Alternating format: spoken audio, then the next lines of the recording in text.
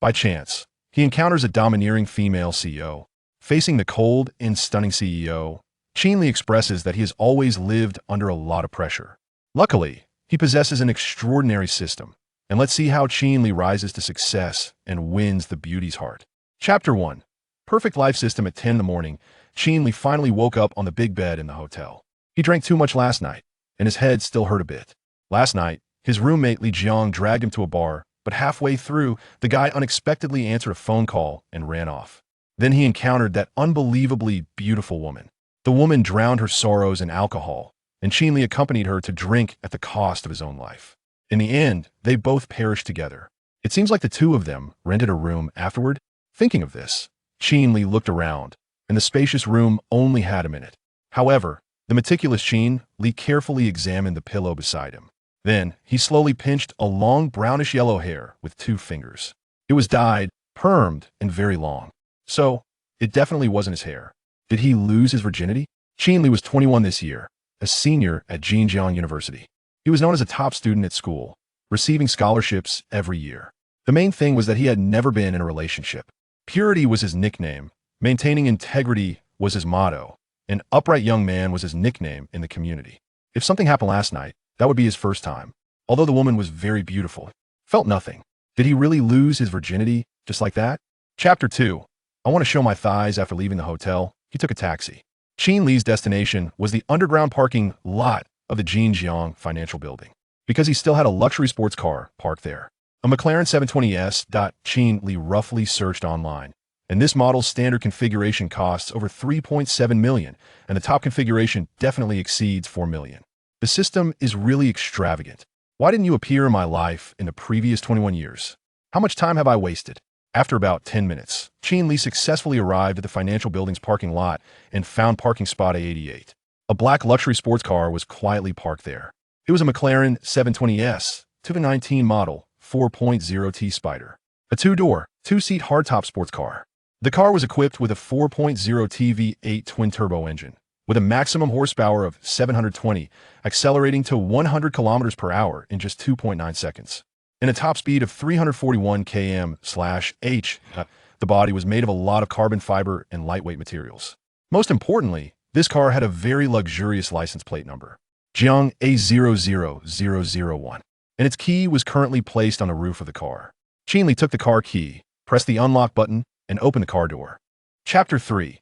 You were pretty enough. As soon as Qin Li stepped into the office and took in the situation, it felt as if he had been struck by lightning, and it hit right between his left and right shoulders. That's right. That place is the head. Who am I? I seem to be surnamed Qin. Where the hell am I? What am I doing? Qin Li stared stiffly at the woman sitting behind the huge desk. She looked to be around 24 or 25, wearing light makeup with delicate features. Her long, wavy brown hair cascaded down her shoulders, and she wore a light gray women's suit that accentuated her impressive figure. She was stunningly beautiful, a kind of beauty that Qin Li had never seen before. However, fate. Can you not play with me? This beautiful female president was none other than Tang Shuhan, the female lead who had perished with him the night before. As the male lead who had perished alongside her, Qin Li had hoped to see Tang Shuhan again, but certainly not in this situation. Qin Li really wanted to take out his phone and post a question to the omnipotent netizens. What to do if you find out during an interview that the interviewer has slept with you? At this moment, Tang Shuhan, sitting behind the desk, clearly recognized Qin Li as well. Chapter 4. Meeting a boring actor. Tang Shuhan fell silent. Qin Li did not disturb her. Eventually, Tang Shuhan decided to ask him one last question. It was an offbeat question. As the president's secretary, if you accidentally had a relationship with the president, what would you do?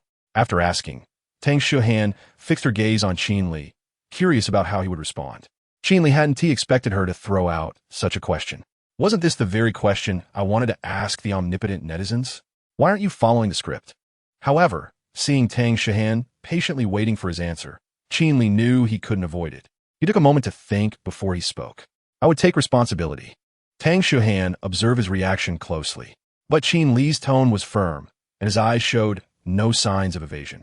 There was no trace of the panic and nervousness she had imagined. His confidence gave Tang Shuhan a slight sense of defeat. You should treat it as if nothing happened and focus on your work, Tang Shuhan corrected him. Qin Li knew that what Tang Shuhan said was indeed the correct answer. and he was aware of the right answer.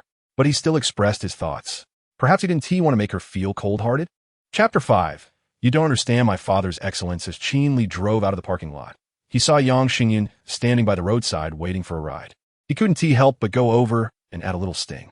Qin Li parked the luxury sports car in front of her, rolled down the window, and sincerely asked, "Yang, can we really not add each other on WeChat?" Qin was initially puzzled as to why this luxury sports car had stopped in front of her. But upon seeing Qin Li, her initial intention to refuse changed slightly. So he was a rich second generation. It made sense if he weren't. How would he be connected to Xianqing Group? However, as the president's secretary, she still had to serve tea. So why not choose to marry into a wealthy family? After all, the latter was the real path to success. She didn't know that Qin Li only had this one car. Without that $100,000 signing bonus, Qin Li's balance was even less than hers. Although she felt excited inside, Qin also knew she had said she didn't bring her phone, so she couldn't let that slip. "All right, I'll give you my WeChat ID, and when I get back, I'll agree," Qin said with a smile. "Great," Qin Li said, pleased that she agreed. However, feeling in his pocket, Qin Li's face fell as he said, "Sorry, I forgot my phone too." "Never mind, maybe next time." Bye, beautiful. Chapter 6. A flower cart carried by people nonetheless. No matter what, gathering to fight is a serious matter, so they decided to take everyone back first. Naturally, Qin Li and the others followed to the police station. A few little punks helped each other up. Although their arms and legs were fine, they felt sore all over. After cooperating with the police to record their statements, it was already getting dark. Their counselor, Jin, had arrived at the police station long ago and was negotiating with the police. Fortunately, Qin Li and the others were indeed in the right, and the surveillance cameras at the Xingmong water bar had captured that group of punks starting the fight.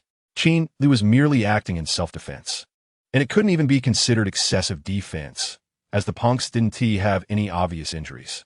Although they kept shouting, the police at the station treated them as if they were just being unreasonable. In reality, they were genuinely in pain. Counselor Jin led them out of the police station, and the sky had darkened. Jin looked at them and said, "All right, hurry back. Don't worry. The police said you are the victims, and there's nothing to worry about with the school. Just remember to be cautious when you go out to have fun in the future." "Okay, thanks, Brother Xia," Qin Li said with a smile. "It's about time for dinner. Let us go grab something to drink together." Chapter 7. Woman, why are you speaking with two minds? Jin smiled as he put away his phone. "This kid." Qin Li. "Who is it, Brother Jin?" Jin's wife asked. Jin looked at his daughter, who was happily hugging a stuffed toy, and said, "A student of mine, Qin Li. He has been here twice. You should have seen him." Jin's wife said with some reproach, "Why are you talking about such things with your students?" But then looking at their happy daughter, she pursed her lips and smiled. "We should invite him over for dinner sometime. Look how happy Meng is." Little Meng giggled while hugging a tiger toy. Jin's wife squatted down and pinched her chubby little face, saying, "My little cutie loves tigers the most." Hearing his wife's words, Jin was taken aback. That's right. Why hadn't he thought of that? Why did Qin Li choose a tiger toy specifically when he brought a gift? Jin recalled that when Qin Li had last visited him, his wife had been planning to take little Meng to the zoo. Little Meng had even shouted that she wanted to see the big tiger. After realizing this, Jin couldn't help but admire Qin Li a bit. He was meticulous and knew how to be considerate, and he was also an excellent student. If such a student didn't do well in the future, it would be unjust. Chapter 8. Discovering a beautiful streamer ding. Task. Pass the Xianqing Group interview. Task completed. Congratulations to the host for obtaining the skill drunkenness of 1,000 cups.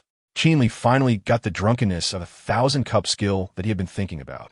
The feeling of regaining something lost was wonderful. However, Qin Li was no longer working just for that little salary. After all, no matter how high the salary from Xianqing Group is, it won't exceed 3 million a month, right? He just doesn't want to deviate from his life path because of the existence of the perfect life system. Living a life of doing nothing and lying in bed every day is not what he pursues. That is not a perfect life. That is a lazy life. Qin Li entered the dormitory from the balcony and spent over an hour on the phone. The other guys in the dorm had already gotten up and eaten. "Old Qin, who are you calling? Got a girlfriend?" Li Jiang asked lewdly. "My mom," Qin Li replied, then added, "I have something to tell everyone. I've found a job." "What job?" Li Jiang asked. Their dorm mate Zhang Lifang had been accepted into graduate school and didn't need to find a job anymore.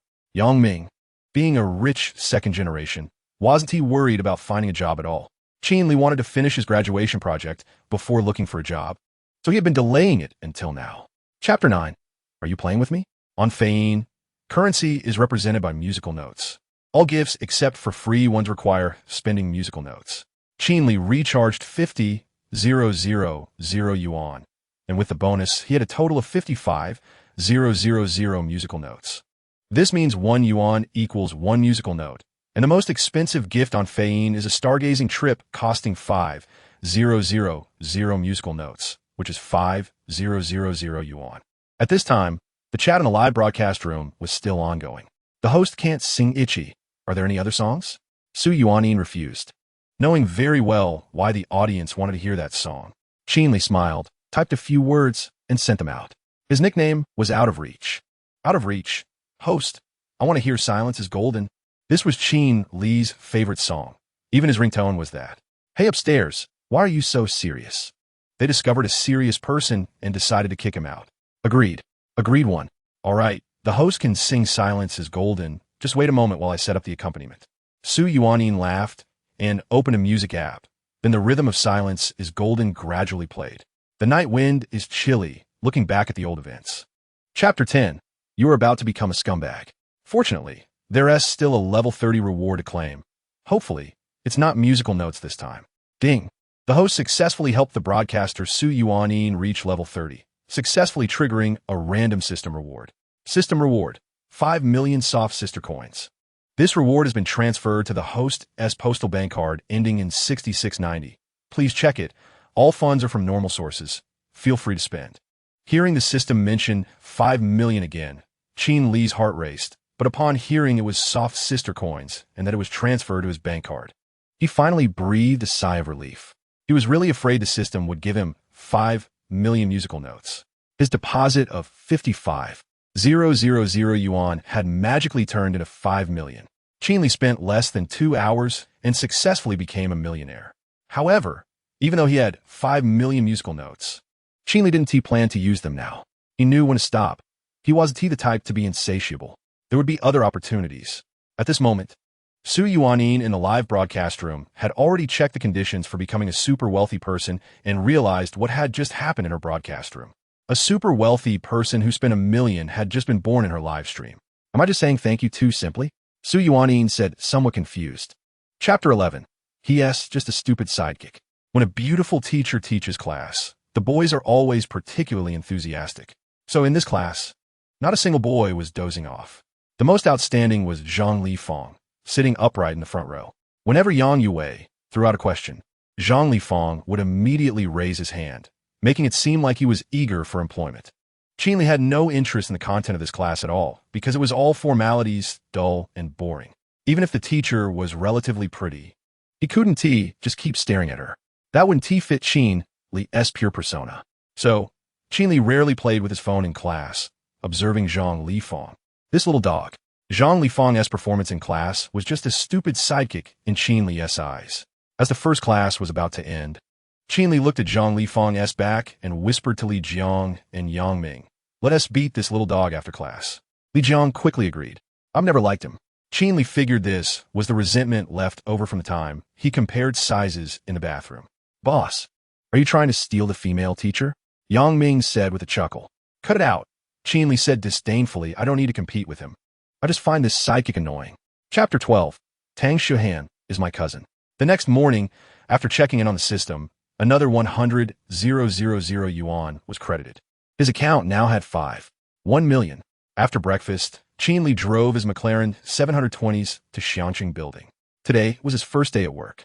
After parking, Qin Li also applied for a monthly parking card from Xiangqing Group to avoid paying for parking each time. The monthly parking card was reasonably priced at 520 yuan, a pretty auspicious number. He took the elevator to the 15th floor, greeted the front desk lady. When he learned from her that there were 2 people starting today, Qin Li was taken aback. Aren't they just hiring 1 secretary? Why are there 2 new hires? Hi, Qin Li, we meet again. Qin Li turned around to see Yang Xingyun just getting off the elevator, standing right behind him. This woman was starting work with him? He had just played around with Yang Xingyun the other day. Congratulations, your wish has come true, Qin Li said with a smile. I didn't expect you to be with me. You really are a connected person, Yang Xingyun said, lowering her voice towards the end. Qin Li couldn't tell if she was teasing or serious, but that didn't stop him from fooling her. Chapter 13. Taking President Tang to eat spicy hot pot. Qin Li saw Tang Shuhan get up, the corners of his mouth curling into a smile. As they left the office, many people greeted Tang Shuhan as they walked through the office area. Tang Shuhan nodded in response and introduced Qin Li's identity. Of course, Qin Li smiled and greeted them, which led to a flurry of comments among the employees. This little secretary is really handsome, not to mention standing next to President Tang. They really match. Don't talk nonsense. By the way, I heard there's another one. Why did they hire 2 secretaries? I don't know. President Tang probably has her own considerations. The second floor of Xiangqing building is the company cafeteria, so as soon as Tang Shuhan entered the elevator, she pressed the 2 button. However, Qin Li reached out to cancel that and pressed B1. What are we going to the parking lot for? Tang Shuhan asked in confusion. I'm taking you to eat something delicious, Qin Li said mysteriously. Can you eat spicy food? Tang Shuhan nodded. All right, just don't cry from the spiciness later, Qin Li said with a grin. There was only an hour for lunch at noon, so Tang Shuhan reminded him not to wander too far. The president was still so strict with her. Qin Li could only assure her, don't worry, we have plenty of time, just relax. I won't run off with you. Chapter 14. Qin Tang Security Company, Limited. Qin Li felt a bit stuffed and put down his chopsticks, satisfied as he rubbed his belly. Tang Shuhan ate less, perhaps being a bit reserved. Girls are always a mystery when it comes to their true appetites. After sitting for a while, they settled the bill and left. As they had to get back to work in the afternoon, when they were paying, the bearded man actually didn't ask for money, and Qin Li didn't insist. Once outside, Qin Li opened the passenger door for Tang Shuhan. You sit in the passenger seat. However, Tang Shuhan went around to the driver's side and got in. Qin Li was taken aback and then remembered the joke he made on the way here. Was she unwilling to be treated like a kept woman? This woman was quite interesting. Qin Li casually took the passenger seat.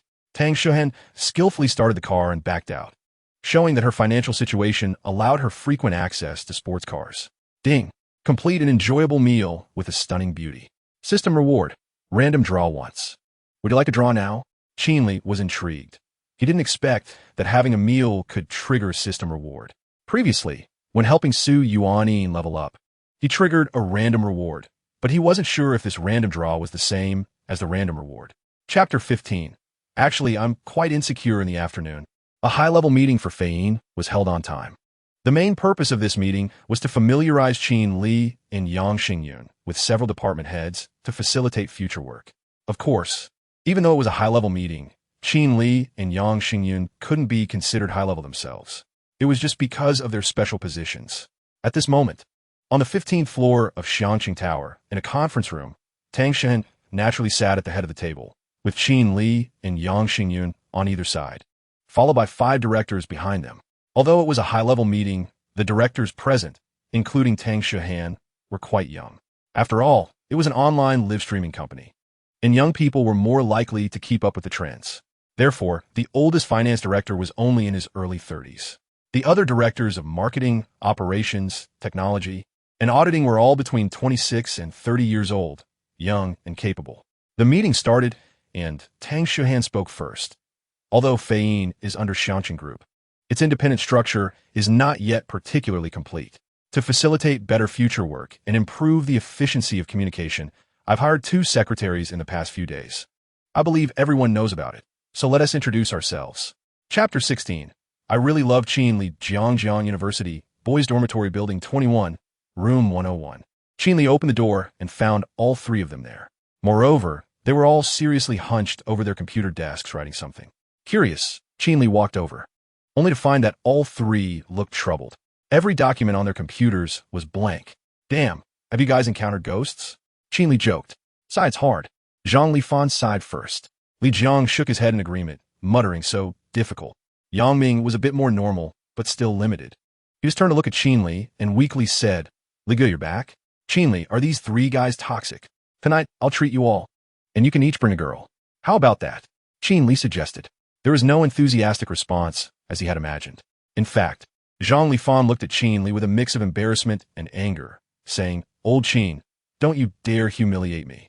If we bring girls, in the end, It'll just be you who steals them away. Qin Li instantly felt like he was being bitten by a husky. This was like a real-life version of a dog biting Lu Dongbin, the farmer and the snake, or Donghua and the wolf. Chapter 17. Love really makes people crazy that night. Qin Li and the three in the dormitory battled in the heroic canyon until late. It felt like it had been a long time since they had played so freely. After hours of gaming, Qin Li was especially happy. The next day, he woke up as usual, signed in, had breakfast, and then got up on time to go to work. Today, there was a marketing class, but Qin Li didn't plan to attend. Not to mention that he had a good relationship with the teacher, even based solely on his own abilities. He wouldn't fail, so he just sent a text message to the teacher asking for leave. Then, Qin Li drove his McLaren and took a detour to a gas station to refuel before finally arriving at the Xiangqing Tower parking lot. After parking the car, as he got out, he saw a white Porsche driving in. Qin Li took a few more glances and then walked over to the Porsche parking spot. "Good morning, President Tang," Qin Li said with a smile. Indeed, the person in the Porsche was Tang Shihan. She got out of the car and glanced at him, saying morning. On such a beautiful morning, why so serious? Qin Li raised his eyebrows and said, "No mood," Tang Shihan replied while locking the car door. Qin Li curiously asked, "What is bothering you?" Chapter 18. Obedient Secretary Qin Li knocked on the door outside Tang Shihan's office. "Come in." Qin Li pushed the door open and saw Tang Shihan talking to Qin. "Where did you go? How did you disappear in the blink of an eye?" Tang Shihan asked him. "Oh, Director Chun said he needed me for something, so I went to see him," Qin Li lied without blushing. Tang Shihan nodded and said, "The office next to mine will be yours from now on. I just talked with Xingyun about the schedule for the next few days. You two can communicate about it." Thus, Qin Li and Yang Xingyun went to the adjacent office. The office was quite spacious and had 2 desks set up. Qin Li chose a desk with a good position and sat down first. Yang Xingyun was quite obedient in front of Qin Li now, only occasionally teasing him. After seeing Qin Li's excellent and strong side, she was now somewhat unsure if she genuinely liked Qin Li or just wanted to marry into wealth. So after seeing Qin Li's choice, Yang Xingyun consciously occupied the remaining desk. "President Tang will be on a business trip next Monday, and she has assigned us to accompany her," Yang Xingyun said, looking at Qin Li, who was surveying the surroundings. Chapter 19. The little streamer at Pearl in the afternoon. Qin Li had something to do, as Su Yuanyin was live streaming. He can finally receive rewards again. Of course, the related work of the secretary is still being handled by Yang Xingyun. In fact, Qin Li didn't really use any means against Yang Xingyun. However, Qin Li could roughly guess the changes in Yang Xingyun's psychology. At first, in Yang Xingyun's eyes, Qin Li was just a simple, somewhat silly college student, someone she could manipulate at will. Later, Qin Li pretended to be a rich second generation, which ignited Yang Xingyun's ambition to marry into a wealthy family. Especially since Qin Li also pretended to be Tang Shihan's cousin. This further fueled Yang Xingyun's ambition. However, later on, Qin Li became indifferent to her and didn't even give her the chance to have dinner together. This greatly undermined her confidence. So gradually, her seduction turned into obedience and flattery, because at that time, she felt that only by obeying and flattering could she have a chance. The greater the ambition, the more one pays in the end. In fact, Qin Li's guesses were pretty accurate. The only thing he didn't expect was that he was indeed excellent enough and confident enough. This kind of charisma had made Yang Xingyun somewhat unable to extricate herself. Chapter 20. Can small goals be achieved? Ding. The host has successfully helped the streamer Su Yuanyin reach level 40, triggering a random system reward. System reward: a top-floor luxury apartment in Shuiyu Huaqing. The purchase procedures have been temporarily stored at the Shuiyu Huaqing sales office. Please take your ID to collect it. Ding. The host has successfully helped the streamer Su Yuanyin reach level 50, triggering a random system reward. System reward: 5 shopping benefit cards with a limit of 1 million. Limited time, 1 hour. After spending, using this card can earn multiple cashback rewards, with a multiplier randomly selected between 1100. Qin Li spent 2 million and had just raised Su Yuanyin's level to 51. From level 35 to level 51, Qin Li only received 2 system rewards. Last time he spent 1 million, he also received 2 rewards. It was indeed getting harder as he progressed. However, Qin Li was already very satisfied. Shuiyu Huaqing is a well-known high-end community in Jinjiang City, and it's close to People's Park with a beautiful environment.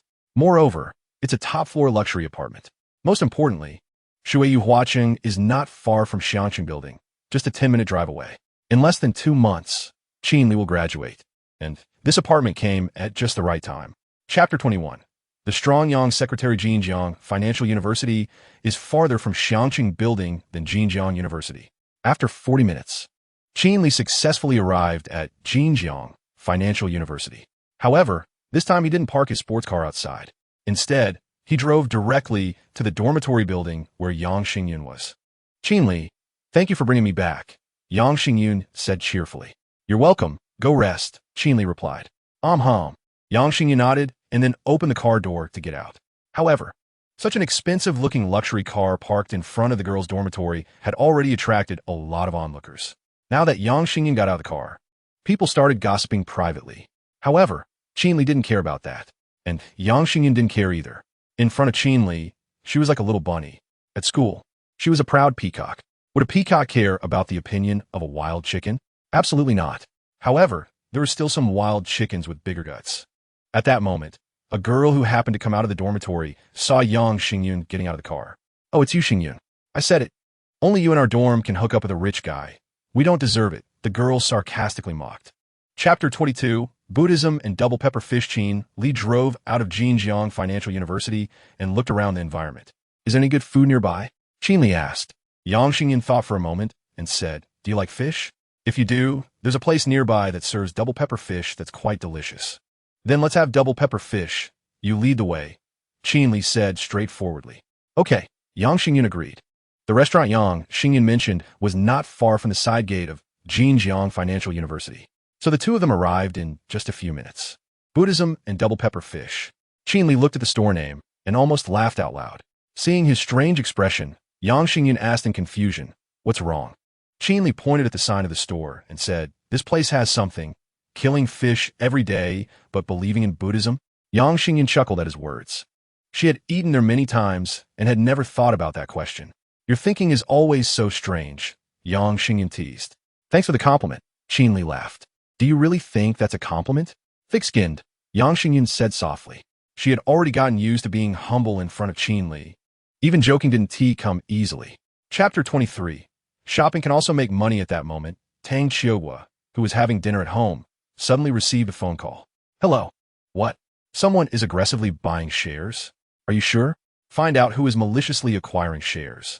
After hanging up the phone, he looked at Tang Shihan, who was silently eating at the dining table. He held 41 of the shares of Xiangqing Group, while Tang Shihan held 10. The combined shares of father and daughter had controlling rights, so he wasn't worried about losing the chairman position. However, he was concerned that the changes in the board of directors would affect the company's development. But looking at Tang Shihan, who didn't say a word, he could only sigh silently. Ever since he forced her to go on a blind date, their relationship had become worse. On the other side, Qin Li successfully arrived at Guomao Building with Yang Xingyun. Guomao Building closes at 9 o'clock at night, and it's still early, so they can roam freely. Qin Li first took Yang Xingyun to the Louis Vuitton store. In the past, Qin Li didn't have the money to browse such high-end stores. Just a few days ago, he was an ordinary rural college student, even relying on scholarships to pay for tuition. But now, everything was different. Chapter 24. Thank you, Li Jiayu Qin Li, Yang Xingyun said after thinking for a moment. Qin Li, who was immersed in the joy of making money, turned around and asked, what's up? I will definitely be good from now on, Yang Xingyun said, a little shy, although she had thought about marrying into a wealthy family. When she really saw Qin Li spending so much money for her, she felt a little uneasy. After all, compared to money, she now liked Qin Li more. Really? Qin Li said with a smile. In fact, he would be willing to give all of this over $1 million to Yang Xingyun. After all, he was really satisfied with Yang Xingyun's performance over the past few days. The extent to which Yang Xingyun was obedient almost made him feel a bit guilty. Moreover, he should definitely thank Yang Xingyun today. First, he received shares worth billions after dinner, and then he got a cashback of over $64 million from shopping. Yang Xingyun could really be considered his lucky star. Really? Seeing that he didn't believe her, Yang Xingyun quickly nodded. Qin Li patted her head and then started the car. However, he couldn't help but tease. I never thought the proud and argumentative Secretary Yang would have such an obedient day. Hate it. I'm not like this with others.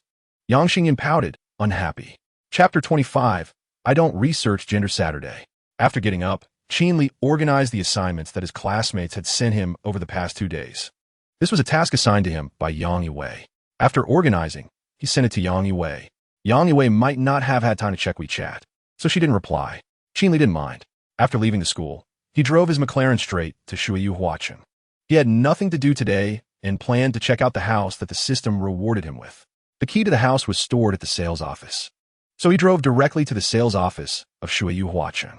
After parking, just as he was about to enter, he noticed a familiar figure in the sales office. It was Yang Yue, who had just not replied to his message. However, now there was a bespectacled man beside her. Behind the man stood 2 elderly people in their 50s, 1 man and 1 woman. Qin Li guessed that his teacher was looking to buy a wedding house. Was that man her fiancé? Were the 2 elderly people her parents? The goddess teacher was getting married? Qin Li opened the door and just happened to hear the voice of the bespectacled man. Yue, I think this small 2-bedroom is pretty good. My career is just starting, and I can't afford anything better.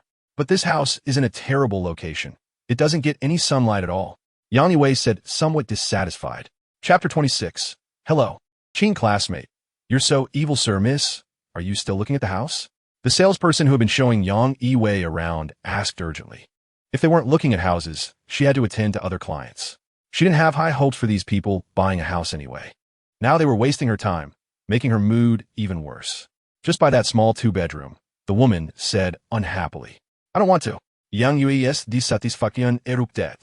Not caring if Qin Li was present. You have no say. If I say buy it, we buy it, the woman said domineeringly. Yang Yue was immediately both angry and amused.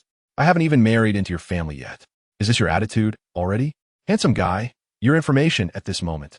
The salesperson responsible for handing Qin Li the documents also returned. Qin Li took the file back. The salesperson had a good impression of this humorous young man and continued. This house is over 80 million. I really didn't expect you to be so young. Qin Li smiled while checking the information in the file bag. What can I say? I'm talented at a young age. Talented and not self-abased? The salesperson recalled a popular internet phrase. No, I'm quite self-abased, Qin Li said. So I need you to praise me more.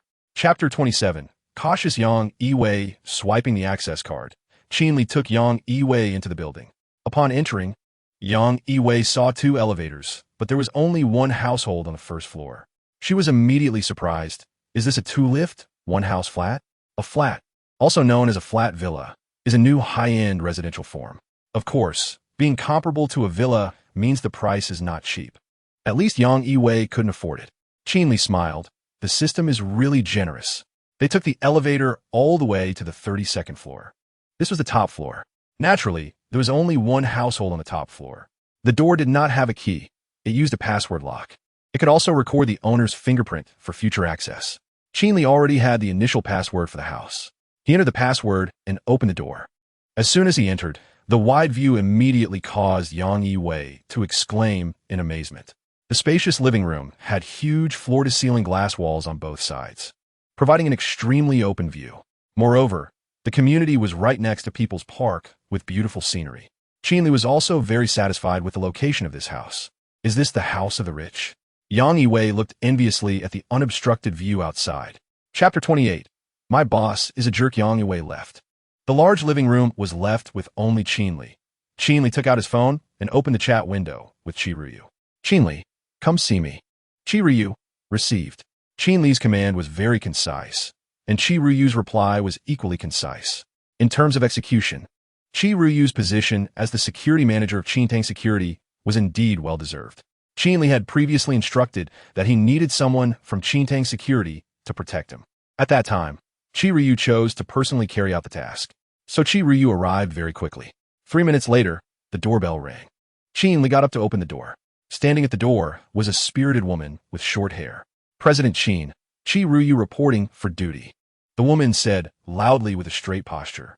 Qin was already very familiar with Qin Li, but it was Qin Li's first time seeing Qin. Qin Li sized up his subordinate and smiled. Really handsome. The word handsome is not exclusive to men. It was perfectly suitable to describe Qin at this moment. She was neat and spirited. Hearing the compliment from her boss, Qin lips moved, but perhaps she was used to being serious. She didn't know how to respond at that moment. Chapter 29. Xiaoan loved skiing. The 2 days of Saturday and Sunday passed quickly. Qin Li did not choose to stay in his house during these 2 days. Instead, he returned to the school dormitory. After all, he was close to graduation, and the time he could spend with his puppy sons was limited. So he cherished his remaining time in university. As for the comfortable and spacious new house, he would have plenty of time to live there after graduation. So on Monday, he still set off from school and drove to the airport. Today was the day he would go on a business trip with Tang Shuhan and Yang Xingyun. He parked the McLaren in the airport parking lot. Upon entering the airport, Qin Li first saw Tang Shuhan sitting on the airport sofa. Today, Tang Shuhan is dressed casually in white leisure pants and a white hoodie, with a light blue baseball cap on her brown-yellow long hair. She has the cap pulled down low, but still can't hide her beauty. Xiao Hanheng, I missed you so much after not seeing you for 2 days, Qin Li said with a smile as he walked over. Upon hearing Qin Li's voice, Tang Shuhan raised her head and gave him a helpless glance. To be honest, she did feel a bit empty after not seeing Qin Li for 2 days. However, the moment she saw his playful expression, she felt like punching him. Chapter 30. Does your cousin have a boyfriend? 2 hours later, the plane successfully arrived at Mingzhou Airport. After exiting the airport, a 5-seater Rolls-Royce Cullinan had been waiting for a long time.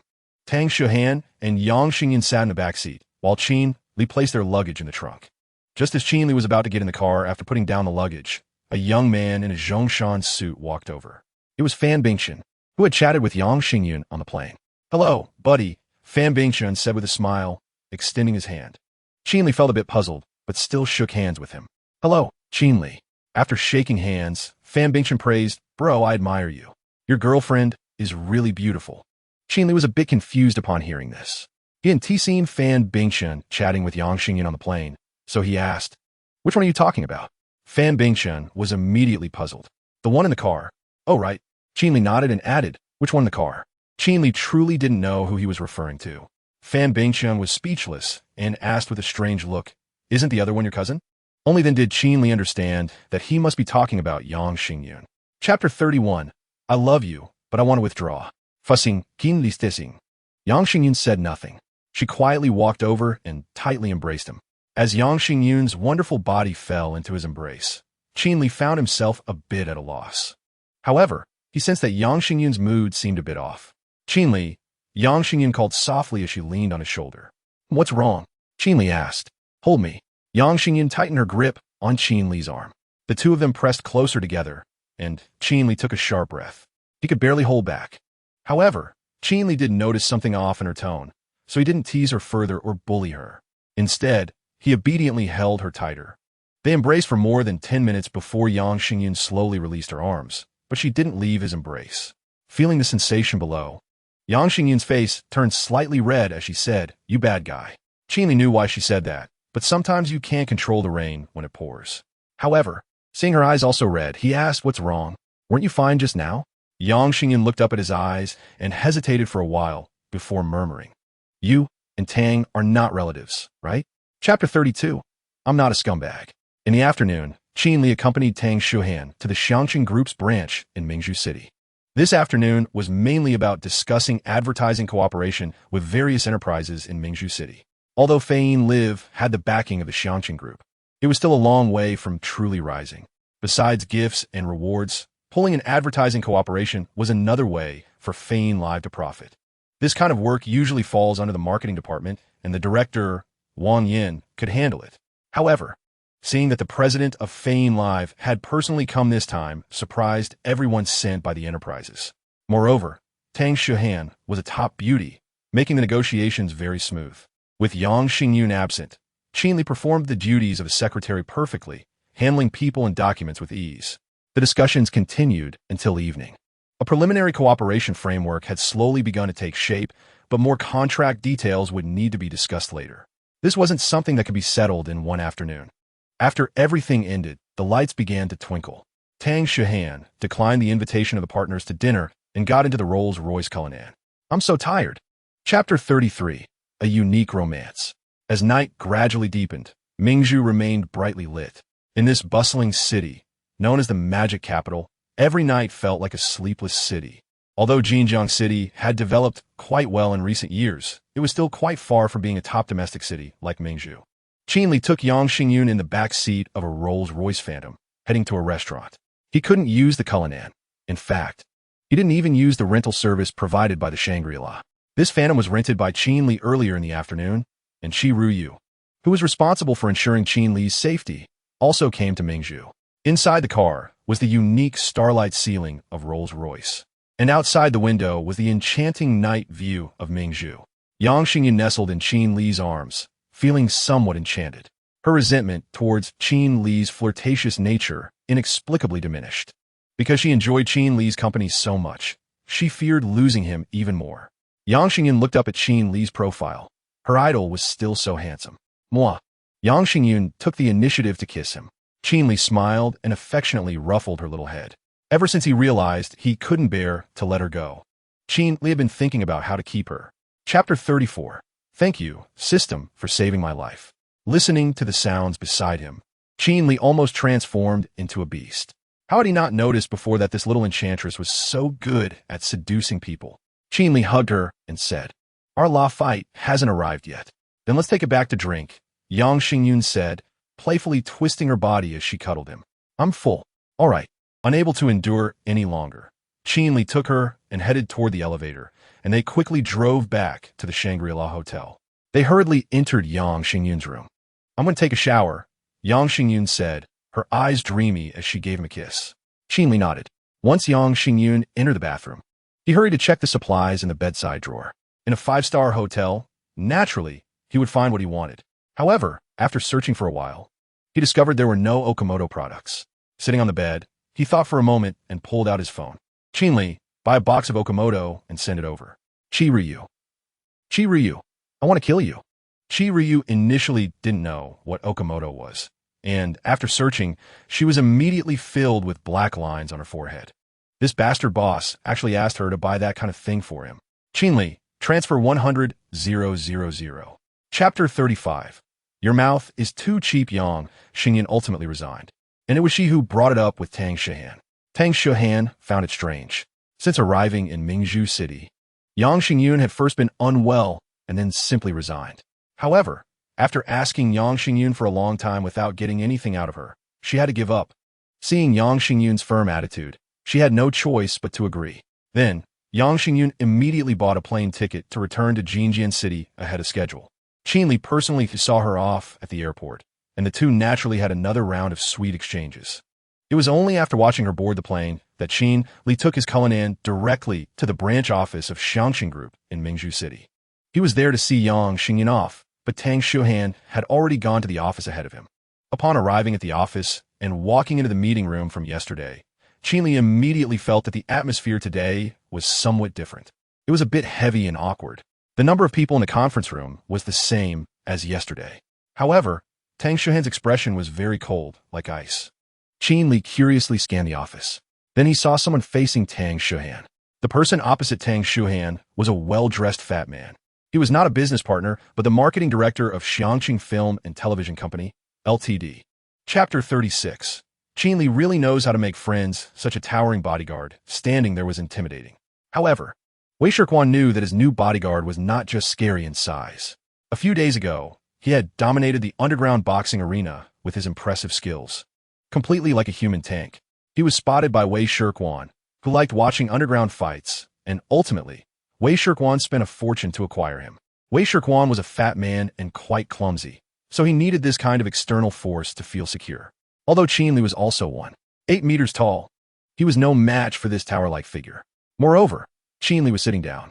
When this tower stood in front of Qin Li, although Qin Li still appeared relaxed, it seemed that Wei Shirquan could already envision him begging for mercy in a while. That was when he enjoyed it the most. Qin Li raised his head friendly and asked the tower, "Hello, what is your name?" Wei Shirquan almost laughed. Come on, was he making friends like a grade schooler? Tang Shihan was also speechless, but was nervously sweating for him, and then took out her phone to make a call. Chapter 37. Wei Shirquan really deserves it. Qin Li stood on the street, and the sun was a bit hot at noon. "What do you want to eat?" Qin Li said somewhat helplessly, "I'm about to get tanned." A man with a tan looks healthy. Tang Shihan glanced back with a smile. Since resolving the meeting room issue in the morning, Tang Shihan seemed particularly happy. Qin Li was initially very happy for her and agreed without hesitation when she suggested going shopping. But who knew that the shopping Tang Shihan mentioned was actually just walking down the street? It was the kind of shopping where they didn't go into any stores but just strolled along the road. It was already noon, and they hadn't eaten yet. Qin Li's stomach was growling with hunger. Moreover, the sun was really strong today. Did you secretly apply sunscreen? Qin Li looked at her suspiciously. Other women were afraid of getting tanned. Why wasn't she? Qin waved her hand and said, No, I'm naturally beautiful and 1T get tanned. Why are you, a big man, so afraid of getting dark? Qin Li laughed and said, ISNT it because I'm afraid you 1T like me? How could that be? Qin reached out and pinched his nose, her eyes filled with laughter as she said, Even if you were fair, I wouldn't T like you. Chapter 38. Skiing. I'm a professional at 3 p.m. The two officially arrived at the Hokkaido Indoor Ski Resort in Mingzhu City. Qin seemed quite excited. Her love for skiing was akin to Qin Li's love for beautiful women. As her personal secretary, it was naturally his duty to buy the tickets.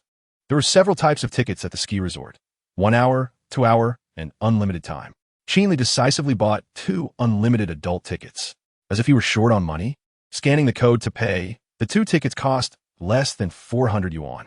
Then the 2 registered to exchange their cards and filled out their personal information. The information was nothing more than names, heights, and shoe sizes. While filling out the form, Qin Li glanced over at Qin and felt somewhat disappointed. Why didn't they ask for measurements? This ski resort isn't professional. If the person in charge of Hokkaido Ski Resort heard Qin Li say they weren't professional, he would definitely spit out a mouthful of old blood. The Hokkaido Ski Resort covers a total area of 800 square meters, making it the largest in Asia. Not professional? After completing the information, the 2 took their car to the 2nd floor to collect their keys and ski suits, then returned to the 1st floor. After getting their snow boots and skis, they successfully entered the skiing area. Chapter 39. Turns out I am your whole world. Qin caught up with Qin Li and said, So you can ski? And you were just pretending not to know earlier. Qin Li made a cool turn in the snow and stopped beside Qin, saying, I'm really a novice. It's all thanks to Teacher Tang's good teaching. Qin rolled her eyes at him. She had only taught him the basics. But his smoothness now was definitely not that of a beginner. Let's try the steep slope? Qin suggested. They'd only been skiing on flat ground before, but skiing on a steep slope tested their skills more and was also more thrilling. Let's go. Qin Li readily agreed. After all, he was a professional. The 2 arrived at a steep slope, adjusted their skis, and Qin eagerly asked, Do you want to go first or should I? Of course, together. After Qin Li said this, he unhesitatingly grabbed her hand, and amid Qin's exclamation, they both slid down the steep slope together. The difficulty of the steep slope was clearly greater than that of flat ground, and it was harder to maintain balance, especially since they were holding hands, making it even more challenging. The cold wind blew against them, and as they slid down, their speed increased. Chapter 40. People can't be judged by appearance. The 2 played around all the way. Although Qin Li had a wronged look on his face, he was very happy inside. He knew that although Qin had become his wife in essence, she had always been resistant to what happened that night. After all, a girl inexplicably loses her most precious possession, and she inevitably has an instinct to avoid those memories. However, when he brings up the past again this time, Qin feels more ashamed than angry. This indicates that her resistance is diminishing. The relationship between the 2 has indeed made significant progress. Therefore, the future is still promising. That evening, Qin called the hotel again to have dinner delivered to her room. She was indeed very happy today, but also quite tired, okay? When she went skiing before, she didn't slide for 4 or 5 hours straight. As for Qin Li, she couldn't be bothered with him. That bastard wouldn't starve. Qin Li indeed wouldn't starve because he had hands, feet, and a mouth, and more importantly, he had money. But right now, his most important task was not eating. Wei Shirquan was still in the hands of Wang Taizhu and Qi Ruyu. He sent a WeChat message to Qi Ruyu asking for her address. Qin Li quickly took a taxi and rushed over. Chapter 41. I want you to pursue her. Qin Li felt a bit sorry for Wei Shirquan. He was completely ruined by the bodyguard he had hired at great expense. Qin, big brother, I will definitely be obedient. Please delete the video, otherwise I will die. Really die. Wei Shirquan placed his hopes on Qin Li. Wei Xiao, to be honest, I feel a bit sorry for you. But when I think of the harm you caused to my wife, I feel that this is still far from enough, Qin Li said, patting his shoulder. Ever since he learned the truth about Qin's ordeal, he had never stopped feeling heartbroken, especially in the past couple of days. Seeing Tang Shuhan's innocent and carefree demeanor reminded him of the cold, strong, somewhat self-enclosed girl from before. He couldn't feel soft-hearted towards the instigator of it all. No matter how pitiful Wei Shirquan was, he was still his enemy. Feeling sympathy for an enemy would only harm Tang Shuhan. He needed to completely eliminate Tang Shuhan's danger from his hands. As long as you are obedient enough, this video will never see the light of day, understand? Qin Li said Donda. Wei Shirquan had no choice. In fact, if Qin Li really deleted the video, he would definitely find a way to take revenge on everyone involved today. But Qin Li was not foolish. Chapter 42. My rival is a woman? The vast majority of men absolutely avoid wearing green hats at all costs. However, there are always a few men who find it stimulating. Such people are seen as extreme perverts in Qin Li's eyes. He never expected that him.Qin, so young, will be getting further down the path of perversion. Seeing Qin Li's big reaction, him.Qin thought for a moment and realized that Qin Li was considering him a pervert. What the hell are you thinking? I'm telling you, this girl was introduced to me by my family, but I really can't handle her, him.Qin said helplessly. Qin Li frowned and said, then I'll help you handle it. Won't that be enough? No, I don't want it, don't do that. him.Qin immediately rejected him 3 times in a row, hesitating a bit before saying vaguely, this girl is a bit special. I can't enjoy her. Damn. Qin Li was too lazy to play guessing games with him and impatiently said, can you just say it clearly? So him.Qin looked at him, gritted his teeth, and whispered, this girl likes women. What? Qin Li was dumbfounded. Is she a lesbian? him.Qin nodded helplessly. He was already worried sick about this matter. Chapter 43. I would rather be enemies with ghosts in the end. Qin Li and the other 3 still went together. There was no way. Jiang Eileen was too annoying, clinging to Su Yuanin and not letting go. Eventually, Qin Li let Qi Ryu rest first. Anyway, he wasn't in any danger at the moment. And even if there was danger, he had master-level fighting skills. He could handle ordinary female rascals. As for prettier female rascals, come on, how could he refuse someone so beautiful? Qi Ryu had no objections to his orders and knew that being here would affect this bastard boss's chances with girls. So she simply withdrew. However, she didn't go to rest but chose to secretly protect him. The loyalty of Qin Tang security was absolutely unquestionable. In the end, Qin Li drove the Rolls-Royce Phantom himself. The backseat of the Maserati was naturally not as comfortable as that of the Rolls-Royce. So Su Yuanin and Jiang Eileen both chose the Rolls-Royce Phantom. As for him.Qin, he could only obediently drive the Maserati behind them. What are we going to eat? Qin Li looked in the rearview mirror and felt somewhat awkward when he saw Jiang Eileen touching Su Yuanin. After all, she was a lesbian. Although her body was very feminine, her mind was that of a man.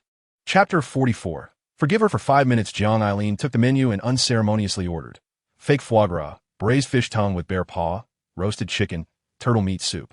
Jiang Eileen ordered more than 10 dishes in one go. And if Su Yuanin hadn't stopped her, she might have continued ordering. Eileen, we have enough to eat. We can't eat that much. Su Yuanin pulled her aside. All right. Jiang Eileen finally put down the menu, and him.Qin let out a sigh of relief. He was shocked by Jiang Eileen's speed in ordering. If nothing unexpected happened, this meal would be on him. Do you all want a drink? Qin Li asked. He planned to get the troublesome Jiang Eileen drunk. Unexpectedly, Jiang Eileen waved her hand. No drinking, no drinking. You guys are still driving, she said. I have a driver. Lao Fan can call a designated driver. Besides, how can we not have a drink when we're all so happy to meet? Qin Li insisted. Jiang Eileen glanced at him, seemingly knowing that this dogman had ulterior motives. So she continued, if you want to drink, you all drink. Anyway, Yuanin and I won't drink. As long as we don't get drunk, this dogman will never have a chance. Qin Li, Chapter 45. Shopping again, the big turntable started. 1 million soft sister coins. A skill card. Host attribute value 1. A functional card. A mansion. A sports car. This time the rewards were slightly different from the previous 2 times, but the rewards were still very generous. The first lottery began. When Qin Li saw the big turntable spinning, he randomly shouted stop. Congratulations, host. You have obtained host attribute value 1. May I ask which attribute you would like to add it to? Qin Li chose appearance without hesitation. He was determined to rely on his looks to make a living. He had to be more handsome than yesterday, and even more handsome tomorrow. Congratulations, host appearance attribute 1.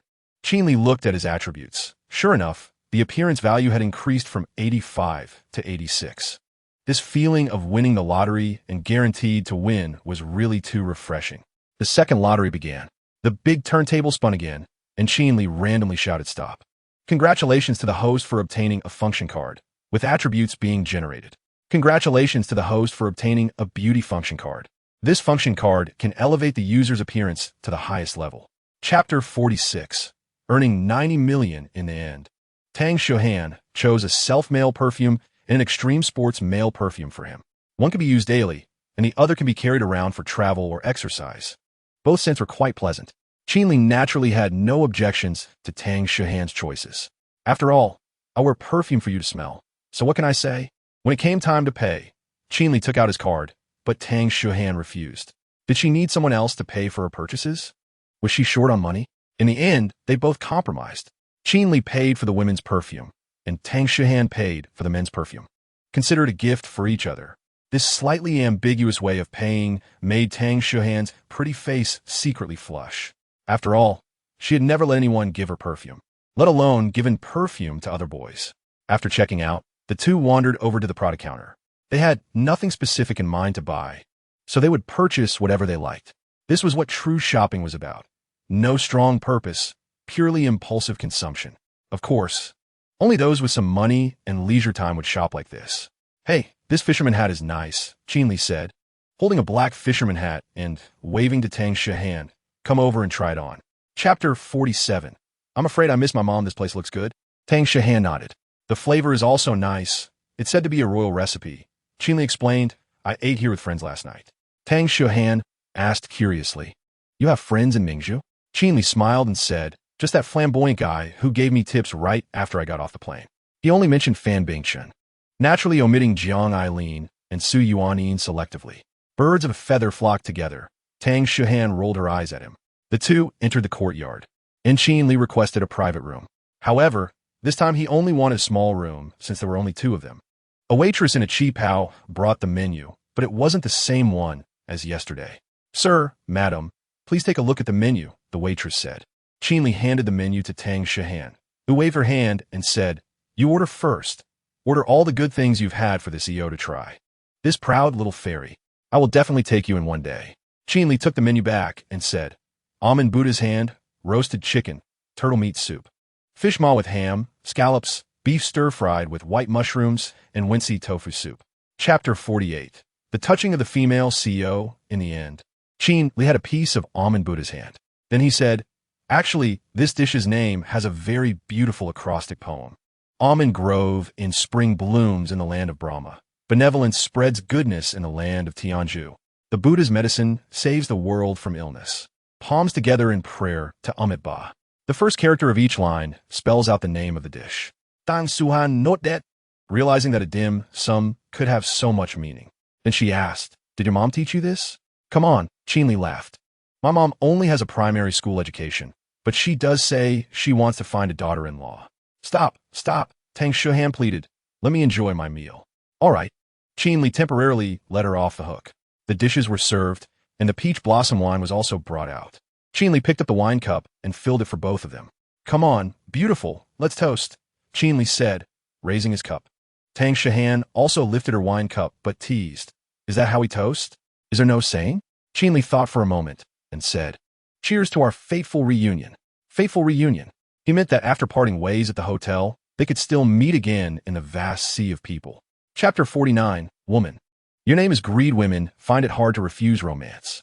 Even the domineering and proud Tang Xuhan couldn't escape it, leaning in Qin Li's embrace. Her gaze was fixed on the fireworks continuously bursting in the sky.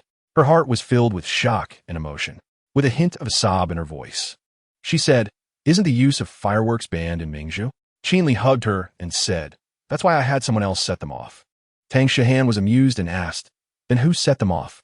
Someone you absolutely wouldn't expect, Qin Li teased. Tang Xuhan's curiosity was piqued. But this time she didn't rush to ask. She wanted to watch the fireworks, to fully enjoy this grand fireworks feast that belonged to her. The fireworks lasted for more than 10 minutes before gradually fading away. The night sky slowly returned to darkness. Only then did Tang Xuhan take a deep breath and look at Qin Li. She finally understood what he meant by thank you earlier. This feast was countless times more beautiful than the simple river view. But what touched Tang Shihan even more was the thought Qin Li had put into it. Qin Li looked at her with bright eyes. So, isn't it time for a kiss now? Chapter 50. Not a good person, Fan Bingchun when they returned to the hotel. Tang Shihan indeed didn't let Qin Li go to her room. She was afraid he couldn't resist. More importantly, she was afraid she couldn't resist. She really wasn't ready yet, feeling that their relationship was developing too quickly. Also, this could test Qin Li's patience, so he wouldn't take her for granted. In her room, Tang Shihan took off her clothes, revealing her perfect and graceful figure. The corners of her mouth curved slightly. This scoundrel had already taken her first time. Did he think the second would come so easily? Oomph. She had to squeeze out all his surprises. Thinking back to the scene from earlier, she couldn't help but feel excited. At this moment, Qin Li was lying on the bed, crossing his legs while looking at his phone. The photos taken by the female driver tonight were on the screen. He muttered to himself, "My profile is really handsome. Xiao Hanhui is also nice. But why do I feel she's a bit unworthy of me? No, she's not lacking at all. It's just that I'm too excellent. How can I be so shameless? I must be infected by that dead sycophant Zhang Li Fan." At this moment, Zhang Li Fan, who was in the boys' dormitory at Zhejiang University, suddenly sneezed. Chapter 51. I love eating soft rice. More than half an hour later, someone indeed came to measure Tang Shihan's size. A woman in her 30s brought along a 17 or 18-year-old female apprentice. The two worked perfectly together, one responsible for measuring and the other for recording.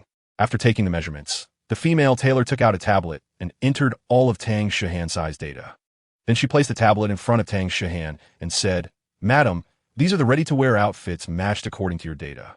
Please take a look, and we will have the clothes delivered."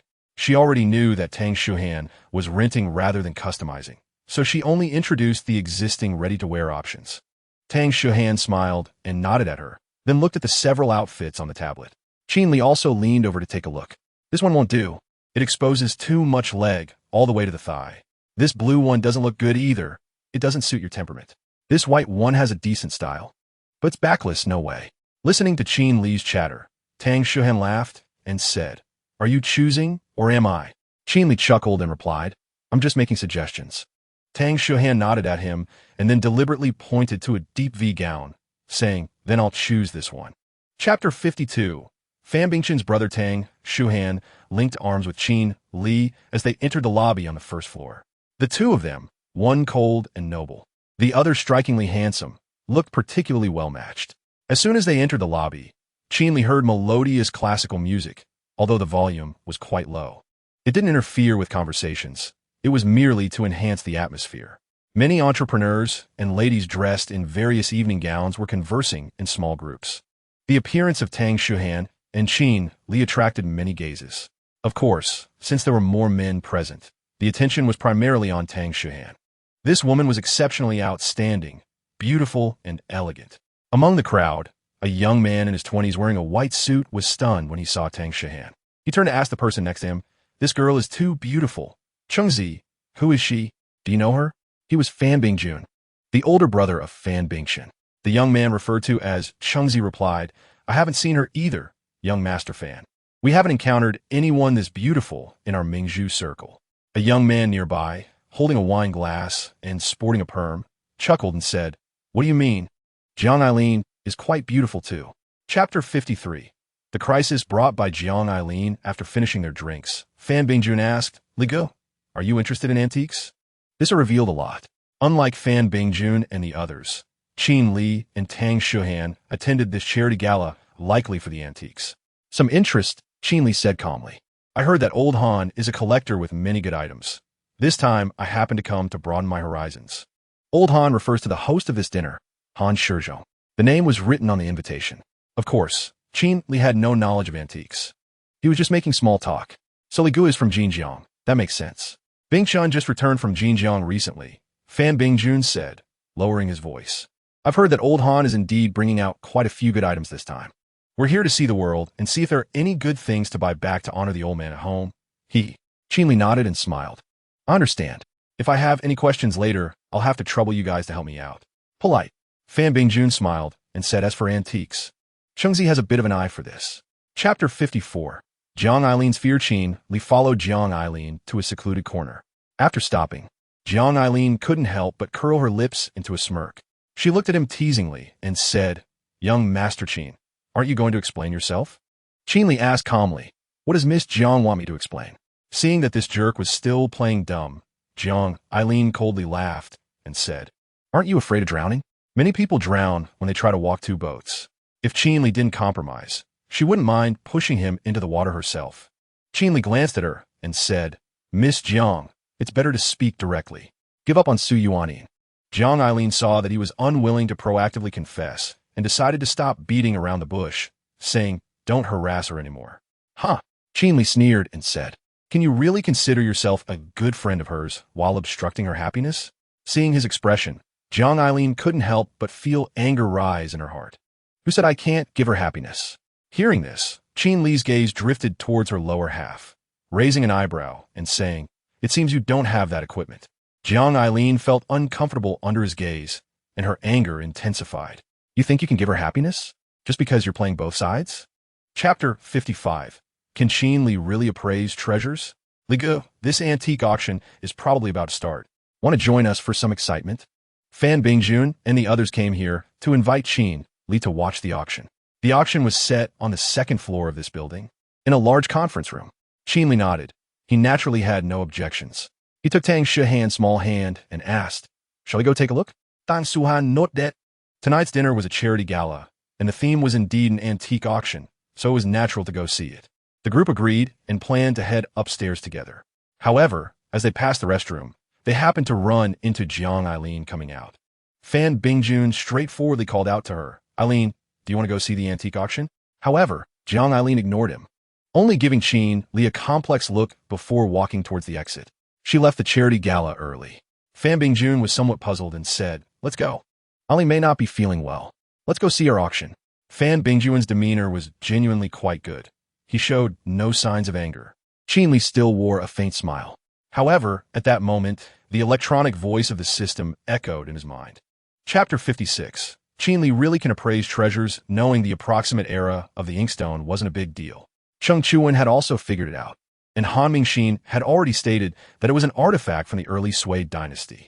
Qin Li continued to observe the inkstone, holding it to his ear with one hand while gently tapping the bottom with the other. A deep wooden sound echoed.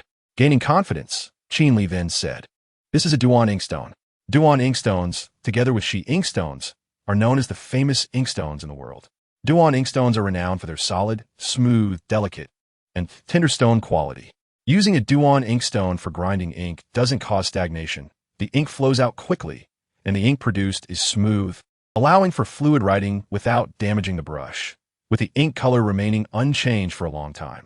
A good Duan inkstone, whether in the heat of summer or the chill of winter, when you press your hand against the inkstone's heart, the heart remains deep blue and green, with moisture lingering for a long time, hence the ancient saying of breathing on it to grind ink. The reason I judge it to be a Duan inkstone is based on its sound. If the sound of a Duan inkstone is like metal, then it is of inferior quality. If it sounds like tiles, then it is of medium quality. This square Duan inkstone has a thick wooden sound, which indicates it is of superior quality." Cheng Chuan merely nodded silently. He genuinely didn't know this. The others also appeared to be enlightened, and their gaze towards Qin Li shifted from skepticism to admiration. Chapter 57. The gift of Han Mingjia. Once everyone on stage had taken their seats, Han Mingxin continued, "All right. After our little brother's wonderful appraisal, I believe everyone now knows the true historical background of this antique. We will now begin the auction for our first treasure, starting at a price of 1.5 million, with a minimum bid increment of 50,000. Let the bidding begin." 1.6 million. Someone called out. 1.7. 1.8. The bidding voices rose and fell, and Fan Bingjun quietly asked Qin Li, "Brother Li, could you please give a price? How much does this thing need to break even? Are you interested in this, Junga?" Qin Li asked. "Hey, I'm buying it for my old man at home." Fan Bingjun laughed. Qin Li thought for a moment and replied, "Below 2.5 million. You can make a profit." "Great." Fan Bingjun nodded contentedly upon receiving the answer. When the price reached 2.05 million, the number of bidders decreased. Fan Bingjun raised his hand. 2 million. 2 million had already exceeded some people's budgets, so they fell silent. Others also felt they had little room left, especially when they saw the one bidding was the eldest grandson of the Fan family. Chapter 58. Destination. Qin Li chatted with Han Shizhong for a while longer. Han Shizhong's straightforward personality was nothing like that of a well-known elder. He resembled a young man in his 20s. Towards the end, the old man started bragging about some of his past glorious deeds. Qin Li already knew that when men chat, it often leads to boasting. He just didn't expect Han Shizhong to be a master at it as well. The old man even got so carried away that he shared how he pursued Han Minjia, his mother back in the day, leaving Han Minjia feeling utterly embarrassed. In the end, Qin Li exchanged contact information with Han Minjia and bid farewell to Han Shizhong. Han Mingxin sent someone to drive Qin Li out. There was no way around it. The estate was so large that Qin Li couldn't possibly walk out by himself. Tang Shuhan had already returned to the hotel, but Fan Bingjun and the others were still waiting at the estate entrance. After the group gathered, they drove straight to the nightlife venue. Qin Li was in Zhu Ming's Lamborghini. As Zhu Ming drove, he excitedly said, "Brother Li, I'm not bragging, but over the years in Mingzhu, I haven't met anyone who can drink better than me. Alcohol is just for rinsing your mouth.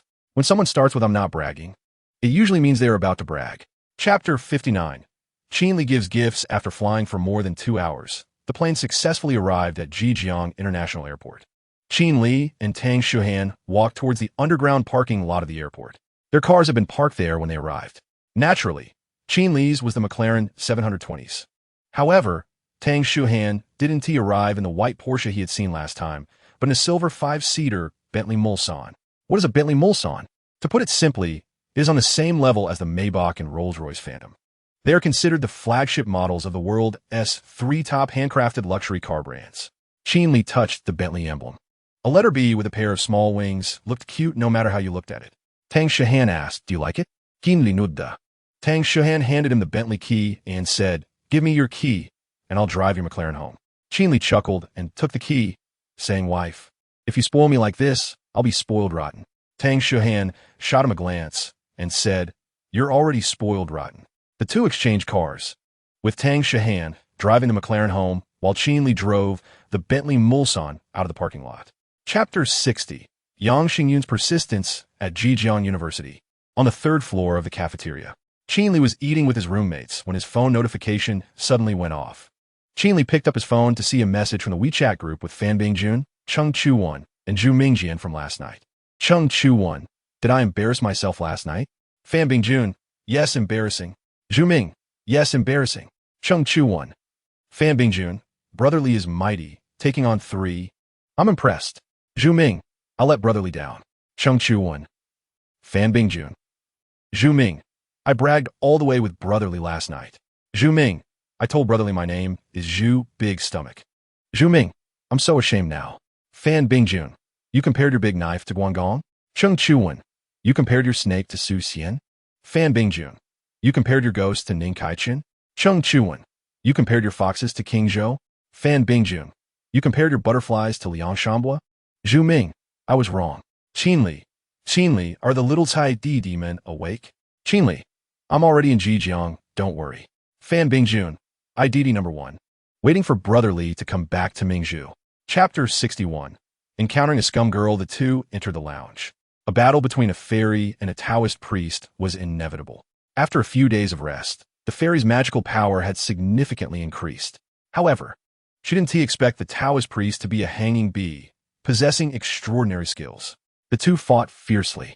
After more than 40 minutes of intense battle, it turned out that the Taoist priest was indeed superior, and the little fairy had to plead for mercy. Yang Xingyun lay in Qin Li's arms, her face flushed and covered in fragrant sweat. After a while, she pouted and said, "President Qin, could you please not be so powerful?" Qin Li played with her little hand, which wore the diamond ring he had given her at Mingzhu Tower. Hearing her words, Qin Li grinned and said, "President Qin can be even more powerful. I don't want it." After Yang Xingyun said this, she fell silent for a moment and asked, "How are things with President Tang?" At her words, Qin Li's movements paused, and he replied vaguely, "It's just that." Yang Xingyun murmured, "I don't believe it. You, the heartless big bad guy, definitely let President Tang go." Qin Li was momentarily at a loss for words, because he indeed was a heartless big bad guy and definitely let Tang Shuhan go. Chapter 62. Can I pursue someone with a Bentley? Zhang Lifan was surprised when he saw Qin Li. "Old Qin, what are you doing here?" Qin Li walked over and patted Zhang Lifang's shoulder, saying, "I just happened to pass by." The girl who had just seen Qin Li get out of the Bentley also noticed that Zhang Lifang knew Qin Li. Instantly, she had another thought. She walked over, stood next to Zhang Lifang, and asked, "Lifang, is this your friend?" Zhang Lifang felt a bit awkward being caught in that scene by his good buddy. Hearing the girl ask him a question, he didn't think much and awkwardly replied, "This is my roommate, also my brother, Qin Li." The girl smiled and, seeming a bit shy, looked at Qin Li and said, "Since we're all friends, can we exchange contact information?" Zhang Lifang was taken aback. "If you're going to argue, argue. If you don't like me, you don't like me. What does it mean to ask for my brother's contact information?" It must be said that Zhang Lifang's emotional intelligence is indeed not high, at least in terms of romance. He doesn't know anything except to flatter. However, Qin Li understood, smiled at her, and directly asked, "Do you want to pursue me?" The girl was stunned. Although she did have that thought, she had never encountered someone who asked so directly. Chapter 63. Qin Li is going to meet his mother-in-law. He gave Zhang Lifang a lesson on love philosophy. Then that night, Qin Li played games with them until late. The next day, Saturday, Qin Li had just finished breakfast at the school cafeteria when Yang Xingyun's call came in. "Bad guy, can you accompany me back home?" Qin Li raised his eyebrows. "Is he going to meet the in-laws?" "Sure. Do you have something to do at home?" "My mom called me, saying she wants me to come back. I still don't know what it's about." Yang Xingyun continued, "But I want my mom to meet you. She keeps asking me if I have a boyfriend." Qin Li replied, "Okay, just wait for me in the dorm." Hum. Qin Li hung up the phone, changed clothes in his dorm, and then drove straight to Jinjiang Financial University. After more than half an hour, Qin Li parked the Bentley Mulsanne again under Yang Xingyun's dormitory. He sent Yang Xingyun a WeChat message, and she quickly came down. Today she was dressed a bit more maturely, in a black bodycon dress, nude stockings, high heels, and carrying an LV bag. Plus, she had just used a beauty function card yesterday, making her look absolutely perfect. Qin Li nearly drooled. Chapter 64. He treats me very well. Qin Li followed Yang Xingyun up to the 5th floor, where her home was, room 501. You really need some good physical strength to manage that. Yang Xingyun took out her keys to open the door, and just as she inserted the key into the keyhole, the door unexpectedly opened from the inside. As the door opened, Qin Li saw a girl in her 20s standing at the entrance. She had long, smooth black hair, wore a white casual outfit, and had a graceful figure. The girl wasn't wearing makeup, and she bore some resemblance to Yang Xingyun. Though she was barefaced, she was still stunning. Another top beauty. However, this girl appeared to be a bit more mature in her demeanor. Qin Li estimated she was probably a little older than Yang Xingyun. Could it be that Yang Xingyun has such a beautiful sister? The girl, seeing Yang Xingyun, said, "Xingyun, you're back." Yang Xingyun nodded, but her next words nearly scared Qin Li to death. "Mom, did you miss me?" "Mom?" Qin Li almost collapsed to the ground. "This is your mom? Your mom is in her 20s? Yang Xingyun's mother, Zheng Ro, frowned at Yang Xingyun's outfit and then glanced at the boy standing next to her but didn't say anything. Chapter 65. Zheng Ro's Fear. Qin Li sat in the living room like he was on pins and needles. Although he had a thick skin, it was still his first time meeting his mother-in-law. So, he ended up sitting all alone in the living room, without even a cup of water. Damn, this is too pitiful, right? In his boredom, Qin Li casually grabbed a small yellow duck plush toy from the sofa. He tugged on the duck's leg a couple of times. Initially, he was just looking for something to do to pass the time. He didn't expect the stitching on the little duck to be so poorly done. Then he was left holding just the duck's leg. The plush toy was filled with something like catkins. It was probably some special fiber, very light and elastic. Suddenly, the living room looked like it was snowing. Seeing this scene, Qin Li was dumbfounded. What the hell? What kind of quality is this? Which company produced this? I want to smash their factory, sleep with their wife, beat their son. Qin Li was at a loss for words. But those are things he would have to do later. Right now, he needed to quickly clean this up. He had already observed that although Zheng Ro's house was small, with only 2 bedrooms, a living room, a kitchen, and a bathroom, it was exceptionally clean and everything was neatly arranged. Chapter 66. The Terrifying Video.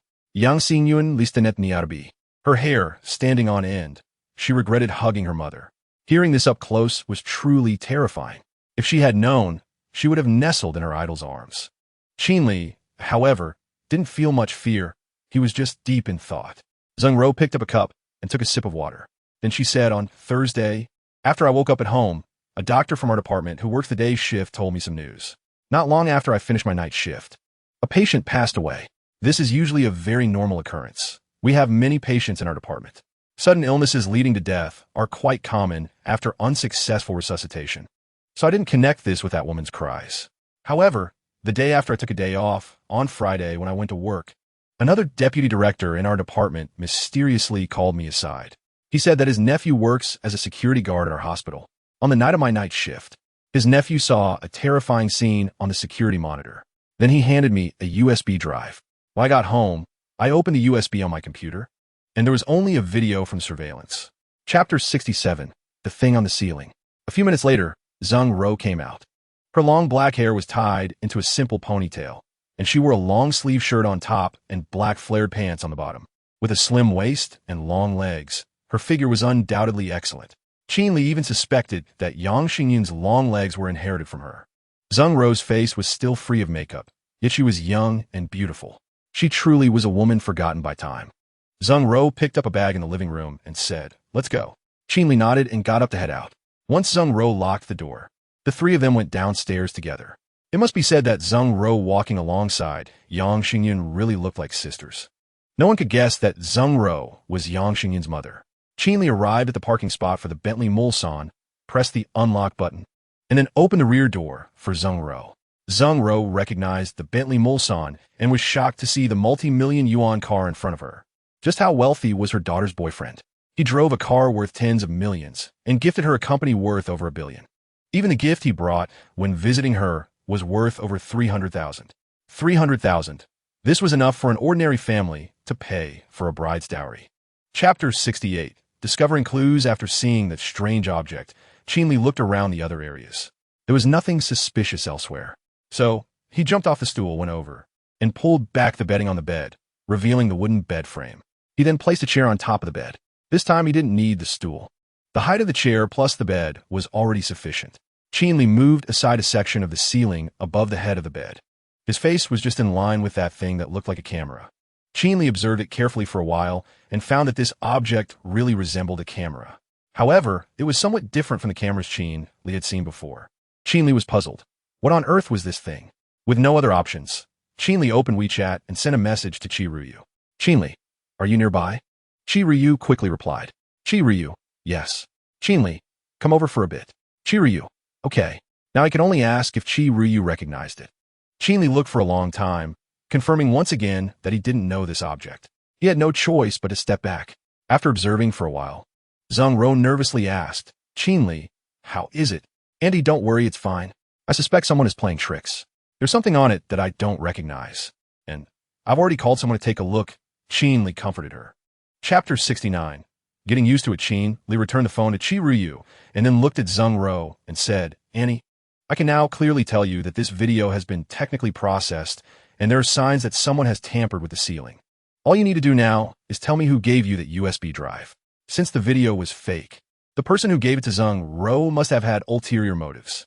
Zheng Ro, upon hearing that everything was fake, finally felt relieved, and then heard him ask about the person who gave her the USB drive.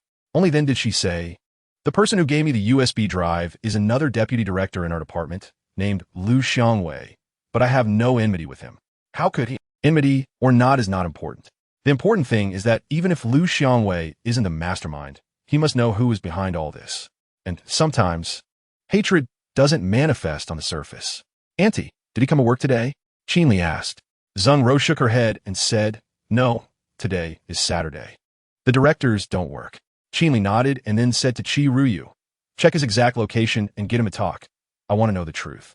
Chapter 70. Qin Li's anger. Soon the boss had processed the fish, packed it in a black plastic bag, and handed it over. The boss said straightforwardly, "Little girl, it's 28 in total. You could just give me 25. Qin Li took the plastic bag from him and was about to pull out his wallet to pay. Just as he pulled out a 100 yuan bill, Zheng Ro hurriedly stopped him and handed over a 50. Zheng Ro looked at Qin Li and said, "How can I let you spend money? Really, just take it back." Since she had given it, Qin Li didn't argue.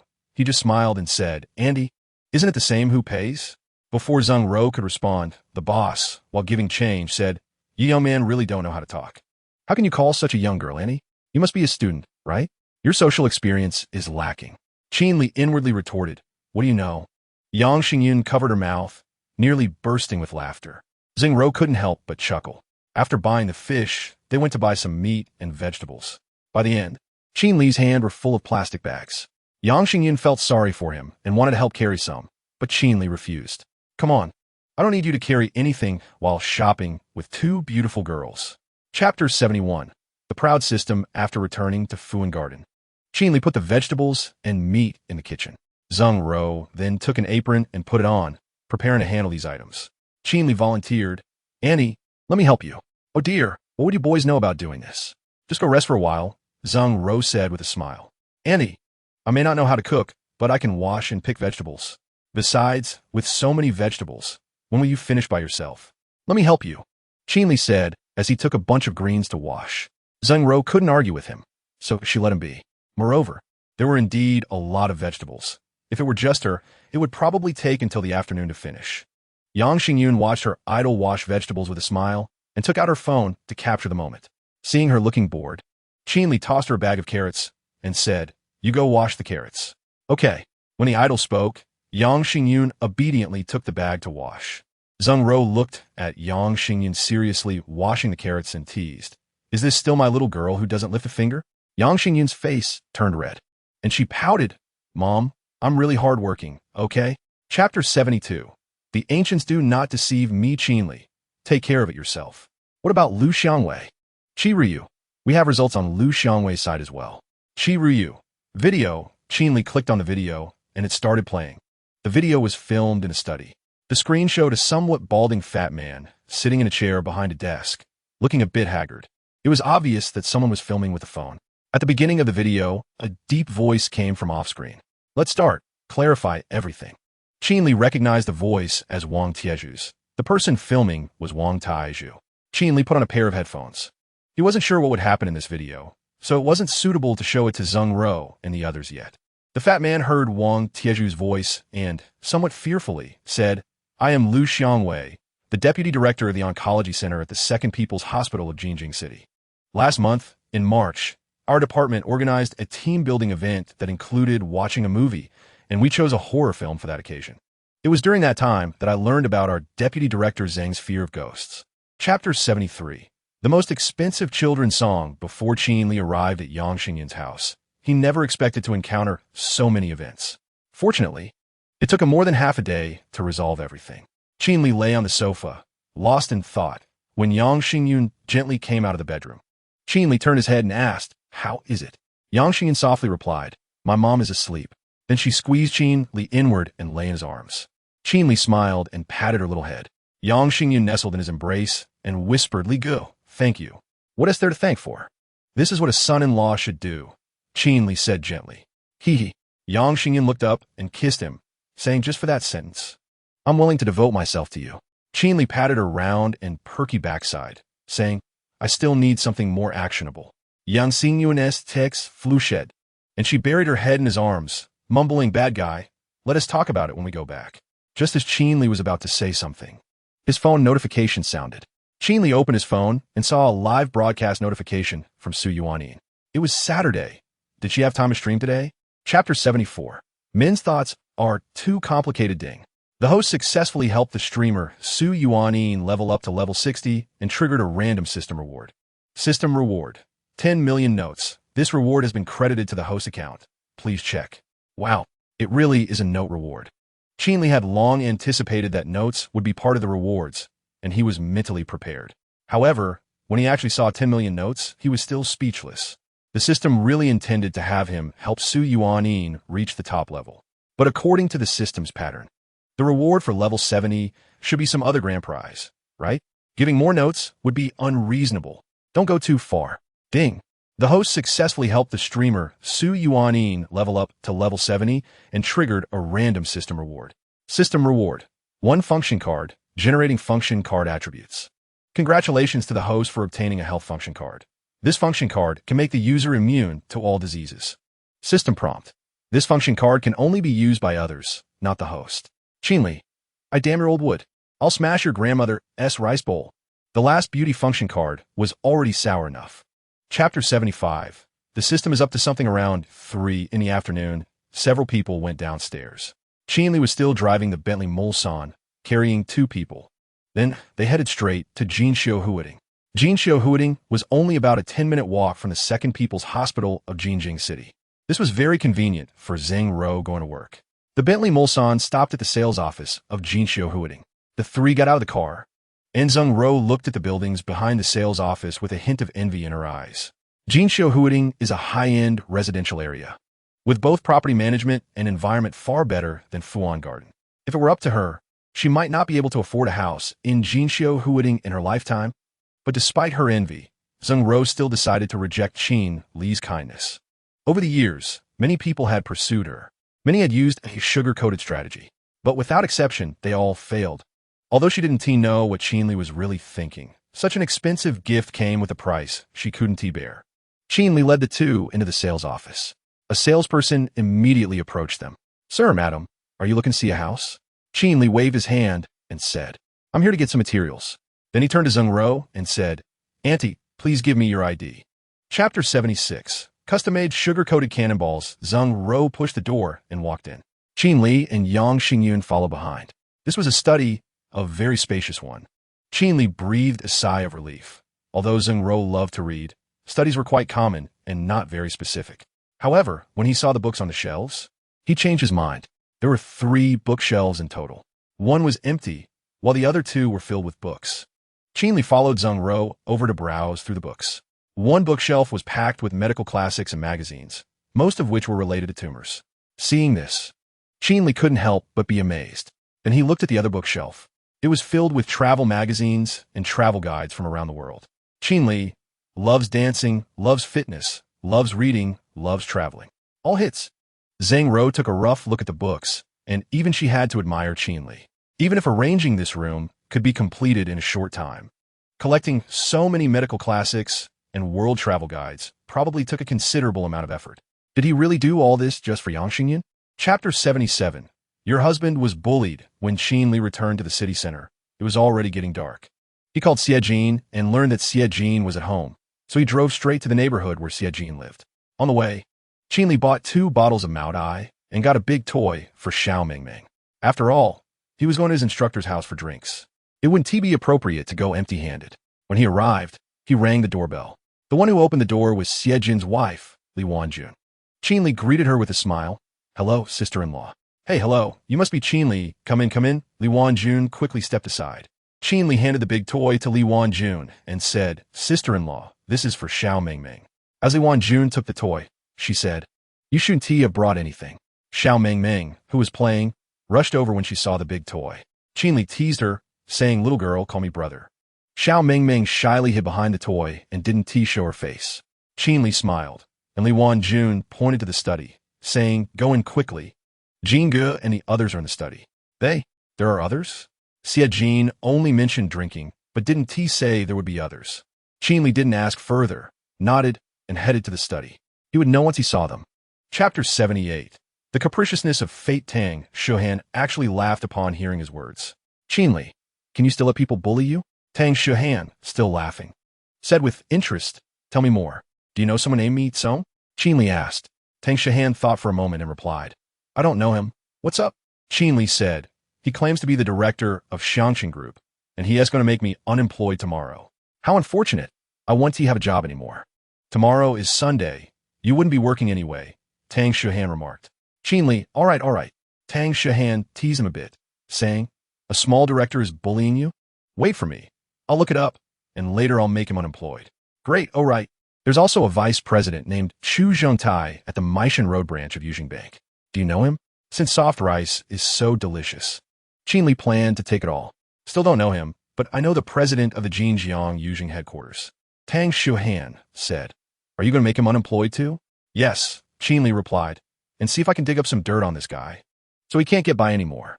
He is too disgusting. It makes me sick." Chapter 79. The wronged Qi Ruyu Shuiyu Huacheng.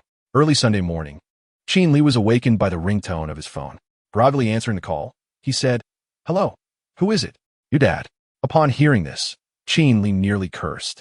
Who the hell is bothering me so early? But when he opened his eyes and saw the phone screen, he instantly lost his temper. It really was his dad. Qin Li weakly asked, "Dad, why are you calling so early?" His father replied discontentedly, "What time is it?" Is it still early? Why are you getting lazier? Qin Li glanced at the time on his phone, 5:55 a.m. What the hell? Isn't this early? Are we hunting ghosts? However, he also knew that his dad was used to waking up early. Qin Li helplessly said, Dad, I'm still growing, I need enough sleep. If you have something to say, hurry up. You're growing nothing, his father first mocked. Then said, I just wanted to ask if you're coming home for May Day. May Day. After his dad's reminder, Qin Li realized that in a few days it would be the May Day holiday. He said uncertainly, I should go back. After all, the school would definitely be on break, and Xiangqin Group would also be closed. He was likely to go home. Chapter 80. Do you want a piece? Qi Ryu was driving a Bentley Mulsanne, with Qin Li sitting in the passenger seat. They were heading straight to Yang Yue's residence in Xinjiang. On the way, Qin Li was bored playing a match, 3 game in the passenger seat. Qi Ryu glanced over and snorted disdainfully. Childish. After a while, Qin Li seemed to be stuck and grew a bit impatient. He simply turned off his phone, leaned back in his seat, and stared straight at Qi Ryu, who felt a chill at his gaze. But Qin Li didn't speak, just stared at her without blinking. Qi Ryu couldn't help but ask, Boss, what's wrong? Qin Li casually said, I just suddenly think you look pretty good. Qi Ryu's heart raced, and she immediately replied, I don't, boss. It's all in your head. I'm not as rich as Tang Shihan, not as obedient as Yang Xingyun, not as sexy as Yang Yue, not as gentle as Su Yuanin, and I'm not even as well endowed as Jiang Eileen. I can't compare.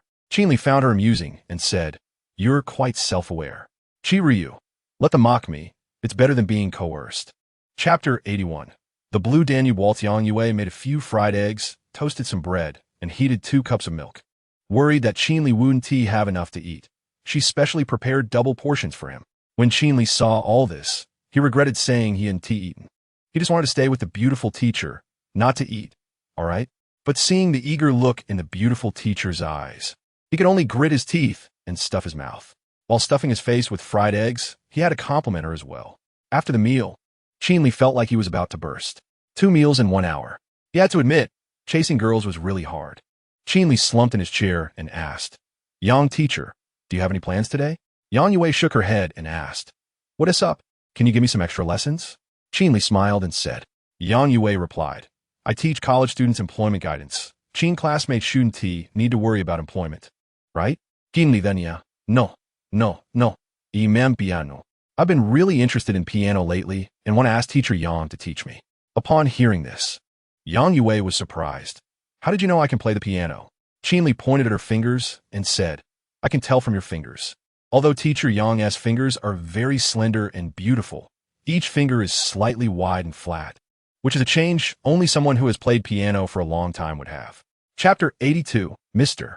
Dong's hot pot. The beautiful piano music was still floating in the air. At this moment, Yang Yue seemed to have thrown everything aside, fully immersed in the world of music. Sitting at the piano, she appeared to be reinvigorated. Her spirit was bright, and her charm radiated. Qin Li watched this scene with a smile on his lips. This was how he remembered the female teacher he first saw. Confident and sexy, not like this morning when she seemed down and lifeless. As the piece concluded, Yang Yue caressed the black and white keys, filled with affection. Given her family background, she couldn't afford such a good piano. The Steinway piano, in terms of tone, quality, and comfort, was the best she had ever experienced. Qin Li could see her fondness. He turned to the salesperson and said, I want this one. How much? The salesperson was excited to see Qin Li so straightforward. Sir, this Steinway D model grand piano has a domestic price of 1.65 million, but I can try to apply for a discount from the manager. 1.65 million. Yang Yue was taken aback. Although she already knew that Steinway pianos were definitely expensive, she didn't expect the price to be beyond her reach. Chapter 83. Qin classmate, you have talent. After eating and drinking enough, Qin Li voluntarily settled the bill, which totaled 218. This price was reasonable for a hot pot meal. After paying and exiting, the two got back into the car. This time they were, of course, headed back to Shuiyu Huacheng. However, just as they got in the car, the system's prompt sounded again. Ding! You completed an enjoyable meal with a stunning beauty. System reward. A random draw once. May I ask if you want to draw now? You can draw again, with 2 system rewards in 1 morning. Qin Li was extremely satisfied. While starting the car, he mentally chose yes. Then, the big wheel appeared again. Qin Li found the big wheel somewhat speechless.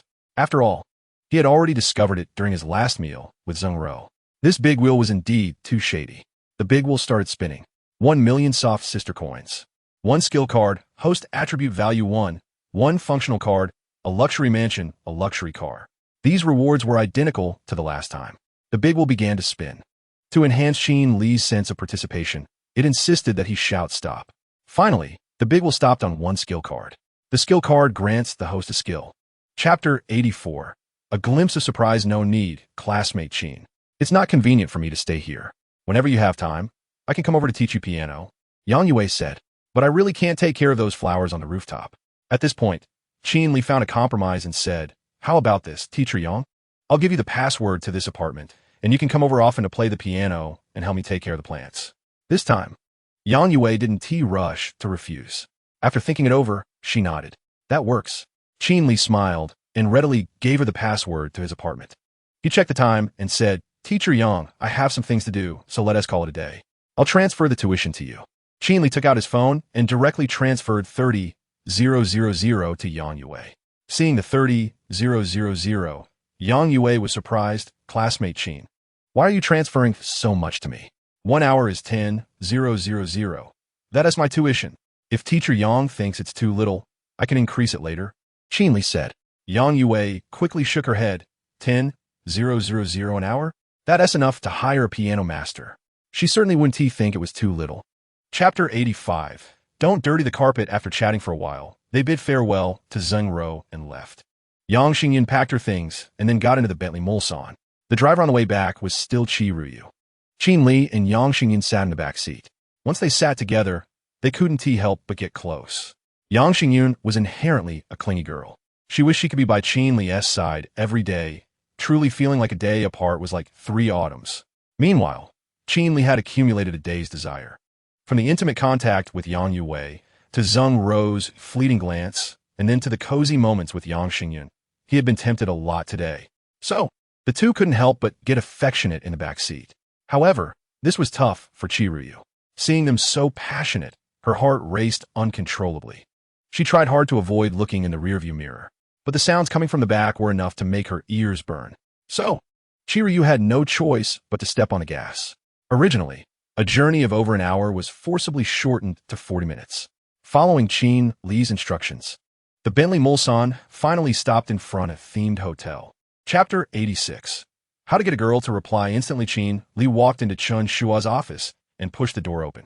Chen Shua saw Qin Li and, with a mournful expression, pleaded, Big brother, forgive me. I really didn't mean to.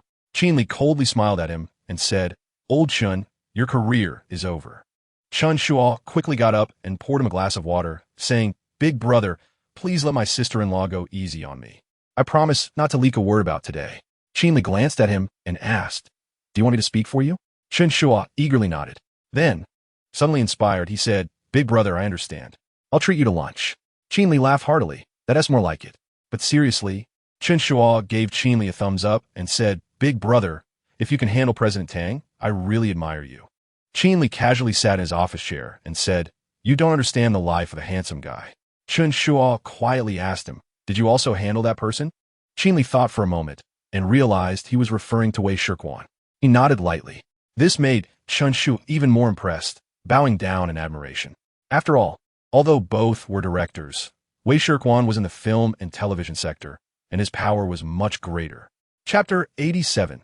Sourdong Yashin. Time flew by, and it was already April 30th. In recent days, Qin Li had been going back and forth between work and his dorm, having fun at night. Occasionally, he would meet up with Yang Xingyan. Tomorrow is May Day. The legal holiday is only one day, May 1st, but this year it falls on a Friday. So, adding Saturday and Sunday, he gets a 3-day break. On Thursday morning, Qin Li pushed open the door to Tang Shihan's office. Xiao Han Han, Qin Li called playfully. Tang Shihan glanced at him and asked, Are you two free? Do you want more work? No. Qin Li quickly waved his hand and said, I came to ask for leave. Tang Shihan looked puzzled. You have a day off tomorrow. Why are you asking for leave? I'm asking for leave for today. I plan to go home tomorrow and want to prepare some things this afternoon, Qin Li said, taking a sip from Tang Shihan's cup on the desk. Tang Shihan nodded and said, Do you want me to go back with you? Qin Li was suddenly excited. Is that okay? No. Tang Shihan said seriously. Qin Li, Chapter 88. Meeting a female rogue next. Yang Xingyun chose a bracelet.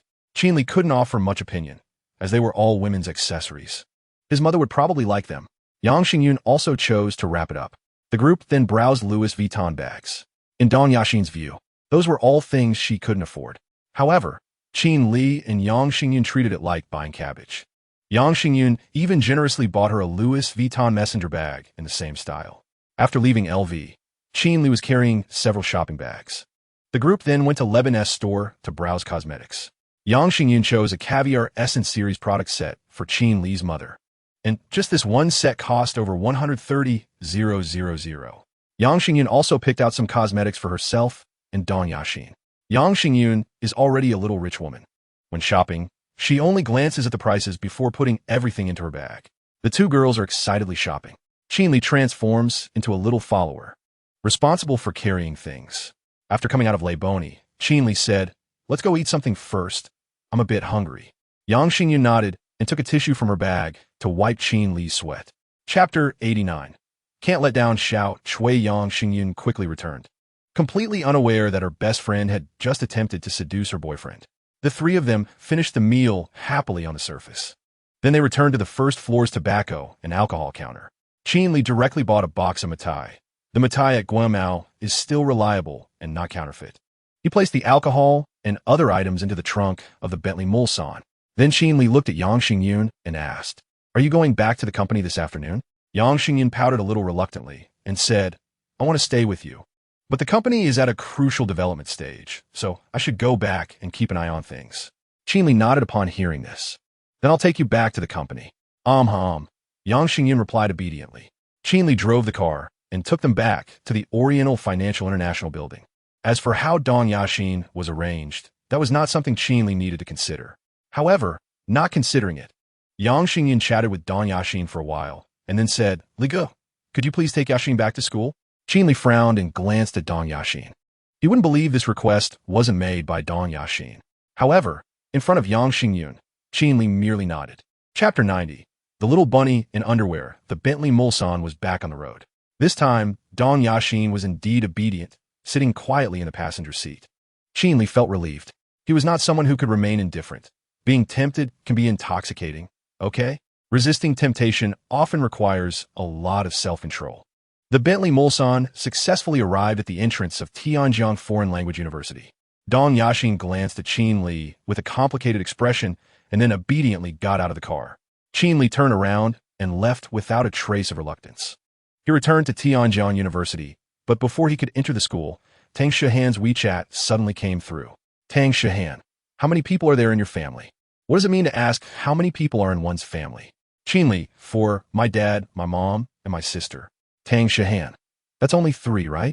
Qin Li, "Qin Li, who did you overlook?" Tang Shihan, "Did I?" Seeing her message made Qin Li want to tease her again. "Dang Suhan, okay. I'm not messing with you anymore, bye." Qin Li. Seeing that she didn't reply anymore, Qin Li put away his phone, still puzzled. Checking the household? Qin Li parked the car and walked back to the dormitory. Inside the dorm, Yang Ming was not around, probably off on another date. Chapter 91. Just given to me with a strong ally, Qin Li and Li Jiang had a different experience playing games this time. The little bunny in underwear showed obvious skill. Plus, the way he flattered his big brother was superb. He actually had the ability to 1v5 at this rank. But he didn't care about his kill count at all. He just quietly stayed by Qin Li's side, protecting his safety. This allowed Qin Li to have a fulfilling gaming experience while not easily getting killed by enemies. Moreover, whenever Qin Li got a kill or secured a win, he was always the first to shout, "Awesome." This feeling was simply too exhilarating, okay? Is this the power of money? So damn satisfying. Qin Li was happily playing the game. Damn, why hadn't he discovered how fun this game was before? This is how gaming should be played in the future. Find a streamer who can flatter and fight, and just let them carry you. Li Jiang, on the other hand, was a bit frustrated and said, "Damn, this damn sycophant always steals my thunder." Isn't that Zhang Li Fan? Zhang Li Fan shouted loudly from the bathroom. Talking behind someone's back is bad. After playing a few hours of games happily, Qin Li's phone notification suddenly went off. Chapter 92. The fatal question from Qi Ryu the next day, May Day. Qin Li packed his things early in the morning, ready to set off. Qi Ryu was following Qin Li home this time. So she also carried a backpack and arrived at Tianjin University early to wait for him. After they met up, Qin Li sat in the passenger seat while Qi Ryu drove off. Qin Li's home is in a small town in Yinhe province, about 150 kilometers from Tianjin. Even taking the highway, it would take over 3 hours to get home. Today is a holiday, and there were a lot of cars on the road, so it took them nearly an hour just to reach the entrance of the Tianjin highway. Qin Li called his parents in advance while sitting in the car. After the Bentley Mulsanne got on the highway, with nothing to do, Qin Li casually turned on the car radio. Relaxing music played. Qin Li looked at the focused Qi Ryu and asked casually, "Hey, Xiao Qi, how old are you this year?" Qi Ryu glanced at him and said, "Boss, don't you know that a woman's age is her biggest secret?" "I know," Qin Li replied with a smile, "but I like to hear other people's secrets." Qi Ryu said, "Boss, have you always been this bad?" Chapter 94. The bodyguard and the daughter-in-law. After Uncle Li stepped back a few paces, the Bentley Mulsanne restarted. If Qi Ryu still hadn't seen through Qin Li's intentions by now, then she would truly be a fool. This was clearly just for show. A show of returning home in glory. He even prepared a box of Zhonghua cigarettes just for the show. Qi Ryu didn't even know how to criticize him anymore. Listening to the agricultural heavy metal music blaring from the multi-million-dollar Bentley Mulsanne, she doubted if she was driving a second-hand BMW worth $200,000 to $300,000. How could it be so vulgar? But there was nothing to be done. Her boss just liked this kind of thing. Or rather, rural folks were into this.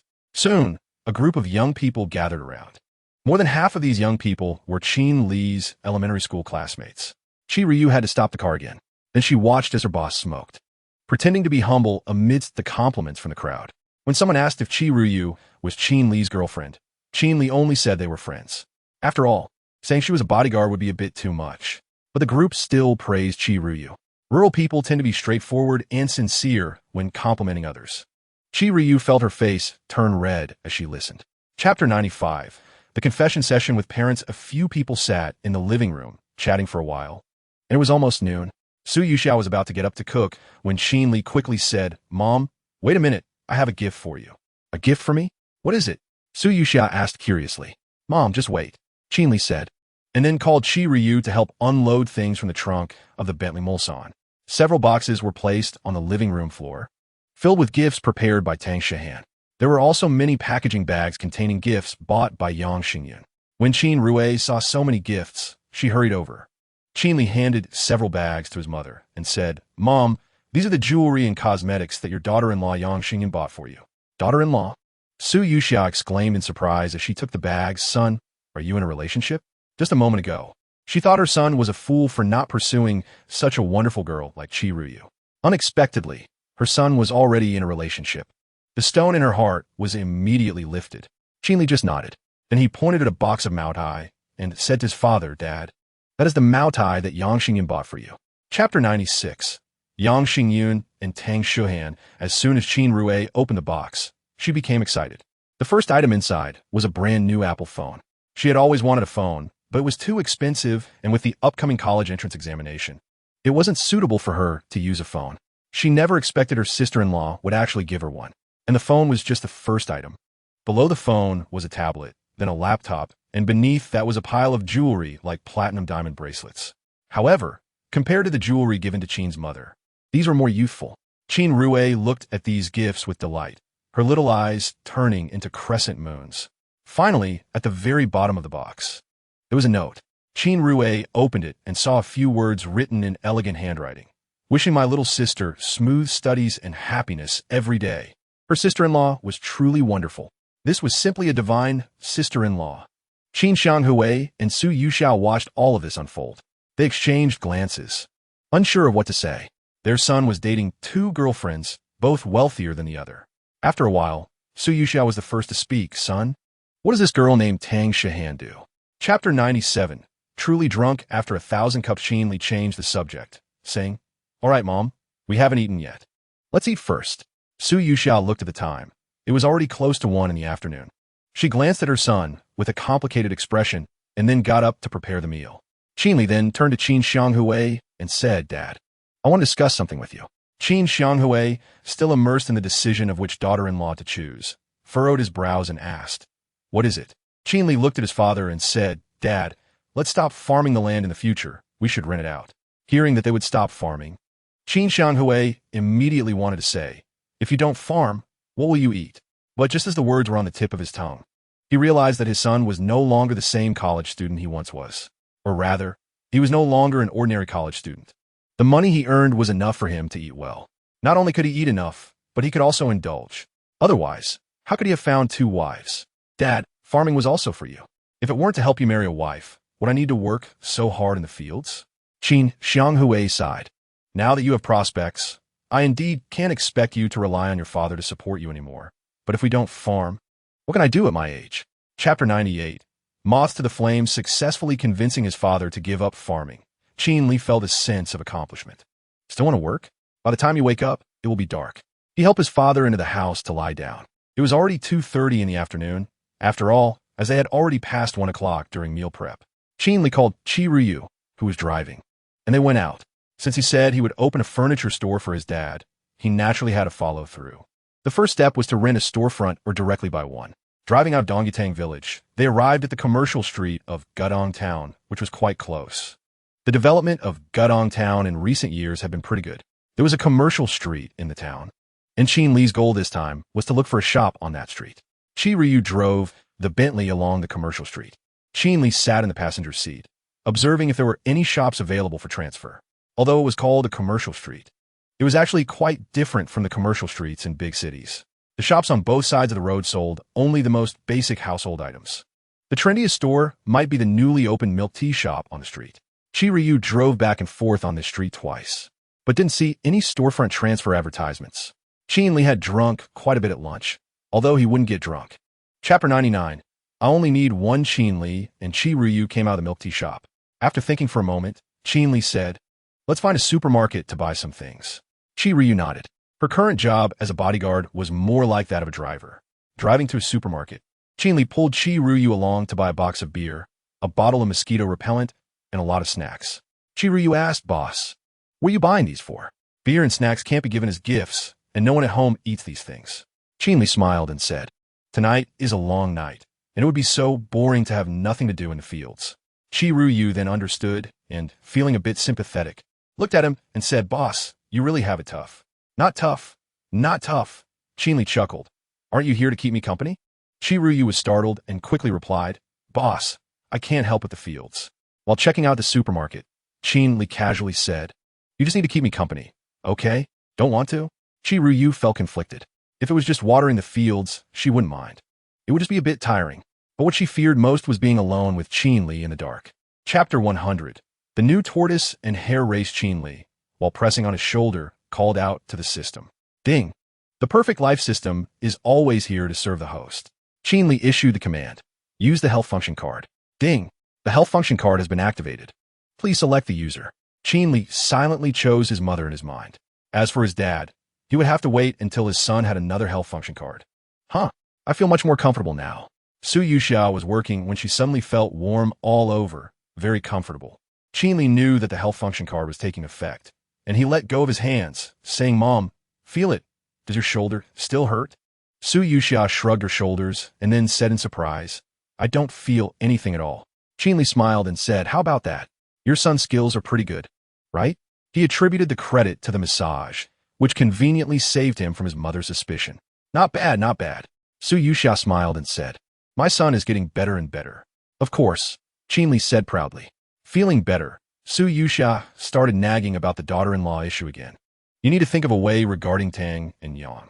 Dragging it out won't do any good, you know?" Chapter 101. The light in the middle of the night. Qin Li felt quite awkward. He had just taken charge in front of his dad at home, but ended up unable to find his own land. In the end, it was Qin Xianghui who rode an electric bike to the fields. He brought the two of them to the land and turned on the water before heading home. In fact, watering the fields was quite simple. It involved watering one row of land at a time. Once the water was turned on, it flowed down the ditch into the first row of land. Watering one row took about an hour. After finishing the first row, Qin Li just needed to block the gap in the first row and create a gap in the second row to continue watering. So the work Qin Li needed to do wasn't too much. Mainly, it just took time. At first, Qi Ryu was quite interested in watering the fields. After all, it was something new for her. But once they finished 2 rows and it was completely dark, she started to feel a bit bored. Qin Li stuck the shovel in the ground, then came over with a flashlight, smiling and asking, "How's it going?" "Fun." Qi Ruyu shook her head. Watching the watering at night was indeed not fun at all. Qin Li eagerly suggested, "How about we go pick up the condoms?" Qi Ruyu was startled and hurriedly waved her hands. No, don't waste time on that. Chapter 102. Encountering something unbelievable, realizing that the beam of light was unusual. Qin Li quickly turned off the flashlight to avoid being discovered. The road here didn't lead anywhere. It was just fields. The wheat wasn't ripe yet. So it couldn't be someone stealing wheat, right? He wanted to see who was driving to the fields in the middle of the night and what their purpose was. Qi Ruyu also sensed that the beam of light was a bit different. She immediately got up and leaned closer to Qin Li. It wasn't because she was afraid, but because this way, she could better protect Qin Li. Qin Li whispered to her, "Let's go see what's happening on the main road." Qi Ruyu softly agreed. The two of them crouched low and made their way to the main road. They crouched because the endless wheat would perfectly conceal them. However, before they could reach the roadside, the beam of light suddenly went out. So, Qin Li and Qi Ruyu quickened their pace. When they reached the roadside, Qin Li looked down the main road and, sure enough, not far away was a white SUV parked. Although it was very dark, the car's white color still made its outline quite noticeable. Chapter 103. I haven't even hit you yet. Originally, Qin Li had come to water the fields feeling quite miserable. He didn't expect to witness a dramatic scene. A scene of infidelity. He eagerly shared everything with Qi Ruyu. After hearing it, Qi Ruyu was also taken aback. She had also been to that milk tea shop today and met Zhao Xianglian. She never expected that the charming and polite owner who offered them tea would come to the fields for an affair at 11 o'clock at night. And with a man for just a few minutes. Sister, isn't that a bit not worth it? However, this incident was just a small interlude in their long night. Although it was a bit thrilling, once the long dark night returned to silence, Qin Li picked up the flashlight and grabbed the shovel again. He needed to check if the next row of land was done watering. He walked ahead while Qi Ruyu silently followed behind. Qin Li's big feet left large footprints between the two rows of wheat. Qi Ruyu, using the weak light from Qin Li's flashlight, looked down his footprints and carefully placed her small feet into his big footprints one step at a time. Chapter 104. An exciting night. As Qin Li rubbed and rubbed, Qi Ruyu's small feet finally regained their fair and tender appearance. At the same time, Qin Li noticed that her ankles were indeed quite swollen. But it was already late at night, and the clinic in town had long closed. Qin Li looked around the wheat field, but couldn't see anything clearly. He took out his phone and said to Qi Ruyu, "Wait here for me." After saying that, he took his phone and started searching for something along the small path. Qi Ruyu didn't know what he was looking for. However, during this time, she took the opportunity to wash off the mud on her body. Today was truly the most embarrassing day of her life. However, all her embarrassment happened to be witnessed by Qin Li Chuan. But then she thought about the passionate moment they just shared, and her face felt a bit hot. She didn't even know how she had the courage to initiate the kiss so boldly just now. It was as if she was possessed. She thought about it and then did it. Clearly, Qin Li had already let her off the hook today, but in the end, it was she who couldn't help herself. Like a moth drawn to a flame, she ultimately flew towards the fire. But that fire was indeed very warm. While cleaning, Qi Ruyu looked at the distant light from Qin Li. Chapter 105. A tragedy unfolding after waking up. It was already close to noon. Qin Ruyu had packed her things and gone to school. The senior year classes were quite intensive, and she probably wouldn't be back home for another half month. Only Qin Li, Su Yuxia, and Qi Ruyu remained at home. Su Yuxia prepared lunch, and Qin Li drove to deliver food to his father before returning to eat. After lunch, Qin Li drove Qi Ruyu to the commercial street in town. Although her ankle had reduced some swelling, she still couldn't walk. So, Qin Li directly carried her to the clinic in town. Outside the clinic, Qin Li skillfully carried Qi Ruyu down. Since last night, he had been carrying her so much that he was almost used to it. However, he couldn't help but tease her while carrying her. "Qi Ruyu, you ate too much at noon, didn't you? If I had known, I wouldn't have let you have lunch. Why have you gained weight again?"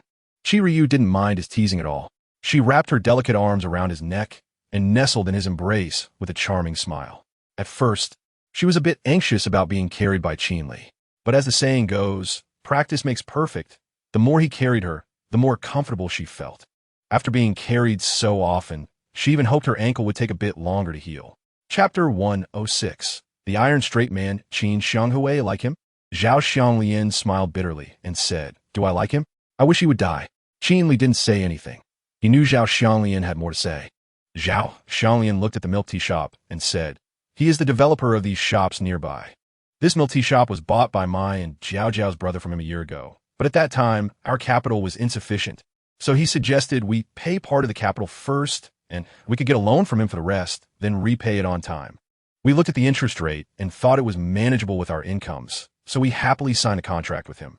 But after Zhao Zhao's brother left, he suddenly approached me, saying our loan was a trap he set up on purpose, and he pointed out the loopholes in the loan contract.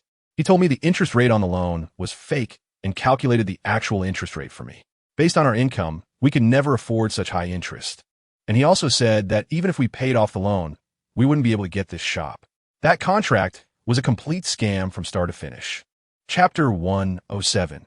You are really shameless. In the evening, all the dishes were served on the table. Su Yuxia showcased her culinary skills to the fullest tonight. Qin Li even saw his favorite dessert, almond Buddha's hand. With such good food, he naturally wanted to have a drink with his father. So, Qin Li brought out a bottle of mitai. The father and son drank together while Su Yuxia chatted with Qi Ruyu. After returning home with Qin Li, Qi Ruyu seemed to have really changed a lot. Firstly, she smiled much more than before. Qin Li hadn't seen her smile once when they were in Jinjiang. After a meal, Qin Xianghui got drunk again. Qin Li helped him to bed, and just as he stood up, the system's voice sounded. Ding! Complete a meal with a stunning beauty. System reward, 1 random lottery. Would you like to draw now? With a stunning beauty? That stunning beauty surely referred to Qi Ruyu. It couldn't possibly be his mother. However, Qin Li was still a bit surprised. Qi Ruyu had been with him for quite a while. Why was she only receiving a reward now? Hadn't he taken her to eat anything good? After thinking carefully, Qin Li felt a bit embarrassed. He really hadn't eaten anything substantial with Qi Ruyu. It was either breakfast or some casual food. Chapter 108. Liru Business Club, nearly 4 hours later. Qin Li finally drove back to Jinjiang. Even though the Bentley Mulsanne seat was very comfortable, driving for 4 consecutive hours made him feel a bit tired. Qin Li initially planned to drive straight back to school, but after glancing at Qi Ruyu in the passenger seat, he dismissed that idea. Qi Ruyu was currently inconvenient to move around and definitely couldn't return to school with him. Was he supposed to let her sleep in the dormitory with him? Perhaps the large flat at Shuiyue City? That seemed a bit inappropriate as well. Yang Yue would go there from time to play the piano and water the flowers. What if she caught him and Qi Ruyu being intimate? That would be a disaster. After thinking about it, Qin Li suddenly had a bright idea. Liru Business Club. This newly acquired reward was just a perfect place. Bruce. He could go check it out. With that thought, Qin Li turned the steering wheel and drove towards Jinan Avenue. After driving for another half hour, he finally arrived at number 68 Jinan Avenue. Number 68 Jinan Avenue was a hotel-style building, 33 stories high. The light blue and white exterior was quite pleasing to the eye. The club's building had the words Liru Business Club embossed in gold from top to bottom. Chapter 109. The taste of power. After Qin Li hung up the phone, Qi Ruyu asked, "Boss, who are you calling?" "Ordering food." "We're eating here tonight," Qin Li replied. Liru Club certainly had a dedicated restaurant, but it also supported food delivery to the suites. Qi Ruyu nodded. She didn't mind what she ate, as it mainly depended on who she was eating with. "You wait in the room for a bit. Someone will bring the food over shortly." After arrives, "You can eat first, and I'll go take a look around," Qin Li said as he stood up. This Liru Club was different from Qin Tang Security. In Qin Tang Security, Qi Ruyu was the manager, and he could hand over the operations to her completely. But Liru Club had 12 managers underneath it, and its structure was clearly much larger than Qin Tang Security. Moreover, Qin Li himself held the position of general manager. So, it was quite necessary to familiarize himself with the environment here and get to know the various managers. Qi Ruyu naturally had no objections to this. Qin Li got up and went out. Then he took the elevator from the 7th floor back to the 1st floor and found the lobby manager, Song Ning. Qin Li instructed, "Manager Song, please gather the other managers together. We need to have a meeting." Chapter 110. Jesus didn't stop him. Qin Li didn't go anywhere next. The leisure area was equipped with a private cinema. Qin Li quietly accompanied Qi Ruyu as they watched a movie. Qi Ruyu was undoubtedly satisfied these past few days. There were no grueling training sessions, no thrilling fights. All there was Qin Li's company and her own inner peace. This was a life she had never experienced before. But for this time, she was already content. She liked Qin Li's gentleness, but she was also more aware of her own identity. Protecting Qin Li's safety was her duty. It had previously been driven by mission and responsibility. In the future, she would do everything in her power to protect him. As Qin Li watched the movie in front of her, her mind wandered back to that night when they were watering the fields. Especially to Qin Li's words, "It's good to be protected by you." Thinking of his sentence made her heart feel warm. Seeing that Qin Li was still focused on the movie, Qin Li bit her red lip and leaned close to his ear, whispering, "Boss, I'm going to take a shower first." Upon hearing this, Qin Li immediately turned off the movie, thinking, what a joke. Watching a movie is just a flirt, right? Since I've already got the girl, why watch the movie? Of course, it's more important to make my own movie. Chapter 111.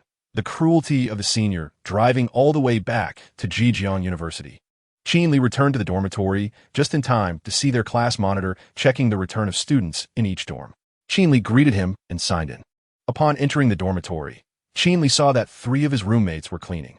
Since there would be a student union inspection of the dormitory hygiene on Monday morning, they had to clean thoroughly every week. Although they were already seniors, the dormitory hygiene was still strictly enforced. The counselor, Xie Jin, had repeatedly emphasized this matter to them. Qin Li simply joined in and helped. Even if it was not for the inspection, living in a clean dormitory was more comfortable, right? While cleaning, Qin Li found a bunch of white tissues spilled out from Zhang Lifang's small storage bag at the head of his bed. Qin Li pointed at the tissues scattered on the floor, smiling as he looked at Zhang Lifang, saying, "Old Zhang, aren't you going to explain this?" Li Jiang and Yang Ming looked at him with lewd expressions upon seeing the tissues. Zhang Lifang chuckled awkwardly and said, "I've been having a cold recently, so I've been blowing my nose." Li Jiang asked, "Brother Zhang, is it running from the top or the bottom?" Zhang Lifang. Yang Ming also laughed and said, "Brother Fang, you need to take care of your health. When you're young, you don't know how precious tadpoles are. When you're old, you just cry over what you can't have." Chapter 112. Reasoning with classmates. Li Go, are you in the dorm? "I'm coming over right now," Zhao Yusen said. Qin Li replied with an and added, "Also, bring Zhang Qi over." Okay. After hanging up the phone, he saw that the boy had been scared to the point of tears. He was left in just his underwear, desperately covering it with his hands, his eyes filled with fear and dread. Qin Li walked over and tapped his head, scolding, "Dude, we're all guys here. Why are you crying just because we pulled down your pants?" The boy shrank back, sniffing, and said nothing, feeling an endless sense of grievance and sadness. It was scary when a group of guys pulled down pants, okay? He was genuinely frightened. We're all seniors like this. Qin Li looked at him and asked, "Is your minister named Zhang Qi?" The boy didn't reply, so Qin Li tapped him again. "Do you not want your underwear either?" "Yes, it's Zhang Qi. It's Zhang Qi." When the boy heard they were going to pull down his underwear, he immediately cowered. Qin Li was satisfied and continued, "Did he make you check the hygiene this way?" The boy shook his head. Seeing him shake his head, Qin Li sighed. "What are you pretending for? Just because you entered the student union, you think you're all that. Acting even more impressive than me when I was president." Chapter 113. The girl on the admission notice after passionately playing games for over an hour. It was now 10:20, and the entire dorm finally exited the game. They then headed to the teaching building for class. Today's class was called Business Intelligence Gathering, a rather boring course, and also considered a relatively easy one. However, everyone in Qin Li's dorm still attended. There were not many classes left in college, just a few each week, so skipping classes anymore would be pointless. When they arrived at the classroom, it was exactly 10:30 and the class bell rang. They found a spot at the back in a row and sat down. Today, Zhang Lifang also sat at the back because he knew the teacher for today's class was an old man. He wasn't interested in the skinny old man. However, when the old man actually walked into the classroom, Zhang Lifang regretted it, because behind the old man was a very pretty female teaching assistant. "Hey, this girl is nice." "A female assistant? She should be a year or two older than me," Zhang Lifang said with a lewd expression. "I love relationships where the woman is older."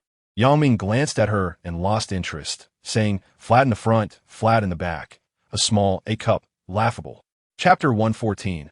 All for work, however. Qin Li was destined to disappoint her. Qin Li cleared his throat and said, "The 9 major methods for gathering competitor intelligence information are literature survey method, search engines and online databases, competitor company website tracking method, field investigation and on-site collection method, interpersonal intelligence communication method, expert consultation method, commission consulting method, reverse engineering, and comprehensive and special methods." Lin Yun looked at him in surprise. Although she didn't know whether what Qin Li said was correct, it sounded plausible. The old man also didn't expect him to answer correctly and without any mistakes. However, he continued to challenge him, asking, "What specific ways are there for the field investigation and on-site collection method?" Qin Li smoothly replied, "Observation method, on-site investigation method, interview survey method, sample investigation method, and questionnaire survey method." The old man was genuinely surprised now because he hadn't even taught that part yet. "I haven't taught this yet. How do you know?" The students in the class were also very curious. Although they all knew Qin Li was a top student, it was excessive to know things that hadn't been taught yet. Qin Li casually replied, "Teacher, I read it once when the textbook was handed out, so I remembered these." Chapter 1, 15 Maserati, MC20 after class. Qin Li packed his things and was ready to leave when Li Jiang and Yang Ming rushed over. Yang Ming admiredly said, "Wow, Li Ge, you managed to get Lin Yun? You're too awesome, right? It's like a little cow stepping on electric wires with lightning." Li Jiang also reverently said, "A little cow riding a motorcycle, so cool." Yang Ming, unwilling to fall behind, added, "A little cow parachuting, flying everywhere. A little cow celebrating a birthday, even cooler." Li Jiang provocatively said, "Qin Li." The few of them joked as they left the classroom. Outside the classroom, Zhang Lifan, who was standing in punishment, immediately approached them. "Damn, you guys finally finished class. I was standing out here feeling so sorry for myself," Zhang Lifan complained. Yang Ming looked at him and grinned. "I have something to say that will make you feel even sorrier." Zhang Lifan curiously asked, "What is it?" Yang Ming was about to keep him in suspense. But Li Jiang directly said, "Qin Li added Lin Yun on WeChat." Damn. Upon hearing this, Zhang Lifan's eyes turned red as he pounced on Qin Li. "Old Qin, you owe me $100. Qin Li grinned lewdly and said, "Dad just wants to use other people's money to chase other people's girls, so that others can't find their money or their girls." Chapter 116, I just want to lose money seeing that she had stepped on someone. Yang Xingyin hurriedly apologized. I'm sorry, did I hurt you? Are you blind or something?" The woman completely ignored Yang Xingyun's apology and scolded her. "If you can't walk, go home and learn how before coming out. These shoes are LV high heels. Can you afford to pay for them? Hurry up and clean them for me." Upon hearing this, Yang Xingyun's brows furrowed. The woman's words were too harsh. However, thinking that she was indeed at fault, she had to hold back her anger and said, "How much are your shoes? I'll pay you." "Huh." The woman put her hands on her hips and pointed at Yang Xingyun's nose. "How much money do you have that's so impressive? As if everyone doesn't have money. Even if you pay today, I'll still make you clean them." The woman's sharp voice attracted the attention of other customers, and people began to gather around. Yang Xingyun's expression grew cold. This woman initially said she couldn't be compensated, but when Yang Xingyun offered to pay, she insisted on making her clean the shoes. This woman purely wanted to insult her, not to solve the problem. Chapter 117, an awkward surprise. Yang Xingyun watched the whole time. After Mi Tsong and his wife left, she worriedly said, "Li Gu, will there be any trouble?" Qin Li patted her little head. "It's fine, don't worry." Yang Xingyun nodded and then sweetly smiled at him. "It's so nice to have you." With Qin Li as her support, she truly felt an overwhelming sense of security. Qin Li smiled and said, "Let's go. We need to test the car." Yang Xingyun stuck out her tongue and said, "Do we still need to test it?" "Of course," Qin Li said without hesitation. Then he gave a look to the two security personnel from Qin Tang. They both nodded. Then the two of them tacitly went to handle the follow-up matters. First, they had to find a way to delete the photos and videos taken by the audience on site. At least they needed to delete any footage that included Qin Li and Yang Xingyun. Because what Qin Li needed was not exposure, but safety. The two then went directly to the sales staff to test the car outside. Yang Xingyun was very satisfied with the silver Maserati MC20. It wasn't that she thought the car was particularly comfortable to drive or that it accelerated very fast.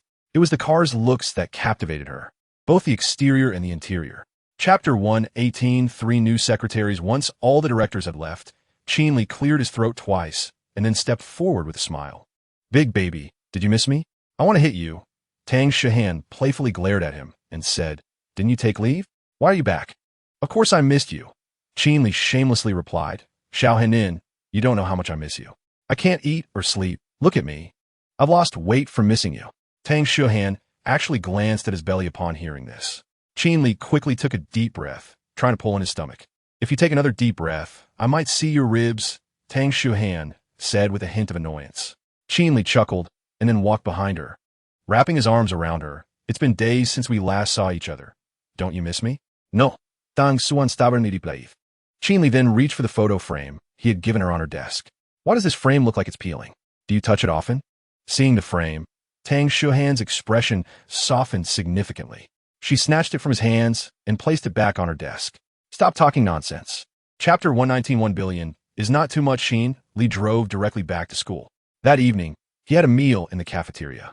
Just as he returned to the dormitory and was about to play games with Li Jiang and the others, their phones rang simultaneously. Qin Li opened his phone and saw a message in the class group chat. Jin, everyone, sorry to interrupt. The May Day holiday has ended, and our first graduation defense is about to begin. Is everyone prepared? Luo Shuguang, I'm nervous. Li Xiaolong, very yellow. Luo Shuguang. Li Xiaolong, revoke that message. Li Xiaolong, sorry, it was a slip of the hand, very nervous. Jin, everyone should prepare more. Try to pass all at the first defense. Yang Ming got it. Zhang Lifan got it. Luo, you got it. When Jin's message came out, Qin Li, Yang Ming, and Zhang Lifan weren't too worried. After all, they had already completed their theses. However, Li Jiang immediately lost interest in playing games, because his graduation thesis was just a rough outline. Even if it were a primary school essay, it probably wouldn't score high. So Li Jiang hurriedly opened his thesis again, but upon seeing the messy work, he couldn't help but feel a sense of despair. Chapter 120 promoted to a junior leader. Qin Li clocked in at the company. Just in time, he saw Chen Shua also come into work and greeted him briefly. Then Qin Li went directly to the president's office. Upon entering the office, Qin Li saw that Tang Shuhan had already arrived.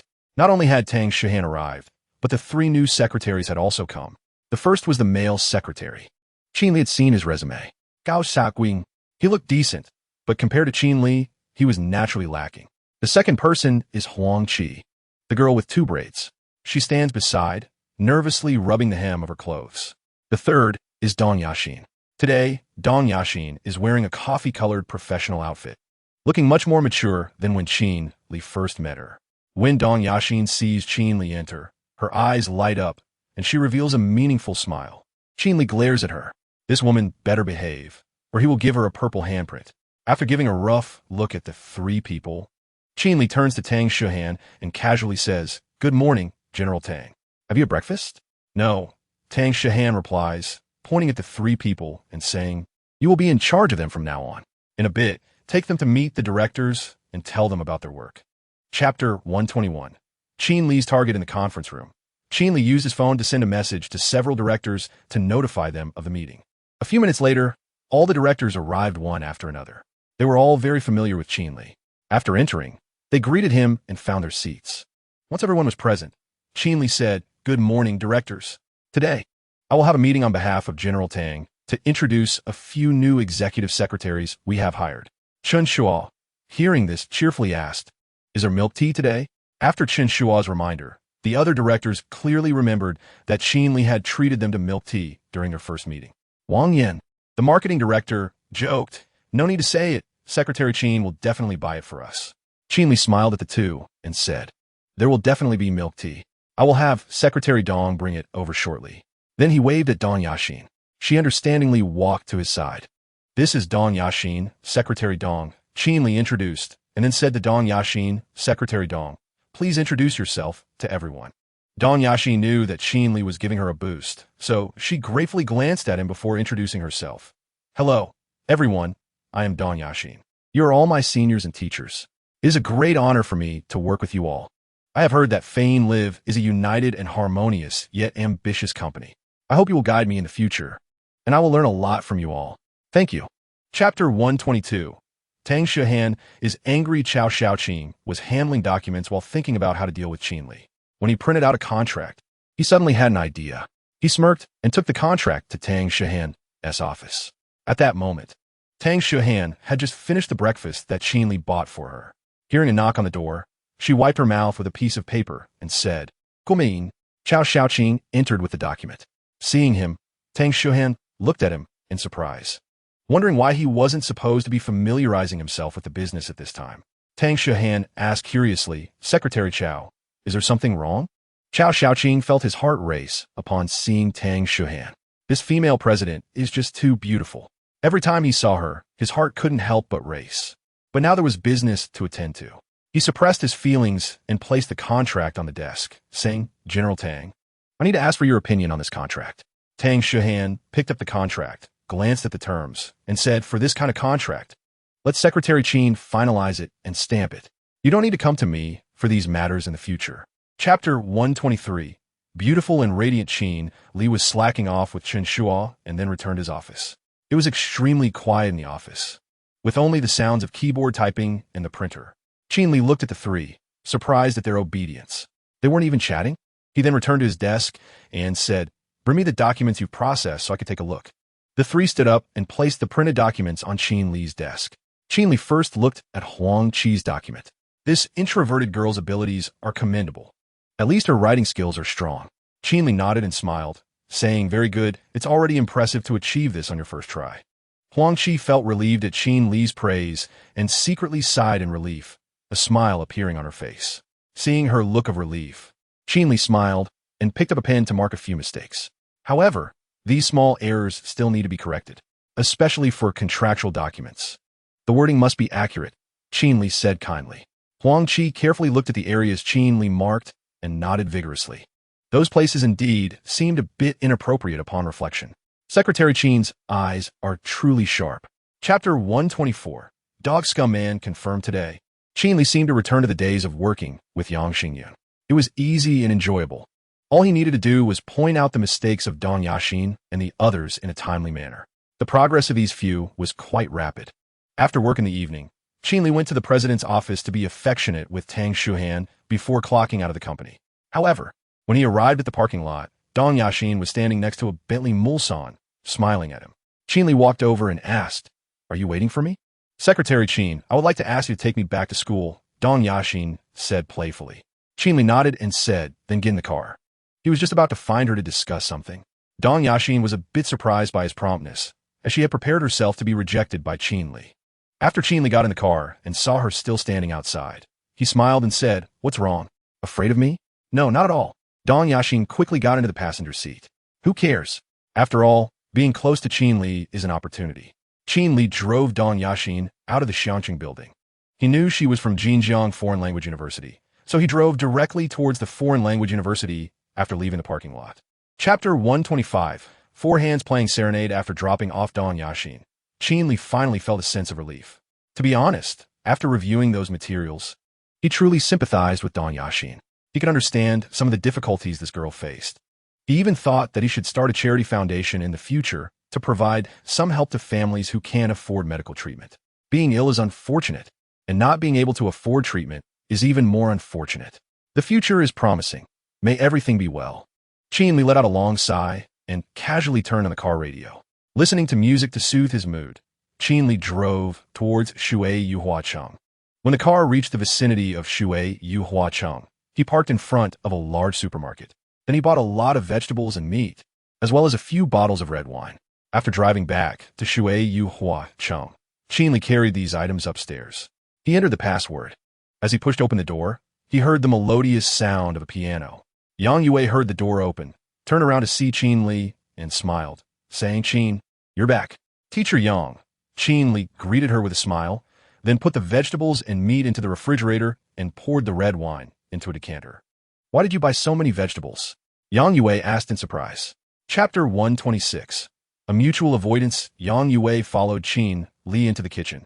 Seeing him tidying up the vegetables and meat, she said, "Are you really going to cook?" Qin Li turned to look at her and said, "I can't cook." "Huh?" Yang Yue said, surprised and a little embarrassed, "But I'm not good at cooking." Qin Li smiled and picked up the organized items. He then said, "Let's go to the rooftop." Yang Yue had no choice but to follow him to the rooftop. Upon arriving, Qin Li placed the items on a leisure table and then took out an electric grill from a small storage room beside the rooftop. It was a brand new grill. When Yang Yue saw the grill, she realized Qin Li wanted to make barbecue. Eating barbecue on a cool summer night was indeed a great idea. However, seeing Qin Li carrying such a large grill alone, Yang Yue hurried to help. But Qin Li gave her a look and said, "I can manage it myself. Don't bump into it." Oh, Yang Yue stepped back. As she retreated, she secretly glanced at Qin Li.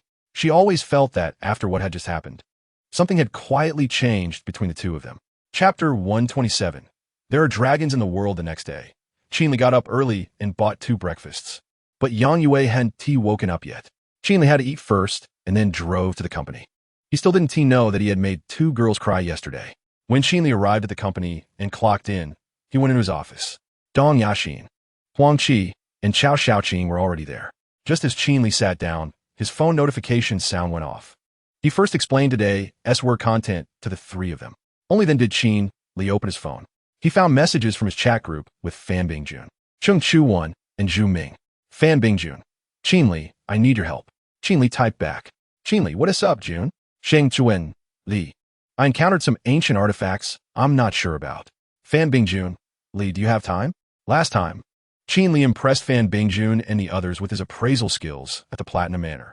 It seemed they had run into some troublesome antiques again. Since Qin Li had nothing to do, he typed back. Qin Li, send a picture first. Fan Bingjun, okay. Fan Bingjun. Image. Qin Li clicked on the photo he sent and found it was a white seal. Chapter 128. Little Fox, Jingjing Qin Li mainly found them too dull. So he made a joke to liven up the atmosphere. It's best to be happy at work.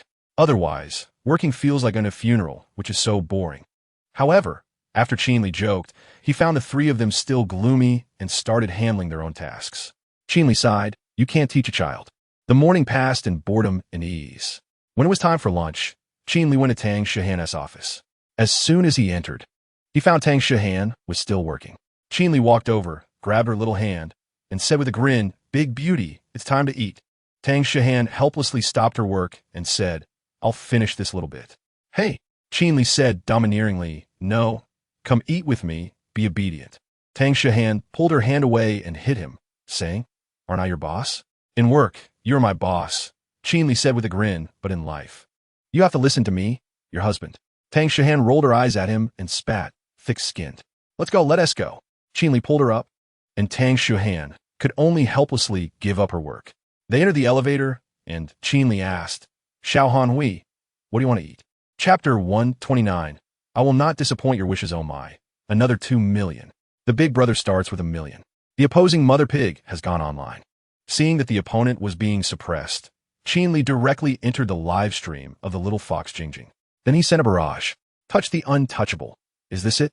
Touch the untouchable. Please give me some pressure. Little fox Jingjing also noticed her progress bar was being severely suppressed. Moreover, Qin Li had parachuted into her live stream to start mocking her. This made her face turn ugly. 2 million was quite a pressure for her. After all, she couldn't even be considered a big streamer. Her monthly revenue didn't even reach 2 million. But now, even if there was pressure, she had to push through. Otherwise, she would have no face to stream in the future. So she deliberately pulled her neckline down a bit, revealing a fair skin. Then she began to urge her big brothers in the live stream. Brothers of the fox, the opponent is too arrogant. The fox is being bullied. You must fight back. And the fox will thank each of you individually on WeChat afterward. After saying this, little fox Jingjing deliberately made a pitiful expression. Qin Li nearly spat. Especially her last sentence. It was full of insinuation. Chapter 130. System Reward Explosion Ding. The host successfully helped the streamer Su Yuanin level up to level 80, triggering a random system reward. Congratulations to the host for obtaining a function card, and the attributes of the function card are being generated. Congratulations to the host for obtaining a loyalty function card. This function card allows the user to unconditionally obey the host commands. System prompt. This function card can only be used on people who are acquainted with the host. A loyalty function card? It can make the other party unconditionally obey my commands. Just thinking about it makes me drool. Qin Li didn't expect the first reward from the system to be so surprising. This is simply too good. However, the system limited it to only being used on people he knew, probably to prevent misuse. Otherwise, if he randomly picked a big shot, wouldn't that be a leap to success? The first reward was delightful. Qin Li continued to wait for the next reward. Ding! The host successfully helped the anchor Su Yuanin reach level 90, triggering a random system reward. Congratulations to the host for receiving a business information reward, which is now opening. Congratulations to the host for obtaining the future stock trend of Binsong Group in the U.S. stock market for the coming week. Qin Li's eyes lit up upon hearing this reward. Chapter 131. Who wants a Qin Li? I'm planning to target a wave in the U.S. stock market. I have insider information, so making money is guaranteed, but how much is uncertain. Fan Bingjun. Brother Li, who is the target? Qin Li. Bin Song Group. Fan Bingjun. Shocked. Fan Bingjun. Brother Li is going big? Bin Song is a giant. Chung Chuan, also shocked. Zhu Ming. I trust Brother Li. Fan Bingjun. Chung Chuan. Qin Li smiled after reading this. He didn't expect that the first person to trust him would be Zhu Ming, who had the least contact with him. Could it be that he was conquered by his drinking capacity? Qin Li typed back. Qin Li, starting tomorrow. Those with ideas should make decisions tonight. Zhu Ming. Brother Li, how much can we invest? Seeing Zhu Ming's message, Qin Li thought for a moment. He could mobilize 330 million, but if the amount is too large, Bin Song Group would target him heavily. It's best to keep it within 500 million. Qin Li, 50 million per person at most. As for how much you plan to invest, it completely depends on yourselves. Qin Li, but I want to clarify in advance. There is indeed a risk of backlash from Bin Song Group. Zhu Ming, understood, I'll go raise funds. Chapter 132. The missed level 90 reward. Qin Li drove to the Dongfang Financial International building. After parking, he took the elevator directly to the 17th floor of Xingyun Investment. Upon entering the door of Xingyun Investment, Qin Li saw that the company's cultural wall still displayed his photo, which made him feel a mix of amusement and exasperation. This young Xingyun really thought of him as the company mascot. Qin Li walked up to examine the large photo closely. He wanted to check if any employees had vented their work stress by spitting or poking holes in the boss's picture. However, after a thorough inspection, Qin Li nodded in satisfaction because there were no spit or holes. In fact, it was clean, spotless. It seemed that the employees of Xingyun Investment were quite honest. Not bad, not bad. He would send them a 200 yuan lucky red envelope later. Just as Qin Li was daydreaming under the cultural wall, Yang Xingyun walked out of the general manager's office and happened to see Qin Li. Immediately, her face lit up with joy. Brother Li, you're here? Qin Li turned around, smiled, and nodded at her, then looked her up and down. The little enchantress was wearing a black uniform today, accentuating her alluring figure. Speaking of which, shouldn't he be acting like a Taoist priest again? Chapter 133. Yang Xingyun's stage having missed the level 90 reward. Qin Li felt deeply regretful. The system could indeed predict the future. Why didn't he trust the system? It was really a mistake. However, in the end, Qin Li did not buy in. Instead, he took Yang Xingyun to the themed hotel from last time because there were rooms there. The next day, the two woke up in the hotel. Qin Li and Yang Xingyun washed up and had breakfast together. Then he told her to rest well at the hotel since Xingyun Investment didn't have to work during the day. They would only start working when the U.S. stock market opened at 9:30 p.m. Beijing time. Qin Li then drove to Xiangqing building and continued his normal daily routine. It seemed he had gotten somewhat used to the life of being a little secretary. Even though he already had several companies, he still felt that being a secretary was his proper job. What kind of psychology is this? Habit becomes nature, then nature becomes liking? Qin Li casually turned on the car radio and listened to music. While listening, he thought again about whether there were any oversights regarding the arrangements for Xingyun Investment. Such things needed to be approached with utmost caution. Chapter 134. Profit of 90 million. Qin Li returned to school and had dinner with a few people in the dorm. He then canceled all dormitory activities for the night. At 9:30 p.m. Beijing time, the U.S. stock market opened. Before that, Bin Song Group had still made no response. Everyone at Xingyun Investment was poised to act. After the market opened, Bin Song Group's stock was indeed affected by the recent self-ignition incident. The stock price opened at 142 and gradually began to see some sell-offs. The sell-off of stocks started to cause Bin Song Group's stock price to decline. But the downward trend was not very pronounced. One reason could be that some capital was controlling the stock price to prevent a free fall. Secondly, although the self-ignition incident in India was serious, it had not reached the level of a large-scale outbreak, so the impact on Bin Song Group was not significant. Qin Li was in the dorm, holding his phone, continuously monitoring Bin Song Group's stock price. So far, everything was as the system predicted. However, Qin Li and Xingyun Investment would not choose to enter the market at this time. They all knew that this decline was only temporary and that the extent would not be too great. Therefore, neither Qin Li nor Xingyun Investment chose to take this first wave of profits. Chapter 135. I like raising cats. When Qin Li woke up, it was already noon. However, the quality of sleep was not high. The corridor outside the dorm was bustling and noisy. This environment was really not suitable for sleeping during the day. Qin Li simply drove to Shuiyu Huaqing. When he arrived, he didn't input the password to open the door, but rang the doorbell instead. Ever since that day, they had drinks, Qin Li had someone convert one of the bedrooms in Shuiyu, Huacheng into a cat house. As per Qin Li's request, Yang Yue had also moved in here. Not long after the doorbell rang, Yang Yue opened the door from inside. She shot Qin Li a glare and said, "You have to ring the doorbell to enter your own house?" Qin Li looked at her and smiled. "I was afraid you were changing clothes." Yang Yue rolled her eyes at him again. This bad student was becoming increasingly unreserved in his speech. Yang Yue stepped aside to let him in. Qin Li entered the room, looked around, and asked, "Where's the little girl?" "Here." Yang Yue led him to the door of a small bedroom, and then pushed the door open. Qin Li walked into the room and found that it had indeed been transformed into a cat paradise. In the corner was a rather stylish vertical cat cage.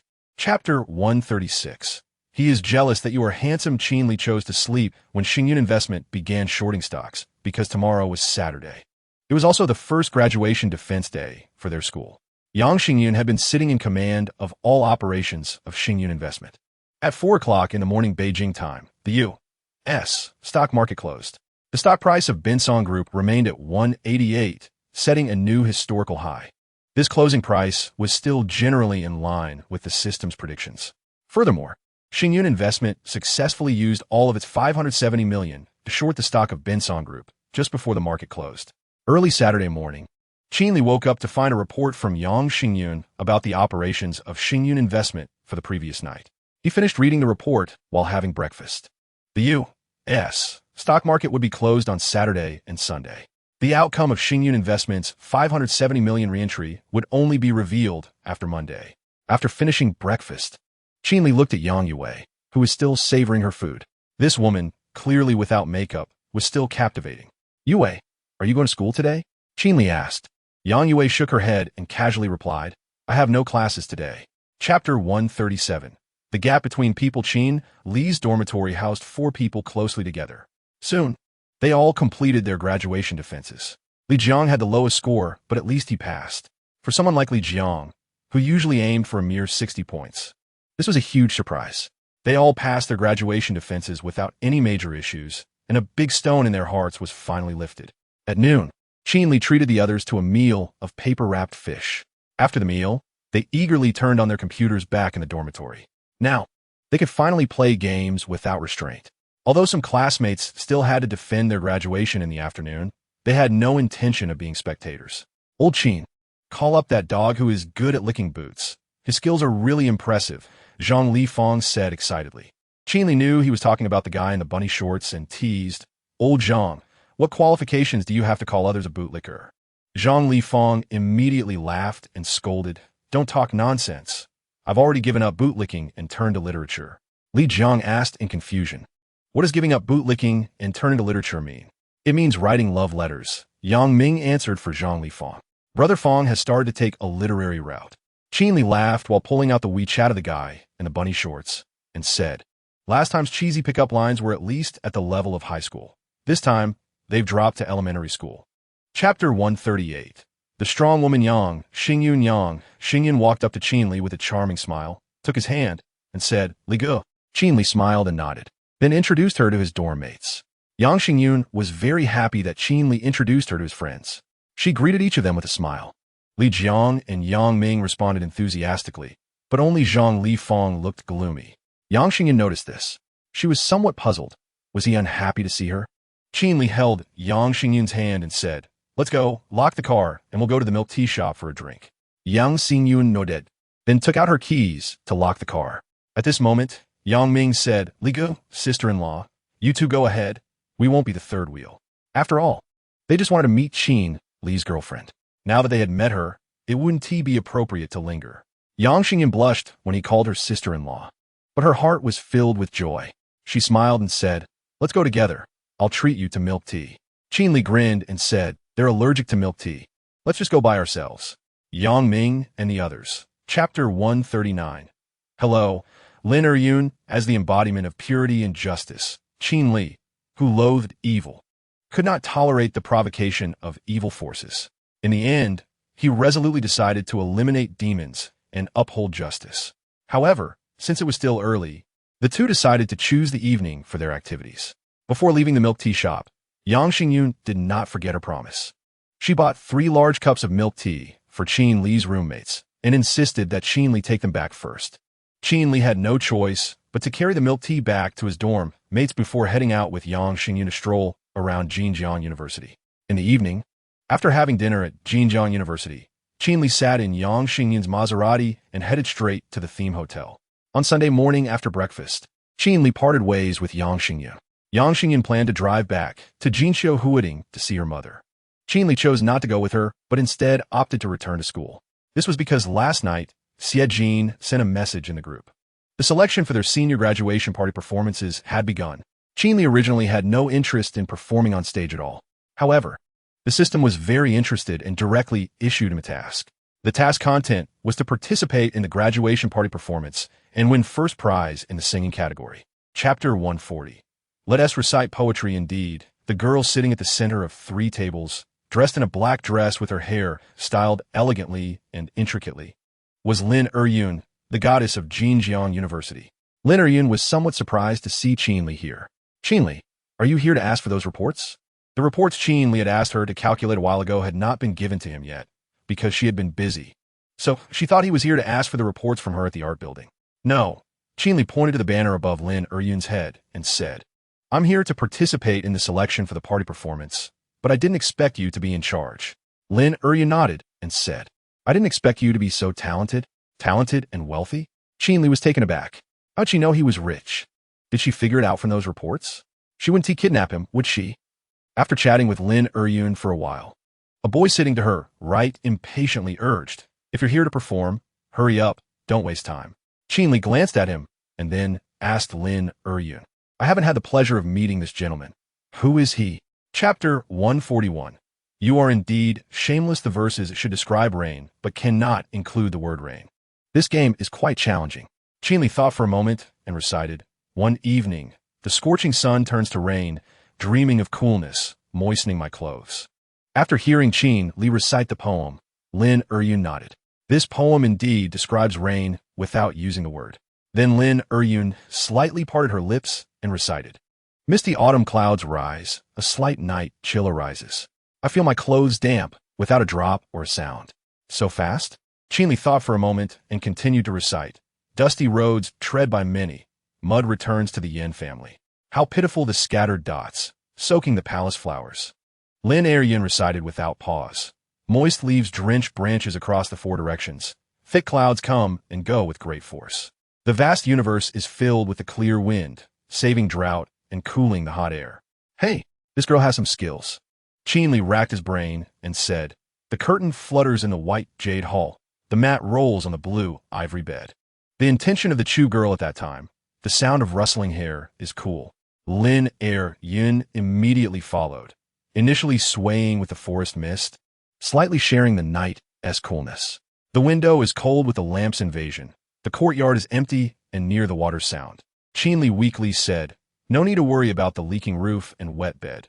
Just happy that the creek flows deep at the shore. After Qin Li finished, Lin Eryun paused for a moment. Qin Li was delighted, thinking she finally couldn't hold on any longer. Chapter 142. Thick-skinned, can eat meat. Lin Eryun did not refuse him. She picked up the small umbrella on the table and stood up. Qin Li breathed a sigh of relief. Not refusing means there is a chance. Thick-skinned can eat meat. Thin-skinned can't eat. Chasing girls really requires a thicker skin. Qin Li also stood up. The two went to the door, where a light rain fell outside the milk tea shop. Qin Li said, Give me the umbrella. You wait here for a moment. I'll go get the car. Lin Eryun nodded and handed him her small umbrella. Qin Li opened the umbrella and rushed into the rain. Lin Eryun watched his back and couldn't help but smile. At Jinjiang University, there were many pursuing her, but someone as smart, narcissistic, and thick-skinned as Qin Li was the first. Isn't it interesting? Qin Li didn't keep her waiting long and quickly drove the Bentley Mulsanne to the milk tea shop. Once Lin Eryun got into the passenger seat, Qin Li turned around and drove towards the KTV outside the school. Qin Li had been to several KTVs outside the school with friends before. Based on memory, he chose one with a better environment. Chapter 143. Today, as proud CEO, is really obedient. Since they had reached a collaboration, the two sang a few songs to thoroughly understand each other's abilities. Lin Eryun was very satisfied with Qin Li's singing level, which was likely at a professional level, both in pitch and voice. Moreover, He had a unique presence that was both suave and domineering. Qin Li was also very satisfied with Lin Er-yen. This woman's singing ability was suitable for being his girlfriend. Having understood their abilities, the next step was to see if Qin Li could fulfill the conditions set by Lin Er-yen. After they left the KTV, they had a meal of cold pot skewers near the school. Unfortunately, this meal did not trigger any system rewards.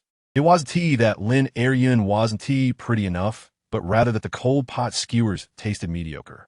After the meal, he dropped Lin Er-yen back at the girls' dormitory before returning to his own dorm. He lay on his bed and entrusted the matter regarding Fu Jinghui to Qin Tang security, specifying that Wang Taizhu should handle it again.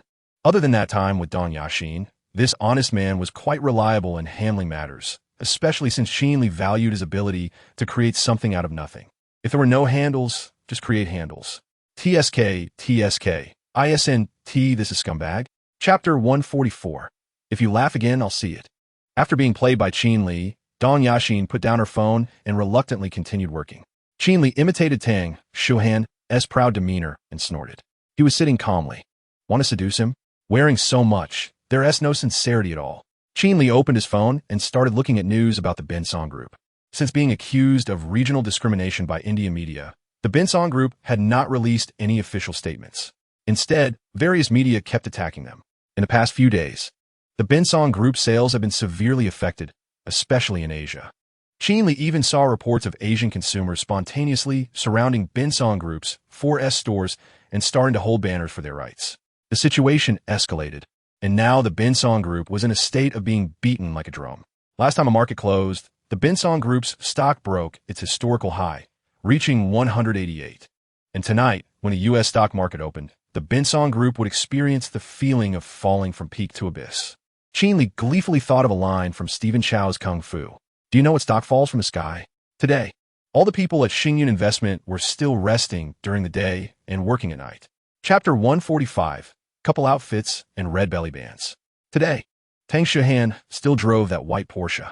Qin Li simply let her park the car in the parking lot and drove out in the Bentley Mulsanne. Then Qin Li drove straight to the commercial street. Arriving outside the commercial street, Qin Li found a spot to park the car. Tang Shuhan looked around at the nearby shops and curiously asked, "Is there a cinema here?" "No."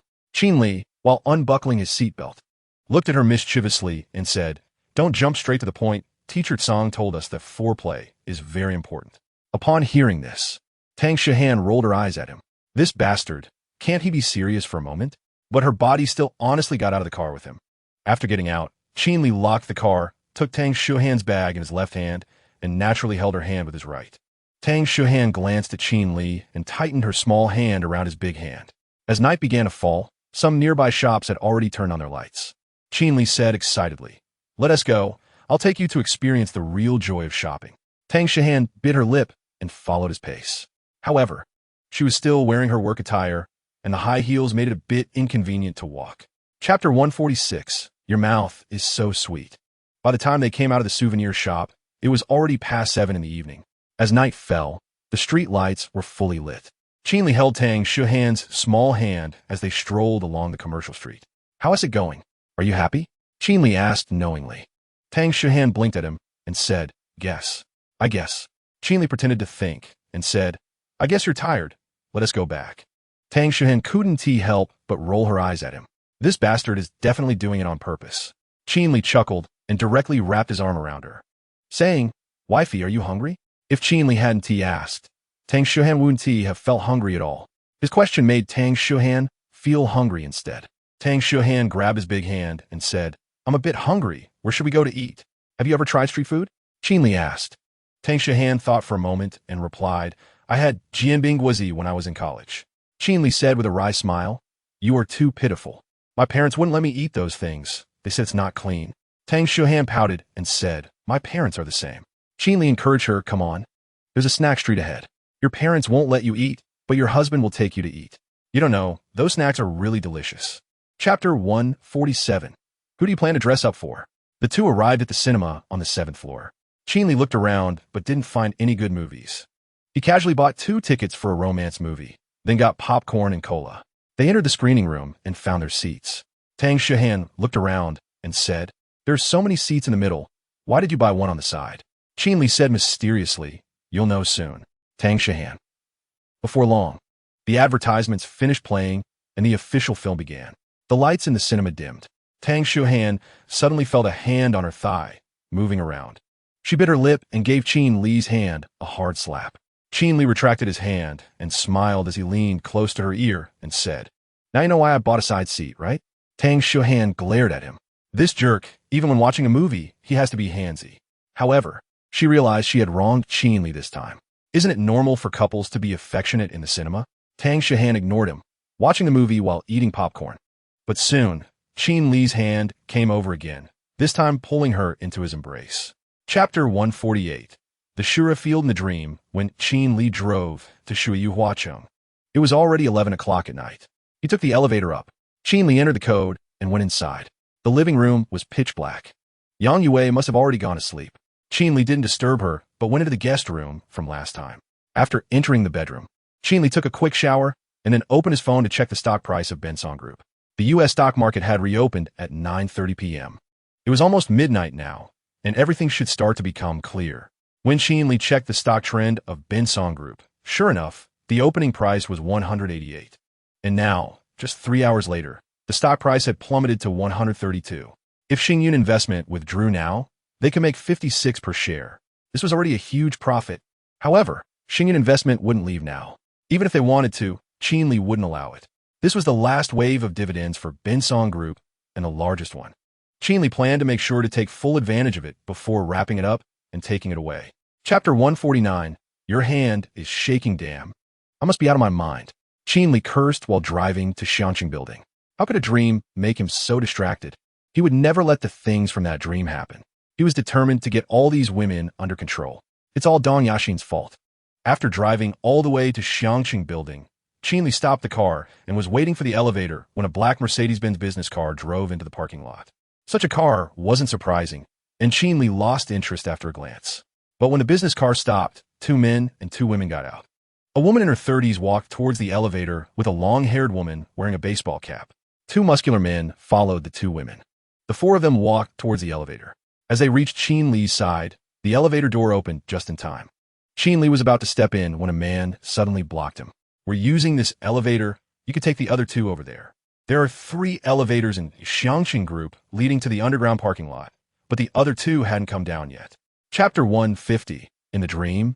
You were the villain. After Qin Li clocked in, he headed straight to Tang Shihan's office. At that moment, Tang Shihan was softly resting her head on the desk, catching up on sleep. She had been sleep-deprived from her mother's nagging. Hearing the door open, Tang Shihan immediately lifted her head. Seeing that it was Qin Li, she rushed towards him. "You jerk, I'm going to kill you." Qin Li felt confused and even a bit scared because he recalled that terrifying nightmare. Did Tang Shihan have the same dream as him? Tang Shihan jumped onto Qin Li, her delicate hands grabbing at his neck, but she didn't actually apply any force. "You jerk, you've ruined me." Qin Li hugged her nervously and asked what happened. "You tell me, why is that red belly band in my bag?" Tang Shihan said angrily. Hearing it was about the red belly band, Qin Li finally relaxed. "If I didn't die from your grip, I'd be scared to death by you." Qin Li calmed down and smiled. "I just thought it looked nice, so I bought it as a gift for you." "You still say that?" Tang Shihan pinched his arm hard and said, "My mom asked me about that red belly band for half the night." Chapter 151. The big star comes to seek justice. Qin Li knew he had gone too far and said, "I'll give you a leave of absence and take you home to rest as my apology." Dong Yaxin shook her head in his arms. "You don't have to apologize. I won't blame you." Qin Li smiled wryly, then took out his phone and directly transferred 1 million to Dong Yaxin. Hearing the notification, Dong Yaxin took out her phone to check, then looked at Qin Li and asked, "Why are you giving me money again?" "Medical fees and compensation for emotional distress." Qin Li replied. Dong Yaxin shook her head and said, "I don't want it. That 5 million is enough. You keep it." Qin Li insisted, "Come on, I'll take you home." Dong Yaxin stubbornly transferred the money back to him and shook her head again. "I have to go to work. I'm fine now. Just a bit of pain at the time, but I'm much better now." "Really?" Dong Yaxin nodded, then suddenly stood on tiptoe and pressed her red lips against Qin Li's lips. They parted immediately. Dong Yaxin smiled lightly and said, "I'm going to work now. If you're unhappy next time, come find me. You mustn't keep your unhappiness to yourself." Qin Li, Dong Yaxin left his embrace and walked out of the conference room. Chapter 152. The second shareholder of Xiangqin Group, Qin Li, shook hands with Zhou Yuning. Miss Zhou, pardon me. Not at all, Zhou Yuning replied politely. I'm here to apologize to Mr. Qin mainly because we were at fault first. Qin Li nodded. This big star was quite considerate. At least she was much better than that noisy, green-painted, youthful-looking sister Shui. Qin Li, this is our chairman, Tang Shuhan said, somewhat nervously, deliberately emphasizing the word chairman. Qin Li naturally understood her meaning. Don't expose their relationship. Qin Li politely greeted Tang Xiuhua, saying, hello, chairman. Tang Xiuhua glanced at him and simply responded with a faint HM. He had no good impression of Qin Li. If it weren't for Qin Li, would he need to make this trip? Besides, he didn't see Qin Li looking much like a secretary. Qin Li didn't care about his attitude because he wasn't interested in Tang Xiuhua either.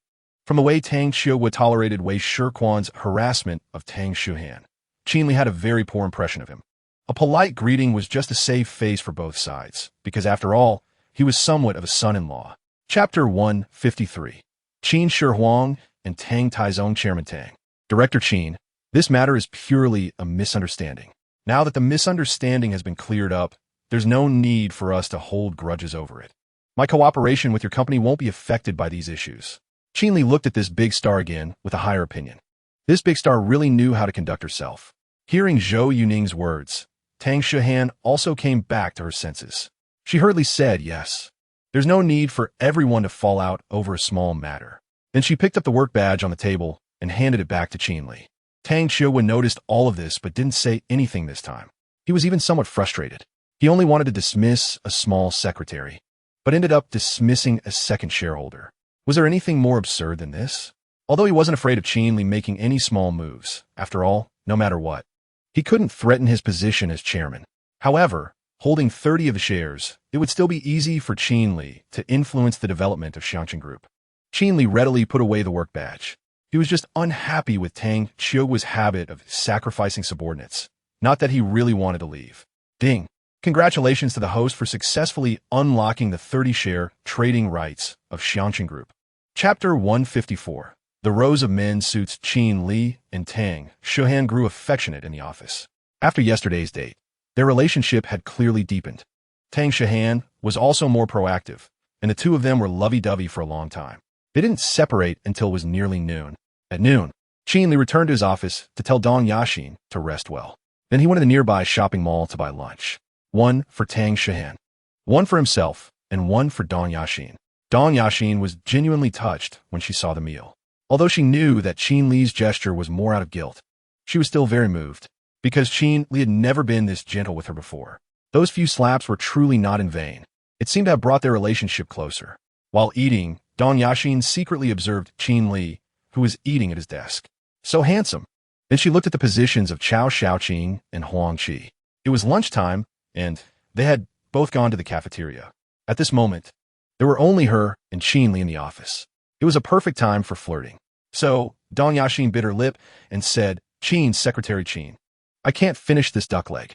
Hearing Dong Yaxin's words, Qin Li looked up at her and said, eat it. It will help your backside. Chapter 155, 12 billion departure. The few of them finished dinner while chatting casually. Qin Li ultimately didn't tell them that he knew Zhou Yuning. He figured that if he told them, this group wouldn't believe it anyway. After dinner, a rose, a white lotus, a chrysanthemum, and a sunflower returned to the dormitory. The four flowers once again teamed up to battle in a game. They played with their roommates until 9:30 p.m., when Qin Li directly exited the game. Because the U.S. stock market was about to open. Today was Tuesday, another disaster day for Binson Group. According to the news Qin Li provided to Xingyun Investment, they had finally reached the final closing time today.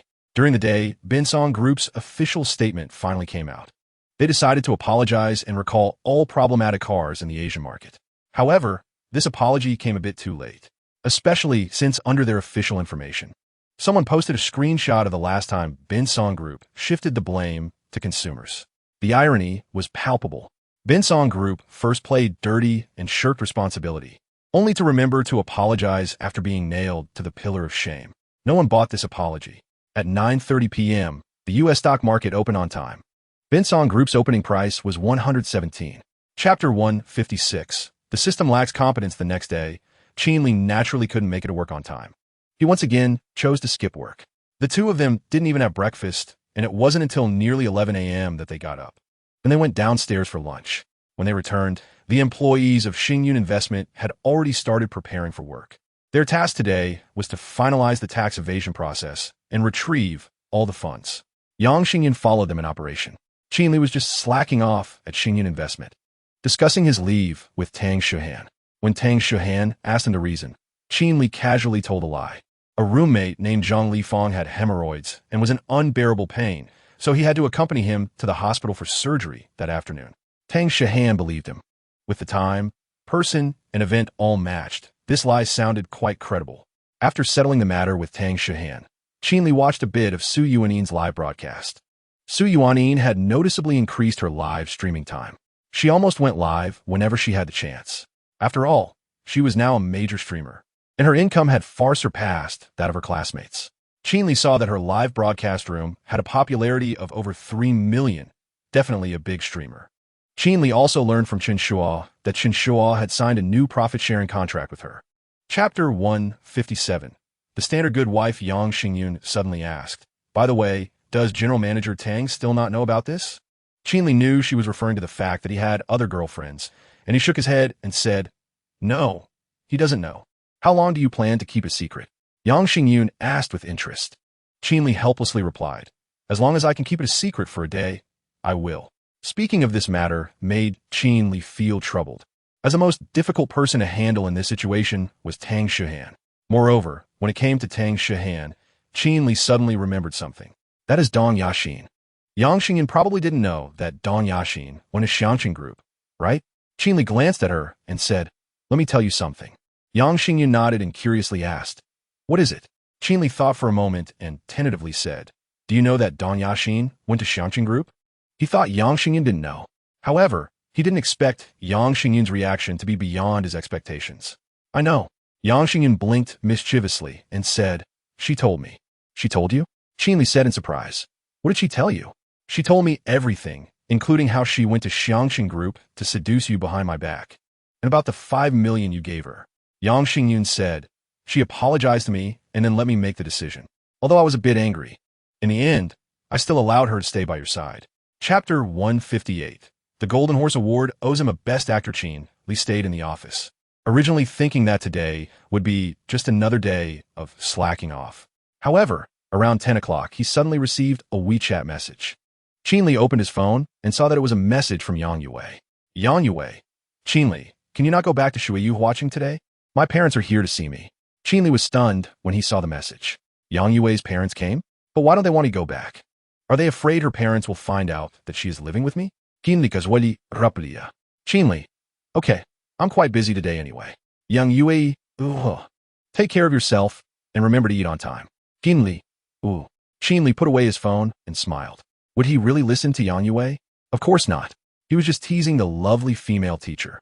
This was a great opportunity to show off in front of Yang Yue's parents. Would he miss it? Not only would he not miss it, but he was also a bit eager.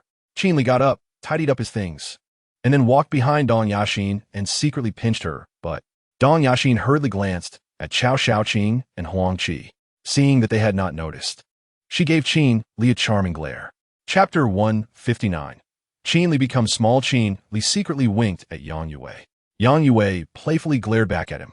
However, she suddenly felt that Qin Li's return was a good thing. With this mischievous guy's cleverness, her decision to cancel the engagement should be set in stone. Although it meant she had an extra boyfriend, well, an extra one was fine. Du Yueme calmed her emotions and said, "Qin Li, in that case, I have to thank you. Otherwise Yue wouldn't know how much hardship she has endured." Qin Li hurriedly waved his hand and said, "Auntie, please don't say that. I'm just helping out. Ever since I met Yue, I feel like I found my direction in life. And I have to thank Uncle and Auntie too. Yue is really generous and virtuous, and this must be inseparable from your upbringing." Du Yueme smiled at Qin Li, saying that this young man really knew how to talk. Yang Zhibao also nodded in satisfaction. He was a teacher himself, so he had always been strict with Yang Yue's education.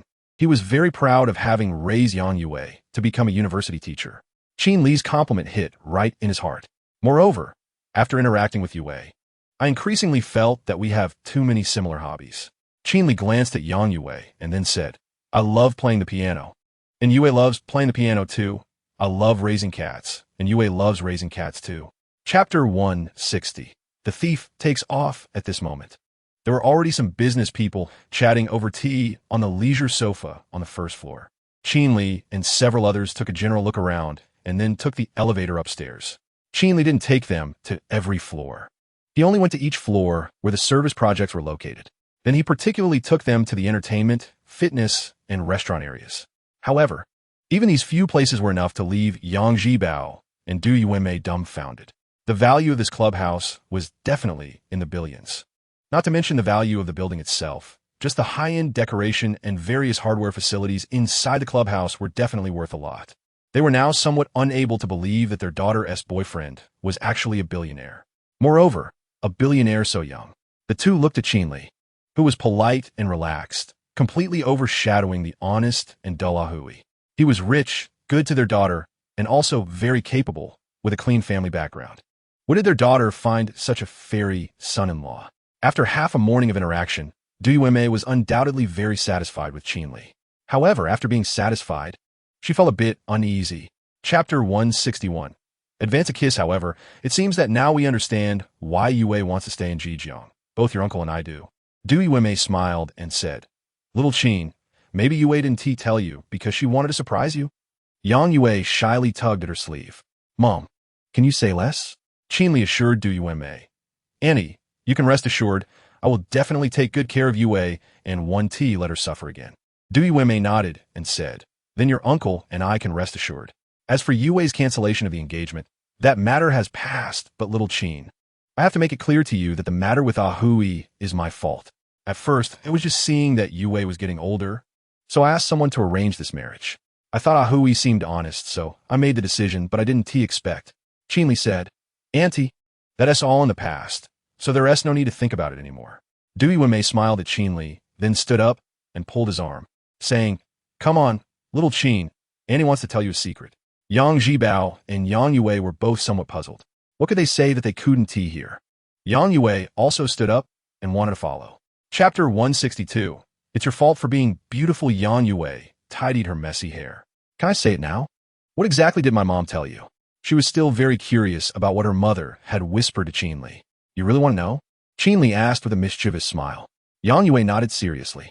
Qin Li smiled, then leaned close to her ear. Annie told me you still have your first night. Upon hearing this, Yang Yue blushed and incredulously said, My mom really told you that? Qin Li responded with an and then looked at her and asked, So do you still have it or not? Yang Yue shot him a fierce glance, both annoyed and amused, and said, Of course I do. I haven't done that. Before she could finish, Qin Li already knew the answer. He got a satisfactory response and grinned. Then he continued to ask, What about your first kiss? Do you still have that? Yang Yue shook her head. That one is gone. Qin Li looked disappointed. Yang Yue pinched his ear and angrily said, Are you silly? What did you just kiss? Qin Li instantly asked, overjoyed, So, you mean you gave it to me? After dinner, Qin Li took Yang Zhibao and Du Yuanmei to experience some fitness and wellness programs at the Liru Club. They stayed at the club until after 3 in the afternoon. Only then did Qin Li and Yang Yue take them to the high-speed train station. When they arrived, Qin Li took out a few bottles of good wine and some expensive cosmetics from his trunk. These items were all taken from the Liru Club. Yang Zhibao and Du Yuanmei initially wanted to refuse, but they couldn't resist Qin Li's insistence and had to accept them. After sending them into the station, Qin Li and Yang Yue drove back to Huachen. On the way back, Qin Li kept chuckling, making Yang Yue feel a chill. Therefore, the first thing she did after returning to Huachen was to quickly run into her bedroom and lock Qin Li outside. Qin Li. He was instantly baffled, not knowing what to make of the situation. After trying to coax Yang Yue to open the door with no success, he finally understood. He had exposed himself too early. He noted this lesson in his How to Pick Up Girls notebook. He must remember that an impatient wolf can't catch a beautiful sheep. Qin Li stepped out of the driver's seat and said to the woman, Miss Han, that button seems to be stuck. It just needs to be repaired. The woman who rear-ended the Bentley Mulsanne was Han Minjia, whom Qin Li had met at the Pearl Platinum Manor. She was the second daughter of the antique collector Han Shizhong. At that time, Han Shizhong had told him to take good care of Han Minjia when she came to Zhejiang. Although they had exchanged contact information, they had never been in touch.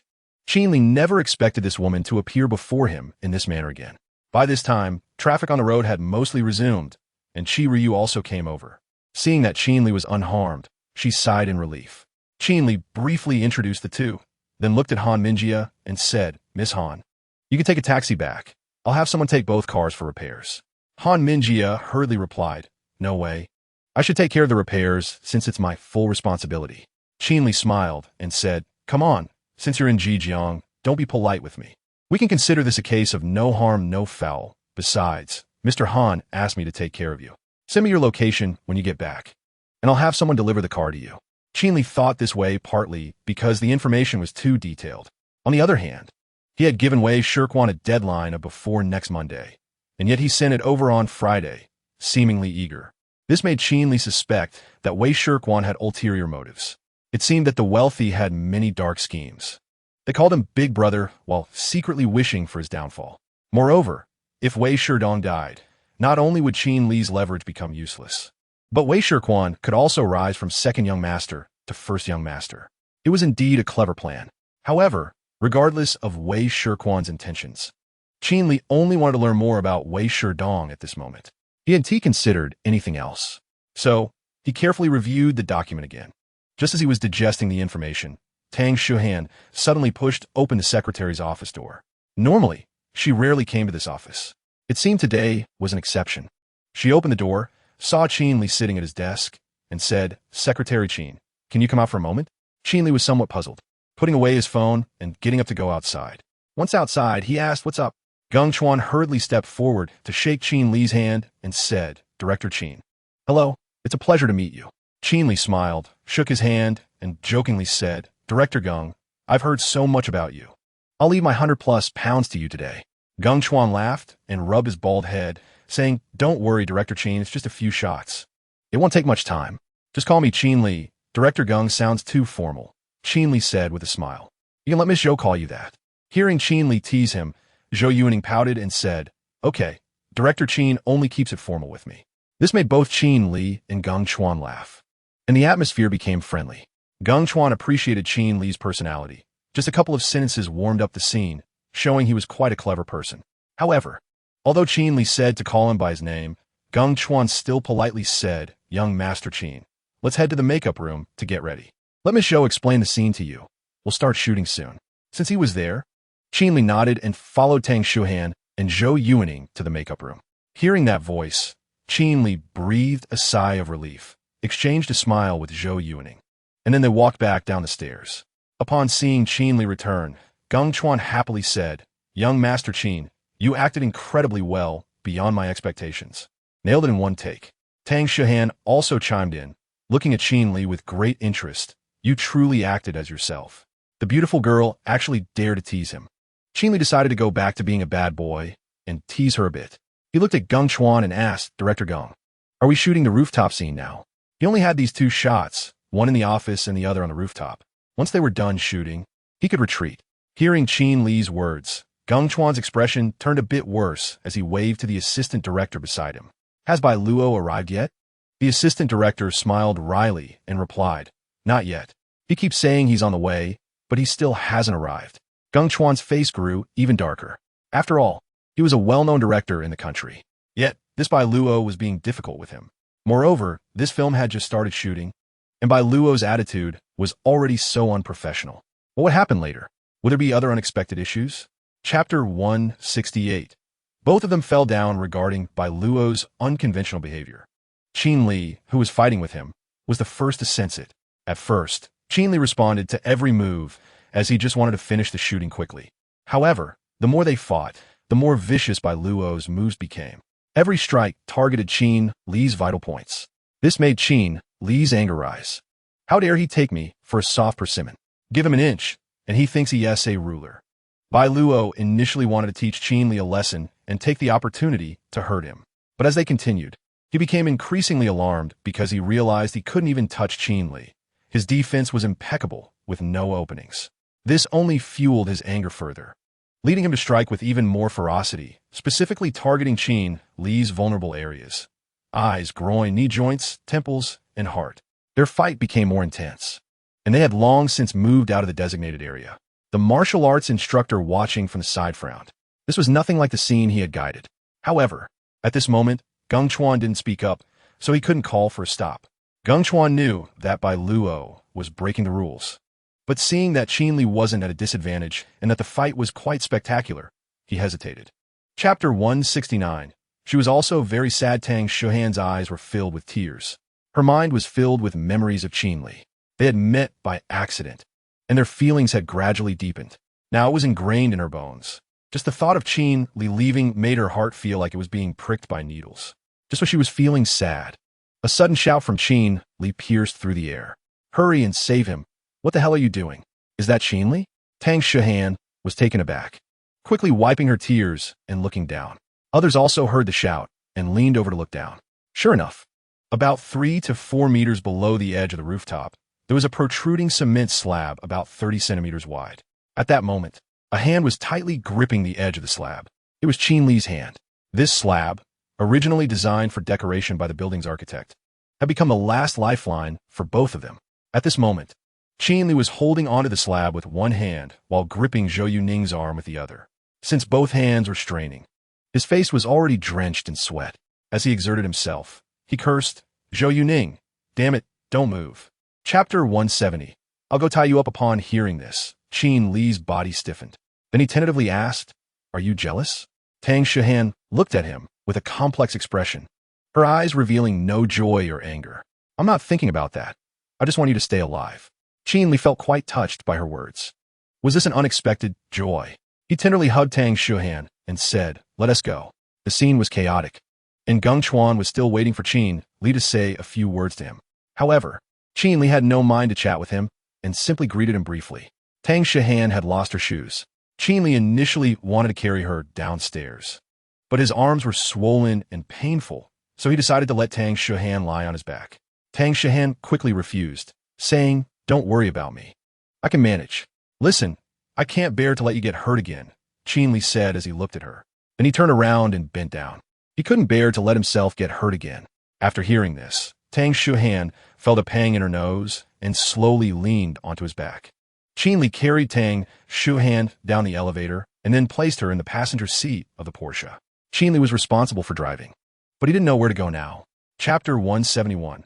Bai Luo going viral. As soon as the announcement from Xiangqing Film went out, it instantly ignited the entire entertainment industry.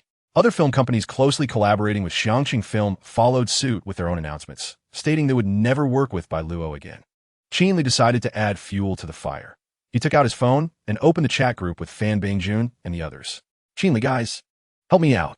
Fan Bingjun, Brother Li, please go ahead. Chung Chuan, Brother Li, don't be polite. Zhu Ming, is this related to Xiangqing Film? I see everyone talking about it online." Qin Li, "Exactly. Can you guys help make the fire burn even brighter?" Fan Bingjun, "No problem. If Bai Luo can still get by in Mingzhu, I'll admit defeat."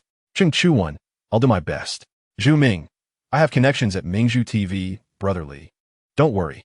Qin Li, "Thanks, everyone." Qin Li, "By the way, is there any news from Binsong Group?" Fan Bingjun, "Actually, yes. Binsong Group's branch in Huaxia has contacted the authorities, wanting them to put pressure on Xingyun Investment. However, all of Xingyun Investment's operations are legal and compliant, so they have no way to act. I directly found someone to suppress it."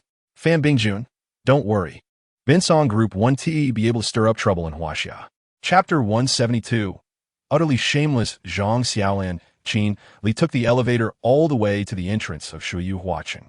He entered the code and just happened to see Yang Yue sitting in the living room playing the piano. When she saw Qin Li come in, her little face turned red, and the piano music immediately stopped.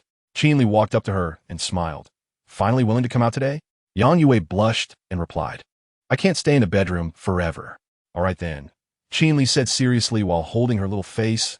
"I just happen to want to cash in on a kiss." Yang Yue bit her lip and gently said no. When a woman says no, does she really mean it? Through years of studying materials, Qin Li felt that when a woman says no in such situations, she is often waiting to be kissed. So he kissed her without hesitation. Yang Yue indeed did not dodge. This proved that learning is truly useful. After a long kiss, Qin Li held Yang Yue's little face and smiled. "Didn't you say no? You see, you made my mouth all swollen." Hearing this, Yang Yue immediately hit him in embarrassment and anger. She had never seen Qin Li so bad, taking advantage and then playing innocent. She pushed Qin Li away and ran straight to her bedroom. Chapter 173. Not this pose, another person with hemorrhoids. Qin Li thought to himself, puzzled. Why has he been running into people with hemorrhoids lately? That dog's son Zhang Li Fan also has hemorrhoids. Huh, wait. It seems like I spread rumors about Zhang Li Fan's hemorrhoids myself. Sometimes, when you tell a lie, you end up believing it yourself. Qin Li coughed twice and said, Young Master Zhang, you can rest assured about this. I'm not interested in you either. Hearing this, Zhang Xiaolan immediately breathed a sigh of relief. That's good, that's good. However, Qin Li smiled mischievously and said, I do like taking nude photos of others. Zhang Xiaolan.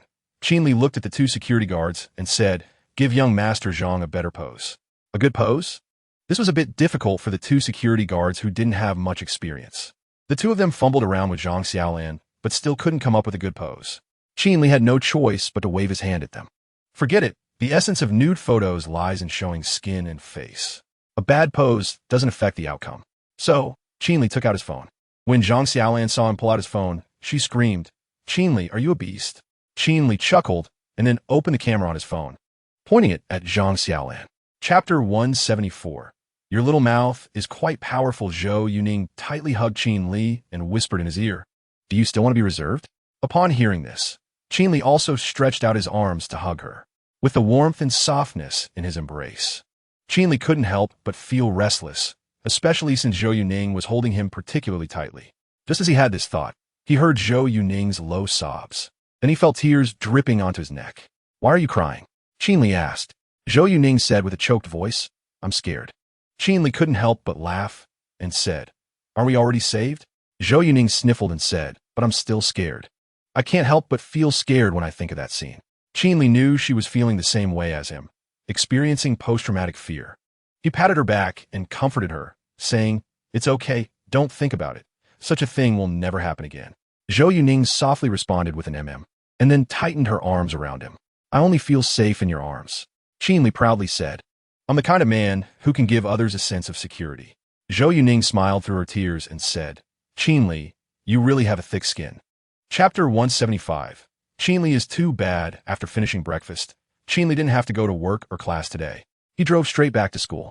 Upon returning to school, Qin Li remembered that he had promised Lin Eryun to help get the deputy director of Jinjiang TV station to step down. So, he sent a message to Qi Ruyu. Qin Li, how's it going with Wang Taizhu? Qi Ruyu had been following him around and replied a few minutes later. Qi Ruyu, he said it's coming soon. Qin Li, okay. If Taizhu says it's coming soon, then it must be soon. Qin Li felt reassured about Wang Taizhu getting things done, even if he didn't manage to find evidence to get that deputy director to step down. Qin Li believed Wang Taizhu would still provide him with some medicine. By the way, next time you should ask Wang Taizhu if he still has the medicine. Although he didn't need it himself, he could sell it to Zhang Li Fan at a high price. With this medicine, Zhang Li Fan could successfully sleep with Li Jiang, solving the problem of two single dogs in the dormitory at once. Hey, that's truly a great deed. When Qin Li returned to the dormitory, sure enough, there were only Zhang Li Fan and Li Jiang. Li Jiang was playing a game, and Zhang Li Fan was on his phone on the bed. That dog's son, Yang Ming, probably went on a date again. As Qin Li entered, he casually asked, Old Zhang, is your hemorrhoids better?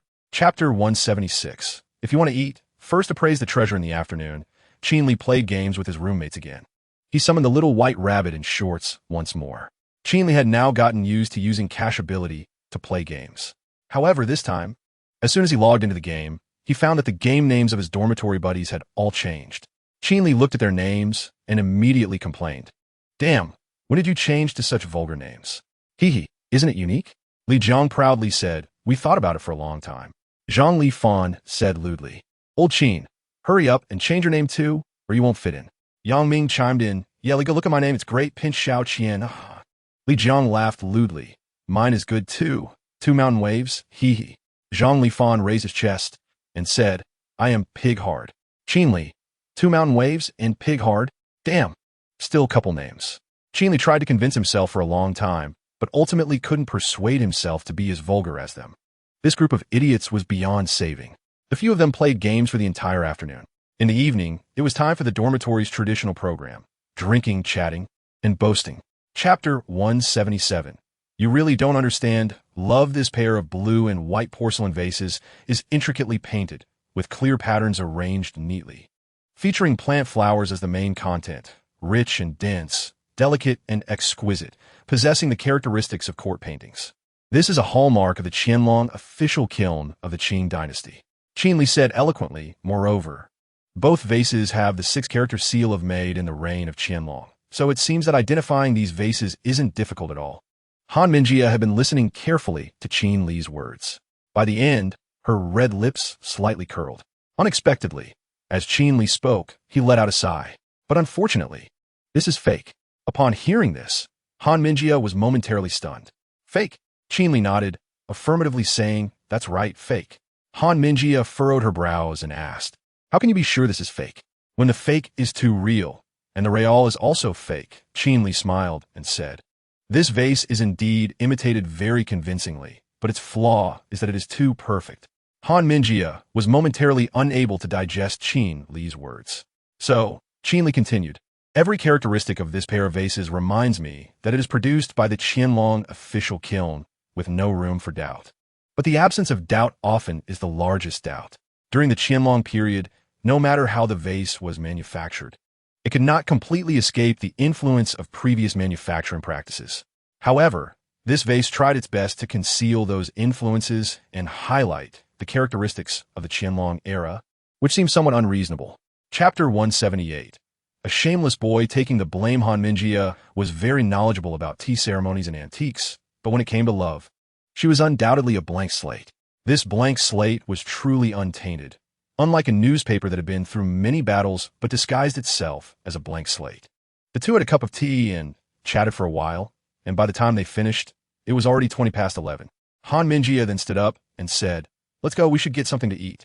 Qin Li nodded and also stood up. They exited the back hall and went outside the shop. Qin Li asked, what should we eat?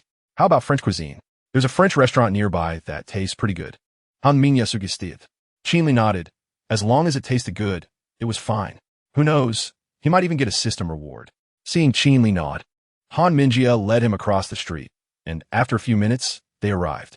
It was indeed nearby. They didn't even need to drive. Qin Li followed her into the Western restaurant, and they found a spot to sit down. The waiter came over and handed them the menu.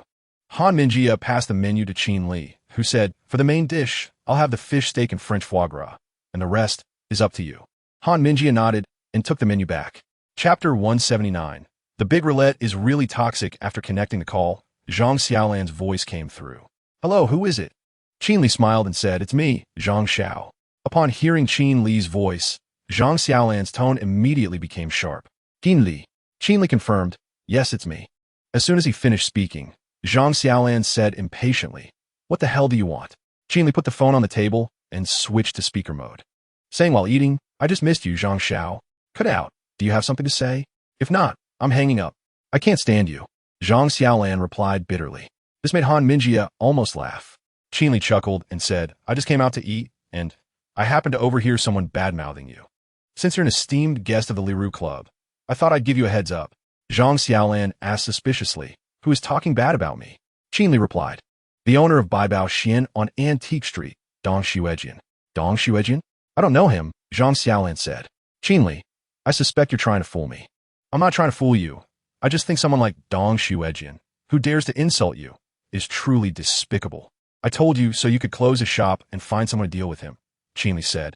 Chapter 180. Alliance of those who get beat up. Qiryu was not familiar with where Aosun Century was, so she opened her phone for navigation. Then she drove straight to Aosun Century. It took less than 10 minutes for the Bentley Mulsanne to arrive at the entrance of Aosun Century. Qin Li looked around and noticed that it seemed to be a very high-end apartment complex. Miss Qin Li, I'm leaving now, Han Mingjie said, holding her bag. Qin Li turned back and said, let me take you downstairs, is that okay? It's fine, Han Mingjie smiled and said, I'm not drunk, just a bit tired. Qin Li nodded. Then be careful. Han Mingjie smiled at him and then got out of the car, walking into the gate of Aosun Century. Just as Qiryu was about to drive away, Qin Li cleared his throat and said, wait a minute, come with me to the sales office of Aosun Century. Sales office?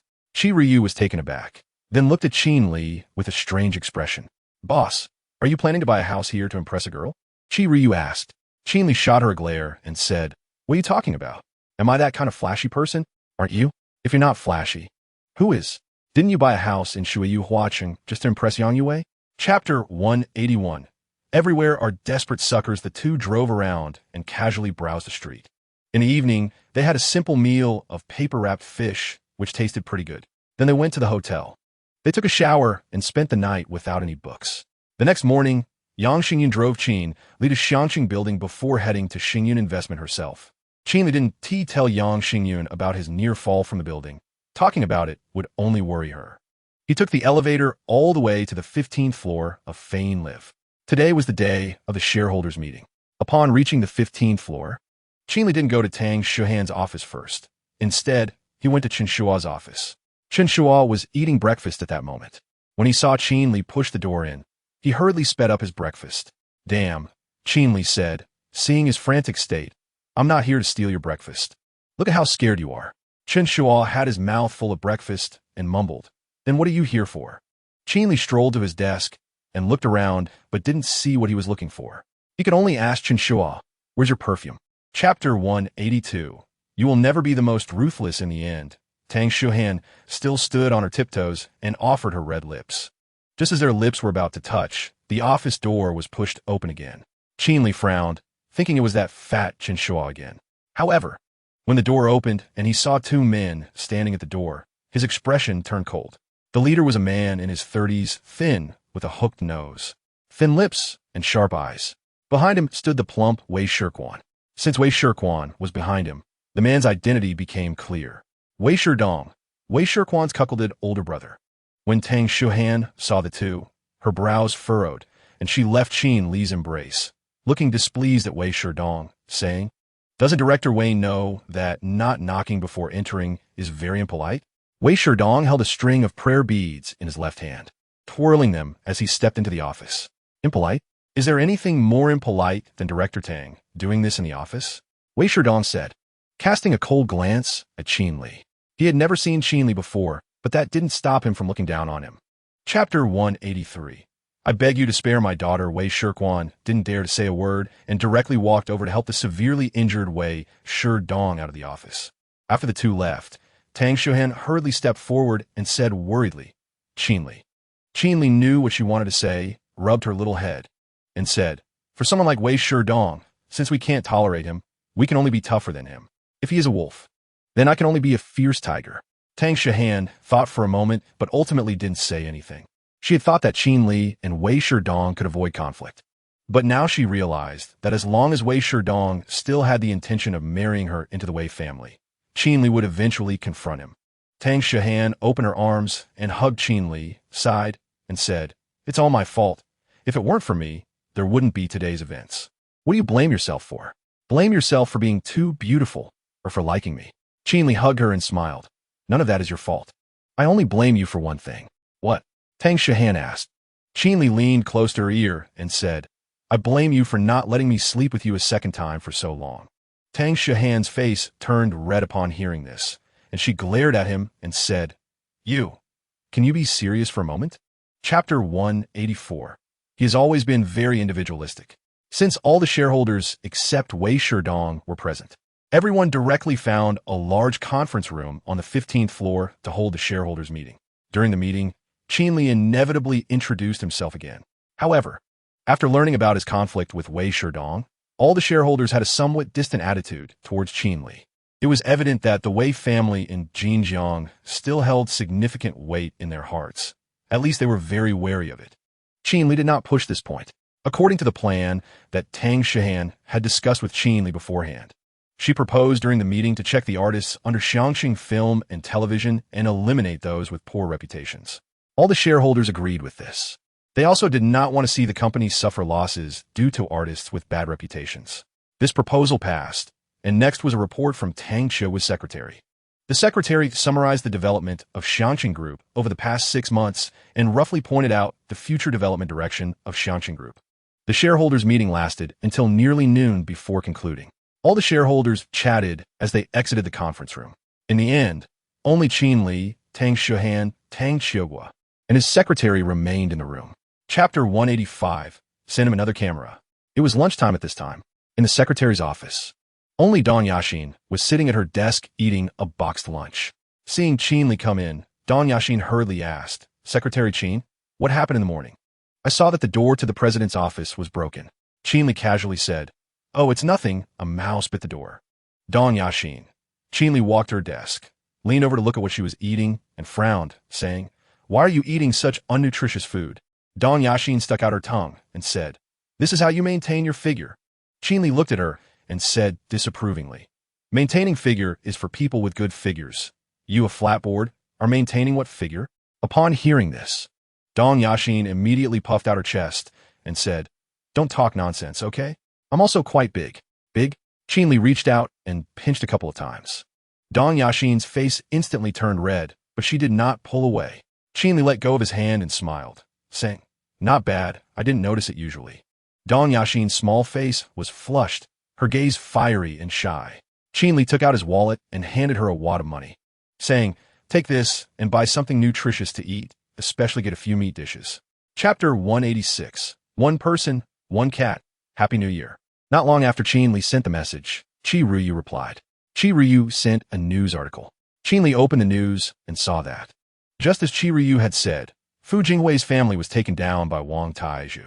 All the evidence Wang Taizhu had was exposed. The news ended with a phrase describing Fu Jinghui's family situation, a whole family in filth. Fu Jinghui was completely finished. Multiple crimes combined, he would rot in prison. As for Jinjiang TV station, it was definitely a troublesome autumn recently. First, they terminated their cooperation with Bai Luo, and the lost funds had not even had time to sue to get back. Now the deputy director was gone as well. It was just adding insult to injury. After reading the news, Qin Li couldn't help but sigh again. Wang Taizhu was definitely a ruthless person. From Fu Jinghui's father's funeral to Fu Jinghui's one-year-old nephew, there was nothing Wang Taizhu couldn't dig up. Is it okay to dig into someone's whole family at the drop of a hat? Of course, Qin Li was naturally very satisfied with this result. The bonus for Wang Taizhu was also heartfelt. 100,000 yuan was worth it just for watching the show. Qin Li opened his contacts and found Lin Eryun's WeChat. He then forwarded the news to her. Lin Eryun did not reply quickly. Chapter 187. Cooking can also be dangerous. When cooking, the two had clearly defined roles. Qin Li was responsible for washing and preparing the vegetables, while Yang Yue was in charge of cutting and cooking. After washing all the vegetables, even Qin Li couldn't help but exclaim, Did you buy too much? With so many vegetables, they might be cooking until midnight.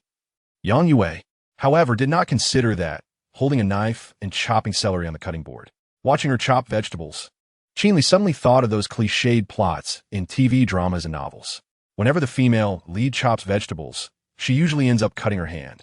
Then the male lead quickly turns into a vampire and sucks her blood. Finally, the two exchange glances and sparks fly. The kitchen then becomes a bridal chamber. Thinking of this, Qin Li swallowed, and even he couldn't help but feel moved. As the saying goes, action is better than inaction. Qin Li simply reached out and grabbed Yang Yue's left hand. Then, in the puzzled gaze of Yang Yue, he placed her index finger in his mouth and sucked on it. While sucking, Qin Li also winked at Yang Yue, flirting. Yang Yue's face turned red from his actions, and she quickly pulled back her finger, saying, Mr. Qin, are you a pervert? Chapter 188. Self-Deception, Yang Yue. The first dish Qin Li made was stir-fried garlic sprouts with meat. After cutting the garlic sprouts and meat strips, Qin Li heated the pan and added oil, then put in the meat. When the meat was almost cooked, he added the garlic sprouts. At this step, Yang Yue couldn't help but take a step back. She had made a mistake at this step earlier and almost set the kitchen on fire. However, nothing happened when Qin Li poured the vegetables into the pan. He then looked at the somewhat scared Yang Yue with amusement and said while stir-frying, You really thought I was you? Yang Yue pouted in dissatisfaction, but she had no way to refute it, as Qin Li was indeed better than her. When the garlic shoots were almost stir-fried, Qin Li began to add salt, then poured in a small amount of oyster sauce and some other seasonings.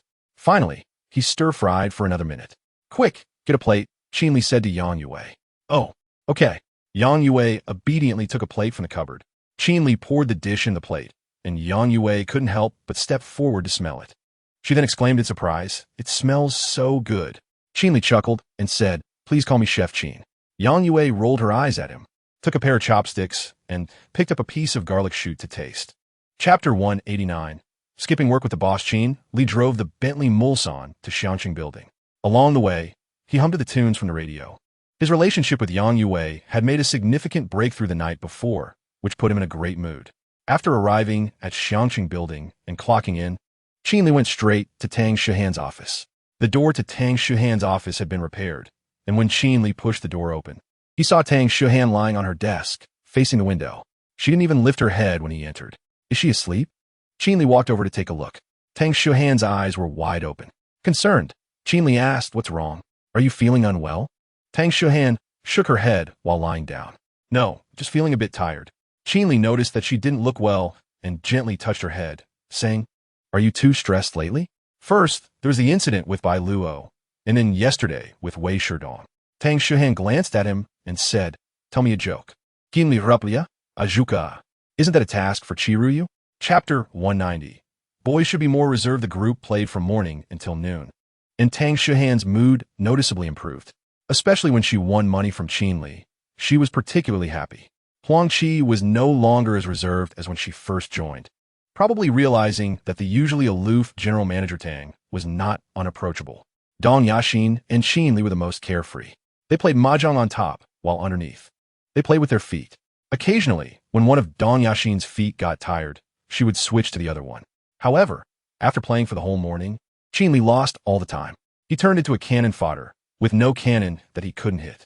By the time they calculated their winnings at noon, everyone else had won to varying degrees, while Qin Li had lost money. However, he naturally didn't care about that amount. He checked the time and said, "Let's go. It's getting late. We need to have lunch. We have to work in the afternoon." "Oh dear." Tang Shihan stretched and smiled. "I didn't realize it was already past 12. Seeing her like this, Qin Li grinned and asked, "So, is this much more fun than working?" Tang Shihan nodded and replied, "But aren't we being a bit too indulgent? Occasionally relaxing is harmless," Qin Li said as he stood up. "Let's go. I'll take you all out to play again when I have time." Chapter 191. Lying at a young age after skipping work with the boss for the whole morning, in the afternoon, Qin Li chatted with Han Minjia, Qi Ruyu, Lin Eryun, Yang Yue, Yang Xingyun, Su Yuanin, and even Zhou Yuning for a bit. After strolling downstairs, it surprisingly turned out to be time to get off work. Qin Li couldn't help but stretch. This afternoon was indeed fulfilling. He said goodbye to Tang Shihan in her office and then clocked out downstairs. When he arrived at the parking lot, Dong Yaxin was already waiting beside the Bentley Mulsanne. The two got into the car, and Qin Li drove out of the parking lot. He looked at Dong Yaxin in the passenger seat and asked, "How do you get to your home? Should I set the navigation?" Dong Yaxin said as she took out her phone and opened the navigation. Since the navigation was set, Qin Li just followed it. On the way, he asked, "Did you get your house back?" Last time, Qin Li had instructed Qin Tang Security to investigate Dong Yaxin thoroughly. He knew that her family had mortgaged their house because her mother was ill and they were living in her uncle's house. Dong Yaxin nodded and said, "Yes, we paid off the debt and we've moved back to our own house now." Chapter 192. Chess and brain popping. Seeing the two bickering, Dong Yaki amusingly said, "Yaki, step aside. Can't you see your brother and sister are carrying so much stuff?" Hearing this, Dong Yaki finally noticed that the two were holding a lot of things and hurriedly cleared the doorway. Qin Li entered the house with Dong Yaxin. Once inside, they put down their things. A woman wearing a gray fisherman's hat with a somewhat haggard appearance walked out of the bedroom upon hearing the noise.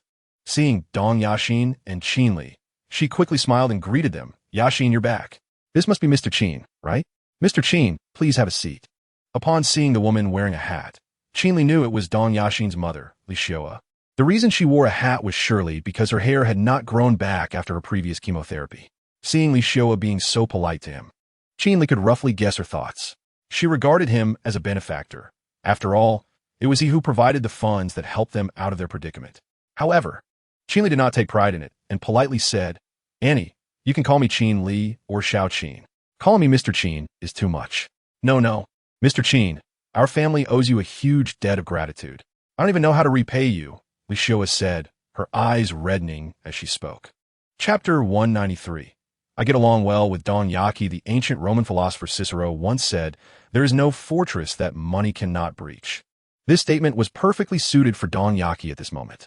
Faced with even more red temptations than before, Dong Yaki didn't need Qin Li to say anything enticing.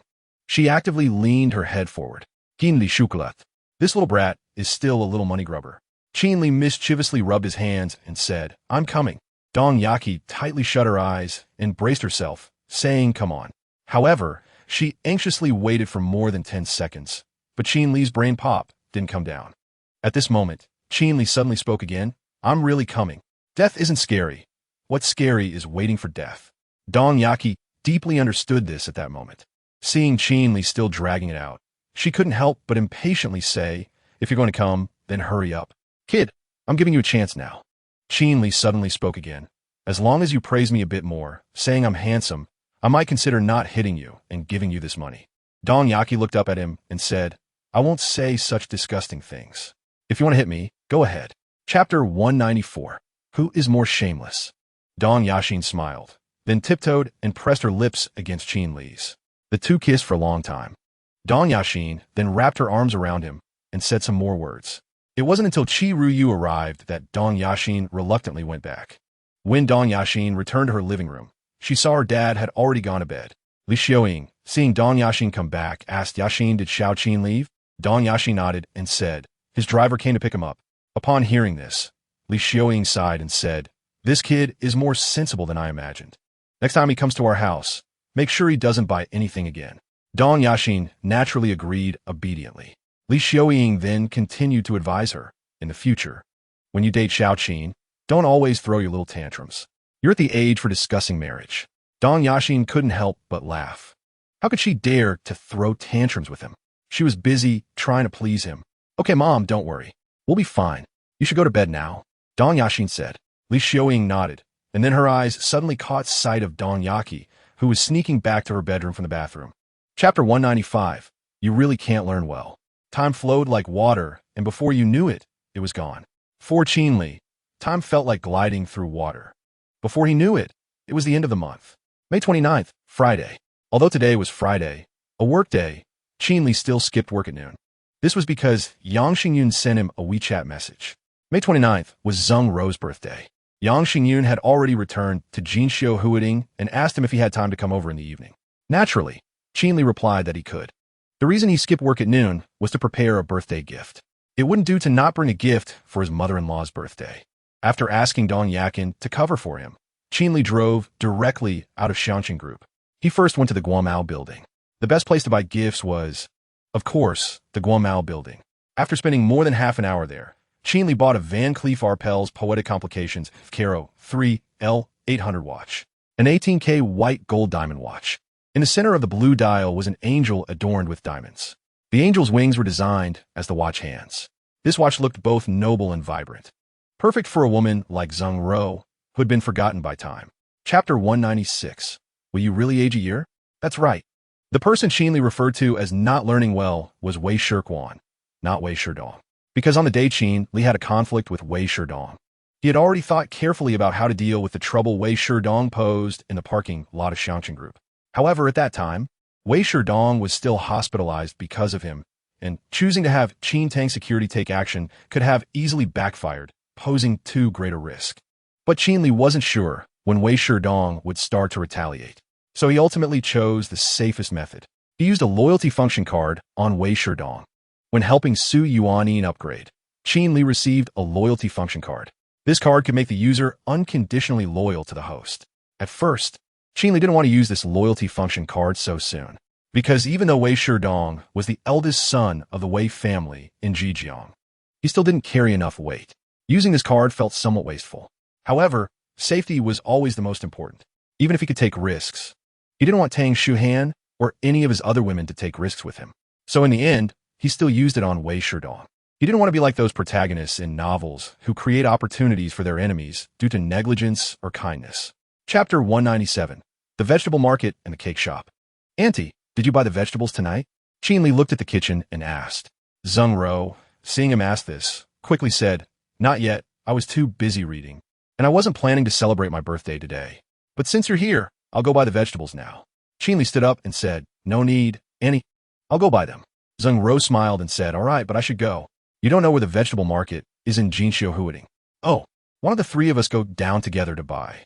Yang Xingyun said with a smile as she watched the two of them fighting over who should buy the vegetables. "Three of us together?" Zheng Rou was slightly taken aback, then looked at Qin Li. Qin Li helplessly said to the two of them, "Then you two dress conservatively, so no one has a chance to sneak pictures. Upon hearing this, Zheng Ro and Yang Xingyan both recalled the last time they were secretly photographed at the vegetable market. Zheng Ro's face turned red.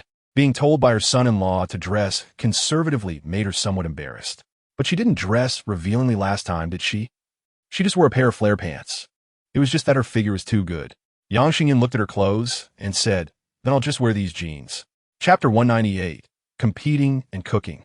The few of them returned to Jinxiu Huading and rested for a while. Then Zheng Ro went to the kitchen to sort out the vegetables she had bought, preparing to cook in the evening.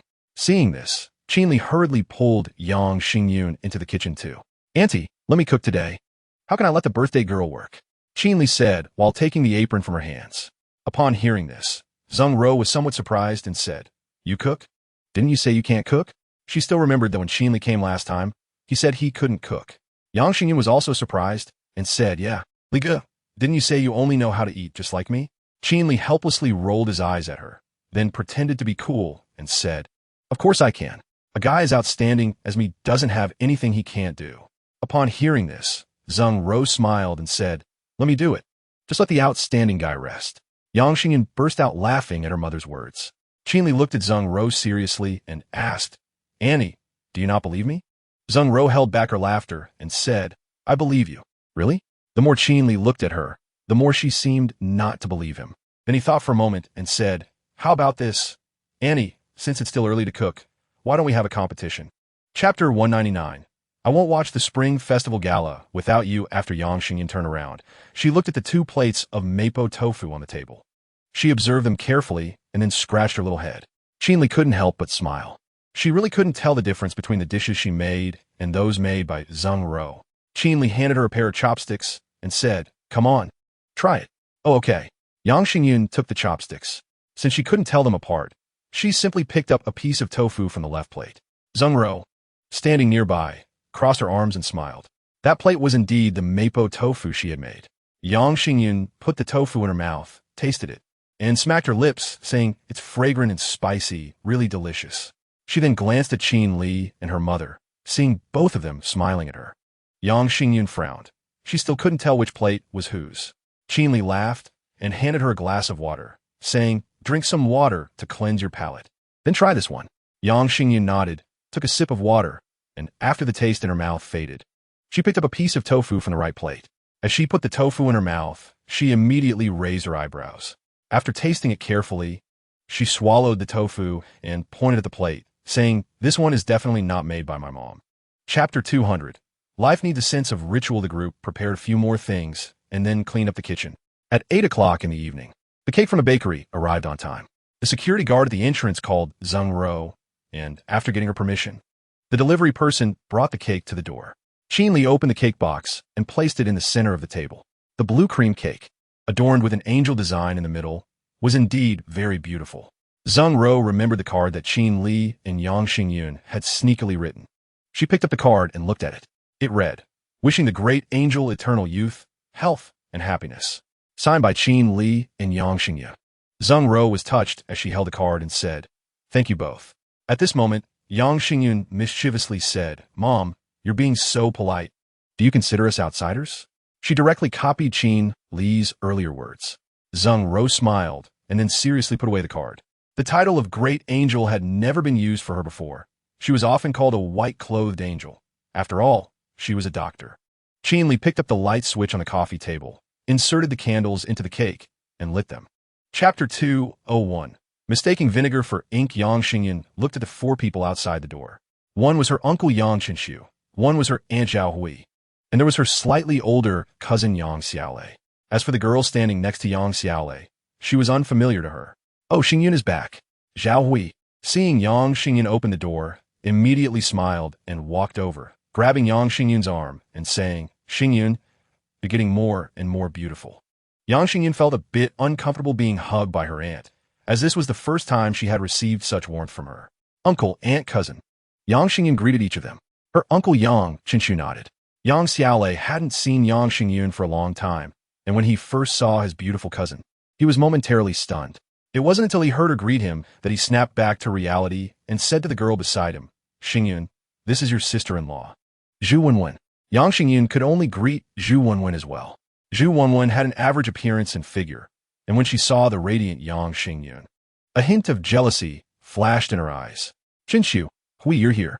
At this moment, Zheng Ro also arrived at the door. Chapter 202. Writing half a lifetime of bitterness on paper, Zheng Ro sat back on the sofa. Feeling disheartened, with red eyes, she said, "This house was given to me by my son-in-law.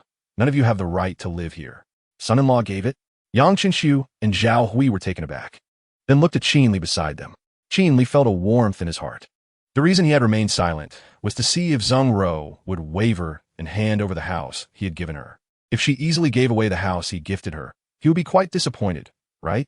Fortunately, although Zheng Ro had a gentle personality, she still held her ground. Qin Li then looked coldly at Yang Qinshu and Zhao Hui, these two local bullies from the production team. "That's right, I bought this house. If you want it, you need my permission first." "You bought it?" Zhao Hui looked at him suspiciously. She found it hard to believe that Qin Li, who looked younger than her son, could afford a house worth 5 to 6 million and even gave it away. However, before she could finish speaking, a sudden exclamation came from the dining room. "Wow, this watch is so beautiful. Xiaolei, put it on me." Hearing this, Qin Li quickly got up and rushed to the dining room. The watch was a gift he had given to Zheng Ro. No one else was qualified to wear it. Chapter 203. June 31st. Due to these bullies, the group didn't have time to cut the cake and eat, and the dishes on the table had all gone cold. Zheng Ro sighed, then picked up the dishes and said, "You two wait a moment, I'll go heat up the food." Qin Li shrugged and said, "I'll go too. It'll be faster with 2 people. I'll help you both carry the dishes," Yang Xingyun willingly offered. Then Zheng Ro and Qin Li went to the kitchen to heat up the food. While heating the food, Qin Li looked at Zheng Ro and asked, "Annie, are you unhappy?" Zheng Ro glanced at him and forced a smile, saying, "I'm fine. There's no need to be unhappy because of a few scumbags." Qin Li said seriously, "If you were living worse than them, they wouldn't even look at you. Their repeated attempts to trouble you only show that they are jealous of your better life." Upon hearing this, Zheng Ro slightly curled her lips and said, "Your perspective is quite unique." Qin Li immediately smiled and said, "Auntie, your daughter says the same thing about me." Zheng Ro couldn't help but smile, but after laughing, she still looked a bit troubled. Qin Li could only continue, "I'll have someone handle it. I guarantee they won't do anything bad or come to harass you again." Chapter 204. "I'm liking you more and more." Yang Xingyun was taken aback by her mother's action, then looked at her mother's wrist. Such a beautiful watch. Her mother must really like it too. Moreover, this was a birthday gift from her crush specifically for her mother. Yang Xingyun glanced at her mother and pouted, saying, "I don't want it. A gentleman doesn't take what's loved by others." Zheng Ro chuckled and then intentionally waved her wrist in front of her, saying, "Really don't want it?" Yang Xingyun simply turned her head and said, No, I'm going to ask my crush for one myself." "Yes, your idol was given to you on June 31st. Zheng Ro couldn't help but joke. "Humph." Speaking of a June 31st joke, Yang Xingyun snorted and said proudly, "If my idol doesn't buy it for me, I'll buy it myself." "Haha." Zheng Ro pinched Yang Xingyun's little face and said, "I almost forgot my Xingyun is also a little rich girl." "Oh, Mom, you're so bad, always teasing me. I'm going to get you," Yang Xingyun said, and then pounced on her mother onto the bed. The two of them immediately started laughing and playing around on the bed. After midnight, Yang Xingyun opened her eyes in the darkness and carefully looked at Zheng Ro beside her. Chapter 205. "Do you miss me at all?" Qi Ryu was driving, and around 2 in the afternoon, the two finally arrived at Jinjiang University. The Bentley directly drove into the school gate. Then they arrived outside the art building of Jinjiang University. Qin Li got out of the car and walked into the art building. This rehearsal was only the first rehearsal of the evening program, so there was no stage. The teachers responsible for arranging the program were just screening the submitted programs again in the lobby on the 2nd floor. When Qin Li arrived on the 2nd floor of the art building, Lin Eryun was already waiting for him. Seeing Qin Li come up, Lin Eryun smiled and stepped forward to greet him. "Qin Li, long time no see." Qin Li smiled at her, and he leaned closer and whispered, "Have you missed me after such a long time?" Upon hearing this, Lin Eryun couldn't help but chuckle. "Aren't you afraid of getting results you don't want?" "I'm not afraid," Qin Li said with a wicked smile. "At worst, I'll just drug you." Lin Eryun raised her pretty eyebrows and proudly replied, "That also depends on whether I give you the chance to drug me. If 10 years later, your husband is always arguing with you, and your child's grades are poor."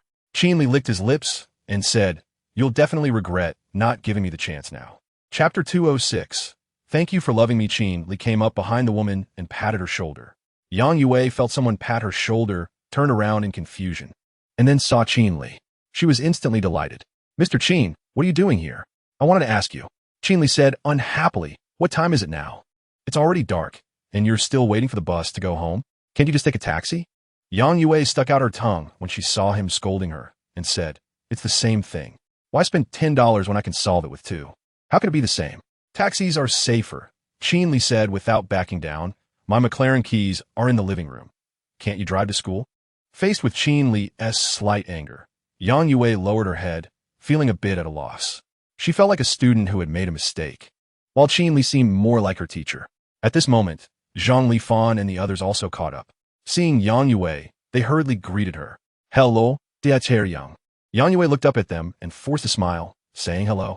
Seeing that they had come over, Qin Li sighed and temporarily changed the subject, looking at Yang Yue and asking, "Have you eaten?" Chapter 207. Pleasant Goat and Big Wolf Don't Mention It. "It's what I should do," Qin Li said with a smile. Yang Yue also smiled sweetly and then hugged him tightly, saying, "Mr. Qin, you're really too good. I've never seen a boy who cares about his girlfriend waiting for the bus at night."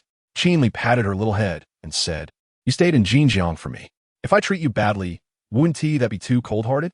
"Umph." Yang Yue buried her face in his arms and said in a muffled voice, "You've made Miss Yang cry." Qin Li smiled and directly picked her up. Yang Yue's eyelashes were indeed glistening. She shyly looked at Qin Li and asked, What are you going to do?" Qin Li smiled and said, "You'll see." Yang Yue didn't understand at first, but when she did, her face instantly turned red. Then Qin Li carried her toward the master bedroom. "It's still early. Aren't we going to watch a movie today?" Yang Yue asked. Qin Li looked down and asked back, "Do you want to watch a movie?" Yang Yue nodded and couldn't help but say, "I want to watch a horror movie in your arms." Qin Li was a bit speechless. Last time, they watched a horror movie, and unexpectedly, it had developed into a habit for Yang Yue. Chapter 208. Daydreaming. Qin Li wasn't driving at all because the one driving was Qi Ruyu. He sat in the passenger seat and patted Qi Ruyu's little head, saying, "Isn't it tiring to follow me every day? You could just let someone else follow me. You could just sit in the office every day." Qi Ryu shook her head while starting the car and said, "Boss, I know what you're thinking. You're afraid I'll get jealous, right?" Qin Li couldn't help but smile. "You really are getting to know me more and more." Qi Ryu also smiled and then said, "I don't have time to be jealous. I'm just very content to see you every day. Boss, I'm the woman who spends the most time with you." Hearing this, Qin Li awkwardly smiled and said, "Then yesterday, on the way back from Jingxiu Court, Qin Li had originally told Qi Ryu that he would spend the night at Liru Club. In the end, he stayed at Shuiyu Huaqing." Qi Ryu also knew what he was talking about, and a hint of redness appeared on her face as she said, "Boss, I'll wait until you have time." Qin Li nodded and said, "Then I'll try to have more time in the future." Qi Ryu blushed and didn't say anything more. Chapter 209. There are always more solutions and difficulties. Zhou Yuning couldn't help but laugh and cry, saying, "Qin Li, how come you don't know how to cherish beauty? For someone like you, who only wants to take advantage of me but doesn't take responsibility." "I don't want to cherish beauty," Qin Li replied. Zhou Yuning said innocently, "I really haven't thought it through. I've been too busy lately." Qin Li sighed, patted her head, and said, "Let us go eat first. I haven't spent enough time with you yet." Zhou Yuning came before him and actively offered her red lips. They kissed for a moment. After separating, Zhou Yuning's face was flushed as she said, "Can I use this to compensate you?" Qin Li smiled bitterly. "This will only make the fire burn hotter, okay?" However, looking at Zhou Yuning's red lips, he suddenly asked, "Have you ever filmed a kissing scene before?" Zhou Yuning nodded and said yes. Qin Li, seeing his disappointed expression, Zhou Yuning chuckled and said, "Just kidding. I rarely have kissing scenes, and even when I do, I use a stunt double. That's the benefit of having my own studio. It's more flexible." "What are you thinking?" Qin Li honestly replied, "I was wondering if you're still pure." Chapter 210. I am your husband. Qin Li drove all the way to Xiangqing Building. The distance from Liru Club to Xiangqing Building is quite far. It's also the busy morning rush on a Monday, so there's no doubt that Qin Li was late. However, as the beloved secretary of the CEO and the second largest shareholder of Xiangqing Group, who would dare to deduct his salary, Qin Li took the elevator straight to the 15th floor. At the front desk on the 15th floor, there were 2 large boxes. Qin Li walked over, and a receptionist cheerfully greeted him. "Secretary Qin, happy Children's Day." You could get a toy today. The corporate benefits from Fein Live really are plentiful. There are gifts even for Children's Day. Happy Children's Day, Qin Li replied. He looked into the boxes and saw only a few scattered toys left. It seemed others had already claimed theirs. He casually picked one. After clocking in at the company, Qin Li headed directly to Tang Shihan's office. He pushed open the door. Tang Shihan was working, but surprisingly, there was another person on her office sofa. Li Jiang stood up happily upon seeing Qin Li and said, "Old Qin, you finally made it." Qin Li looked at him in confusion and asked, "What are you doing here?" Chapter 211, Delinquent Property Fees? Tang Shihan looked into his eyes, filled with sincerity. She gazed for a long time before sighing. She had known during the interview that Qin Li was an ambitious person, but she never expected him to be so ambitious in pursuing a girl. Tang Shihan released her hand and said, "All right, you can go back now. I was just feeling a bit sentimental." Qin Li didn't leave. Instead, he lifted her chin and kissed her lips. They kissed for a long time. After separating, Qin Li pressed his lips together and said, "You didn't wear lipstick today." The absence of lipstick indicated that Tang Shihan was still very much looking forward to kissing him. Tang Shihan bit her lip and shot him a glare. Qin Li then looked at her seriously and said, "Xiao Henin, you're the first woman I truly want to protect. No one can replace you in my heart. If you ever feel uncomfortable, please tell me in time, okay? I really don't want you to get hurt." Qin Li did not deny his relationship with Qi Ruyu. Such matters could be hidden for a moment, but not for a lifetime. Tang Shihan nodded and then pushed him towards the door. "I understand. You can go now. I'm fine." Tang Shihan continued to push Qin Li out of her office. Chapter 212. Why did you break the lock? The lock was broken. Did you break it yourself? Qin Li was a bit confused and asked, "Why did you break the lock?" him.Qin glanced at the property office staff. It was just the end of work hours, and quite a few people were at the property office. "Let us talk outside later," she said. Hearing this, Qin Li nodded in agreement. They waited a few minutes until a property worker finally approached him.Qin. However, when a worker learned that him.Qin wanted to change the lock, he awkwardly said, "Sorry, ma'am, we can only provide repair services for the community unit door locks. We can't repair or replace locks for residents, and we don't have locks for replacement." him.Qin looked a bit disappointed and said, "Okay then." Qin Li clearly heard this and handed his bank card to the worker, saying, "I'll pay the property fees for Building 1, Unit 1001. The worker took the card and, while pulling out the POS machine, said, "All right, sir, how much would you like to pay?" Qin Li smacked his lips and said, "Let's pay for 10 years first." Chapter 213. Don't eat too much for dinner. Arriving at the door of 1001. There was also a password lock here. Qin Li entered the password and opened the door. He then let him.Qin inside. As soon as him.Qin entered, she looked around and said, "Your place is bigger than the one I rented, and there's plenty of sunlight." Qin Li looked around too. After taking a look, he pursed his lips. This place was just a 3-bedroom, 1 living room, 1 kitchen, and a shared bathroom. The master bedroom could barely compare to the bedrooms in Shuiyu Huachen. It even had some gaps compared to Jinxiu Huading's houses. Although this apartment was much better than an ordinary 3-bedroom system, do you have a misunderstanding about luxury houses? Seeing that him.Qin seemed to think this apartment was quite good, Qin Li couldn't help but say, "You are at least a young lady. What kind of houses don't exist in your family's Platinum Manor? How can you still look up to this place? Different times, different situations." him.Qin said while playfully fiddling with the decorations in the living room. "No matter how good Platinum Manor is, it's still my dad's. I can't afford such a nice house myself." Hearing this, Qin Li, intrigued, asked, "Seriously, isn't it good to be a rich lady in Mingzhu? Why do you have to come to Jinjiang to struggle?" Chapter 214. Shocking evidence. Qin Li had nothing to pack. The house in Aosen Century was completely ready for him to move in. He didn't have many clothes to pack either. He simply played on his phone while occasionally helping him.Qin move some heavier items. After more than 40 minutes, their takeout arrived.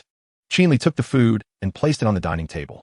At this point, him.Qin was still not done organizing her clothes. Qin Li, sumawet spucklas, said to her, "Let us eat first. We could talk after we're full." "All right." him.Qin obediently emerged from the bedroom. After washing her hands, she sat down at the dining table. Qin Li handed her the vegetable salad and then began to enjoy his roast duck. The duck was already sliced into pieces. He rolled the duck meat in a lotus leaf pancake, dipped it in sauce, added some shredded scallions and cucumber strips, and then rolled it up. Finally, he took a bite, savoring the taste. Qin Li relished the meal. The roast duck from this restaurant was quite good. him.Qin, sitting opposite him, looked at him and then at her vegetable salad. She couldn't help but say, "Qin Li, you're really too indulgent." Qin Li, with his mouth full, chewed and then swallowed before asking, "What's wrong?" Chapter 215. How do you know so much after Wang Taizhu took those things away? him.Qin hurried to wash her hands in the bathroom. Who knows how many bacteria were on those items? Qin Li also washed his hands. him.Qin was fine using a fork for her salad, but he had to use his hands for the roast duck. After washing his hands, Qin Li even heated the roast duck in the microwave since it was almost cold. Once he finished heating the duck, he placed it in the center of the dining table and said, "Come on, eat some meat, be careful not to be malnourished." This jerk finally had a conscience. him.Qin's red lips curled slightly as she picked up a lotus leaf bun, filled it with duck meat and shredded cucumber, and put it in her mouth. In that moment, him.Qin instantly experienced the happiness that Qin Li felt. This kind of happiness could not be provided by vegetable salad. The two of them finished the roast duck, each rolling their own. After eating, Qin Li wiped his mouth and said, "How was it? Delicious, right?" him.Qin nodded. The taste of the roast duck was indeed great. However, she said, "I'll have to exercise more tomorrow." Qin Li replied leisurely, "When it comes to dieting, as long as you have the intention, that's enough. A woman's figure is her second life." him.Qin responded, "Then why were you craving my roast duck just now?" Chapter 216. Tang Shihan's breakfast. After eating the breakfast made by him.Qin, Qin Li drove to Xianqing Building. Upon arriving at Xianqing Building, Qin Li took the elevator up from the parking lot. Only a few people were waiting for the elevator with him in the parking lot. However, once Qin Li got on the elevator and it stopped at the first floor, a crowd immediately surged in. The elevator was instantly packed. Qin Li looked at the time on his phone, 7:57. Damn, these bastards coming at the exact time for work, neither early nor late. It seemed like there were people from every floor in the elevator, and it was moving incredibly slowly. Qin Li was squeezed against one side of the elevator, unable to move, with a face full of boredom. When 2 or 3 people exited the elevator, it relaxed a bit. Suddenly, someone greeted Qin Li. "Old Qin, wow. You're here too." Qin Li turned to see that Li Jiang, this guy, was actually in the same elevator as him, squeezed on the other side. "Sorry, let me squeeze past." Li Jiang squeezed over to Qin Li's side. "Old Qin, if I'm late, help me explain to Old Chun. The elevator was too slow." Li Jiang said. Chapter 217. Huang Qi thinks you're ugly. June 13th? Qin Li thought for a moment and said, "I need to go home for a few days around June 7th. The graduation party at school should be on the night of June 12th, but June 13th is free." "What are you going home for?" Tang Shihan asked curiously. Qin Li looked at her, smiled, and said, "My sister is taking the college entrance exam this year. I need to go home to cheer her on. You should come back with me this time. My mom wants to meet you." Hearing this, Tang Shihan couldn't help but blush again. I'm really busy right now. The streamer conference is coming up. Leave it to Wang Yin and Chen Shuo. They will definitely handle it well." Qin Li tried to persuade her. "Besides, we'll be back by the 9th or 10th at the latest. We can definitely make it to the streamer conference on the 13th. But Tang Shihan still wanted to say something. Qin Li interrupted her, saying, "I hope to bring you home with me." Tang Shihan turned to look at him, hesitated for a moment, and finally said, "All right then. I'll arrange my work in the next few days." Hearing her agree, Qin Li immediately smiled and said, "I knew you would be the best." Tang Shihan then held his hand a little nervously and said, "But I've never experienced something like this before." Chapter 218. A clever rabbit has 3 holes. Qin Li has 5. Qin Li leisurely passed the noon. During lunchtime, after Chao Xiaoqing and Huang Qi had left the office, Qin Li also wanted to go eat. But Dong Yaxin suddenly approached him. Qin Li looked at her and asked with interest, "What is up, Pinru?" Dong Yaxin leaned on his desk and giggled, "Brother Li, let me buy you lunch." Hearing this, Qin Li smiled and patted her head, saying, "Okay, you have potential as a little maid. Go buy it. I want meat dishes." Dong Yaxin nodded obediently and went to buy lunch. Qin Li enjoyed the leisure of this work life, where someone even bought lunch. It was truly perfect. Speaking of which, he had been a secretary for over a month, and it seemed he was only busy for a couple of days right after Yang Xingyin resigned. The rest of the time, he was just coasting on salary. It was truly sinful. After more than half an hour, Dong Yaxin returned with many bags. It was less than last time, but enough for the two of them. After taking out the lunch boxes and opening them, Dong Yaxin pulled her chair over to sit down. Seeing that Dong Yaxin had bought all meat dishes, Qin Li smiled in satisfaction and started enjoying his lunch. Chapter 219. Qin Li Charity Foundation. Time flies, and life goes on without knowing the years. In the blink of an eye, for years have passed. Just kidding. 4 days later, June 6th, Saturday, Qin Li packed his luggage to go home. His little sister Qin Rui was taking the college entrance exam, and he had to go home to cheer her on. Although the college entrance exam isn't a turning point in life, it is a significant event for her. In these days, Qin Li returned to school for a rehearsal. He also visited Tang Xuhan's home to see her mother. Although he and Tang Xuhua still had some mutual disdain for each other, they no longer had any conflicts. Tang Xuhan's mother, however, was very warm towards Qin Li. After packing his things, Qin Li drove to Tang's manor. He was going to take Tang Xuhan home with him today. Tang Xuhan was his first woman and would be the first woman to come home with him as a daughter-in-law. Qin Li drove to Tang's manor and, upon arrival, did not stop at the entrance, but drove directly to Tang Xuhan's villa. Chapter 220. I want to be the one you love in the blink of an eye. A fine drizzle began to fall from the sky. Raindrops fell among the ruins, washing away the dried bloodstains, as if mourning this tragedy. Qin Li held the little girl in his arms and covered her head with his hand. 1. To prevent her from catching a cold. 2. To keep her from seeing the tragic scene. After reporting to the police and calling for an ambulance, Tang Xuhan brought 2 umbrellas from the car. Qin Li looked at her and asked, "Have you finished the call?" "Yes," Tang Xuhan replied, opening an umbrella to shield Qin Li and the little girl from the rain while handing the other umbrella to the woman. However, the woman, looking lost, did not take it. Qin Li took the umbrella from her hand and said, "Don't stand out here in the rain. You should go back to the car first. We'll leave once the ambulance arrives." Tang Xuhan nodded and then said with concern, "Just be careful not to catch a cold." "I know," Qin Li replied. Tang Xuhan glanced at the scene in front of her, sighed, and then went back to the car. Qin Li held the little girl in one arm and an umbrella in the other. He leaned his feet towards the woman, trying to shield all 3 of them with the umbrella. Chapter 221. Wrong Qin Xianghui, although he joked about it. Qin Li knew that his sister's academic performance had always been good. The little girl had always been serious about her studies. After few of them entered the house, Tang Xuhan enjoyed VIP treatment. Su Yuxiao let her sit on the sofa, and Qin Xianghui brought over fruits and sunflower seeds. Qin Li listened to his mom chat with Tang Xuhan, which was nothing but small talk. So he spoke up. "Mom, we haven't eaten yet. Is there anything to eat at home? We need to refuel." Su Yuxiao replied, "You haven't eaten this late?" "Xuhan, wait a moment. Annie will go make you something." Hearing Su Yuxiao's words, Tang Xuhan stood up and said, "Auntie, I'll go with you. I've been learning to cook recently." Su Yuxiao waved her hand and said, "No need. Just sit here. Have some fruit and seeds first. I can get done in a bit." However, Tang Xuhan pulled Su Yuxia aside, blushing as she whispered, "Auntie, actually, I want to learn how to make almond Buddha's hand. Qin Li seems to really like your dessert." Upon hearing this, Su Yuxia's face lit up with joy. Chapter 222. The culprit Tang Xuhan, Qin Li, Tang Xuhan, and Qin Rui went out, but instead of strolling around the town, they headed toward the wheat fields. Once they left the village, there was an endless expanse of wheat behind it. The wheat wasn't fully ripe yet. Only some parts were yellow, while most remained green. Seeing the scene before her, Tang Xuhan took a deep breath and exclaimed, "What a beautiful place." Qin Li smiled and said, "You get used to it after a while." Tang Xuhan shot him a glance.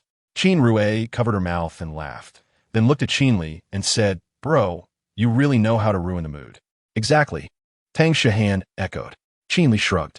Since he wasn't allowed to speak, he decided to just follow behind the 2. Tang Xuhan and Qin Rui strolled and chatted happily.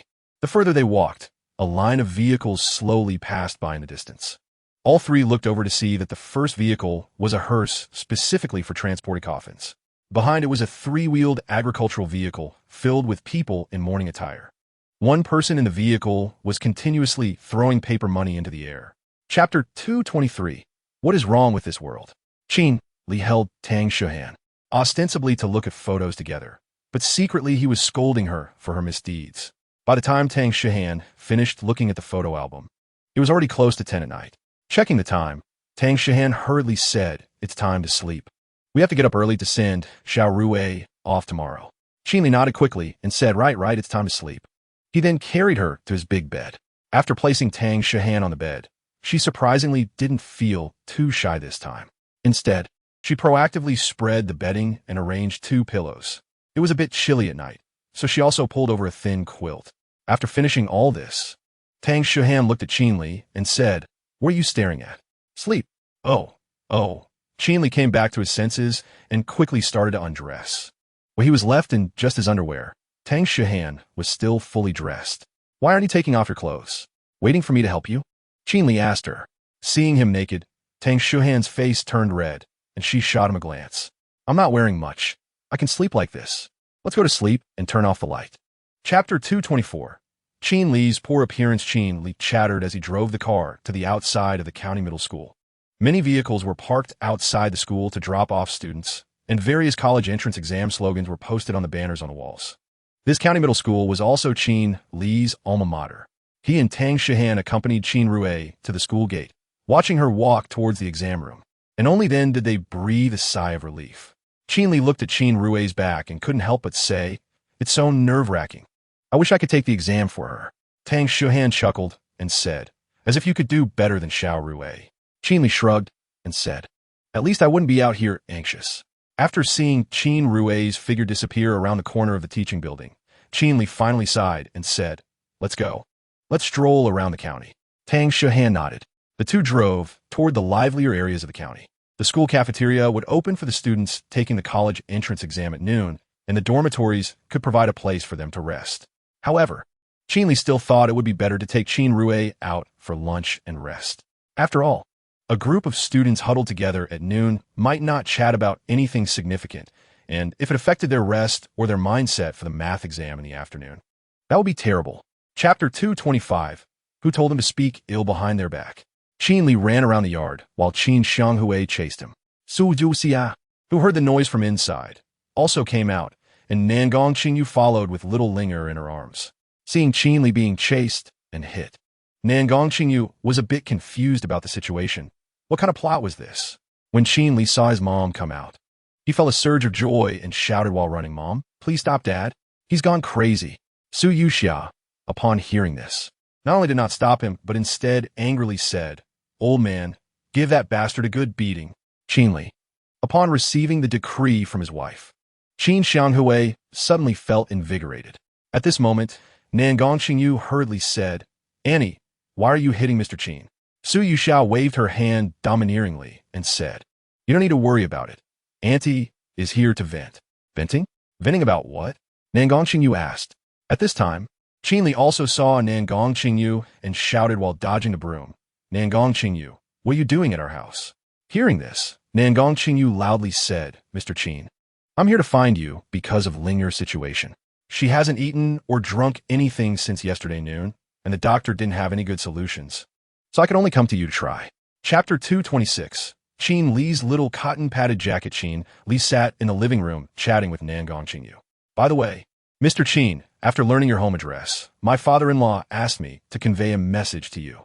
If you ever need any help in the future, my father-in-law will definitely give you the greatest assistance, as long as it doesn't involve abusing his power." Nangong Qingyu said, "Abusing power?"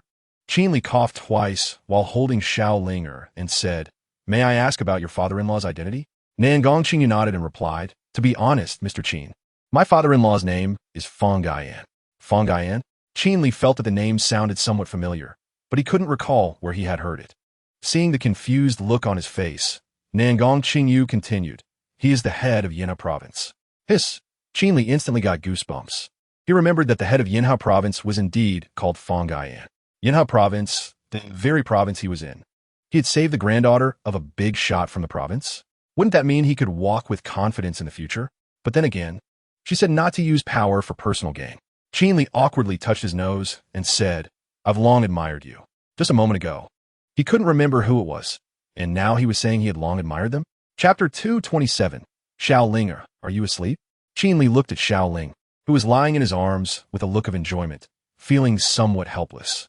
No matter how he calculated, he had not anticipated that this little girl would affect his plans for having children. Tang Shuhan, seeing him like this, said with glee, "Stop daydreaming and hurry up to sleep with your little cotton-padded jacket." Qin Li shot her an annoyed glance, but in the end, he could only sigh. Then he took Xiao Linger to his bedroom. Tang Shuhan followed behind. Today, it was still Tang Shuhan who laid out the bedding. After a few people lay down, Qin Li looked at Xiao Linger, who was in the middle, and said, "Xiao Linger, can you close your eyes and cover your ears?" Xiaolinger did not answer, but just smiled while holding his arm. Tang Shihan said from the side, "All right, go to sleep. Even now, you still want to do bad things?" Qin Li sighed. Then he turned off the lights in the room. 10 minutes later, Qin Li turned his head and quietly asked, "Xiaolinger, are you asleep?" Xiaolinger moved her little hand that was holding his arm. Now Qin Li knew she was not asleep. "Forget it, let's just sleep." Half an hour later, "Xiaolinger, are you asleep?" Qin Li asked again. This time, Xiaolinger directly climbed onto Qin Li's chest and lay down there. Chapter 228. He is an irresponsible man. Hearing Xiaolinger call him daddy again, Qin Li coughed twice. While picking her up, he said, "You should call me brother." Xiaolinger giggled and shook her little head while lying on his shoulder. Qin Li helplessly patted her little bottom and then looked at the astonished Dong Yaxin and the others, saying unhappily, "What are you all doing? Why are you daydreaming during work hours? Are you worth the salary that Xiangqin Group pays you? Is watching a child during work hours justified?" However, even though he thought this way, they quickly turned their attention back to their computers. Only Xiaoqing secretly pouted. Qin Li played with Xiaolinger for a while, feeling somewhat bored. This child either didn't talk, or when she did, it was to call him daddy.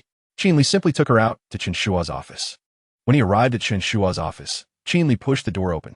Chen Shua was working at the time and was stunned to see Qin Li come and holding a child. "Old Qin, is this the child born from that pregnant woman? Wait, how is she so big?" Qin Li shot him an annoyed glance and said, "Don't talk nonsense. This is my friend's child. I'm just temporarily looking after her." Chapter 229. Making people believe they're angels. Nangong Qingyu smiled bitterly and did not speak. "No wonder you always refer to Fang Yujia as Xiaolinger's dad. I haven't heard you call him husband. I thought you were divorced," Qin Li said. Nangong Qingyu smiled and said, "I can accept calling Fang Yujia's parents grandpa and grandma, but I can't accept calling my former brother-in-law husband. It feels too strange." Qin Li nodded and then looked at Xiaolinger, saying, "No matter what, Xiaolinger is indeed too pitiful." Hearing his words, Tang Shuhan looked at him, and Nangong Qingyu also turned to him. Qin Li continued, "This little girl thinks her mom isn't really her mom, and now she thinks her dad isn't really her dad. Isn't she pitiful enough?" After hearing his words, Tang Shuhan felt a pang in her heart. Nangong Qingyu couldn't help but nod. Xiaolinger was indeed the most innocent. Now, her mom and dad were both gone, and the parents she believed in were all imposters. Qin Li released his hand that was covering Xiaolinger's ears. Nangong Qingyu leaned forward and said to her, "Xiaolinger, let's go home with mommy, okay?"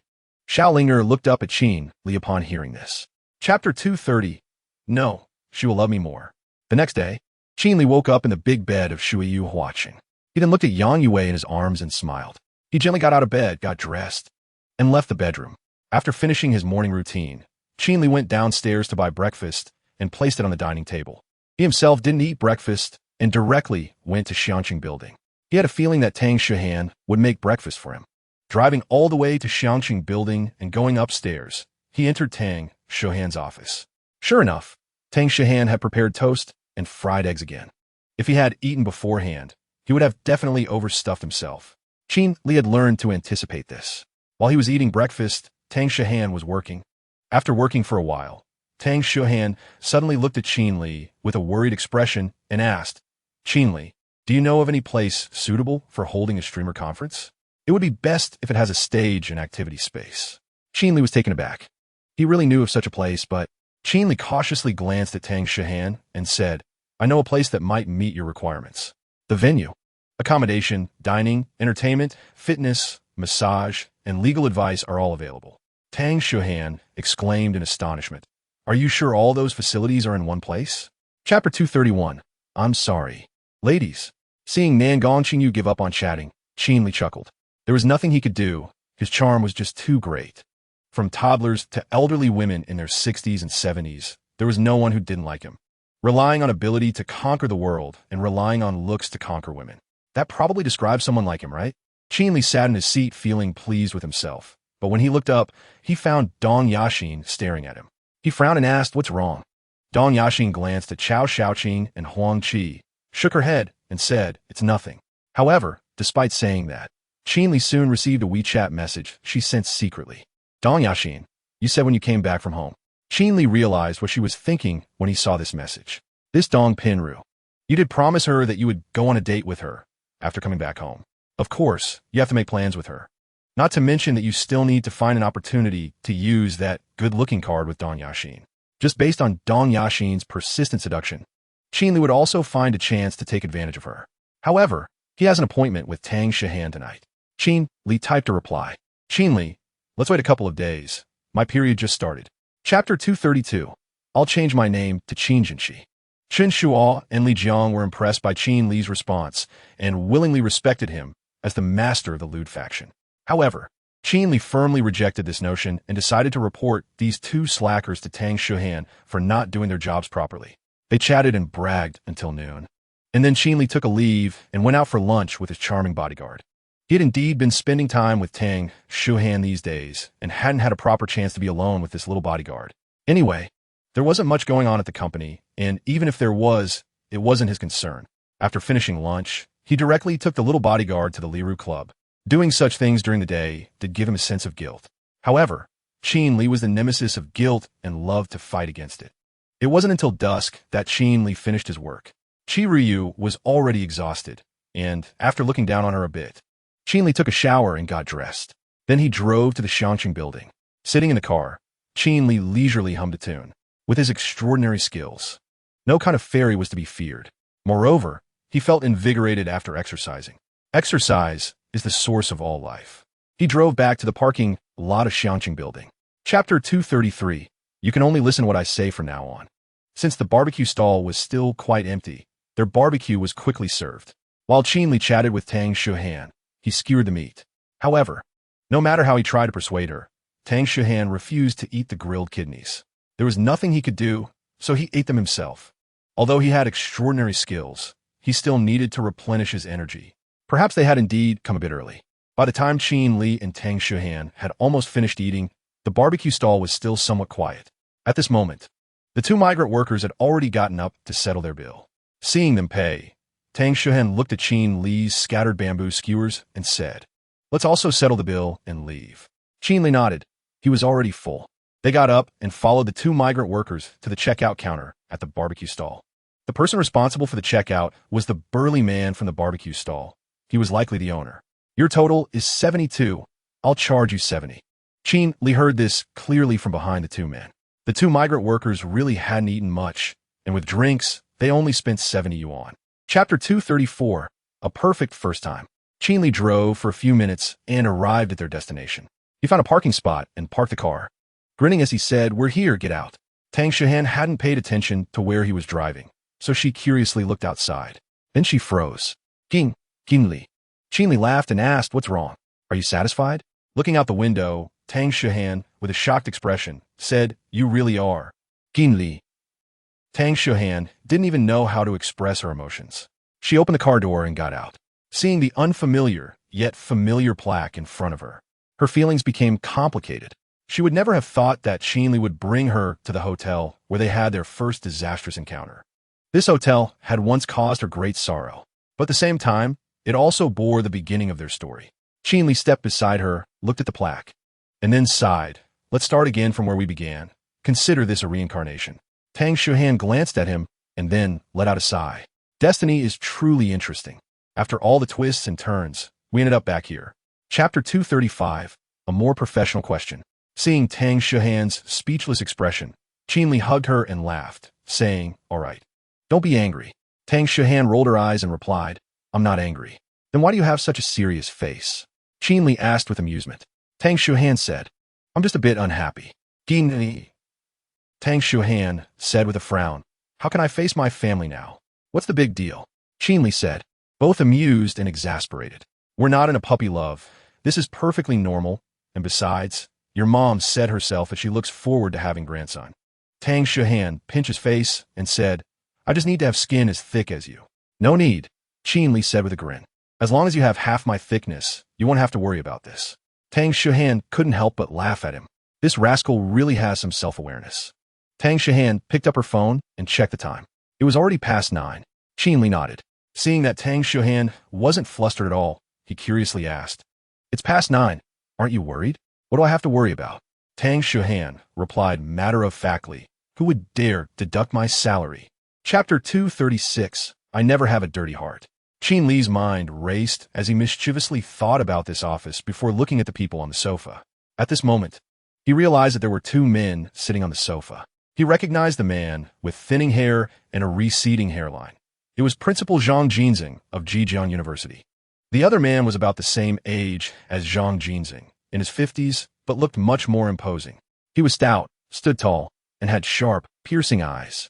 Qin Li felt a sense of familiarity, but was sure he hadn't met him before. However, he didn't think much of it. Qin Li turned his attention back to Principal Zhang. Principal Zhang, are you looking for me? Zhang Jinxing smiled and said, You're Qin Li? Qin Li nodded.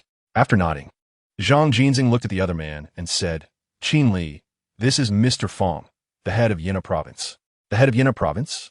Fong Guian? Fong Lingyu's grandfather. Qin Li's eyes widened in surprise. No wonder he felt familiar. He often saw him on Yina TV. Qin Li hurriedly greeted him, Hello, old Fong. Regardless of his strength or the development of his hometown, Yinha Province, in recent years, this person is someone worthy of respect. Chapter 237. You're quite lewd now. Who are you talking about? Principal Zhang? And the top leader of Yinha Province? Xie Jin asked incredulously. Qin Li replied, That's right. Hurry up and come drink with me. After a pause of about 10 seconds, Xie Jin said, Thank you, Qin Li. No need to thank me. I consider you my big brother. Qin Li said with a smile. Hurry up and come. No problem, I'm on my way. After finishing, Xie Jin hung up the phone. Qin Li put away his phone and started the car. The reason for calling Xie Jin to drink was mainly that Qin Li wanted to help him out a bit. Xie Jin might not be able to reach Fong Guian's level, but if he could get familiar with Zhang Jinxing, his future would be secured. At least, once he accumulated enough qualifications, getting a position in the school committee would not be a problem. Last time, Xie Jin went to great lengths to pave the way for Qin Li by treating guests, although that meal ended up in chaos because of those unreliable idiots. Mi Tsong and Chu Zhengtai. Qin Li understood Xie Jin's intentions. One must repay kindness and take revenge for enmity. This is his code of conduct. He drove towards the Liru Club. Qin Li increased the speed to the maximum. Chapter 238. Half-Sister. Qin Li held her and rubbed her soft, slender waist. Are you still tired lately? The woman's waist is a sensitive area, and Qin Li attacked suddenly. So Zhou Yuning immediately let out a soft moan. Qin Li chuckled and said, You're not that sensitive, are you? You're annoying. Who knew you would attack suddenly?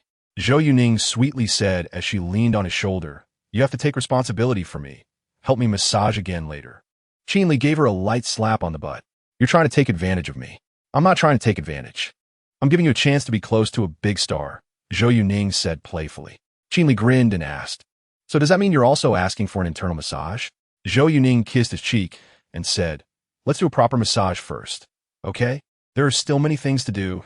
The filming hasn't wrapped up yet, and I have a concert coming up. My body can't have any problems. This big star is indeed too busy. Qin Li could only nod helplessly. Then he said with concern, Money is endless. Don't push yourself too hard. Chapter 239. Tonight, he will stand on stage. Half-sister? How shameless can one be to say that? Qin Li glanced at him with annoyance and said, Mingzi, you're becoming increasingly shameless like old Zhang. You're a rich second generation. Why do you need to rely on me? Of course, Yang Ming said matter-of-factly. Li Yi, with your current extravagance, you have far surpassed my dad financially. What about in terms of seniority? Qin Li asked. Yang Ming cleared his throat and said, If your inheritance is also given to me, then in terms of seniority, I don't mind. Qin Li, Yang Ming has indeed become more shameless. Qin Li couldn't be bothered to chat with the two of them. They had just brushed their teeth and were spraying foam all over his arm. Qin Li walked over to the wash basin on the balcony, turned on the faucet, and washed his arm. Just as he was washing his hands, he caught a glimpse of something strange hanging on the drying rack above. He looked up casually. When he realized what it was, his eyes nearly popped out. What the hell? Who's wearing stockings over there? Chapter 240. If you like me, just say it, okay? He walked to the backstage of the stage.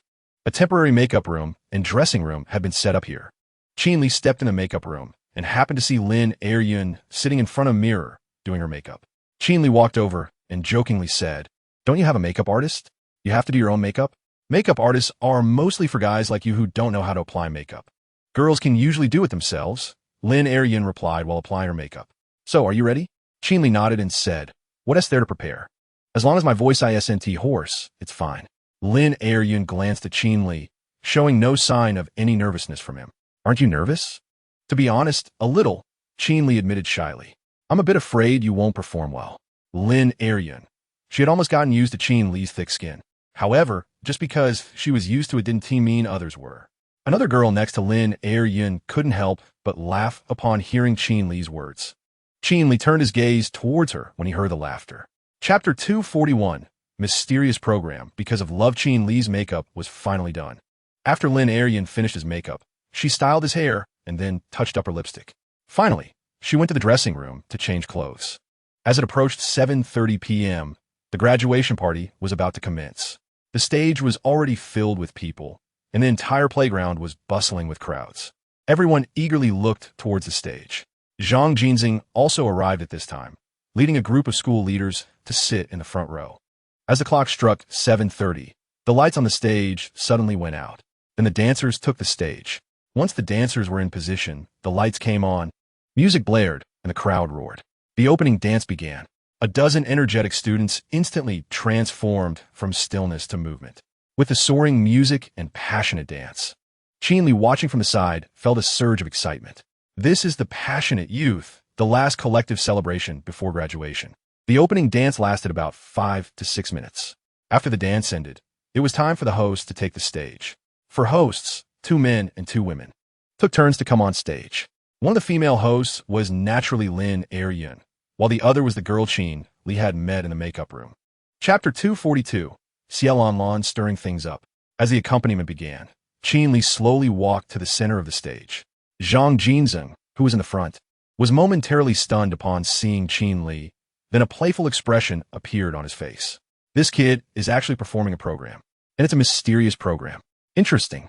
Zhang Lifan, Yang Ming, and Li Jiang were stunned when they saw Qin Li take the stage, their mouths agape in disbelief. They never expected that Qin Li would perform this mysterious program, a duet of love songs. This was definitely the spotlight. The boys nearby began to discuss among themselves, as Qin Li's popularity was nowhere near as high as Lin. Many people still did not know Qin Li's identity. Hearing the chatter around him, Zhang Lifan snapped back to reality.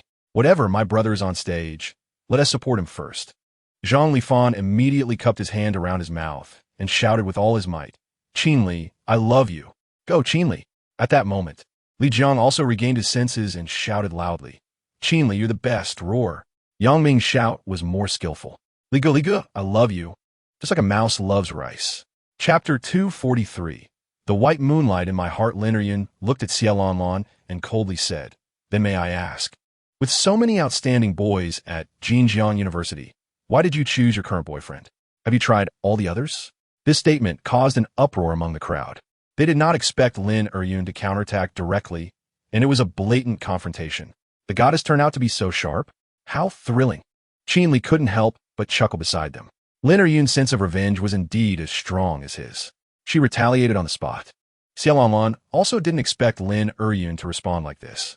Her face turned pale, and her eyes revealed hatred. However, she still suppressed her anger and said, since you put it that way, can we understand that just like your song, you are also in love? Because of love, among thousands of excellent boys, you finally chose this one. Even at this point, she still wanted to sow discord between the two. Qin Li thought that Xiaolan was really strong. This girl has a lot of resilience. However, this time, Qin Li didn't wait for Lin to speak and instead picked up the microphone to speak first. Hello everyone, I am Qin Li. Chapter 244, 2 outstanding graduates. After coming off the stage, Qin Li finally let go of Lin small hand. Lin smiled at him and said, Qin Li, I underestimated you again. With your perspective, it's hard to fully recognize my excellence. Qin Li pretentiously replied, so, I won't blame you. You don't need to feel guilty. Lin was amused by him again. She realized that she not only underestimated Qin Li's excellence, but also his thick skin. The white moonlight in my heart, thinking again about what Qin Li said on stage. Lin curiously looked at him and asked, do you also have a white moonlight in your heart? His white moonlight? Qin Li thought for a moment and gently said, actually, I also have a girl I like. I would lose sleep over her, and I would grow thin for her. I often dream of her figure in the hollow of the night and miss her tenderness until dawn. Lin frowned slightly, feeling a bit sour in her proud heart. The girl Qin Li was talking about shouldn't be her, right? What is her name? Lin asked. Qin Li glanced at her and smiled. Her name is Beauty. Chapter 245. Running away in front of us after coming down from the stage again. The system prompt finally arrived. Ding! Congratulations to the host for completing the task. Winning first prize in the singing category of the graduation party. Ding! Task reward. 1 health function card. The long-awaited health function card was finally in hand. Qin Li thought about it and wondered when he would return home. He looked at his phone. It was already close to 10 o'clock at night. According to his routine, his dad must have gone to bed by now. Might as well use it now. So, Qin Li called out the system again and issued the command to use the health function card. When the system prompted him to select a target for use, Qin Li unhesitatingly chose his dad. Ding! The health function card has been activated. Hearing this prompt, Qin Li finally felt relieved. Dad, I'm really good to you. Next time you hit me, can you please just stop at a warning? In Gudong Town, Dong Village, the Qin family's yard was pitch black. Qin Xianghui and Su Yusha had indeed gone to sleep, and Qin Ruwei had also entered dreamland. However, Qin Xianghui suddenly felt an unprecedented comfort in his body in his sleep. He opened his eyes in confusion. Chapter 246. A breakfast and a job driving back to Shuyu Huacheng. Qin Li held Yang Yue's hand as they went upstairs. Upon entering the house, Qin Li looked at Yang Yue and said with some pity, Miss Yang, look, your makeup is all smeared from crying. Yang Yue raised her hand to wipe her tear stains. Qin Li patted her little head and said, how about I play a piece for you? I recently learned a new song. Yang Yue looked at him with red eyes and asked in a muffled voice, what did you learn? You'll hear it first. Qin Li said, leading Yang Yue to sit on the sofa in the living room. Qin Li went to the piano. He sat on the piano stool, his hands resting on the black and white keys. Soon, a somewhat melancholic and melodious piano sound began to play. This piece lacked the tranquility of Serenade, the joy of Dance of the Golden Snake, and the romance of Titanic. It seemed as if someone was whispering in a lovesick manner. Yang Yue listenet intently. This was another piece she felt familiar with but couldn't name. Until Qin Li played the piece to its climax. Yang Yue's tears fell once again. For this piece was called I'm Sorry, I Love You. Chapter 247. Qin Li will never be wrong. Qin Li parked the car and walked into the Liru Club. He then took the elevator and pressed the button for the 3rd floor. The 3rd floor of the Liru Club was responsible for hosting reception events. At this time, the hosts who had received notifications in advance and rushed to Jinjiang were probably all here. When the elevator arrived at the 3rd floor, Qin Li saw Chen Shu organizing a group of people to enter the conference hall on the 3rd floor, accompanied by several staff from Fein Live. These people, both male and female, were dressed in a variety of styles. They were likely the hosts, and they were all popular hosts among Fein Live's fans. Qin Li walked over to Chen Shuo and said, so these are the hosts attending the conference? Chen Shuo saw him and nodded, saying yes. There's still some people not here. After all, we scheduled the meeting for 9 o'clock. As he spoke, Chen Shuo glanced at his watch and said, it's only 8:10 now. Qin Li responded with an mm. At that moment, Li Jiang suddenly walked out of the meeting room. He had just been organizing the hosts into the venue. Seeing Qin Li, he immediately stepped over and complained, old Qin, you were really inconsiderate last night, leaving us behind to go with someone else. Chapter 248. I also dated your idol after some idle chatter. Qin Li only had 40 minutes left to familiarize himself with the script and PPT. However, thankfully, Qin Li was quite intimidating when he focused. In the end, he even left the meeting room 10 minutes early. After coming out, he learned that Tang Shuhan had already entered the venue to prepare. So Qin Li planned to take Dong Yaxin in with him. Just as he was about to enter the venue, the elevator doors opened. 2 women walked out. Qin Li casually glanced over, but after looking, he paused. He said to Dong Yaxin, you go in first. I see a familiar face and want to say hello. Dong Yaxin nodded and walked in first. Qin Li then walked over to the few people who had just exited the elevator. Miss Su, long time no see. Qin Li greeted with a smile. One of the 2 women who came out of the elevator was Su Yuanin, the big streamer Qin Li had helped to become famous. Su Yuanin was surprised to see Qin Li and exclaimed, Li Go, what are you doing here? She didn't know Qin Li's identity, so it was natural for her to be surprised to see him here. Qin Li smiled mysteriously and said, you'll find out soon. Chapter 249. He now has hemorrhoids. There's only one bad guy in the world, and his name is Qin Li. From then on, this became Jiang Eileen's worldview. She knew Qin Li was involved with many women. However, she never expected that the celebrity she liked was also one of his women.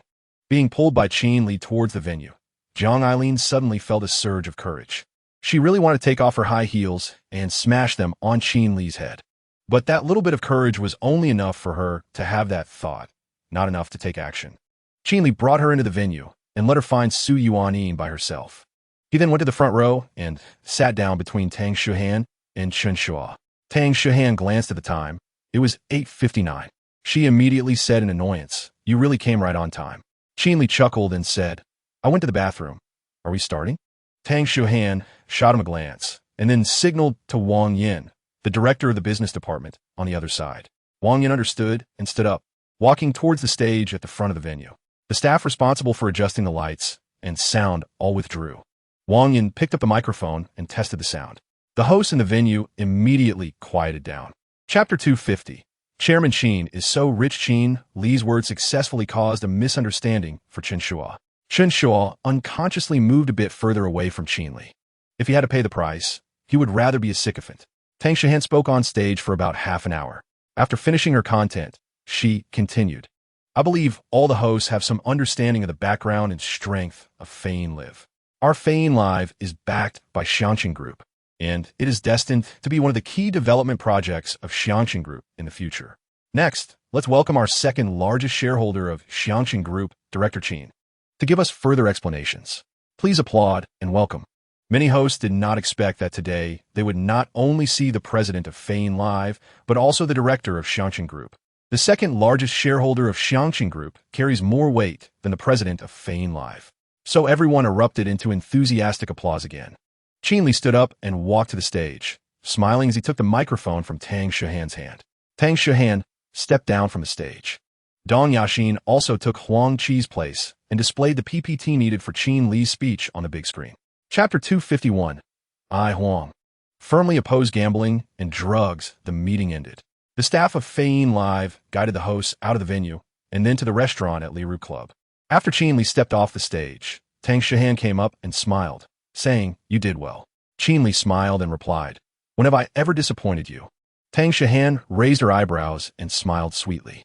This guy was indeed quite reliable when it came to serious matters. The two walked out of the venue side by side, with Chen Shuo, Wang Yin, and Dong Yaxin closely following behind them. They took the elevator all the way to the restaurant at Liru Club. The hosts were naturally taken care of by the staff of Liru Club. The restaurant manager, Li Muyang, personally came to greet Qin Li and his group. After all, there was his boss among them. As a few were about to enter a luxurious private room with Li Muyang, a young man in his 20s suddenly walked over. "Qin, Director Qin, I came to thank you." Qin Li glanced at him and smiled. This was the guy known as the guy in shorts. Qin Li recognized him from watching his live streams. Qin Li asked with interest, "What are you thanking me for?"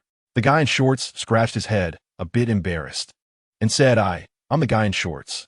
I didn't expect Director Qin to have watched my live stream. I came specifically to thank you." Chapter 252. Are you all lonely tonight? After driving back to school in a Bentley Mulsanne, the two hurried back to Liru Club. In the evening, the streamer conference completely ended, and the staff and hosts of Fein Live withdrew. However, before Tang Shuhan left, she shot a fierce glare at Qin Li. This bastard made her lie in bed for the entire afternoon. Qin Li, being thick-skinned, naturally didn't care at all, even feeling a bit proud. Jiang Eileen and Su Yuanin did not leave. In the evening, Qin Li treated the two to dinner as a way to welcome them. After dinner, he took them back to their hotel. In the end, Jiang Eileen didn't get to see Zhou Yuning. She was just too busy. After dealing with everything, Qin Li finally breathed a sigh of relief. Then he was driven back to Shiyue City by Qi Ruyu in the Bentley Mulsanne.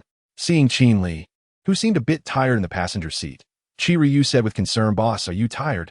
Qin Li nodded and said, "A bit." Qi Ruyu cautiously glanced at him and whispered, "Boss, I think you should pay attention to your health. Actually, it's enough to have one woman." Qi Ruyu didn't know that Qin Li had extraordinary skills. Chapter 253. When poor, one should focus on self-cultivation. When rich, one should help the world the next day, Sunday. Qin Li prepared breakfast and had it with Yang Yue. After breakfast, Yang Yue sent a resignation letter to the school via email. However, since it was Sunday, there was no one at the school. Yang Yue closed her laptop and looked at Qin Li with some helplessness, saying, "I'm afraid we won't get a reply until tomorrow." Qin Li nodded, but then thought for a moment. He took out his phone and directly dialed Zhang Jinxing's number. This was the first time he called him after saving his number. The call was quickly connected. "Hello, Qin Li?" Holding the phone, Qin Li smiled and said, "It's me, Principal." Hearing that he actually called the principal and that they seemed to know each other, Yang Yue was full of surprise. After all, even though she was a teacher, she didn't know the principal. "You brat, why are you calling me? I'm telling you, there's no way I'm giving you the last spot for an outstanding graduate. Just give up," Zhang Jinxing said warily on the other end. Qin Li was too thick-skinned for him not to be cautious. Hearing this, Qin Li couldn't help but laugh and said, "Principal Zhang," saying that really hurts our relationship. Chapter 254. The pressure of employment is really great. As they approached Jinjiang Financial University, Qin Li called Yang Xingyin to let her know he was almost there. Yang Xingyin was very excited to receive a call. After driving for a few more minutes, they finally arrived at the school gate of Jinjiang Financial University. Yang Xingyin was already waiting at the entrance. She was dressed simply in a white t-shirt and blue jeans, with white sneakers on her feet. She didn't look like a wealthy young woman at all. Qin Li stopped the car, rolled down the window, and waved at her. Yang Xingyin saw him and walked over with a smile. After getting into the passenger seat, Yang Xingyin looked at Qin Li with affection and said, "My idol, I miss you so much." Qin Li ruffled her hair and smiled. "So I felt your longing and hurried over."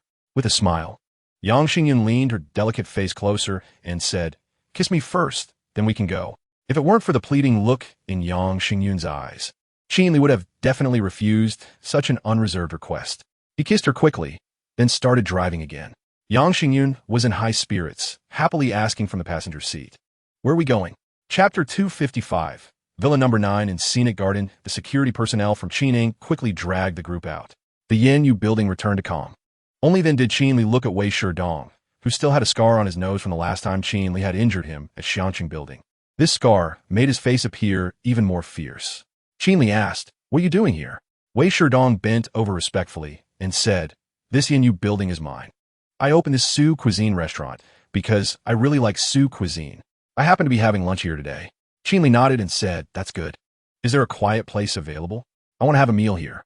Hearing this, Wei Shidong quickly replied, "Mr. Qin, please go upstairs. There are private rooms upstairs." After using the loyalty function card, Wei Shidong was really obedient. Although he still had a fierce look, he was always just a little kitten in front of Qin Li. Qin Li took Yang Xingyin upstairs with him. Wei Shidong directly led them into the one private room of Yanyu building and called the waiter to order the restaurant specialties. Qin Li didn't even have to order himself. Chapter 256. You can't waste all your time on work. Now that Yang Xingyin's accommodation was settled, Qin Li was very satisfied with the place. He simply let Yang Xingyin take out her ID to give to Wei Shidong. After taking the ID, Wei Shidong left. As soon as Wei Shidong left, Qin Li took Yang Xingyun's hand and headed upstairs without saying a word, his steps a bit hurried. Seeing his eagerness, Yang Xingyin felt a bit shy and excited. It had indeed been many days since she had been intimate with Li Ge. However, it was still daytime. Was this really okay? Following Qin Li to the second floor, he found a place, pushed open a glass door, and pulled Yang Xingyin inside. Yang Xingyin was a bit dazed as she said, "Li Ge, what are we doing here?" She didn't expect Qin Li to bring her to a gaming room. Of course, to play games. Qin Li happily pulled out a chair and said, "Come on, make yourself at home, sit." Yang Xingyun sat down on the chair, somewhat amused, while Qin Li sat beside her. They powered on the machines, and Qin Li rubbed his hands together excitedly, saying, "Suddenly I really want to play games." Yang Xingyin. Chapter 257. I'm late blooming and quite simple driving. Qin Li headed straight for the hotel where Su Yuanin was staying. On the way, he called her to let her wait at the hotel. After driving to Jinwan Hotel, he parked the car downstairs and called Su Yuanin. A few minutes later, Su Yuanin appeared at the hotel entrance with her bag. Behind her was a somewhat reluctant Jiang Eileen. The two approached the car, and Su Yuanin smiled at Qin Li and greeted him.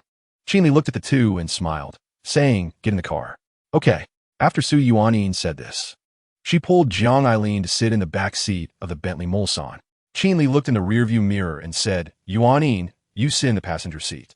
Su Yuanin's face flushed, and she nodded obediently, taking her bag and getting into the passenger seat. Jiang Eileen glanced at Qin Li and climbed into the back seat. Once in the car, Su Yuanin shyly asked, "Li Ge, where are we going?" "On a date," Qin Li replied with a smile, saying, "I was interrupted by 2 oblivious light bulbs at Mingzhu, so it's time to make up for it." The 2 oblivious light bulbs referred to Fan Bingqin and Jiang Eileen. Of course. Chapter 258. Your hands seemed to be sweating after she ran over, Su Yuanin looked at Qin Li and smiled, saying, Liga, actually Eileen is quite cute, right? Qin Li glanced at her and smiled, saying, I never said she wasn't cute. Then, Liga, you should be more tolerant of her. At this point, Su Yuanin stuck her tongue out and said, she just has a bit of a spoiled princess attitude sometimes, but she's really a good person. Girl, you said that too late. I've already bullied her enough. Besides, if I hadn't given her a warning, you might have been taken advantage of by her long ago. Thinking of this, Qin Li suddenly looked at her and asked, you and Jiang Eileen aren't sleeping in the same room at night, right? Hearing this, Su Yuanin was taken aback, then shook her head and said, of course not. We sleep separately. Qin Li nodded. It seems Jiang Eileen is quite obedient. In the future, don't shower or sleep with her, Qin Li said. Su Yuanin was even more confused and asked why. Qin Li replied lightly, because I might get jealous. Qin Li didn't directly tell her that Jiang Eileen was a lesbian. On one hand, Su Yuanin and Jiang Eileen were already good friends, and she might not believe him anyway. Chapter 259. Apologize to her for me, seeing that Jiang Eileen wasn't speaking anymore. Qin Li continued, Jiang Eileen, to be honest, I sincerely want to be friends with you, but if you don't have sincerity, then don't talk to me. I don't want to waste my emotions on women who are irrelevant to me. Who want to talk to you? If it weren't for you bullying me repeatedly, would I even bother with you? Friends? Is that how you make friends? Jiang Eileen was clearly angered by Qin Li's words. Her silver teeth were clenched, and her chest was rising and falling rapidly. Qin Li glanced at her chest, secretly swallowed, and then disdainfully said, look at you. You don't know how to share it all. You hide all the good things for yourself.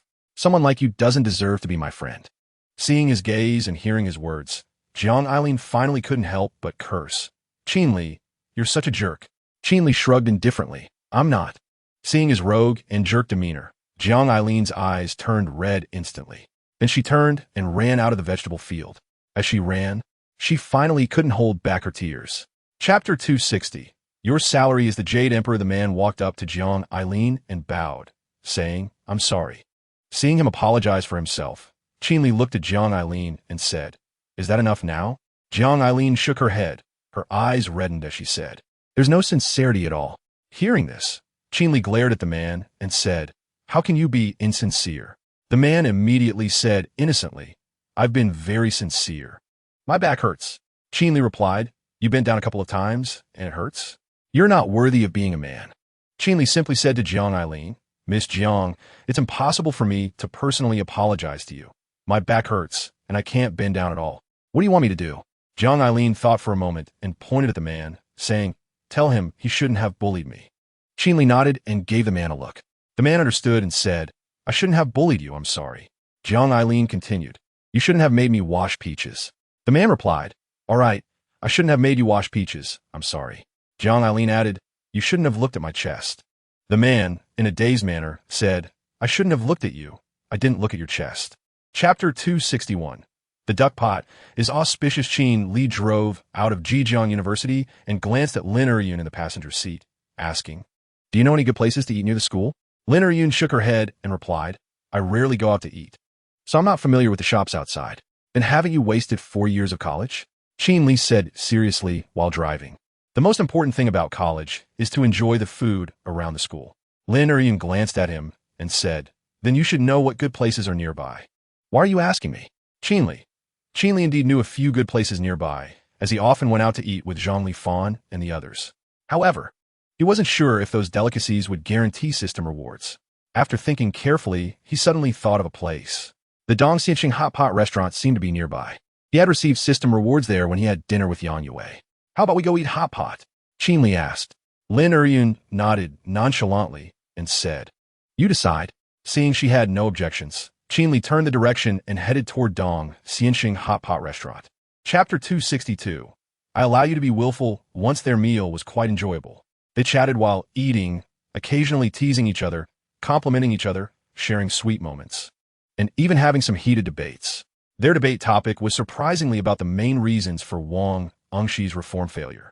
Qin Li believed that Wang Engxi's reform failed mainly because it was only to respond to the political crisis at the time, neglecting economic needs. Fundamentally, his reform was wrong. Lin Eryun, on the other hand, thought the main reason was that Wang Engxi was too eager for results, and his drastic reforms offended all social classes instantly. If he had taken his time, the reform might not have failed. The two bored people engaged in a boring debate over this boring issue until they finished their meal. Qin Li ate a lot, while Lin-Er-Yun ate very little, mostly vegetarian dishes. After paying the bill, they exited the restaurant. By now, it was completely dark outside. Qin Li looked at Lin-Er-Yun and mischievously said, "I have a room nearby. Do you want to take a look?" Lin-Er-Yun glanced at him and asked, "What room?" Chapter 263. The first true friend. Qin Li rubbed his nose and said, "Why do I feel like I'm her boyfriend?" Lin-Er-Yun smiled, but said nothing. Qin Li shamelessly continued, "So will you allow me to be willful in the future?" "Of course not." Lin-Er-Yun denied him, saying, "I said I allow you to be willful once. What if I want to be willful twice?" Qin Li was testing the waters on the edge of danger. Lin-Er-Yun glanced at his pants and smiled, saying, "Then I'll really make you my girlfriend." Qin Li finally quieted down and drove back to Zhejiang University. However, he didn't rush to take Lin-Er-Yun back to her dorm, but stopped by the roadside and said, "Shall we stroll around the campus?" Lin-Er-Yun had no objections and quietly opened the door to get out of the car. Qin Li got out of the car and locked the door. Then he reached out and took Lin-Er-Yun's small hand.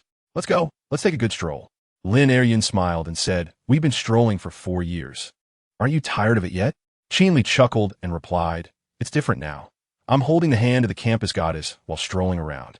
Lin-Er-Yun raised her eyebrows and said, "Then let's go. It's my first time strolling around the campus with the campus hunk." Chapter 264. Qin Li's inner thoughts. The moon was hidden, and the night was enchanting. For Qin Li, this was his first and last experience of a beautiful campus romance. However, being able to date the campus goddess, he felt he had already reached the peak. This time, he surpassed countless others.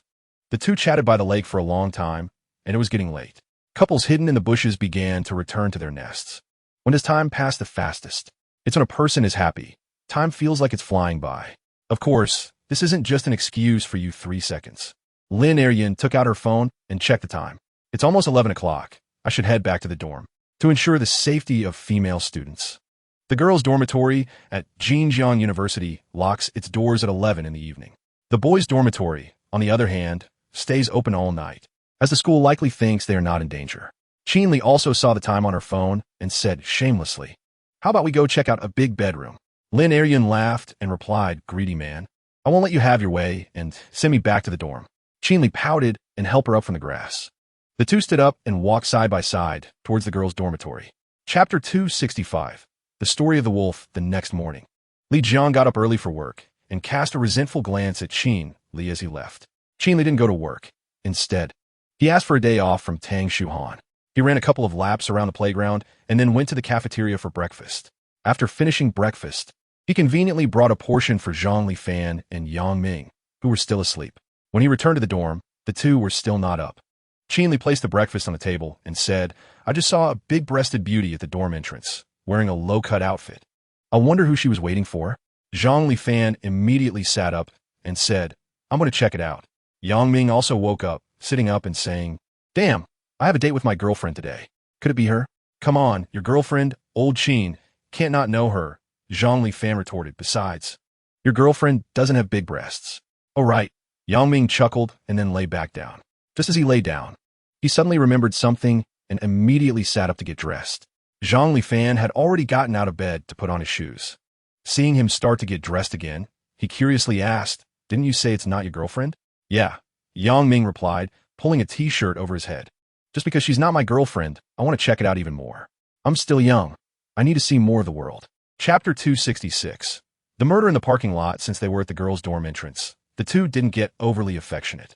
Once Lin-Er-Yun sat back in the passenger seat, she picked up the file bag and started looking through it. The file bag was quite thick. Besides the group's basic information, it also contained project information about the old city renovation. "Let's go out and sit for a while, then have lunch," Qin Li said. Lin-Er-Yun looked up and said, "You go eat, I won't go." Qin Li suspiciously asked, "Do you have something to do today?" Lin-Er-Yun shook the materials in her hand and said, matter-of-factly, "Isn't this my business?" Qin Li, Lin-Er-Yun divided the materials into 2 parts, handing the group's basic information to Qin Li, while keeping the old city renovation materials for herself. "If I'm not mistaken, this project is huge, involving many suppliers, partners, and builders. I need to finish looking through the project information quickly. Knowing ourselves and the enemy will maximize benefits." Qin Li nodded in agreement. This project is indeed quite large. So, Lin Arian smiled and said, now there's something more important than eating. Chapter 267.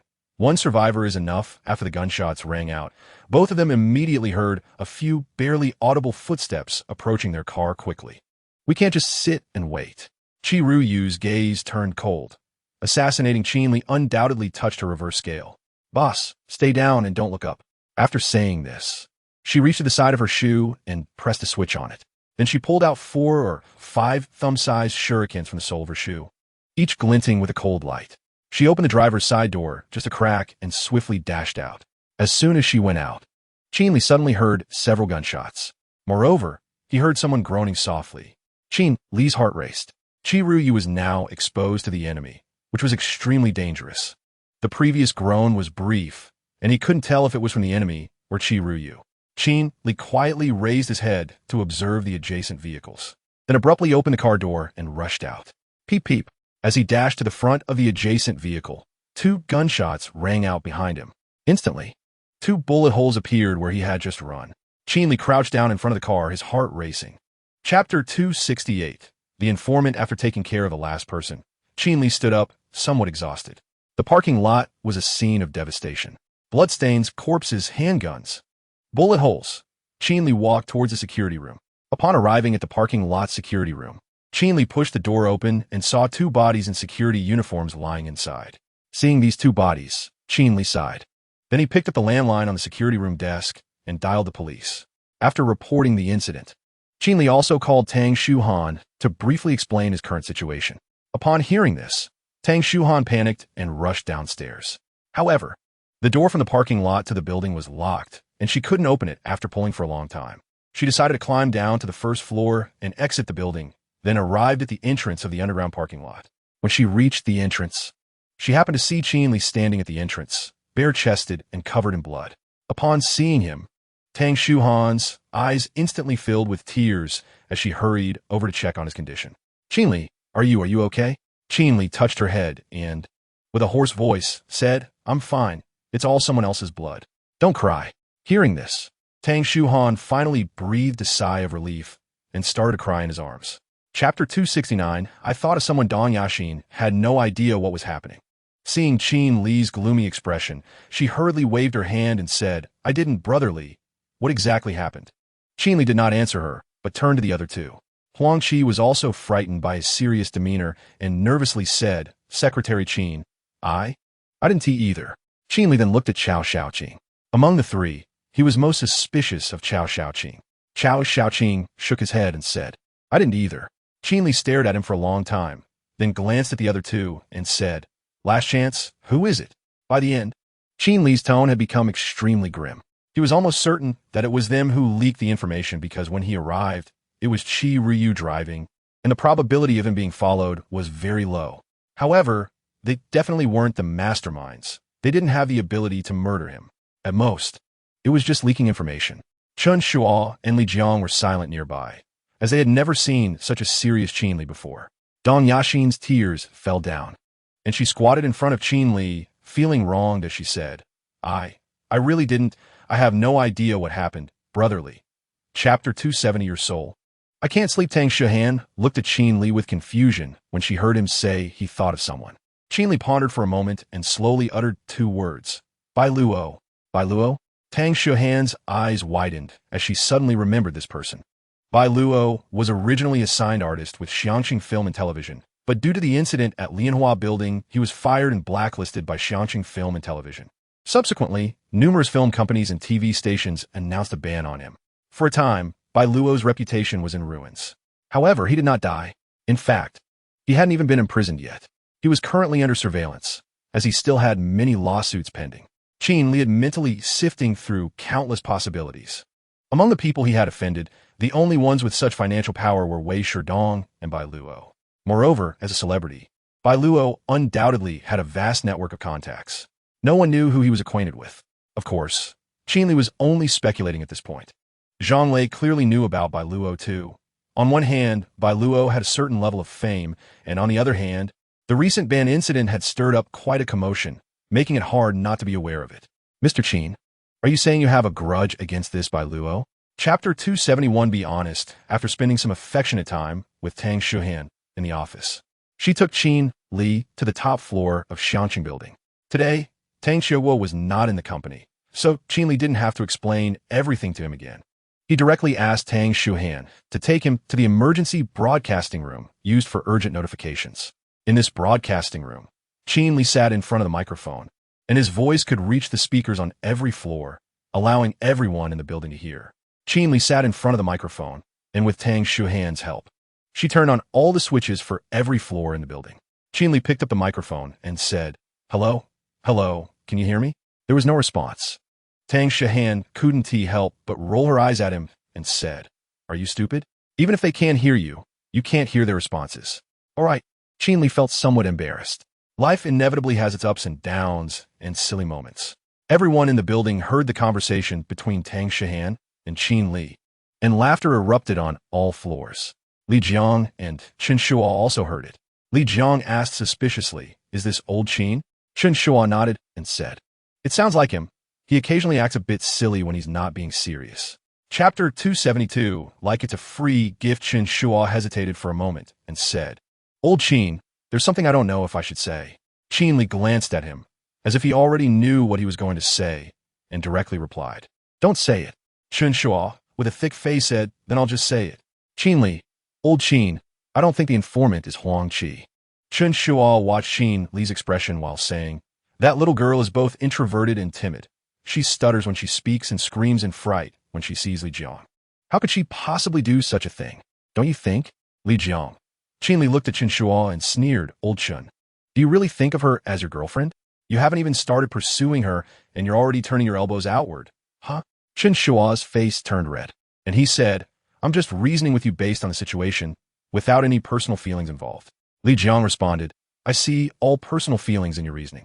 There's not a hint of logic." Chen Shuo. Li Jiang continued, "I'm not like you. I'm more rational. It doesn't matter who it is. As long as they want to harm old Qin, I will definitely consider them my lifelong enemy." Chapter 273. Qin Li's sacrifice. Zhou Yuning had not returned yet, so Qin Li decided to go eat dinner first. After finishing dinner, Qin Li asked the restaurant to make a portion of red date and millet porridge and brought it back for Qi Ruyu. When he returned to the top floor again, Qi Ruyu had already woken up. Upon seeing Qin Li, she immediately wanted to sit up. "Lie down." Qin Li waved his hand to the two female bodyguards attending her, signaling them to leave first. Once they left, Qin Li sat down at the head of the bed. Qi Ruyu looked at him, smiled slightly, and then weakly said, "Boss, it's great that you're fine. Even in such a situation, you still think about yourself?" Qin Li felt as if something had touched his heart. He wasn't cold-hearted. He could feel Qi Ruyu's love and loyalty. Qin Li gently asked, "Are you hungry?" Qi Ryu smiled and shook her head slightly. "I'm not hungry yet." Qin Li nodded, opened the lid of the food container, and set it on the cabinet in front of the bed. "Then let it sit for a while. I'll feed you the porridge later." "Huh?" Qi Ryu immediately felt a bit shy and said, "Boss, I can drink it myself." "What are you talking about? Look at what condition you're in. How can you drink it yourself?" Qin Li rolled his eyes at her and said, "What's wrong with feeding you porridge? Have you forgotten? I even washed your feet before." Chapter 274. Who is more beautiful, me or President Tang? Upon seeing this news, Qin Li pondered for a moment. "Qin Li, give me that number." "Qin Li, can you glean any information from his voice?" "Huang Qi, 133880. Huang Qi." He used a voice changer. "I just think you should be a man based on the altered voice." When Qin Li saw her send the number, he directly dialed it. However, the other end indicated that the number was no longer in service. Qin Li had no choice but to send the number to Qin Tang's security, asking them to investigate. He then messaged Huang Qi again. "Qin Li, why didn't you say anything when I asked you during the day?" "Huang Qi, I was afraid." "Huang Qi, I've never seen such a serious secretary, Qin. I was very scared." Qin Li sneered. "Qin Li, so now you dare to speak up?" "Huang Qi, I'm sorry, Secretary Qin. I only found out what happened when I returned, and I can't hide it from you anymore." Qin Li let out a sigh. Regardless, the informant had finally been caught. "Qin Li, did you call him while you were in the bathroom during the meeting this afternoon?" "Huang Qi, I didn't. I've never told him your location." Chapter 275. Being the center of attention is not as good as staying with one person until old age. Qin Li stayed with Zhou Yuning until there was a knock at the door. Only then did they get out of bed. Looking at the time, It was already past 9 in the morning. Zhou Yuning hurriedly started getting dressed. This big star was even more anxious than Qin Li, who was supposed to be at work. By the time Qin Li finished dressing, Zhou Yuning was already mostly ready. After she finished dressing, she walked to the door and opened it. Standing at the door was her manager, Sister Shui. Yuning, hurry up. The director is already urging us. We need to wrap up today, and after that, we still have preparations to make. Sister Shui's words were only half finished when she was suddenly stunned in place. This was because Qin Li was walking out of the bedroom, adjusting his collar. Zhou Yuning turned around and saw Qin Li coming out, smiling as she said, "I'll go wash up and do my makeup before heading to the set. You can go have breakfast by yourself." Qin Li stepped forward and kissed her forehead, saying, "Before you go, bring some breakfast from the restaurant to eat on the way. And don't forget what I told you about Bai Luo. Be sure to pay attention to your safety." Zhou Yuning obediently nodded and said, "I know." Qin Li responded with an then looked at Sister Shui, who seemed as if she had seen a ghost. Chapter 276. An even more powerful existence, Qin Li said. "Come here. Let them bring it up a bit." Qi Ryu responded with an and then obediently walked over. Qin Li wrapped his arms around her and took out his phone to call the restaurant, asking them to send breakfast up. He then called Tang Shuhan. Today he planned to skip work again. Tang Shuhan was particularly supportive of his decision to skip work this time, as the shooting incident from yesterday had already frightened her. She urged Qin Li to stay indoors and preferably not go anywhere. For his big wife's concern, Qin Li naturally agreed to all of it, casually comforting her with a few words to ease her mind. Qin Li then mentioned the dismissal of Cao Xiaoqing. How to handle Cao Xiaoqing was left to Wang Taizhu, but Fein Liv would definitely not keep him. On this matter, Tang Shuhan had no objections. It was just one less inconsequential secretary.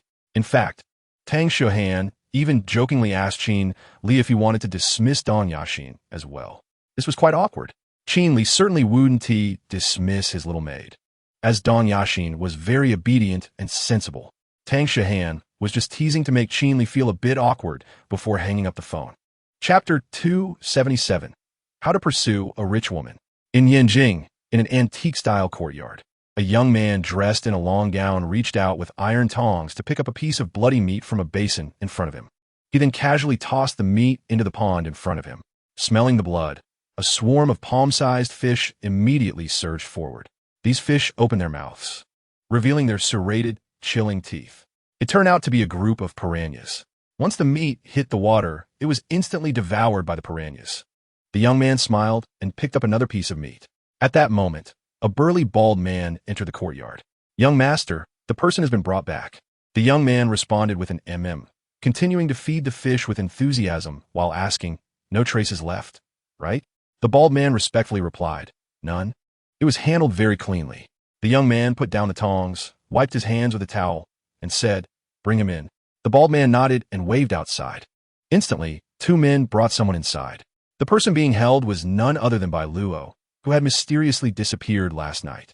However, Bai Luo was no longer the glamorous figure he once was. Chapter 278. Qin Li drives to school. Qin Li drove to the school gate and just happened to see Zhang Lifang and Yang Ming also planning to go out. Qin Li rolled down the window and asked, "Where are you two going?" Zhang Lifang and Yang Ming didn't expect to run into Qin Li. They walked over, and Zhang Lifang asked, "Old Qin, why are you back at school?" Yang Ming also asked, "Aren't you supposed to be with Brother Jiang now?" Qin Li shifted slightly to reveal Lin Eryun in the passenger seat and said, "I had something to do at school, and now I'm planning to go out for a meal." When the two saw Lin Eryun in Qin Li's car, their eyes widened. When they noticed Lin Eryun looking at them, Zhang Lifang instantly became a bit nervous. You guys go eat." Yang Ming's reaction wasn't any better. He awkwardly wiped the sweat from his palms on his pants. Qin Li glanced at the two and said irritably, "Can you be a bit more ambitious? What are you two planning to do?" Yang Ming replied, "Brotherly, we were also planning to go eat." Qin Li raised an eyebrow and said, "Then let us go together. Hop in." The Mercedes-Benz van was spacious enough to accommodate both of them. Chapter 279. Lin Eryun's trouble. Qin Li's words immediately won over Zhang Lifang and Yang Ming, but also provoked Lin Eryun.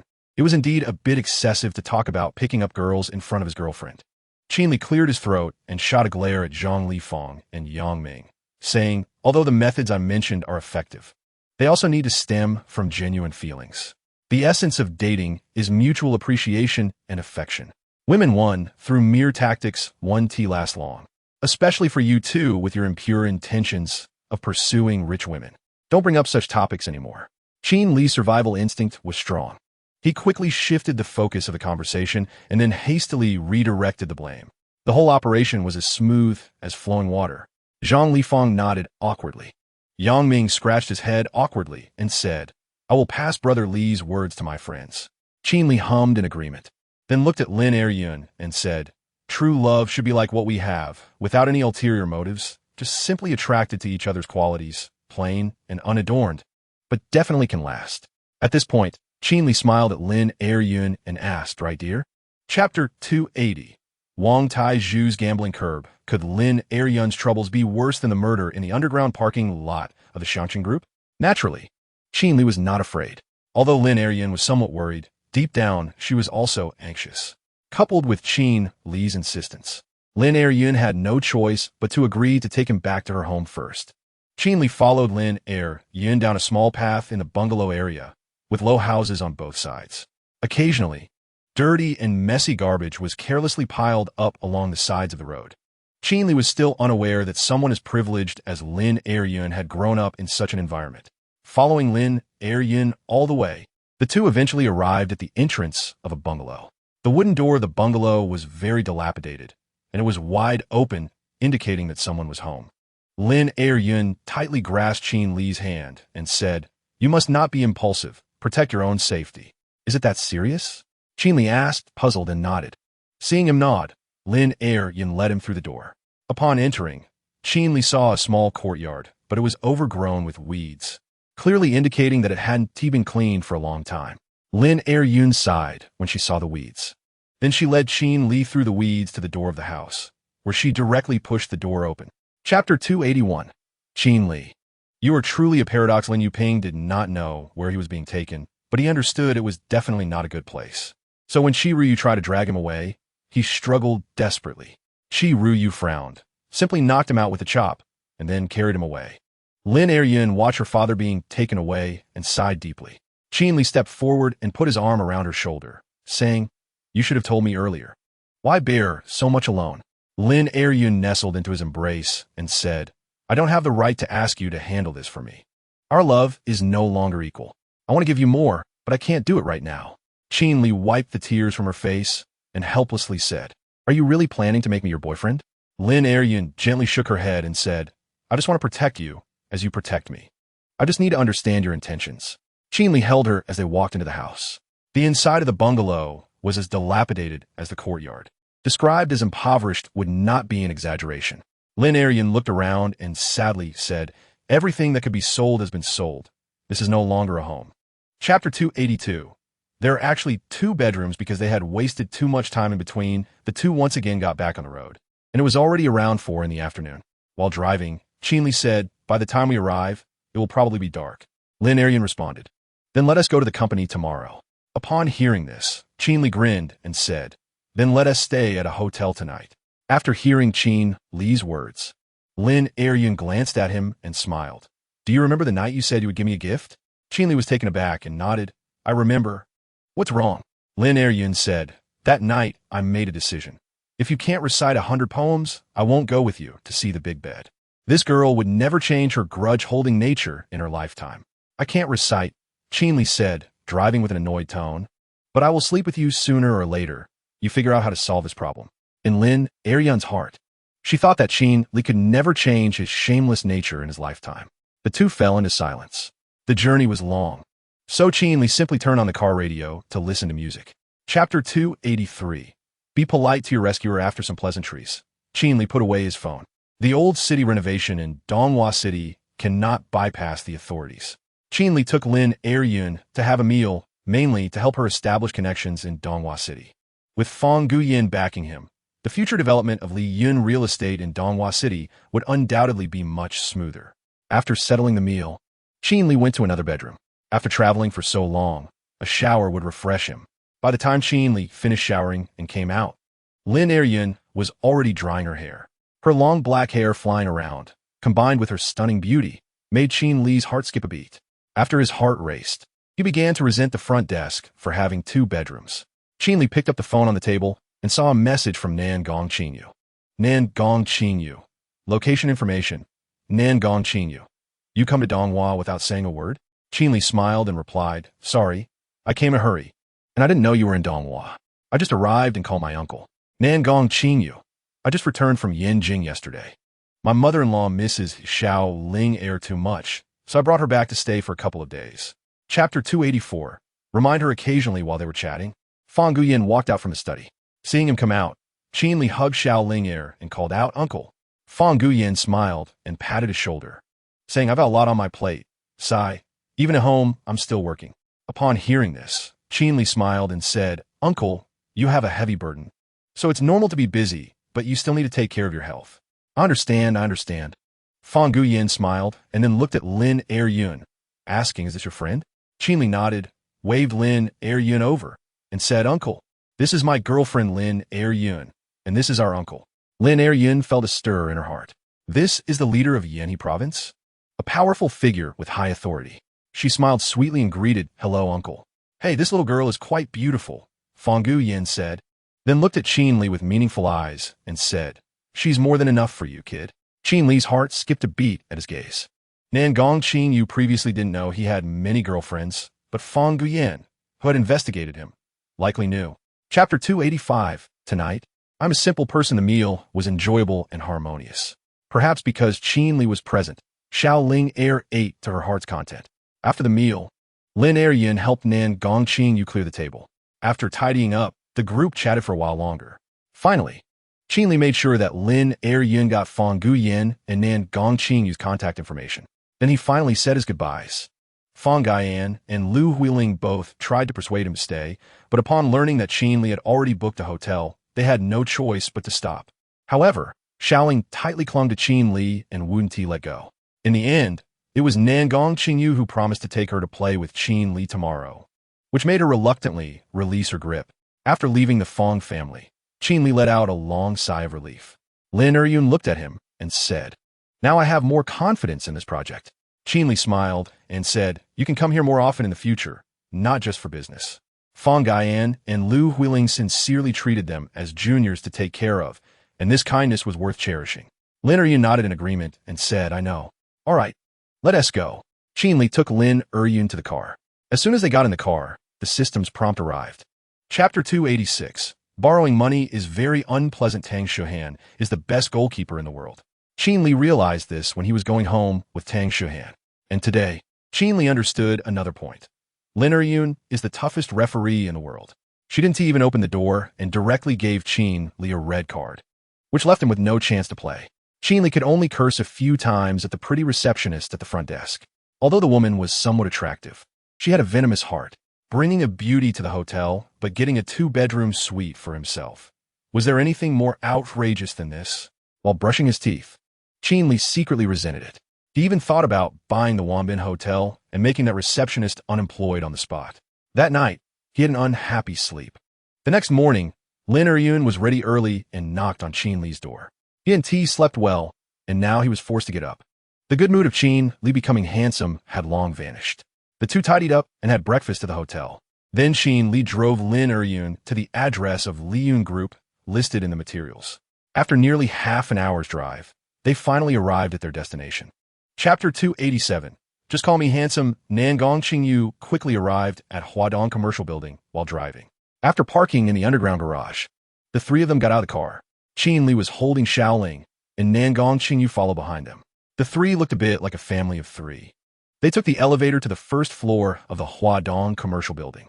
A large area on the first floor was fenced off as a children's playground, filled with various toys and game facilities. Many children were already playing inside. Xiaoling's eyes lit up upon seeing the toys. Qin Li smiled and asked her, do you want to play, Xiaoling? Xiaoling nodded eagerly and said, I want Daddy to play with me. Hey, little girl, don't forget about yourself while playing. Qin Li smiled and kissed her little cheek. Qin Yu, feeling a bit jealous, asked, what about Mommy? Aren't you going to play with Mommy? Xiaoling looked at her and said, Mommy can play too. Hearing this made Qin Yu feel a little better. However, before she could be happy, Qin Li said, all right, a forced melon isn't sweet, so don't always make things difficult for the child. Chapter 288. You've already fallen for me. The staff led Qin Li and the others to the parent-child game area of the playground. However, what frustrated Qin was that this so-called competition wasn't free. Each person had to pay a participation fee of 100 yuan, which was simply a cash grab by the business. But despite his frustration, Qin Li ultimately paid the money honestly. After all, that learning machine was too tempting. That wasn't just a learning machine. It was his helicopter taking off tonight. After paying the fee, Qin Li held Xiaoling and went with Qingyu to the starting point of the competition. There were already 4 groups of parents waiting at the starting point, each pair bringing a preschool child. Once they were in position, the staff explained the rules of the parent-child competition. The competition was divided into 2 parts. In the first part, the father had to carry the mother on his back while also holding the child in front. Essentially, the father had to carry the weight of 2 people. When the father reached the finish line a dozen meters away with the 2, the mother and father would lift the child to retrieve a balloon hanging in the air. If the mother and child touched the ground midway, they would have to return to the starting point and start over. Then the first part would end, and the second part would begin. Chapter 289. He is thin, but strong. After putting Qingyu down, Qin Li immediately stretched his shoulders. He glanced at Qingyu and smiled. I suspect there are 2 more dents on my back now. Hearing this, Qingyu was initially puzzled, but after a moment of thought, she understood what this rascal was implying. She shot him an annoyed glare, warning him not to say anything inappropriate again. However, this held no threat for Qin Li. He leaned in closer and, with great interest, said, Hey, I wouldn't have guessed, but I felt your heart racing just now. You're talking nonsense. Qingyu was flustered and said, I was just nervous. Nervous about what? Qin Li asked suspiciously. I am afraid of losing the competition, Qingyu replied. Qin Li rolled his eyes. Since when do you care so much about winning or losing? But Qin Li didn't have time to talk to her, because that wild boar of a man charged over. Qin Li quickly lifted Xiaoling in his arms and told her to go grab the balloons hanging above. Xiaoling, help Daddy get the balloons down. Xiaoling nodded eagerly and reached up with her little hands to grab for the balloons above. Chapter 290. He sees through your DNA at a glance. Seeing that this woman wanted to create trouble, Qin Li looked at her and said, You better behave yourself. There are some things I don't even want to say, so don't go looking for trouble. The woman cursed. Are you crazy? Hurry up and return the prize to me, or I'll call security and say you're bullying my husband. Qin Li couldn't help but laugh and pointed at the fat man, saying, Look at our sizes. Who would believe what you're saying? I don't care. If you don't leave the stuff behind today, you're not leaving, the woman said, stepping in front of Qin Li. Seeing her like this, Qin Li sighed. Originally, he didn't want to say much after getting the stuff back, but now it seemed he had to. Qin Li said to the fat man behind the woman, Fatty, are you this little fatty's dad? The fat man was confused by the question, but still replied, Yes, so what? You better not lay a hand on my son. Is that so? Qin Li looked at him pitifully and said, That little fatty isn't your biological child, right? Upon hearing this, the fat man immediately became furious.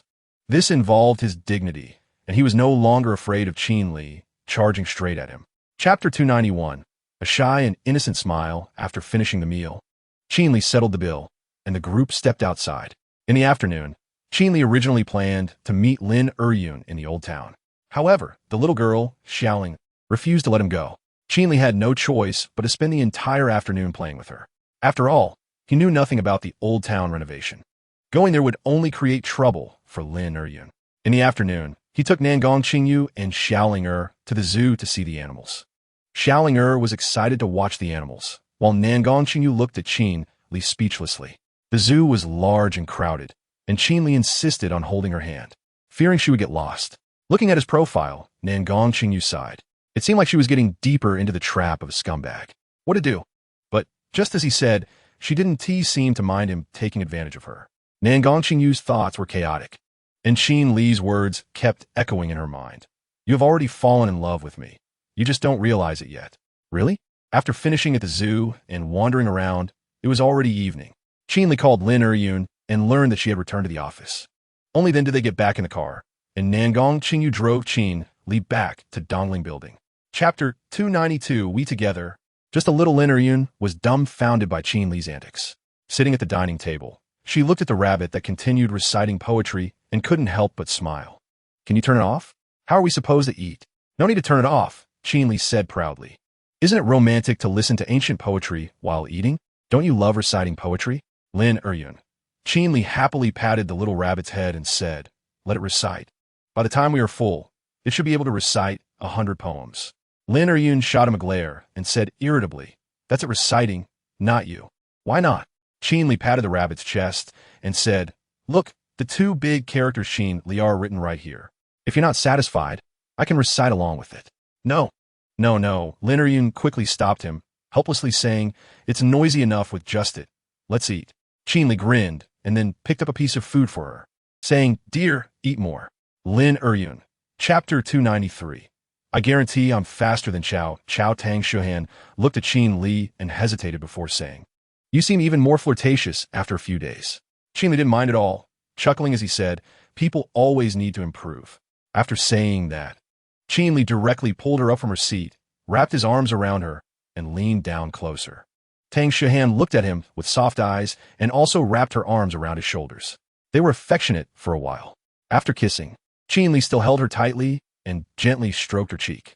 Tang Shuhan enjoyed the tenderness but carefully examined his face, suddenly wondering, why do I feel like you suddenly look a bit more handsome? Of course I'm more handsome. Just now did you notice? Do you think a score of over 90 in looks is just for show? Qin Li lifted her chin with a smirk and said, because your love makes me shine. Tang Shuhan pursed her lips and rolled her eyes at him, but deep down, she enjoyed this feeling. You're so cheesy. Speaking sincerely is cheesy, Qin Li said while hugging her. Tang Shuhan didn't say anything more and quietly enjoyed his company. Chapter 294. A true low-probability event. After chatting with Dong Yaxin for a while, Qin Li went to Chen Shua's office. He was curious to see what Chen Shua and Huang Qi discussed late at night. Walking into Chen Shua's office, Qin Li immediately saw him and Li Jiang sitting behind the desk. Chen Shua's dark circles were even heavier than Huang Qi's. Li Jiang smiled when he saw Qin Li enter, saying, Old Qin, you're here. Chen Shua, also sporting dark circles, said, Old Qin, you finally came? Look at me. I miss you so much that I can't sleep at night. My eyes are black. Qin Li, upon hearing this, wanted to spit in his face. This shameless fat man actually said such a thing. Stop talking nonsense. Huang Qi told me, Qin Li said impatiently. She said you bother her every night to talk about work? Not expecting Qin Li already knew, Chen Shua awkwardly scratched his head and said, right? It's just that I've had a lot of work lately. All right, stop pretending. Before Qin Li could speak, Li Jiang directly exposed him, saying, this guy wants to get closer to Huang Qi but doesn't know what to say, so he bothers her every night to talk about work. Even I, who have never been in a relationship, know that's too foolish.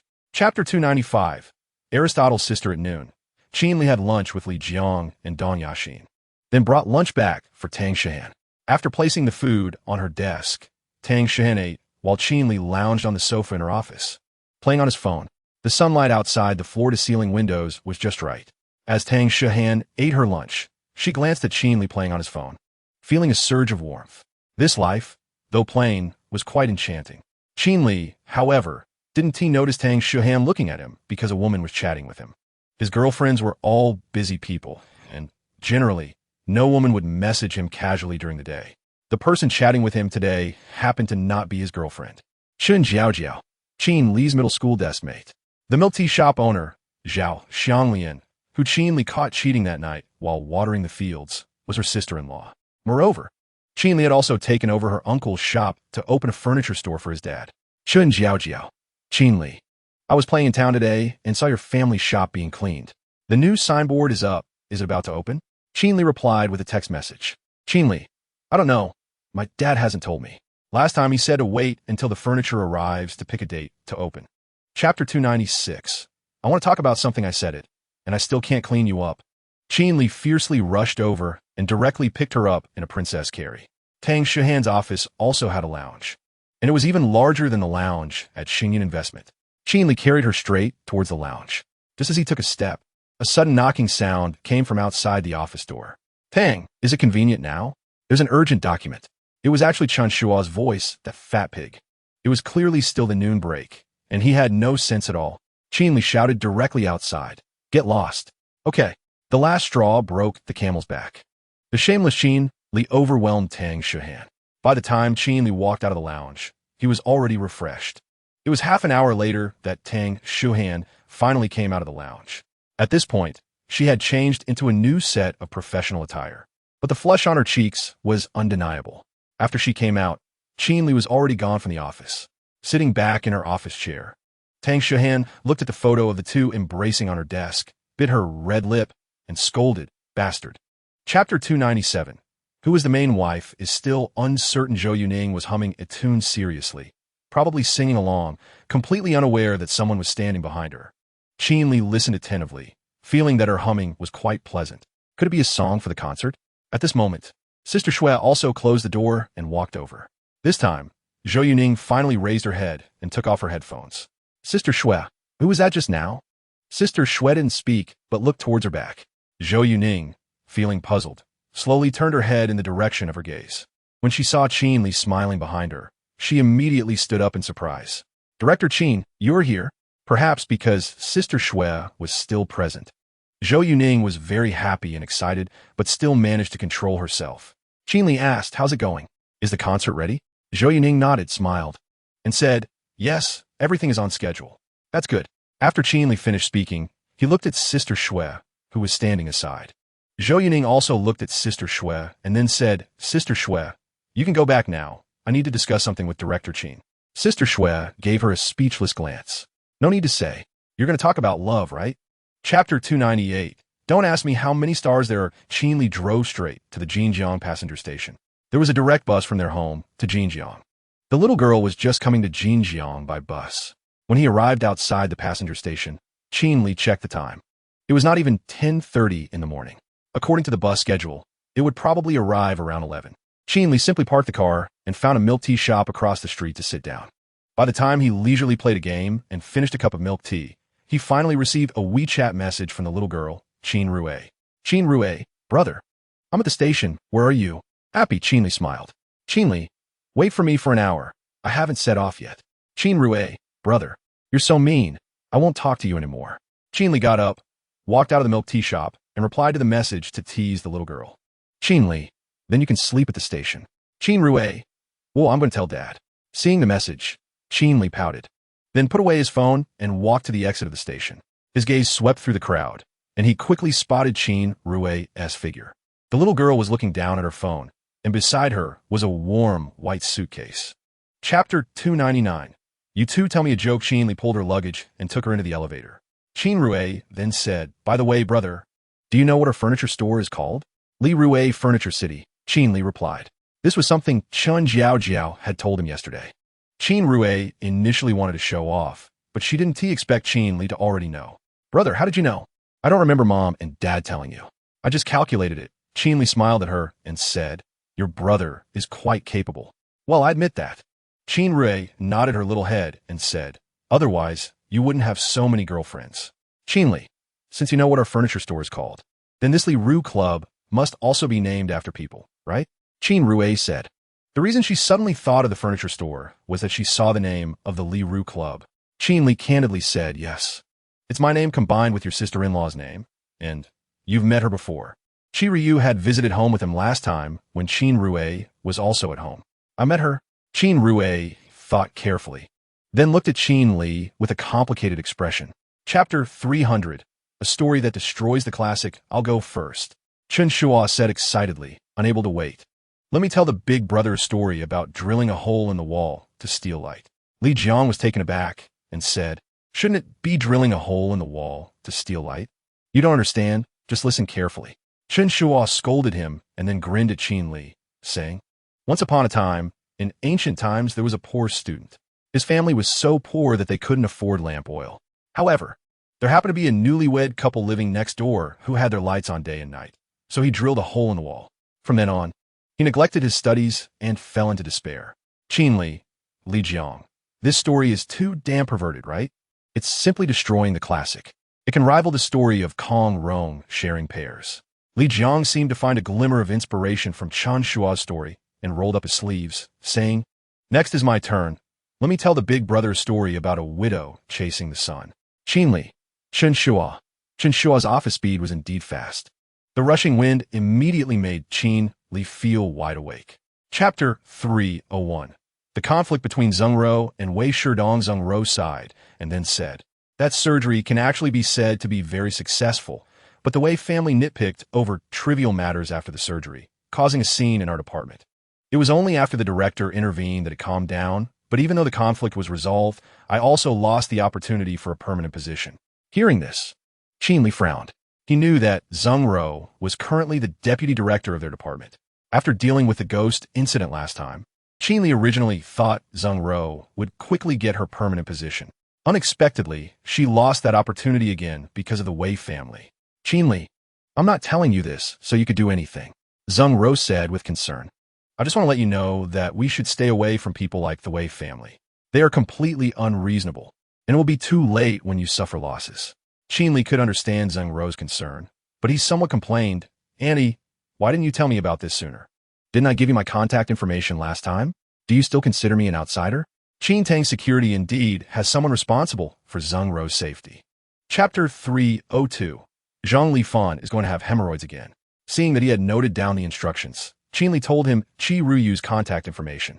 After discussing everything, Wei Shidong finally took his leave. Then Qin Li took out his phone and briefed Qi Ruyu. Just as he put his phone away, Zheng Ro immediately walked over. Qin Li, how come Wei Shidong listens to you so much? This question had almost been suffocating her. Could it be that Qin Li had really become so formidable that the Wei family dared not provoke him? Qin Li smiled at her and said, Auntie, do you want to hear the truth or a lie? Zheng Ro rolled her eyes at him and said, of course the truth. Qin Li honestly replied, the truth is that he is actually my subordinate. The young master of the Wei family is a subordinate of her son-in-law? Zheng Ro asked in a daze. Then what's the lie? The lie? Qin Li thought for a moment and said, your son-in-law is quite charming. He won him over with charm. Zheng Ro couldn't help but roll her eyes at him again, but then she looked at Qin Li's face and suddenly said in surprise, you do seem to be more handsome than the last time we met. Hey, even my mother-in-law has noticed I've become more handsome. Qin Li felt delighted but still corrected her, saying, Annie, the word for complimenting a man is handsome, while pretty is for you. Chapter 303. Be my little princess. Qin Li was indeed just being lazy. While he was cleaning the house and chatting with Zheng Ro, he was also inwardly cursing Wei Shidong. Who told him to give me such a big house? The two of them cleaned all afternoon, and by the time the sun was setting, Qin Li took out his phone and called Tang Shihan. He originally wanted Qi Ryu to pick up little Qin Rui to meet Yang Xingyun, but unexpectedly, Tang Shihan still wouldn't let her go and planned to take Qin Rui home after work. Qin Li, feeling helpless, had to arrange for Qi Ryu to send a few more people to ensure their safety. Not long after he hung up, Yang Xingyun finally returned, driving her car. After parking, she went upstairs and saw her mother cleaning with Qin Li. She was instantly both happy and puzzled as she looked at Qin Li and asked, handsome guy, you came too? She knew her mom was coming, but she didn't expect Qin Li to come as well. Qin Li sighed and sat down on the floor, saying, isn't it because I'm worried you can't clean the house by yourself? I happen to be free, so I came to help you. Zheng Ro rolled her eyes at him in amusement. This brat is just good at sweet talking, but is clearly lazy. Chapter 304. You can't, but she can. That night, Qin Li took the initiative to mention the concert of Zhou Yuning to Yang Xingyun. She didn't feel any regret about not being able to see Zhou Yuning's concert. However, she was determined to meet Qin Rui no matter what. Qin Li naturally agreed readily. That night, the Taoist priest and the fairy had a fierce battle. In the early morning, Yang Xingyun sneaked back to her room and then got up early, washed up, had breakfast, and went to work. Qin Li, not needing to work, simply went back to sleep. However, after 8 o'clock, before it was even 8:30, Zheng Ro knocked on his door. Qin Li was awakened and groggily shouted from bed. Who is it? Zheng Ro said at the door, it's me, Qin Li. Aren't you getting up? Don't you need to visit patients this morning? Qin Li replied, what patient? Zhang Li Fan is still alive and kicking at school. Qin Li didn't expect that by lying, he not only had to clean more, but also affected his sleep-in. Is this karma? He got up sluggishly and got dressed. When he came out, Zheng Ro glanced at him and said, I've set your breakfast on the dining table. Wash up and eat before you go. Chapter 305. Farewell to the shameless Zhang Xiaolan. Qin Li smiled and said, Annie, you're overthinking it. I won't force anyone to compromise except for enemies. Zheng Ro also smiled and said, I know, you're different from those people. A person's principles, if not upheld until their death, will make everyone forget that this person once insisted on those principles. Next, The two chatted about some mundane life matters without delving into any profound topics. Zheng Ro drove her Porsche to a commercial building. Qin Li looked around and thought it seemed to be a furniture store. Zheng Ro parked and said, I noticed that Xing Yun's house seems to be lacking some small pieces of furniture. Let's go take a look. Qin Li had no objections and followed her out of the car. As they walked into the store, a salesperson immediately approached them. Qin Li looked around with the salesperson and noticed that the furniture had a great design and was all exclusive designs by the designer. The materials and craftsmanship were thoughtful, making it quite pleasing to the eye. Of course, the prices were also steep. Zheng Ro listened to the salesperson's introduction while carefully experiencing the quality and comfort of the furniture. Chapter 306. Zhou Yuning, I'm your idol. Zheng Ro overheard their conversation and frowned. Qin Li looked at him speechlessly and said, You call that high-end? Young Master Zhang, you can't be that inexperienced, right? Compared to chicken, that was pretty good. Zhang Xiaolan sighed, although it's also rolled edge lamb. Zhang Xiaolan's speed of speaking was a bit fast, and realizing that Zheng Ro was still nearby, Qin Li quickly cleared his throat and said to Zheng Ro, Annie, we decided on this sofa. You can go look at other furniture. Zheng Ro didn't want to listen to their nonsense, but as she was leaving, she warned Qin Li with a glance. The implication was probably not to let Qin Li learn bad habits from such people. Once Zheng Ro left, Zhang Xiaolan curiously said, This girl is so young. And you call her auntie? I get it, Qin Li. So you like role-playing, huh? I actually like it too, he. Role-play your grandma. Qin Li cursed. Zhang Xiaolan. Qin Li looked at him and said, You still need to contribute a bit to the profits of this month's Liru Club. When will you go over and deposit a few million? Chapter 307. Raising pigs and gambling addiction. Zhou Yuning is actually my sister-in-law, which Qin Rui never expected. However, her ability to accept this reality is quite good, so after the initial excitement, she gradually came to terms with it. Still, she felt a bit constrained, as she was facing a big star on the screen, and it was impossible not to feel any pressure. Zhou Yuning pulled her to sit on the sofa and asked with a smile, Xiao Rui, did you have fun with Tang Zong? Qin Rui, a bit confused, asked, Which Tang Zong? Tang Shuhan. Zhou Yuning replied with a smile. Isn't she also your sister-in-law? Qin Rui. Qin Rui had always been very clever, perfectly covering for Qin Li among the various sisters-in-law. When she was with Tang Shuhan, she never mentioned anything about the other sisters-in-law. But what was the situation now? A big star was asking her about another sister-in-law? Qin Rui looked helplessly at Qin Li sitting beside her, who smiled and said, It's okay, just say whatever you want. Zhou Yuning echoed Qin Li, saying, Yes, it's fine, I already knew. Just say it. You knew it long ago but still became my sister-in-law? Chapter 308. Is this damn love? However, looking at the swaying weeds in the distance, Qin Li thought for a moment and said, Taiju, do you really think raising pigs will be effective for him? I'm not doubting your method, but he can't raise pigs here for a lifetime. After all, he's my father-in-law. You understand? I understand. Wang Taiju nodded and continued. Boss, actually raising pigs is just to wear him out. This is not the main point of overcoming gambling addiction. Not the main point? Qin Li looked at him and said, Explain further. Wang Taiju hummed, then respectfully asked, Boss, do you know what the biggest harm of gambling is to a person? The biggest harm of gambling?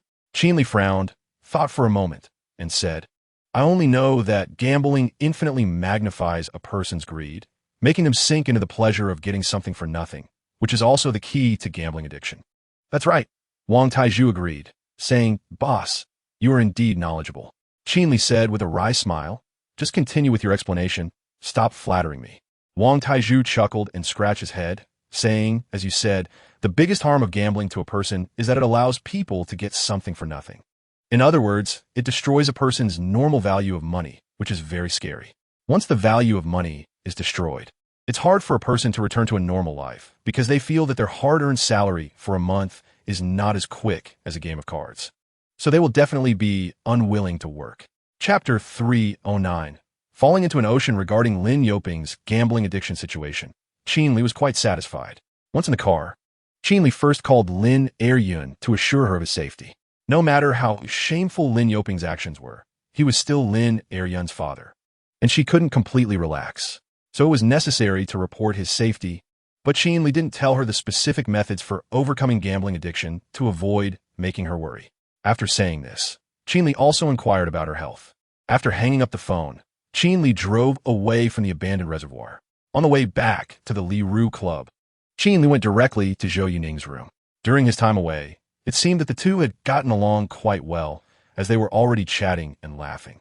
Next to Qin Rui, there was a beautifully packaged box, which Qin Li guessed was the gift Zhou Yuning had given her. Qin Li wanted to go over and take a look, but unexpectedly, Qin Rui directly blocked him.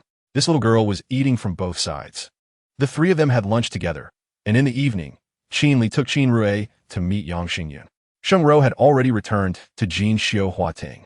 Although tomorrow was Saturday, she received a notice that she had to go back to the hospital for a meeting. Qin Li speculated that there might be developments regarding Wei Shidong's matters, and his mother-in-law would likely be officially confirmed soon. Chapter 310. Messenger the Devil Li Jiang also smiled and said, "Hello, Xiao Rui. I'm Li Jiang. I also work at Fei Yin Live. A couple days ago, I heard you went to Fei Yin Live, but we just didn't meet at that time." Initially, Li Jiang joked about wanting to be Qin Li's brother-in-law, but that was just a private joke among a few people. In front of Qin Rui, everyone put on a hypocritical senior face. Qin Rui also charmingly greeted everyone, and only then did Qin Li sit down with her. Qin Li ordered 2 cups of milk tea and specifically asked Zhang Lifan to pay the bill. To avoid this guy pretending to be generous, Zhang Lifan paid the bill without hesitation this time. And the group naturally did not play Go anymore, but sat together to chat. The conversation revolved around university life, university courses, university club activities, and student council topics, mainly to introduce Qin Rui to Jinjiang University. The chat in the 101 dormitory was unprecedentedly pure. Of course, once Qin Rui went to the bathroom, the direction of the conversation changed immediately. Seeing that Qin Rui had gone to the bathroom, Zhang Lifan was the first to say, "Old Qin, you are really not fair. For 4 years in college, you've been thinking about our relatives, but you never told us your sister is so beautiful." Chapter 311. I want both Qin Tang Securities personnel, along with those dispatched by Wei Shidong, totaled more than 60 people. These individuals would conduct a risk assessment of the concert venue in advance, including checking for explosives. After the audience entered, they would cooperate with the security of the sports hall to maintain order and secretly monitor suspicious individuals on site. Their goal was to nip any danger in the bud. Qin Li saw that under Qi Ruyu's organization, all personnel were acting swiftly and methodically in their security work. He stepped over to Qi Ruyu's side. Qi Ryu greeted him when she saw him coming, saying, "Boss." Qin Li nodded at her and then looked at the busy personnel, asking, "How are the people sent by Wei Shidong?" Hearing his question, Qi Ryu thought for a moment and said, "Overall quality is quite good. They should have undergone systematic training." Qin Li replied with an pondering for a moment before saying, "What do you think about integrating them into Qin Tang Security?" Integrating into Qin Tang Security? Qi Ryu was somewhat surprised by this suggestion. She hadn't thought of it before, but now that she did, she couldn't help but nod and say, if these people can join Qin Tang Security, they would indeed be a good source of fresh blood. But their loyalty would need to be specially cultivated. Chapter 312. Announcing sovereignty with Zhou Yuning, Chen Shuo nervously asked, "What does this mean?" Qin Li helped him analyze and said, "First, your reason doesn't really test whether she has any feelings for you with this ticket. She might have just come out to watch this concert because she likes Zhou Yuning too much. Second, you didn't use this ticket as an opportunity to develop some activities after the concert. You can't possibly confess to her while Zhou Yuning is singing halfway, right? What will you do after the concert ends? Just go back home?" After listening to Qin Li's words, Chen Shuo realized, "It seems to make sense, Lao Qin. Hurry up and tell me, do I still have a chance to salvage this?" "Yes." Qin Li thought for a moment and said, "After the concert ends, find an opportunity to continue asking her out. If she is thirsty, invite her for milk tea or coffee. If she is hungry, invite her for a late-night snack. Even if she is tired, you must drive her home, and then take a few more turns on the way to increase the chance of being alone together. And take the opportunity to express your feelings for her. As for the outcome, it depends on your performance." Chapter 313. Is she declaring war on me? Facing the stage where tens of thousands of eyes were on her, the radiant Zhou Yuning, even the usually proud Tang Shu Han, felt pressured. Qin Li smiled, then placed her small hand back in his palm. This action made Tang Shu Han very satisfied. Zhou Yuning on stage spoke again. "I believe everyone knows about the incident that happened at Lianhua Building a few days ago." As soon as this statement was made, the venue fell silent. Regarding the incident of Zhou Yuning falling from Lianhua Building, most people learned about it through the media. Hearing Zhou Yuning personally address this matter, everyone couldn't help but quiet down. In the crowd, Bai Luo's eyes narrowed instantly. He didn't expect Zhou Yuning to mention this at the concert. As for the reason for my fall, I believe everyone is already clear about it. Zhou Yuning slowly said, it was due to certain fellow artists not adhering to filming rules, which led to the incident at Lianhua Building. Bai Luo's forehead throbbed. The person who didn't follow the filming rules was undoubtedly referring to him. That damn woman. However, what I want to say this time is not about this. Nor do I want to blame anyone in this setting. Chapter 314. Lu Erniu and Lu Erniu. Regarding Bai Luo's sudden behavior. The few strong men were completely unprepared and didn't even know when he suddenly had this small knife on him. Seeing the blood oozing from Bai Luo's neck, they immediately fell into a dilemma. If it weren't for the young master's order to bring Bai Luo back unharmed, they wouldn't care about Bai Luo's life or death at all. But now, Bai Luo, you should put the knife down. The strong man sitting next to Bai Luo said in a low voice. Put it down? Bai Luo sneered, his expression extremely grim. You're not taking me for a fool, are you? I'll say it again. I want to make a move on Zhou Yuning. Otherwise, just wait for me to die, and you can go back and be fed to the fish by that pervert. Upon hearing Bai Luo's words, the others couldn't help but swallow hard. According to the young master's cruel nature, it wouldn't be impossible for him to say he would feed them to the fish. The few exchanged glances, and finally, one of them spoke up. How do you want to make a move? Seeing them compromise, Bai Luo said viciously, when Zhou Yuning comes out, I want you to find an opportunity to attack her. I want her dead. The others pondered for a moment and finally nodded in agreement. Chapter 315. Happily having surgery. Lu Erniu thought for a moment after hearing this, then said, Boss, yeah. Actually, I can install a tracker on their car, so we can follow the clues and find the mastermind. But that's not foolproof. If they change cars or abandon the car midway, it would also be ineffective. Qin Li said speechlessly, then just tell me something effective. Lu Erniu nodded, and then his expression actually became a bit excited. Boss, actually we can also install the tracker in other places, like on their bodies. Qin Li was taken aback and said, won't it be useless if they change clothes? No. Lu Erniu chuckled and said, Boss, I'm not talking about clothes, but implanting it inside their bodies. Inside their bodies? Qin Li asked in shock. This thing can be implanted inside the body? How? When it came to this, Lu Erniu became enthusiastic and said, there are several methods to implant it inside their bodies, just using some specially made trackers. As for the methods, they can swallow it, or it can be inserted into their rectum. If it's a woman, it can also be inserted. Chapter 316. Su Yuan Yin's farewell. The strong man who escaped with Bai Luo was named Abang. Abang, seeing the group chasing him closely behind, still couldn't understand how they were exposed. However, even so, Abang still remembered his young master's orders to bring Bai Luo back unharmed. Now both of them were injured. It was impossible to return unharmed. He could only try to bring the living Bai Luo back. He dragged Bai Luo and ran wildly. However, both of them were already injured, and their speed was slowing down. Abang realized that if this continued, he and Bai Luo would soon be caught. So he roughly observed the surroundings and then suddenly pulled Bai Luo into a nearby narrow alley. Running in wide spaces, they would eventually be caught. Now, they could only escape in such a complex, small road. The security personnel from Qin followed closely behind, chasing them into the alley. The two were like stray dogs in the narrow path, specifically darting into winding and narrow corners. However, this method was still effective. They actually temporarily shook off the security personnel from Qin until they hid at a corner of an intersection. Chapter 317. Lu Erniu performs sorgfältig. Qin Li smilat, reached out and rubbed her little head, saying, no need for a farewell, because I will often go to Mingzhu in the future. Su Yuan looked at him and softly asked, really? Of course, Qin Li said confidently, because you are in Mingzhu. Upon hearing this, Su Yuan's heart raced like a deer. Qin Li poured more drinks for the two of them, and then said, do you know why I brought you to KTV?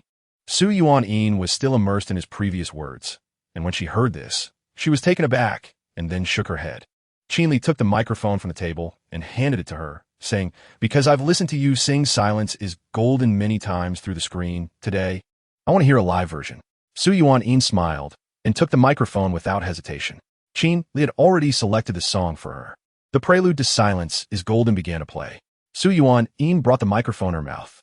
The night wind is chilling as I look back at the old events. The past me was filled with anger, accusations, and blame, suppressing a full belly of rage. I reacted strongly to rumors. Yet it's still a beautiful Cantonese song, with a subtle melancholy woven into the melody. Today, there are no other audiences, no bullet comments. Chapter 318. Lao Qin, I'm heartbroken the next day. Ah Bang woke up feeling numb and painful all over, as if he had been pricked by needles. He opened his eyes and realized he seemed to be in a small clinic. A sudden shock hit him. Could it be that he was captured? He turned his head and saw Bai Luo lying on the same bed. Bai Luo was still alive. Ah Bang breathed a slight sigh of relief and struggled to sit up. At that moment, a man in a white coat walked in. Seeing that Ah Bang was awake, he quickly said, "Don't move. Your wound hasn't healed yet." Ah Bang looked at him warily and asked, "Where is this?" "This is my clinic," the doctor replied calmly. "You two were found passed out in a garbage heap last night and were brought here. I treated your wounds." Ah Bang then asked, "Did anyone come looking for us?" The doctor shook his head and said, "No, you two don't have any identification on you, so I don't know who you are. However, you still need to settle your medical fees." Ah Bang nodded and said, "Okay, once my friend wakes up, we'll settle it together. But can you check on me first? My lower abdomen hurts a lot.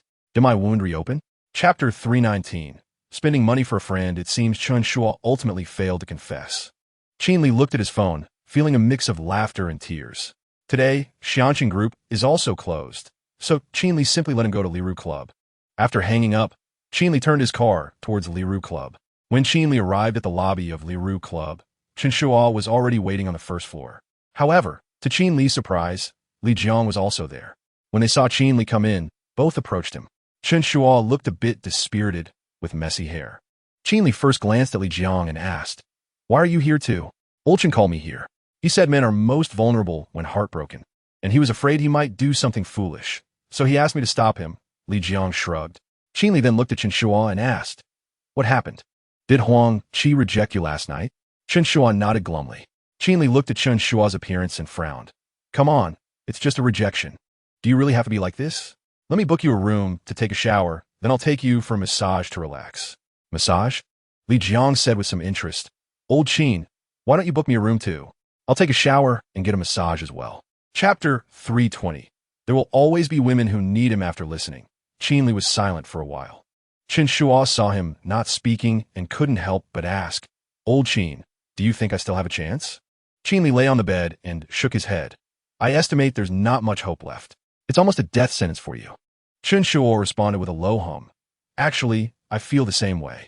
Maybe I shouldn't have had feelings for her from the start. Heartbreak is really painful."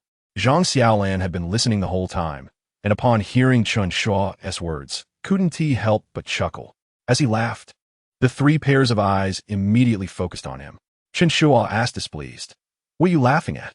"I'm laughing at you," Zhang Xiaolan said, looking at Qin Li with a smile. "Can you even call this heartbreak? It's more like a failed confession, right?" "Failed confession?" Qin Li was taken aback. He had only heard of attempted rape before. Qin Li was clearly angered by his words and looked at Qin Li. "Old Qin, is this your friend? Would you mind if I beat him up?" Qin Li shook his head. "I don't mind." Upon hearing that he was going to get beaten, Zhang Xiaolan immediately sat up and said, No, we're just having an academic discussion here. Why do we have to resort to violence?" Chapter 321. Qin Li is not as simple as you think. Back at Zhou Yuaning's suite, Qin Li once again spent an unforgettable night here. The experience can be described using a line from Records of the Three Kingdoms about Zhao Zilong, or a line from LOL about Zhao Xian, which is, "Even in the dark, my heart yearns, a glimmer of cold light arrives first, then the gun is unleashed like a dragon." The next day, Monday, Li Jiang and Qin Li naturally got up early to take a taxi to work. Although Qin Li was heartbroken, that was not an excuse for skipping work. Such is the hardship of working people. However, before they left, Qin Li still reminded him to handle his relationship with Huang Qi calmly. As the saying goes, business is business, and friendship is friendship. Don't let personal feelings interfere with work. After they left, Zhang Xiaolan also left. Qin Li called over a few lawyers from Liru Club to draft contract. Then he brought in Zhou Yuaning to have her sign the contract. The main content of the contract was to transfer the contracts of 100 stars to Zhou Yuaning's studio. When Zhou Yuaning saw the dense list of star names under Qin Li's name, she couldn't help but feel a jolt of shock. Among those stars were some big names, some even more famous than Zhou Yuaning.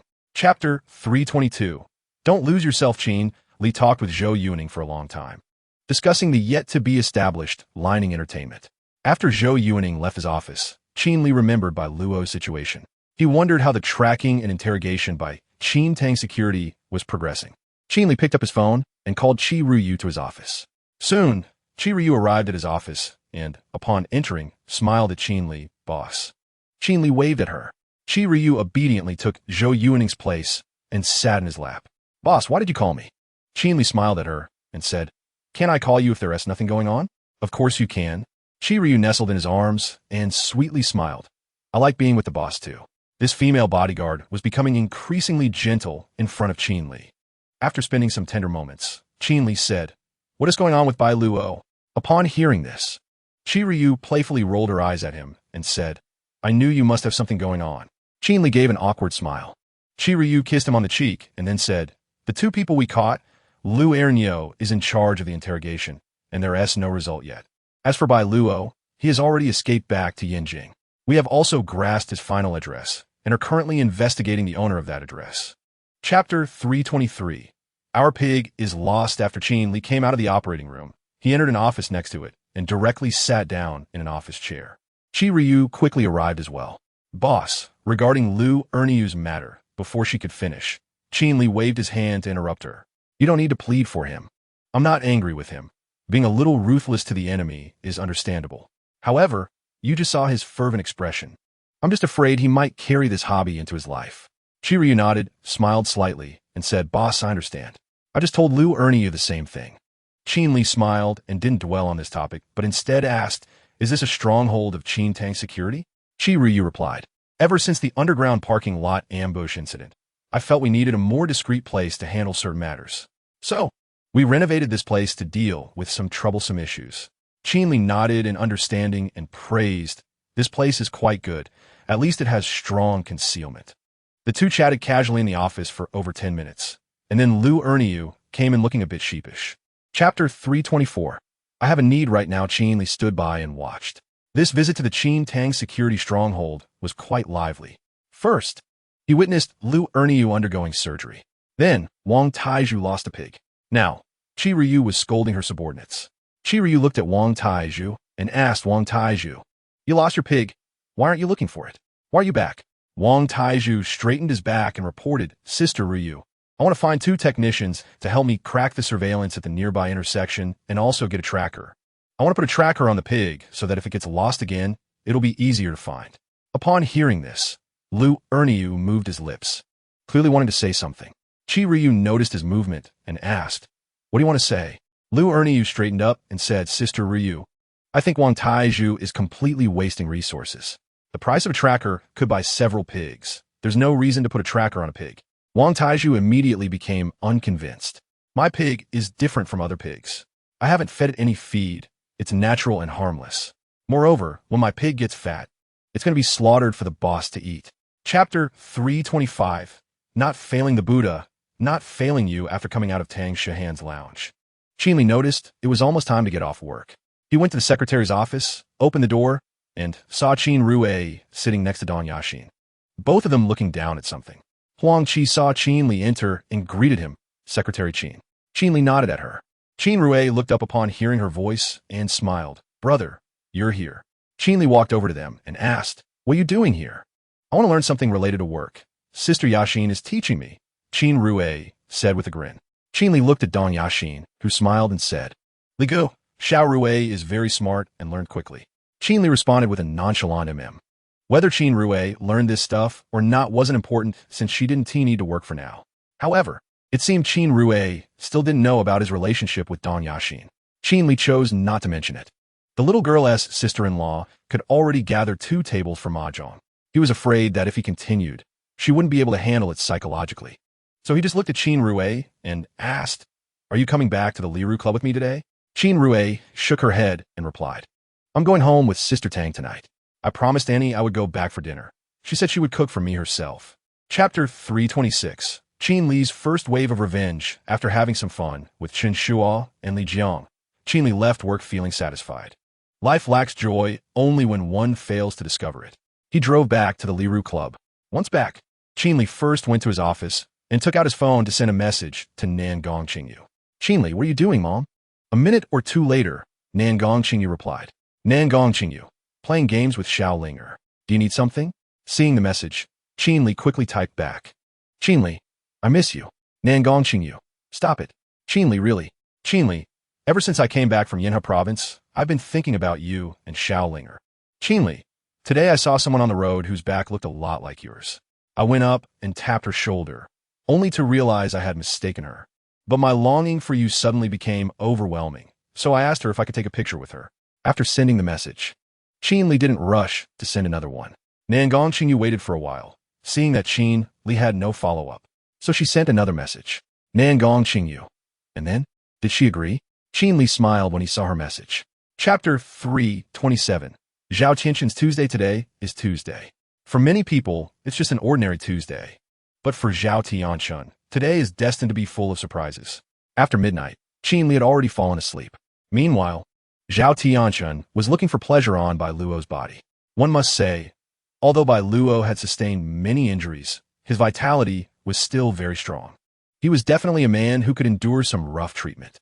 At first, when Bai Luo had just escaped back from Zhejiang, Zhao Tianxin was quite disdainful of his body covered in wounds.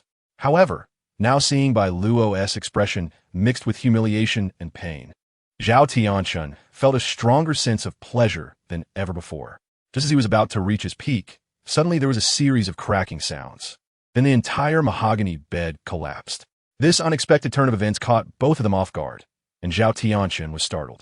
Bai Luo, already heavily injured, was instantly in excruciating pain from the fall. He tried to get up, but couldn't manage to do so. Zhao Tianxin steadied himself and stood up. The bed had collapsed, but although this incident infuriated him, it was merely an accident. Chapter 3:28. Yang Yue is jealous online young master. What's wrong? The bald man asked worriedly. Let go of me first, Zhao Tianxin said in a low voice. The bald man gently released his grip. Zhao Tianxin broke free and calmed down, putting on his clothes calmly. Once he was dressed, Zhao Tianxin waved his hand to the others in the room. You all can leave. Hearing this, everyone walked out toward the door. The usual young master is already terrifying enough, but tonight seems even more frightening. Once everyone had left, the bald man finally asked, Young master, what exactly happened? Zhao Tianxin looked at him, his eyes full of bloodshot, and said, I'm impotent. The bald man, although things happened one after another tonight, Zhao Tianxin maintained his composure. He felt that he hadn't suffered any harm.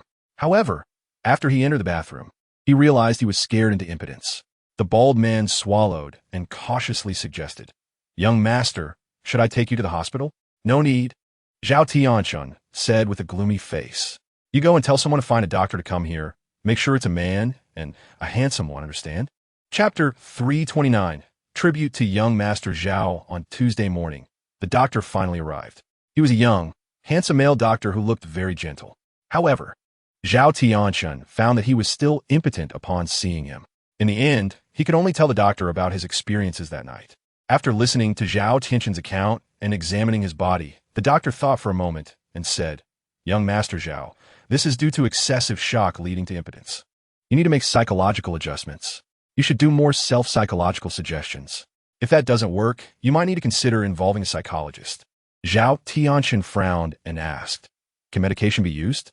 The doctor nodded and said, Yes, I can prescribe some medication, but drug treatment only addresses physical ailments. You also need to adjust psychologically. You could take more hot baths to stimulate your body.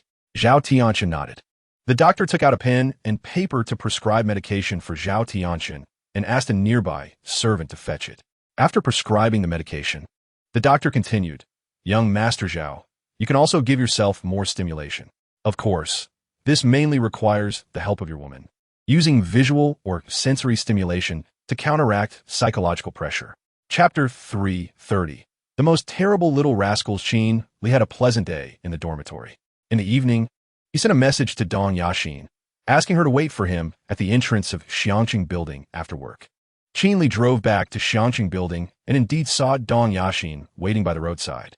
Dong Yaxin opened the passenger door and got into the car, feeling a bit shy and expectant, saying, Brother Li, where are we going? Qin Li smiled and said, How about we go to Liru Club? Dong Yaxin nodded obediently. So, Qin Li drove towards Liru Club. However, before they could reach Liru Club, Dong Yaxin received a call from her father, Dong Lianjiang. After hanging up, She shyly said, "Brotherly, I'm sorry. Can you take me home first? My mom ran out of medicine, and my dad asked me to buy some back. Can we go after we deliver the medicine?" Qin Li immediately turned the car around and said, "Of course, buying medicine for your mom is the priority." Dong Yaxin smiled sweetly and looked at him, saying, "Brotherly, you're so nice." "Of course." Qin Li smiled and said, "Otherwise, why would you always want to be my girlfriend?" Chapter 331.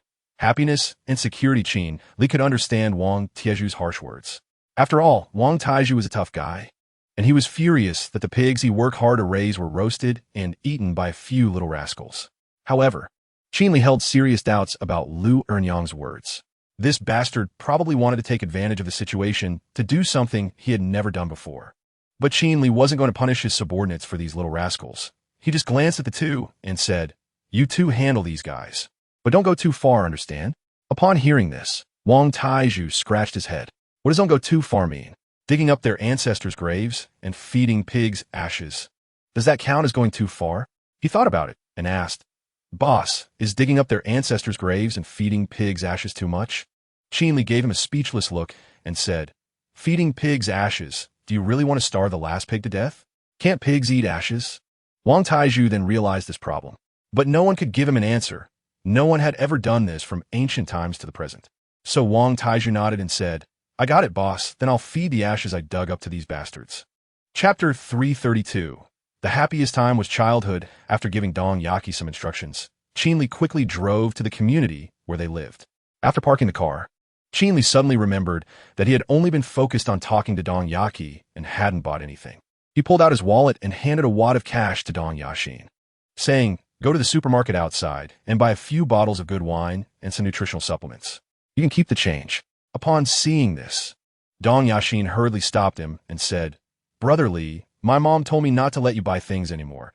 Your kindness to our family is already very great." Surprisingly, Dong Yaki shook her head this time and said, "I won't go. My mom told me not to take your money anymore. Otherwise, she would break my legs." Qin Li. Dong Yaxin took the money from Qin Li and stuffed it back in his wallet, then picked up the medicine and linked her arm with his, saying, "Let us go, brotherly."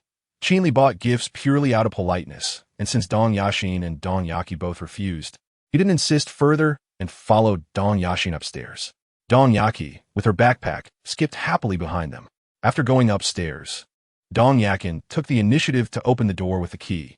Dong Yaxin's mother, Li Xiu'er, was washing and preparing vegetables in the kitchen at that moment. Chapter 333. Men don't shed tears easily. Qin Li hugged her and chuckled. "I know, fate is really amazing.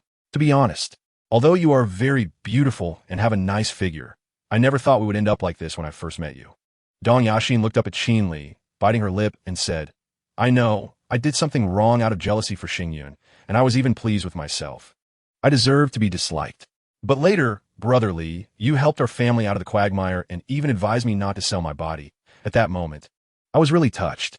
I wanted to give myself to you even more strongly." Qin Li remained silent. Dong Yaxin hugged him and continued, "Back then, I actually thought about whether my gratitude towards you was more or my love was stronger. But now I know I love you, really love you. Every word and action of yours moves my heart. I even told Xingyun in private that you are the most charming man in the world." Qin Li couldn't help but smile and said, "Do you two really need to exaggerate so much? It's really not that much." Dong Yaxin smiled and said, "You men like to look at beautiful women because there are attractive qualities in them. The way we like you is similar. You have a carefree personality, inner confidence, are both domineering and gentle, and particularly mature.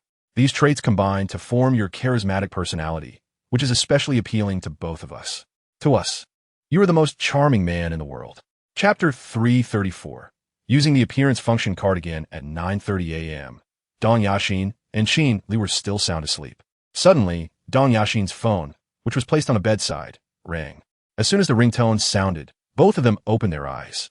Dong Yaxin had worked hard the night before, so they had stayed up until late. Qin Li was awakened by the ringtone, frowned, and asked, "Who is calling you?" Dong Yaxin glanced apologetically at Qin Li, then picked up her phone and looked at the caller ID, saying, "It's Huang Qi." "Oh my gosh, it's already 9:30. At this time, it was already past the time for the live broadcast at Fein, so Dong Yaxin immediately became alert. She answered the phone, and Huang Qi's voice came through. "Yaxin, where are you? Why haven't you come to work yet?" Dong Yashin anxiously replied, I overslept. I'm on my way. Hearing this, Qin Li directly took her phone and spoke. Secretary Huang, this is Qin Li. Dong Yashin is not feeling well today. Could you please help her take a leave in your name? Qin, Secretary Qin? Huang Qi said in astonishment on the other end. Just now, Dong Yashin said she overslept. And now Secretary Qin is answering the phone. Chapter 335. The prize that can change the world ding. Completing a meal with a stunning beauty system reward. Random lottery draw, would you like to draw now? Qin Li quietly chose yes in his mind. Then, a big wheel appeared. 1 billion soft sister coins, host attribute value, 5, 2 function cards, 2 skill cards, a super mansion, a private jet, a luxury cruise ship, a garage. With 100 supercars, a business information worth 10 billion friendship. With a super rich woman, these rewards seem to be no different from the last time. Especially the friendship with the super rich woman at the end. Qin Li was suddenly a little puzzled. What kind of rich woman was that? Why was she there for 3 consecutive times? However, he was just curious. If he were to choose rewards, he would still focus on those practical rewards. The big wheel began to spin. Qin Li's mood started to become a little anxious. However, he didn't let it spin for too long. Stop, Qin Li shouted, unable to help but swallow. The speed of the big wheel suddenly slowed down. Then, under Qin Li's gaze, the pointer slowly pointed to one of the rewards. Chapter 336. The man who creates miracles, Jinxiu is still quite far from the city center, and there were many cars on the road at noon. Qin Li drove for nearly an hour before arriving at Jinxiu. He parked the car in space 1601, got out, and saw that Zheng Rou's Panamera was already parked next to him, indicating that she had returned. Taking the elevator up, Qin Li arrived at the door of 1601 and rang the doorbell. Soon, the door of 1601 was opened from the inside. It was Zheng Rou who opened the door. She was wearing a white casual outfit, with her long hair tied back. Upon seeing Qin Li, she smiled and said, "Come in, what's the rush?" Qin Li stepped in and said, "Auntie, this matter is quite important. Let's talk in the study." Zheng Rou smiled and said, "Okay, let's go." So the two walked towards the study, but before they entered, Qin Li spoke up again. "Annie, do you have your phone on you?" Zheng Rou didn't know why he asked this, but she nodded and took her phone out of her pocket. Qin Li took her phone and then took out his own phone. Chapter 337. You have moved me. Zheng Rou was only gone for a few minutes and then returned with 2 cups. One was water, and the other was the drink Qin Li wanted. After returning, she saw Qin Li focused on writing at the table and couldn't help but shake her head. Her son-in-law used to be sharp as a monkey. Why was he acting so foolish today? Gently placing the drink on the table, Zheng Rou stood beside him and took a sip of the water. Then she noticed that Qin Li had already written 2 sheets of paper. So she casually picked one up to look at. When she saw the page filled with names of chemical reagents, she couldn't help but be a bit surprised. Not to mention, Qin Li's chemistry seemed to be quite good. Zheng Rou smiled and continued to read. Qin Li's handwriting is also quite nice, elegant, and strong. But why were there so many Chinese medicinal herbs? Did Qin Li also study Chinese herbal medicine? Zheng Rou just took a quick look and then put that sheet down. She then picked up the other sheet. This sheet detailed many specific production processes, and Zheng Rou was stunned when she looked at it. Although she was a surgeon, she had studied medical journals and major works on tumors. The processes Qin Li drew seemed not to be a joke at all. Chapter 338. You can go look in the mirror. The formula was basically verified, and Zheng Rou was invited to join the not yet established pharmaceutical company. Qin Li's purpose for this trip had been fully achieved. Next, he needed Yang Xingyun to withdraw money from the stock market or funds. After all, most of Qin Li's liquid funds were with Xingyun Investments. Qin Li directly called Yang Xingyun from Jinxiu, explained the relevant plans to her, and then handed the phone to Zheng Rou to let the mother and daughter chat for a while. After Zheng Rou hung up, Qin Li breathed a sigh of relief and smiled, saying, "Next comes building the factory and hiring people. Auntie, if you know anyone related to pharmaceuticals, you can bring them in directly. You can offer them a higher salary. I won't interfere." Zheng Rou nodded, handed the phone back to Qin Li, and said with a wry smile, "I still feel like I'm dreaming. Because you've been a doctor for many years, you've long gotten used to it." Qin Li laughed and said, "Your life might get busier from now on, but of course, the money you earn will definitely be countless times more than before. In the future, both you and Xingyun can live a more prosperous life." More prosperous life? Chapter 339. Qin Li spoke up after chatting with the girl for a while.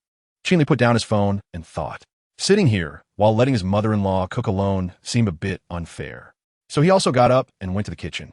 At this moment, Zheng Ro was chopping vegetables when she saw Qin Li come in and asked, "What are you doing here?" Qin Li replied with a smile, "I came to see if there's anything I can help with. I can't let you cook by yourself, can I?" Hearing this, Zheng Ro smiled and said, "At least you still have a bit of conscience. I've never lacked that." Qin Li rolled up his sleeves and asked, "What can I do?"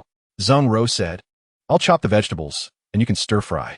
She added, "Anyway, you're pretty good at stir-frying." All right, Qin Li thought he would just come to help, but unexpectedly became the main cook. However, he readily took on the task of stir-frying. The two of them worked together in the kitchen, and their speed increased significantly. With a man and a woman working together, nothing felt tiring. If you feel tired, it just means you lack exercise. Plates of dishes were stir-fried, and then Zheng Ro brought them to the dining table. They sat opposite each other, and Zheng Ro poured Qin Li a glass of apple vinegar. "No wine, so let's drink this. It's good for your health." Qin Li could only nod and then raise his glass, saying, "Let's toast to our soon-to-be established pharmaceutical company." Chapter 340. The incredible function car. Qin Li drove back to the Liru Club. There were fewer cars on the road than during the day, so it was quite pleasant to drive. However, even so, it took Qin Li nearly an hour to reach the club. Just as he parked and walked into the Liru Club, his phone suddenly beeped with a message. Qin Li took out his phone to check and smiled, as the message was from Zheng Ro. This was the first time Zheng Ro had sent him a WeChat message. "Zheng Ro, are you there? Let me know when you arrive." Zheng Ro was still quite worried about Qin Li's safety, and of course, there was also a hint of apology for not letting him stay at the Jingxiu court. As Qin Li walked toward the elevator, he replied to her message.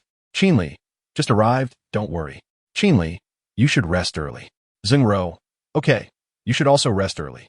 Qin Li, "Yeah, good night, Lao Zheng." Zheng Ro, "Bomb, good night." Qin Li exited the chat box and looked at the time. It was nearly 11 o'clock at night. He took the elevator up to the 33rd floor. Upon reaching the door of the master bedroom on the 33rd floor, Qin Li pushed open the door and happened to see Dong Yaxin turning her back to the door as she was taking off her clothes.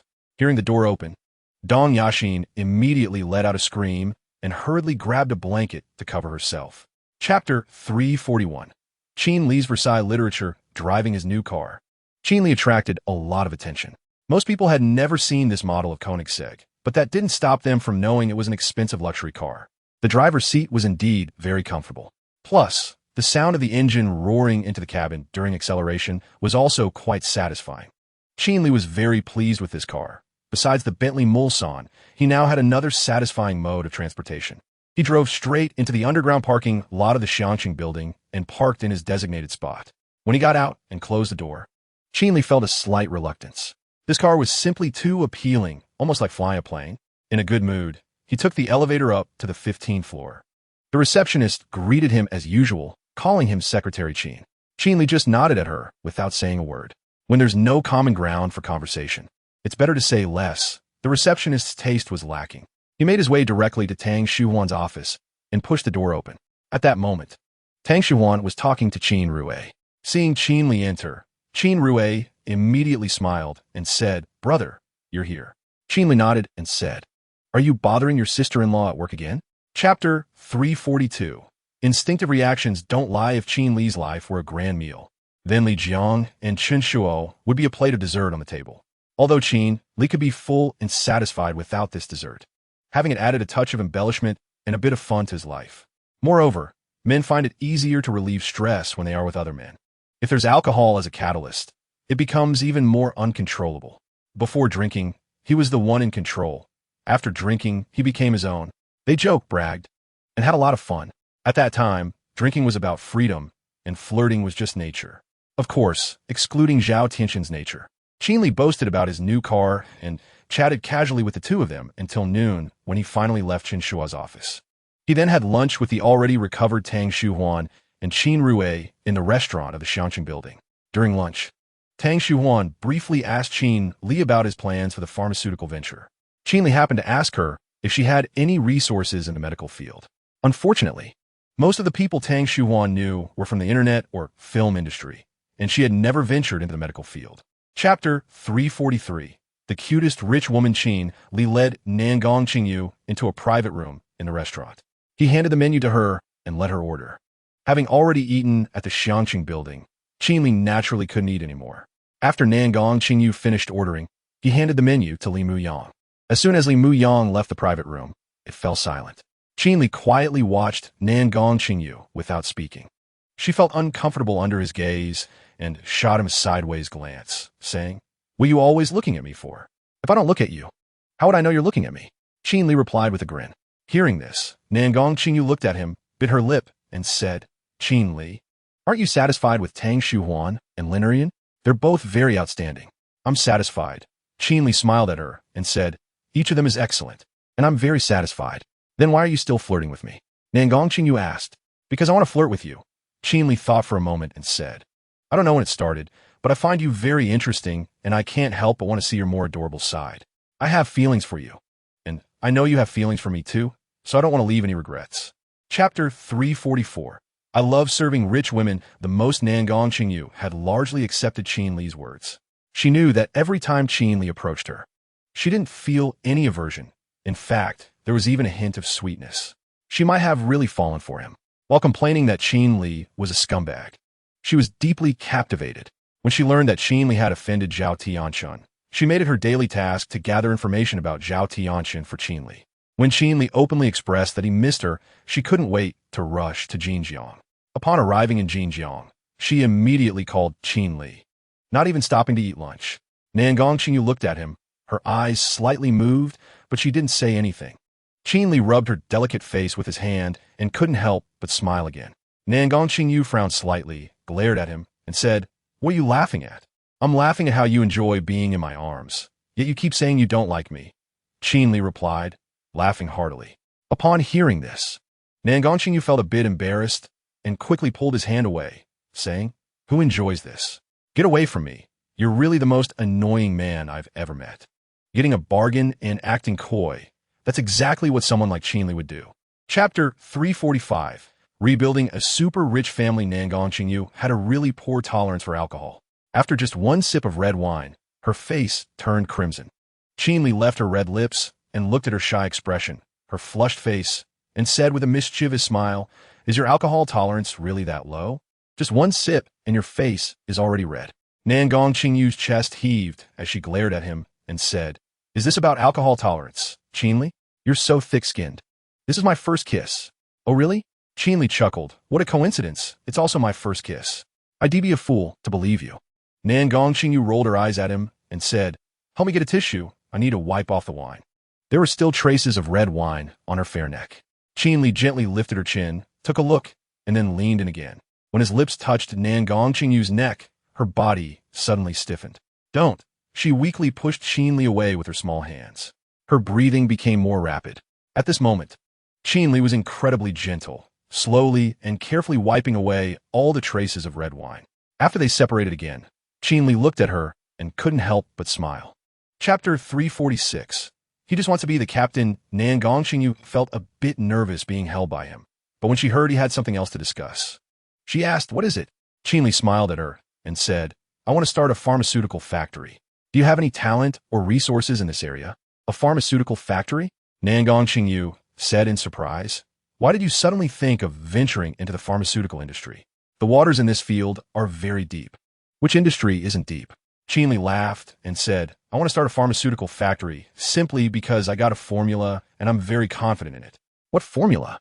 Qin asked instinctively, but as soon as she finished, she realized something, playfully sticking out her tongue and saying, "Sorry, I forgot. That seems to be a business secret."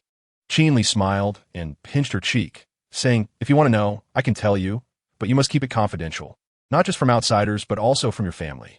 Qin shook her head and said, "I'd rather not hear about business secrets. I can just offer you help." "No," Qin Li immediately replied. "You must listen now, but you have to promise me you can keep it secret from your family." Chapter 347. Qin is being set up in the afternoon. Qin Li focused on accompanying the wealthy woman around the Liru Club. Dong Yaxin went to Lisin Cultural Technology Company, Limited today, and after visiting the company, she called Qin Li and went straight home. On one hand, she needed to prepare to resign from her position at the non-audio live streaming company. On the other hand, she hadn't been home for 2 days, and her parents were starting to worry. Of course, the most important reason was that she knew Qin Li was going to discuss serious matters with the wealthy woman, and they would likely talk all night. It must be said that Dong Yaxin had a deep understanding of Qin Li. After touring the Liru Club, Qin Li stayed directly in Qingyu's room. They had dinner and then chatted until late at night. Qin Li didn't mention leaving at all. Qingyu looked at the time and bit her lip. Qin Li, are you tired? Qin Li, full of energy, replied, not tired at all. What were we talking about?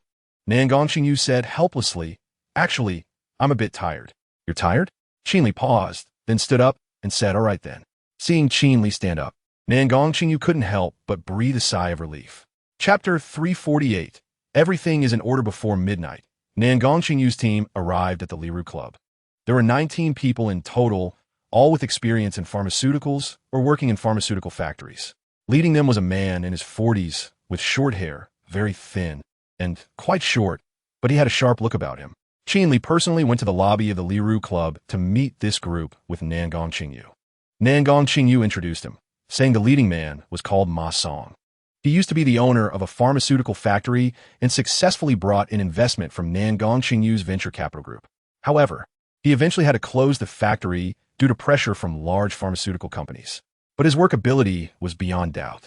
The closure of the factory was not due to his incompetence, but because the venture capital group decided not to invest further after assessing the competitive pressure from larger firms. What Qin Li needed most now was talent like this, and he politely shook hands with Ma Song and the others, then took them to the restaurant in the Liru Club. With 19 people plus Qingyu and Qin Li, one table simply couldn't accommodate them. So, Qin Li had Li Muyang clear out a banquet hall. They set up 2 tables in the banquet hall. Chapter 349. A handsome young man on June 30th, Tuesday. The graduation ceremony was scheduled for 10 a.m. It was a strange time that felt neither early nor late. Qin Li spent the night at school. Today, his dorm mates got up early, had a simple breakfast, and eagerly put on their graduation gowns. Hey, look at my gown, damn, it's just too handsome. Zhang Lifan exclaimed excitedly. Li Jiang also put on his gown, but his head seemed a bit too big, making the cap look small on him. Damn, can you move aside? You've been hogging the mirror for half an hour. Zhang Lifan rolled his eyes at him and said, well, isn't it because you all are slow to get ready? Come on, make sure to stand back from the mirror, otherwise your head won't fit in the frame. Shut up. Li Jiang yanked him away and stood in front of the mirror. Looking at himself in the graduation gown, Li Jiang couldn't help but smile. I finally graduated. After studying hard for more than 10 years. More than 10 years. Chapter 350. He really kept it deep. Zhang Jingjing's speech was very down-to-earth. People were rarely so serious while listening to him speak. They used to think the principal's speeches were lengthy and tedious. But now they realized they might not get to hear them again. Zhang Jingjing spoke for over 20 minutes without notes, chatting with everyone like a parent advising their child. It was this kind of speech that truly resonated with everyone, earning him several rounds of warm applause. After sharing some laughs, the ceremony moved on to the oath-taking segment. At this point, everyone became serious. All the teachers and students in the auditorium stood up, creating a solemn and dignified atmosphere. Zhang Jingjing raised his right fist on stage, leading everyone in the oath. On this occasion of graduation, I solemnly swear to remember the teachings of my teachers and to promote the spirit of Tianjin University, to uphold science and pursue truth. Chapter 351. Do outstanding alumni get rewards? Qin Li had not seen his own VCR and was curious about how the school would praise him. Finally, the last segment of the VCR was played on the big screen. Surprisingly, it started with an interview video featuring his counselor, Xie Jin. With a smile, Xie Jin said, I am Xie Jin, the counselor for the e-commerce major. I am very happy that my student has received the honor of outstanding graduate. He is the most outstanding student I have taught, clever and wise, mature beyond his years, and most importantly, he has always been first in his studies. After Xie Jin finished, the interview switched to another person. Seeing this person made Qin Li laugh. The school had actually interviewed him. This person was Zhao Yusen, the current president of the student council, whom Qin Li had promoted from the student council. Zhao Yusen, with his robust build, sat in a chair and said earnestly to the camera, Hello everyone, I am Zhao Yusen, the president of the student council at Tianjin University. First of all, I want to congratulate my brother for receiving the Outstanding Graduate Award. He is my department head, my president, and the only person I have ever admired. I don't have the qualifications to evaluate my brother. I just want to say he is very handsome, really handsome. Please don't cut this part. My brother loves to hear such words. Chapter 352. You did well today. In the end, Zhang Jingjing decided to ignore Qin Li. At the same time, He felt a twinge of regret. Why hadn't he learned from the last graduation ceremony? Why did he always engage in conversation with him? Qin Li did not get the result he wanted and pouted. The hostess brought up the last outstanding graduate trophy.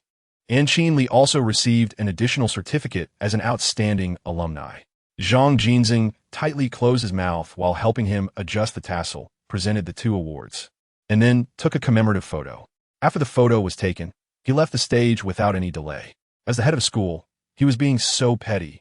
Qin Li felt disdain for him internally. Holding the trophy and certificate, he prepared to leave the stage, but the female host stopped him again. "Qin, please wait a moment." Hearing this, Qin Li paused and looked at her. The female host walked over and said, "Did I say something wrong? I should probably call you President Qin." Qin Li smiled, knowing the hostess was joking. He took the microphone and said, "Tianjin University is truly beautiful. If possible, I hope I can always be Qin here, not President Qin." Qin Li's response praised his alma mater and successfully returned the ball to the hostess. Chapter 353, Li Jiang renting a house. Next, Qin Li talked to Lin Eryun about Lin Yuping's situation. Of course, he only mentioned that Lin Yuping was doing well and was almost able to quit gambling. He did not mention anything about raising pigs. After chatting for a while, Zhang Li Fong and the others brought the dishes, and they began to eat. They grilled meat while chatting, sometimes feeling sentimental, sometimes happy. The graduation ceremony was over, and their university life had also come to an end. That night, they planned to attend the final graduation dinner at Li Ru Club. The next 2 days, Tianjin University allowed them to move their belongings. They needed to clear out their dorms within 2 days. From now on, Tianjin University would completely become their alma mater. After finishing their meal, Qin Li drove the Mercedes-Benz van back to the school, dropped off Zhang Li Fong and the others, and then went to Lin Eryun's dormitory. Lin Eryun was going back to Donghua City in the afternoon, so she needed to take her luggage today. She went into her dorm to pack, while Qin Li took the opportunity to find her a female driver through Qin Tang Security. Lin Eryun didn't have much luggage. She didn't have a lot of clothes or shoes. Her luggage fit perfectly in the Mercedes-Benz van.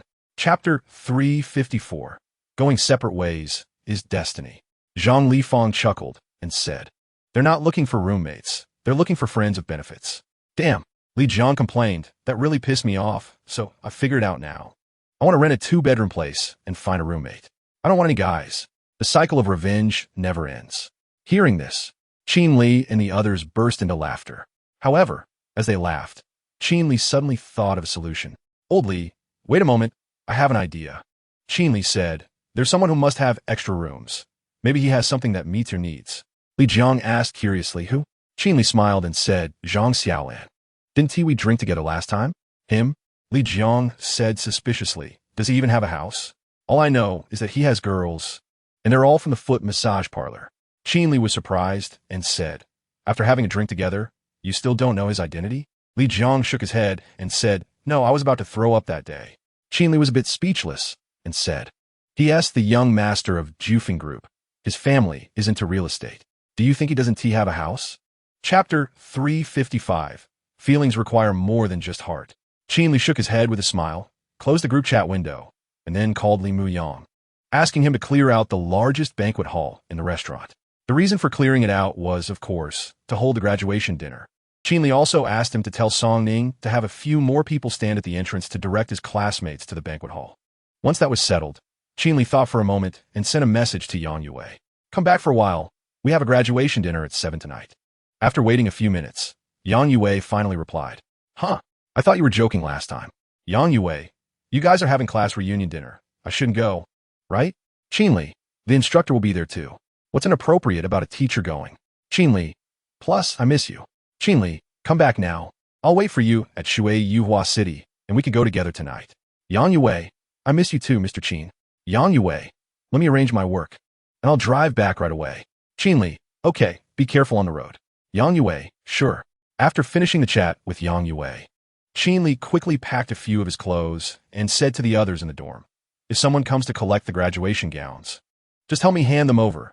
I'm going to pick up Teacher Yang. She will join us for dinner tonight." Chapter 356, Bringing Yang Yue to the dinner. Yang Yue drove her Mercedes sports car back, but the two of them naturally took only one car to Li Ru Club. Qin Li drove his Koenigsegg with Yang Yue straight to Li Ru Club. The flashy and cool Koenigsegg attracted attention every time it was on the road. As Qin Li drove to an intersection, he happened to hit a 90-second red light. Stopping at the red light, Qin Li glanced at the alluring Yang Yue sitting in the passenger seat, and suddenly recalled what Li Jiang had said that day. A luxury car with a beautiful woman indeed makes one feel good. So this is the correct way to use a 50 million luxury car. Yang Yue glanced at him and asked, "Mr. Qin, what's wrong? Do I have something dirty on my face?" "No." Qin Li looked at her and said, "I just think you're excessively beautiful." Hearing his compliment, Yang Yue felt a bit sweet inside and softly replied, "It's not that excessive."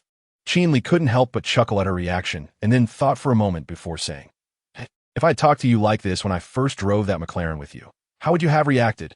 Back then, Qin Li had run into Yang Yue at the sales office in Shui Yuhua City. Chapter 357. Today, youthens Qin Li gave Zhang Lifang a strange look and asked, "Why did you steal my notebook?" Zhang Lifang saw everyone at the table looking at him and, with a face full of helplessness, said, "Your notebook is more comprehensive, so I wanted to borrow it to study." Hearing this, Li Jiang was about to say something, but Zhang Lifang quickly covered his mouth. Yang Ming nearby was secretly amused. Qin Li couldn't understand what these guys were up to, so he simply ignored them and chatted with others. As long as there was a dinner at Liru Club with Qin Li, Li Muyang would definitely speed up the serving of dishes. Although there were a lot of people this time, Li Muyang had mobilized all the kitchen staff. Therefore, not long after everyone ordered, the waiters began to serve the dishes one after another. Cases of beer, red wine, and white wine were also brought in. Everyone chatted and ate together. And when the dishes were almost served, Xie Jin stood up and walked toward the stage. Seeing this, everyone turned to look at him. There was a microphone on the stage. Xie Jin picked it up, smiled at everyone, and said, "Let me say a few words. First, I have to thank Handsome Qin for providing us with such a great dinner venue." Chapter 358. Gentle and cute Yang Yue. The dinner went on until late at night. Qin Li drank quite a bit tonight. Although he wasn't drunk, his stomach felt quite full. Qin Li instructed Li Muyang to arrange for someone to take care of those who got drunk. Xie Jin didn't bring his wife and kids today, so Qin Li personally took the unsteady Xie Jin to a bedroom downstairs. After arranging for Xie Jin, Qin Li took Yang Yue to the top floor of Liru Club. It was too late today to return to Shui Yuhua City. The next day, Yang Yue woke up, and it was already past 11 in the morning. She looked at Qin Li, who was still sleeping soundly, and smiled. There was an air conditioning control panel in front of the bed. She reached out to raise the temperature a bit, and then covered Qin Li with a blanket. After that, she quietly got up, got dressed, and went to wash up. When Yang Yue returned to the bedroom after washing up, Qin Li had just opened his eyes. Yang Yue smiled at him and said, "Are you awake?" Qin Li rubbed his eyes and smiled. "Have you been awake for long?" "No, I just woke up too." Yang Yue said this and looked at Qin Li reluctantly, saying, "Mr. Qin, I'm going back to the company soon. There are still many things to do there." Chapter 359. You are really professional. Ma Song has been busy these days looking for and screening pharmaceutical factories that are interested in reselling. Qin Li called to inquire, and he indeed found a few, but they all had some issues. Some had prices that were too high, which Ma Song felt was inflated, but nothing had been negotiated yet. Some were too small, which Ma Song felt was a bit off from Qin Li's expectations, so they were just kept as backups. There was one with a reasonable price, a large factory, and no legal disputes, but the location was quite remote, almost near Yena province. After hearing what he said, Qin Li asked him to send the information of the pharmaceutical factories to his phone. After hanging up the phone, Qin Li quickly received the information sent by Ma Song and opened it directly to read. When he saw a pharmaceutical factory called Kongming Pharmaceutical, he lingered for a moment. This pharmaceutical factory was the one with which the price couldn't be agreed upon. Qin Li paid more attention to it because its location was quite good. It was on the outskirts of Jinjiang City, relatively close to Jinxiu Huading. If Zheng Ro worked there in the future, it would be much more convenient. Chapter 360. I give you 100 million. After Zheng Ro's explanation, Qin Li became even more interested in Kongming Pharmaceutical. However, this pharmaceutical factory was indeed overpriced. Although Qin Li had money and shopping cards, he was still unwilling to be taken advantage of. Let's take a look around some more. Li Kongming himself knew that the price was problematic. Otherwise, with such a new pharmaceutical factory, Qin Li wouldn't be the only one interested. After visiting the laboratory, Li Kongming finally took everyone to see the office building. There wasn't much to see in the office building. Li Kongming took everyone up to the top floor to his office. Once inside his office, Qin Li glanced around. The view from this office was quite nice, and he could see the entire pharmaceutical factory at a glance. Boss Li, what is that piece of wasteland to the south of your pharmaceutical factory for? Hearing Qin Li's question, Li Kongming also looked out the window, and, seeing the wasteland Qin Li pointed to, said, "Oh, that piece was bought by old Liu. He bought it at the same time as I did. He originally planned to build a plastic factory there, but it was shelved due to some procedural approvals." Why? Is President Qin interested in that piece of land too? Chapter 361. Qin Li, the unyieldingly boss, was lacking confidence. Qin Li smiled and said, "I can see your abilities, Boss Li. I believe you can handle it. Who knows, you might even make a few million in the process." Hearing this, Li Kongming's smile turned even more bitter. He hurriedly waved his hand and said, "Mr. Qin, you really think too highly of me. I can't even dare to think about making a few million." Qin Li was just joking. Buying that piece of land for a few million? Unless that Liu person had gone mad. "Mr. Qin is truly a young talent," Li Kongming said, looking at Qin Li with some emotion. "Today I understand what it means to be young and ambitious." In response to his flattery, Qin Li casually waved his hand and said, "Boss Li, you're overpraising me." "No, I'm speaking from the heart." Li Kongming looked at Qin Li, as if recalling something sad, and said, "To be honest, my son is about the same age as Mr. Qin, but he spends all day being idle and lost in play, even causing a big disaster. If he could be like Mr. Qin, why would I have to worry about him?" Upon hearing this, Qin Li's expression froze. "You old scoundrel, how can your compliments sound like insults?" Chapter 362. Qin Li's life is truly fulfilling. Not only was Qin Li looking forward to getting the medicine out soon, but Zheng Ro was also very eager. She wanted to see how effective Qin Li's medicine would be. Qin Li smiled and said, "Actually, I value not just the pharmaceutical factory." "And that piece of land?" Zheng Ro asked. Qin Li nodded. "That piece of land can be very significant. Once I acquire it, I won't have to worry about the future expansion of the pharmaceutical factory. Although the current scale of the factory is large, I think its production efficiency is still somewhat low. If the anti-cancer drug is pushed to the market, the current efficiency of the factory won't be enough. If I can secure the land, I plan to expand the factory while researching the medicine." Hearing this, Zheng Ro exclaimed, "Are you really that confident in your medicine?" Qin Li looked at her and smiled, saying, "I'm confident in everything." As he spoke, his confidence grew. Zheng Ro had almost become immune to his charm and unaffectedly asked, "So you plan to buy the factory and the land together from the beginning?" "I had that idea when I saw the land." Qin Li leaned back on the sofa and said, "We are quite satisfied with the factory, but the price couldn't be negotiated down, so I thought of simply buying another piece of land to negotiate the price down from there. Even if I buy that piece of land and leave it unused, it will appreciate in value." Li Mingkong was right. Spending 10 million on land is definitely not a loss. Chapter 363. Carrying little brother driving all the way to Villa Number 9 in the scenic garden. The sky had gradually darkened. Qin Li parked the car and saw that there were already lights on in the villa. He got out of the car and entered the door using the code. Inside the villa, the lights in the living room were on, but no one was there. Qin Li heard some sounds coming from the kitchen and walked toward it. Before he entered the kitchen, he could hear the voice coming from inside. After 2 consecutive days of rebounds in trading, today the two markets saw fluctuations and an upward trend. As of the morning closing, the Shanghai Composite Index rose by 0.2, and the Chinex Index rose by 1.3. In terms of sectors, transportation equipment, transportation facilities, and semiconductors had the largest declines. "Is this stock market news?" Qin Li raised his eyebrows and stepped into the kitchen. As soon as he entered, he saw Yang Xingyun, dressed in professional attire, cooking. Her phone was on the table, and the stock market news was being reported from it. Yang Xingyun seemed so absorbed in cooking, or perhaps in the news, that she hadn't noticed Qin Li had entered the kitchen. Qin Li smiled, walked over to the table, picked up her phone, and turned off the stock market news. Chapter 364. Farewell. The next day, Yang Xingyun woke up late and directly missed her work time. Qin Li simply let her skip work, and they both didn't get up until almost noon. Once they got up, there was no need for breakfast. Qin Li took Yang Xingyun to Jinjiang University. Today was the last day for all graduates to leave the school. She had to go back to move her things. Qin Li drove the Koenigsegg, while Yang Xingyun followed him in a Maserati MC20. There was no choice. The sports car had too little space, and Qin Li was worried that one car wouldn't be enough for all his things, so he had to take 2 cars. If he had driven the Bentley Mulsanne, it would have been easier. They drove back to the school. The sight of 2 luxury sport cars entering the campus immediately attracted countless gazes. They arrived at the dormitory building, parked, and got out. Many people were moving things out of the dormitory at that moment. Qin Li took Yang Xingyun directly into the boys' dormitory. The dormitory manager pretended not to see the girl entering the boys' dormitory. However, the female dormitory manager treated every boy as if they were thieves. In this regard, there really is inequality between genders.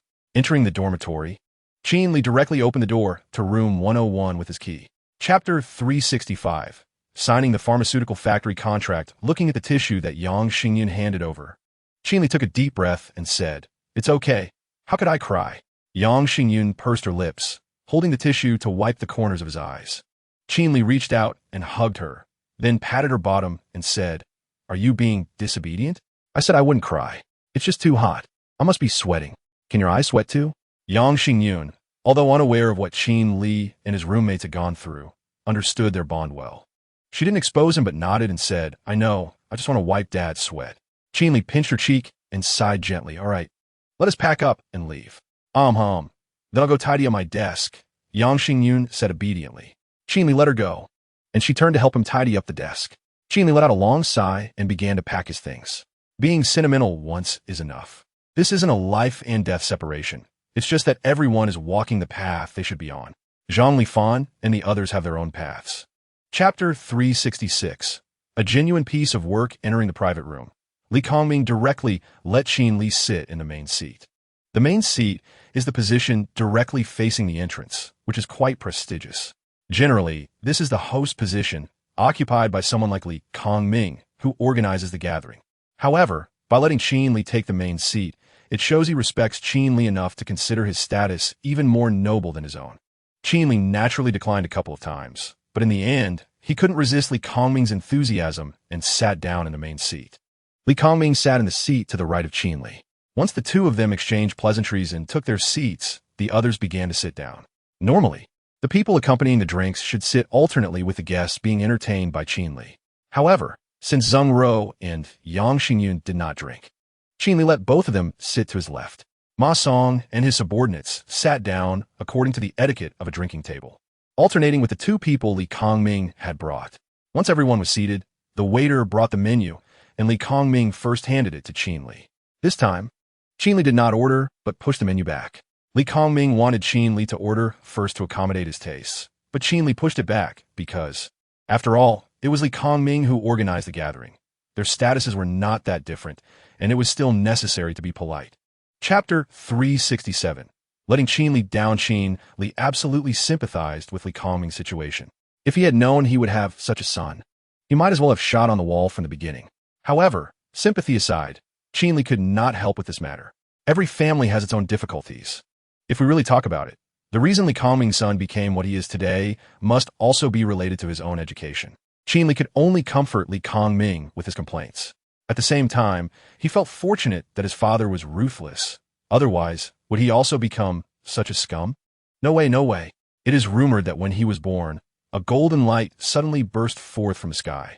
And within the golden light was a cloud over 100 feet long, rolling like a giant dragon soaring into the sky, with various birds descending onto the hospital balcony. A spectacular sight of 100 birds congratulating him. Although these were all lies from his mother, he certainly looked like a talent by nature. Otherwise, why didn't she lie to Qin Rue? This meal lasted until 10 o'clock at night, drinking for about 4 hours. And Li Kongming and the people he brought were a bit tipsy. Ma Song was also a bit too much, but he was still relatively sober. His subordinate, however, seemed ready to fall asleep. Chapter 368. The mother-in-law's methods are impressive. She reached out a hand to touch the phone beside her. Want to send a message to Qin Li. However, just as she unlocked the phone, Zheng Rou's voice lazily came from beside her. "What time is it? Still playing with your phone? It's too glaring. Turn it off." Yang Xingyun was both amused and helpless. "Mom, why are you still awake? I was asleep, but you woke me up." Saying this, Zheng Rou directly took her phone, turned it off, and put it aside. "Go to sleep, daughter. Play tomorrow." Yang Xingyun. Zheng Rou put down the phone, and before going to sleep, she didn't forget to hug Yang Xingyun again. Then, in the dark, a charming smile appeared on her lips. "Little rascal, I'll let you provoke me." Qin Li lay on the bed and yawned. It was almost 1 in the morning. What was Yang Xingyun doing? She hadn't even drunk. Could she really be that tired? Qin Li sat up, If he lay down any longer, he would fall asleep. After thinking for a moment, he slipped on his shoes, walked to the guest room door, opened it, and looked outside. It was pitch dark, and the room was silent. Not to mention Yang Xingyun, there was even a ghost in sight. Qin Li clicked his tongue, closed the door, and walked to the bedside to pick up his phone. Chapter 369.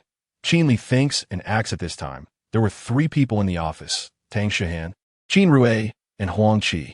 When they saw Qin Li enter, Qin Rui immediately smiled and called out, "Brother, you're here." Huang Qi also greeted Secretary Qin. Qin Li nodded at the two and looked at Tang Shihan, smiling as he asked, "What are you all doing?" "Brother, we're having a meeting," Qin Rui said first. Qin Li pointed to Huang Qi and Tang Shihan, saying, "I believe they're having a meeting, but what meeting are you having here?" "Brother, please don't look down on people, okay?" Qin Rui frowned slightly, a bit dissatisfied, and said, "I've already learned a lot of basic work." "All right, then you guys continue the meeting." Qin Li waved his hand, sat on the office sofa, and said, "I'll wait for you to finish before talking." With Qin Li sitting beside her, Tang Shihan could no longer continue. She looked at Huang Qi and said, "Hurry up and take care of what we discussed earlier." Huang Qi nodded. Qin Rui spoke up, "Sister-in-law, I'll go notify Sister Yin about the contract."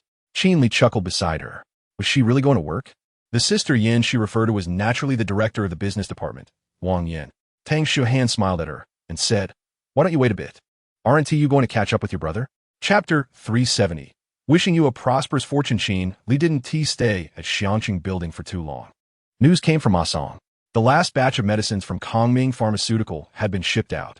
They were now handling the transfer procedures, which required a transfer payment from Qin Li's side.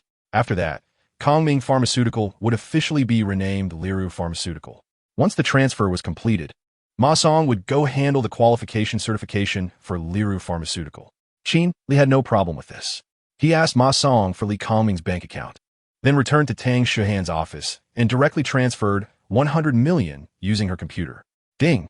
The host consumed 100,000,000 within 1 hour. You can use the shopping card to double the cash back on 1,000,000 of this amount. Would you like to use the shopping card? Qin Li naturally chose yes without hesitation. Ding! The cashback multiplier has been generated. Multiplier, 81. The system has deposited 81,000,000 into the host's postal bank card ending in 6690. Please check. System prompt. All funds this time are from normal sources. You can spend with confidence. 81 million. This cashback isn't too high, but it's not low either. Chapter 371. Working like this is really happy he returned to Liru Club, and at that time, Ma Song hadn't come back yet. Qin Li had to go to his office first. Once he arrived at the office, he called for Qi Ruyu. He had some tasks that needed Qi Ruyu to do. Qi Ruyu quickly arrived. Entering Qin Li's office, Qi Ruyu smiled and said, "Boss, you called for me." Qin Li waved at her. Qi Ruyu obediently walked over and sat in Qin Li's lap. While holding her and rubbing her little hand, Qin Li asked, "How was the training for those people from Wei Shidong going?" Initially, to ensure the safety of Zhou Yuning's concert, Qin Li borrowed a group of people from Wei Shidong. However, he never returned them and instead incorporated them into the Qin Tang security team. Hearing this, Qi Ruyu replied, "There are no problems in terms of ability, and we have been strengthening training in terms of loyalty." Qin Li nodded and thought for a moment before saying, "Recently, I bought a pharmaceutical factory near the outskirts of Xinjiang. You know about this, right?" "I know." Qi Ruyu nodded. She has always been aware of Qin Li's movements.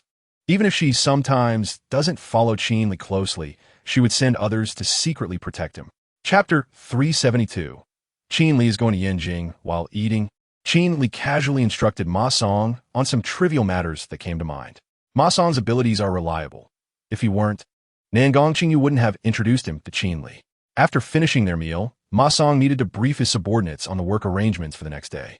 Qin Li then returned to the 33rd floor with Qi Ruyu. Once back on the 33rd floor, Qin Li took out his phone to contact Zheng Ro and confirm the number of researchers she had recruited. Next, Zheng Ro needed to sign labor contracts and confidentiality agreements with them in her capacity as the president of Liru Pharmaceutical. Once Liru Pharmaceutical's qualification certification was complete, they would immediately start their research. Qin Li reiterated the importance of keeping the formula confidential, stating that even the researchers should not know the complete formula. They could conduct phased or step-by-step research, but the formula must never be leaked. Zheng Rou had no objections to this. If Qin Li's formula is genuine, its value is immeasurable, and she naturally understands the gravity of the situation. Qin Li was very satisfied with Zheng Rou's attitude. When discussing serious matters with this mother-in-law, she was quite obedient. After finishing the conversation, Qin Li put down his phone and felt that he had rested enough. Chapter 373. Wang Tieju's good idea Yinjing is only a little over 100 kilometers away from Zhejiang, and it takes about an hour and a half to get there via the highway.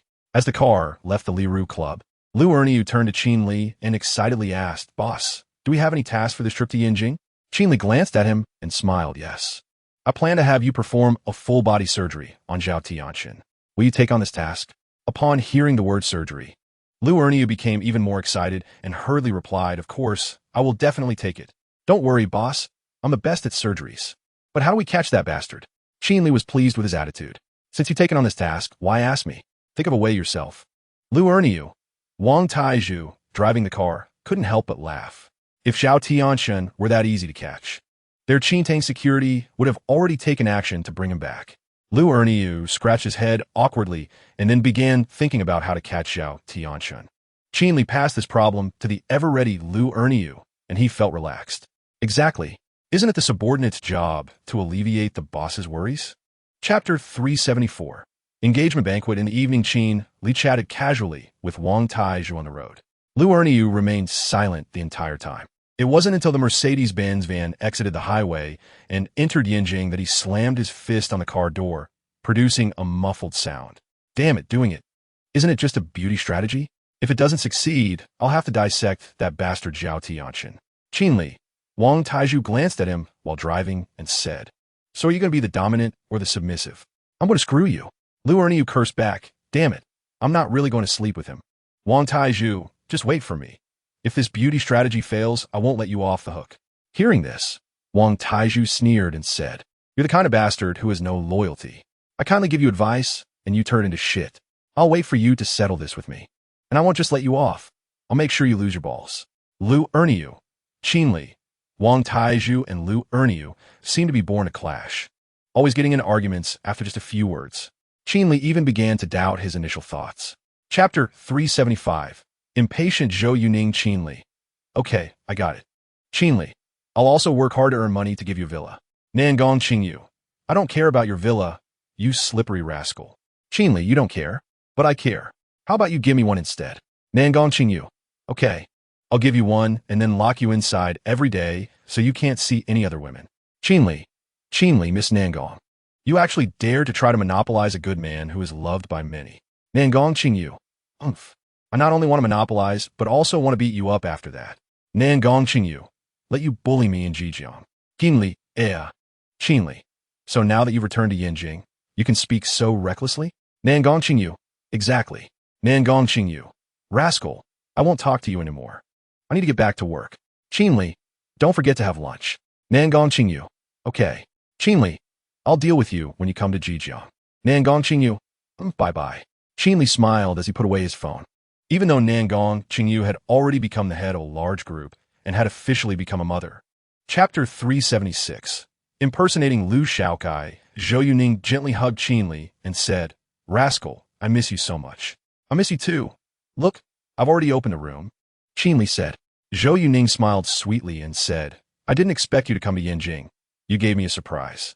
Qin Li hugged her and smiled, saying, "With such a beautiful superstar wife, I definitely have to come see you after not being home for a long time. Otherwise, if someone else takes you away, wouldn't I lose big?"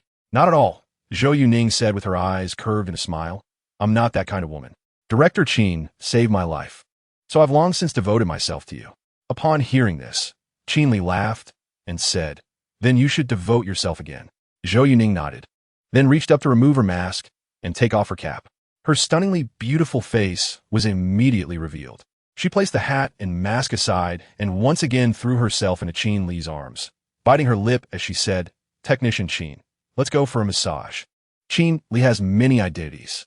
In front of Qi Ruyu, he is the boss. In front of Yang Xingyun, he is a Taoist priest. In front of Tang Shihan, he is a little secretary. In front of Yang Yue, he is Mr. Qin. Chapter 377. The woman in the white evening dress, as soon as he entered the villa's main gate, he was greeted by a dazzling array of lights. Although the sky had darkened, the place was as bright as day. Qin Li found a parking space, parked the car, and then adjusted his collar as he walked toward the villa's entrance. He was not worried that Wang Taizhu and Lu Erniu would have trouble getting in. Both of them were talented individuals, and even if they were stopped at the entrance, they would find other ways to get in. Qin Li walked up to the villa door. There was no need to show identification at the entrance, but between the two receptionists in Qipao, there was something that resembled a door frame standing there. That was a security check device. After all, everyone who can be here tonight is either rich or noble. If someone among them were to bring a weapon and commit a crime, even the Lu family wouldn't be able to bear the responsibility. Qin Li smoothly passed through security because he had no metal on him except for his belt buckle. Upon entering the villa, Qin Li felt as if he had stepped into another world. The scale of the engagement banquet was even grander than the charity gala at the Platinum Manor. The entire hall was filled with people in evening gowns and suits, with a lively atmosphere. Qin Li weaved through the crowd, his eyes scanning the surroundings.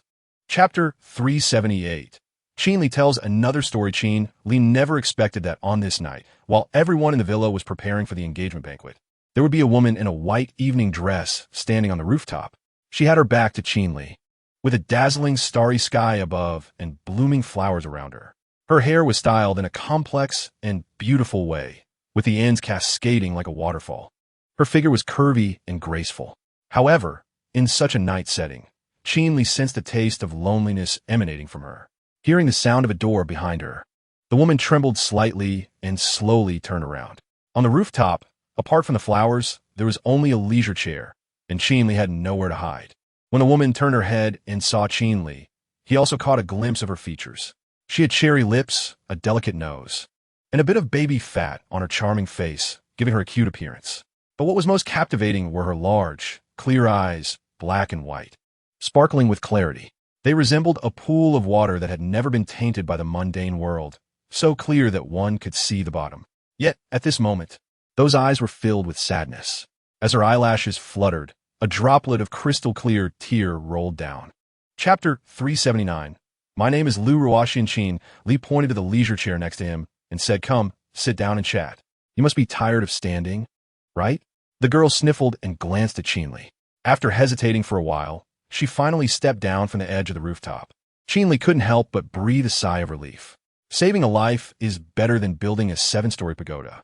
He still couldn't bear to watch someone jump off a building without acting. Fortunately, things turned out well.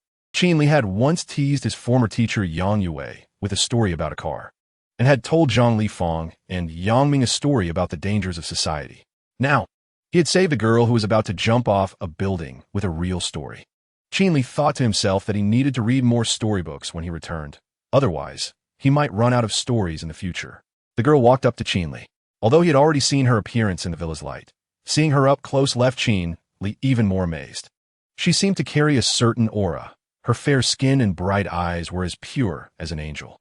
The girl looked at Qin Li, her lips moving slightly, and said, "Thank you for your story." Chapter 380. Lu family's young master Lu Wanfa, just as Qin Li and Lu Ruoxian were entangled on the rooftop. Chaos erupted inside the villa. The engagement banquet hadn't even started yet, and the bride-to-be had gone missing. People began searching room by room throughout the villa. On the 3rd floor, a flustered servant burst into a room. "Young master, it's bad, it's bad." In the middle of the room, there was a low table filled with various bottles of liquor. A man in his 20s was sitting by the table, pouring himself a drink. The man was not particularly good-looking, with straight brows and grape-like eyes, and upon closer inspection, he had a somewhat lewd appearance. However, as he drank, he exuded a certain carefree charm. He was Lu Wanfa, the eldest son of the Lu family and Lu Ruoxian's older brother, a man with a common appearance and an even more common name. Lu Wanfa looked up at the panicked servant and smiled. "Lu-san, you dare to come into my room without knocking? Your pay for next month is deducted."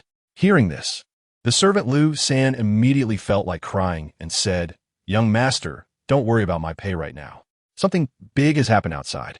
"I know," Lu Wanfa replied, giving him a dissatisfied glance. "Am I deaf? I can hear the commotion outside. Ruoxian ran away?" Chapter 381. "So your name is Qin Li." Qin Li let out a sigh of relief, then opened WeChat and clicked on the chat window with Nangong Qingyu. "Hey, Did you go to the Liu family's engagement banquet? After sending the message, Qin Li waited for several minutes, but Qin did not reply. At that moment, the door to the rooftop was gently pushed open from the outside. Liu Ruoxian was startled, and Qin Li was also taken aback, quickly preparing to react. However, upon seeing who it was, Qin Li relaxed again. The visitor was Dai Tong. She opened the door and upon seeing Qin Li, smiled and said, "Young Master Liu, I'm here. Something seems to have happened downstairs. They seem to be searching for someone, looking fierce. If I hadn't mentioned Lu Wanfa's name, I wouldn't have been able to come up. Who is she?"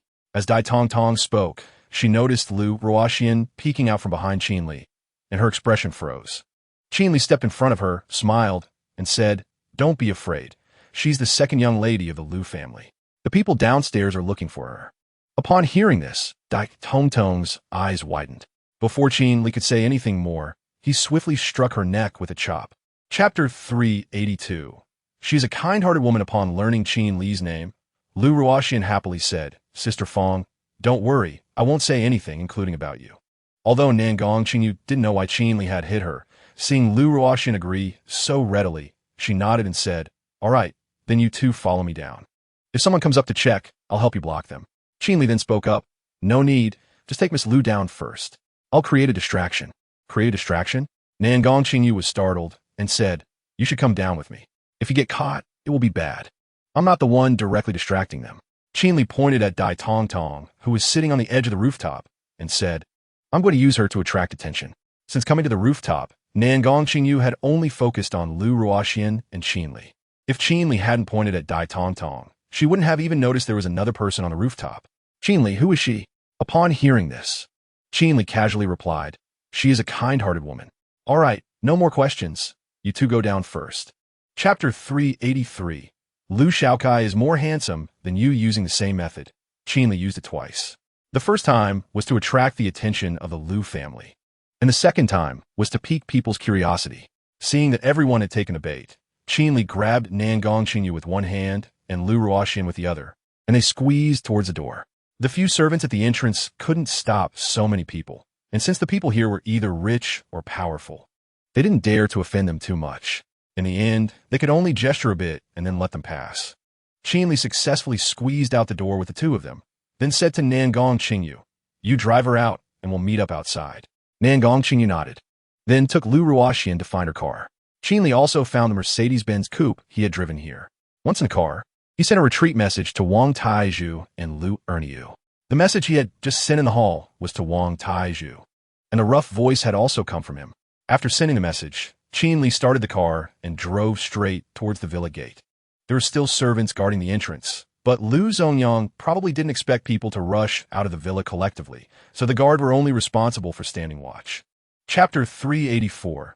Short-sighted little people. Since he knew that Liu Shaokai had taken Liu Ruoxian away, Liu Wanfa felt relieved. Next, he just needed to find Liu Shaokai to get his sister back. However, that would definitely be after the engagement banquet. Liu Wanfa had already decided to stand by his sister in this matter. He then issued a stern order to a group of servants, forbidding anyone from revealing that Liu Shaokai had helped Liu Ruoxian escape from her marriage. However, this group of servants also included Liu Zongyang's people. So to be safe, Liu Wanfa decided to find Liu Shaokai early and secretly protect him and his sister. After the storm had settled, he would let his sister make an appearance. When everything was resolved, hearing the commotion downstairs at the villa, Liu Wanfa walked to the edge of the rooftop and looked down. A large crowd had gathered below, drawn out by Wang Taizhu's shout. Today, the Liu family had really lost face. However, Liu Wanfa was not the least bit angry. A servant approached him. It was Liu San. Liu San also looked at the noisy scene below and awkwardly said, "Young master, how should we deal with this crowd? And how do we explain to the Chu family?" Chapter 385. "You didn't bring your ID, Qin." Li looked at the two of them, and when he glanced at Liu Ruoxian, he said, "Miss Liu, I've done all I can to help you. According to what we agreed upon, you're free now." Upon hearing this, Liu Ruoxian looked at Qin Li with her big eyes and pleaded, "Brother Qin Li, I have nowhere to go." Qin Li looked at her and asked, "So what do you plan to do?" Liu Ruoxian bit her lip and said, "So Brother Qin Li, could you shelter me for a day or two? Once things settle down, I'll contact my brother to come pick me up, and I will definitely thank you properly." Qin had been listening nearby, and raised an eyebrow when she heard this, then glanced at Qin Li. Lu Ruoxian had already told her what had happened in the car. Qingyu still agreed with Qin Li's decision to save her. However, she did not support helping Lu Ruoxian escape, as it could easily lead to big trouble. It seemed Qin Li had been stuck with this situation. Qin Li shook his head and said, "Miss Lu, let's not discuss this anymore. I understand your situation, but I'm not from Yinjing. I came here for my own matters, so it would be best if we go our separate ways." Chapter 386. Stay away from Lu Wanfa. Qin Li hugged her and smiled. "Let's go. I'll take you to find a place to stay, and by the way, you should change your clothes. This outfit really doesn't suit you." Dai Tongtong's eyes was indeed too different from Lu Ruoxian's. Qin Li felt this very clearly when he was holding her. Upon hearing this, Lu Ruoxian wanted to laugh, but tears still flowed uncontrollably. Today was indeed extraordinary for her. Qin Li wiped her tears and said, "All right, no more crying, get in the car." Lu Ruoxian nodded, glanced at Qin Li again, and then stepped into the passenger seat. Qin Li closed the car door for her and then went around to the driver's side. He opened the door, got in, and drove away. Qingyu hadn't gone far. Her car was parked on the roadside, not far away. After coming out of the restaurant, Qin Li called her to say he would stay at her place for the night, so Qingyu had been leading the way. However, just after they had driven a short distance, Qingyu saw in the rearview mirror that Qin Li's car had turned around to head back. What was he going to do? Qingyu knew in her heart. The name Scumbag Qin really suited him. She sighed softly and pulled over to the side of the road. Chapter 387. To refuse or not to refuse. Lu Sam looked at his young master with some fear. Lu Wanfa angrily tossed Lu Shaokai to the ground. In less than 2 seconds, Lu Shaokai on the ground was snoring again. "Lu San, take him to the funeral home. By midnight tonight, I want to see him turn to ashes," Lu Wanfa said, his chest heaving with anger. Lu San hurriedly stopped him, saying, "Young master, don't be impulsive. Lu Shaokai is your childhood friend, after all, and we haven't found the second young lady yet. Let's find her first." Lu Wanfa was just saying harsh words to vent his frustration. He didn't really intend to have Lu Shaokai cremated. However, when it came to finding Lu Ruoxian, his head began to ache. Lu Shaokai was now in this state, and Lu Ruoxian was nowhere to be found. What exactly had happened tonight? Just as he was feeling a headache, his phone suddenly rang. Lu San, being observant, quickly picked up the phone from the coffee table for him. Lu Wanfa took the phone and saw it was a strange number. Thinking it was a spam call and feeling annoyed, he hung up directly. However, just after he hung up the phone and hadn't even set it down, the phone rang again. Chapter 388. Qin Li's wolf tail. Lu Ruoxian only kissed Qin Li's lips briefly before pulling away. But this was her first kiss. After parting, Qin Li looked at her with tears in her eyes and felt a bit heartbroken as he wiped her tears, saying, "What's wrong now? You took advantage of me. So why are you still crying?" Lu Ruoxian grasped Qin Li's hand, looking at him with teary eyes, and said, I don't know. My heart feels so heavy. I also want to do the things with you that she did with you. Do you think? Am I starting to like you?" Before tonight, Lu Ruoxian was still like a blank slate. But tonight, Qin Li wrote many things on this blank sheet of paper that Lu Ruoxian would never be able to erase in her lifetime. It was only when that suffocating feeling came over her that Lu Ruoxian realized that while she had escaped from a marriage contract with one man, she had very likely fallen for another. She even wanted to stay by his side, even at the cost of rejecting her closest brother. Qin Li chuckled wryly and rubbed her little head. It turned out she had seen him kiss Qingyu just now. "I can't give you an answer about this matter. Too much has happened today. You should take a good bath, get some sleep, wear something comfortable tomorrow, eat well, and once your mind is clear, then think about such profound matters of the heart." Chapter 389. Actually, I can too. There was still a portion of breakfast covered with a thermal lid. Save for Lu Ruoxian. She had indeed experienced a lot of sadness last night, so it was good for her to sleep a bit longer to recover. Neither Qingyu nor Qin Li woke her up. Qin Li looked at the somewhat lavish breakfast on the table, thought for a moment, and said, "How about this? Come back for lunch, and buy some vegetables on the way. I'll personally cook a meal for you." Hearing this, Qingyu was a bit surprised and said, "Really? Is your cooking good?" Qin Li replied proudly, "Of course, you'll know once you try it. Being handsome is just a side job for me. My main profession is a chef." Qingyu chuckled and then said, "All right, then I'll witness the culinary skills of handsome Qin at noon. Is this a thank you or a compensation for me?" Qin Li raised an eyebrow, picked up chopsticks, and placed a soup dumpling on her plate, saying, "Neither. I just love you." Qingyu looked at him amusingly and said, Now I understand why you were so popular with girls.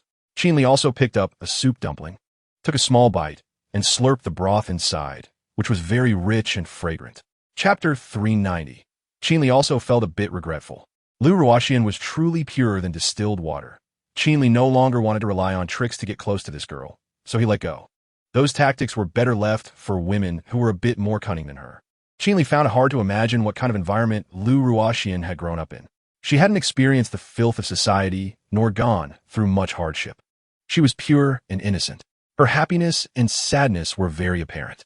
However, precisely because of this, her psychological endurance was somewhat weaker, which led her to choose to go to the rooftop during the engagement banquet.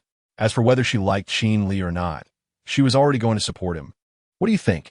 Qin Li looked at Lu Ruoxian as she looked back at him. They exchanged glances, and Lu Ruoxian asked with some confusion, "Brother Qin Li, is there something on my face?" Qin Li shook his head and said, "No, I just wanted to talk to you." Lu Ruoxian obediently said, "Brother Qin Li, go ahead. I'm listening." Qin Li responded with a sound, then thought for a moment and said, can I call you Xiner?" Lu Ruoxian nodded and sweetly smiled, saying, "Of course." Chapter 391.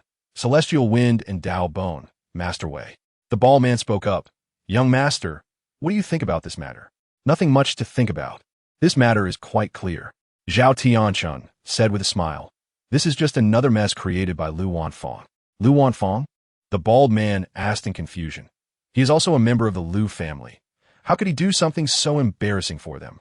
Zhao Tianchun glanced at the bald man and said, "You still don't understand him. He's the kind of person who always thinks he has some ability.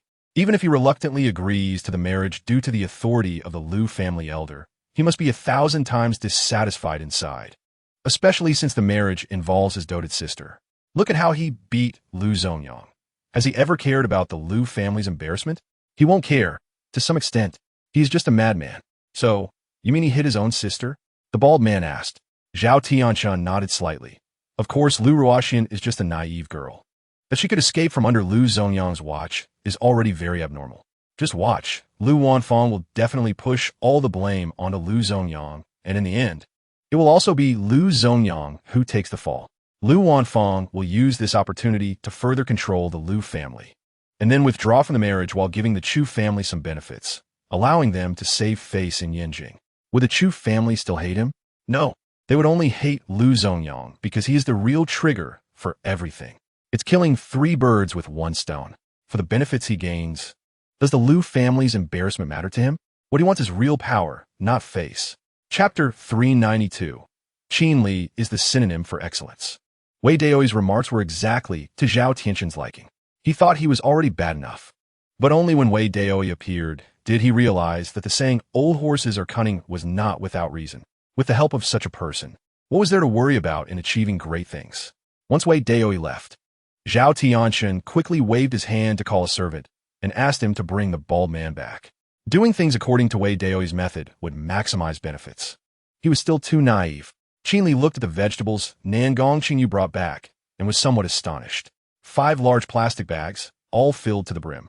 He and Qingyu carried them into the villa together. Lu Ruoxian curiously leaned over. Qin Li looked at these items and then turned to Qingyu and asked, "Did you buy so much to wear me out?" Qingyu rolled her eyes at him and said, "It's not like you're supposed to finish it all at once.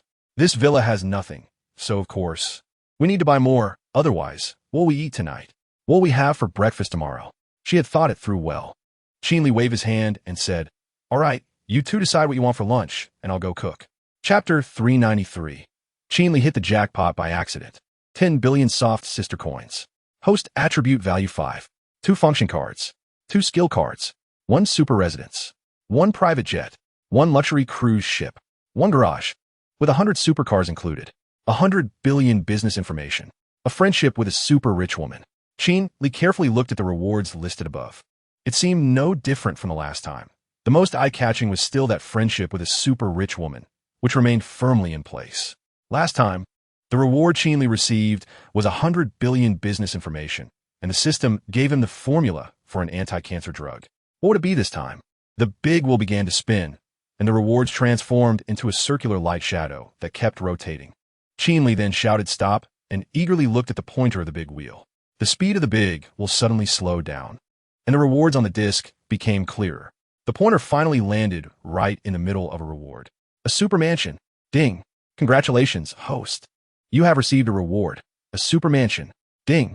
Congratulations, host. You have obtained the Yanqing Wanfeng Manor, which is a transaction value of 10.9 billion soft sister coins.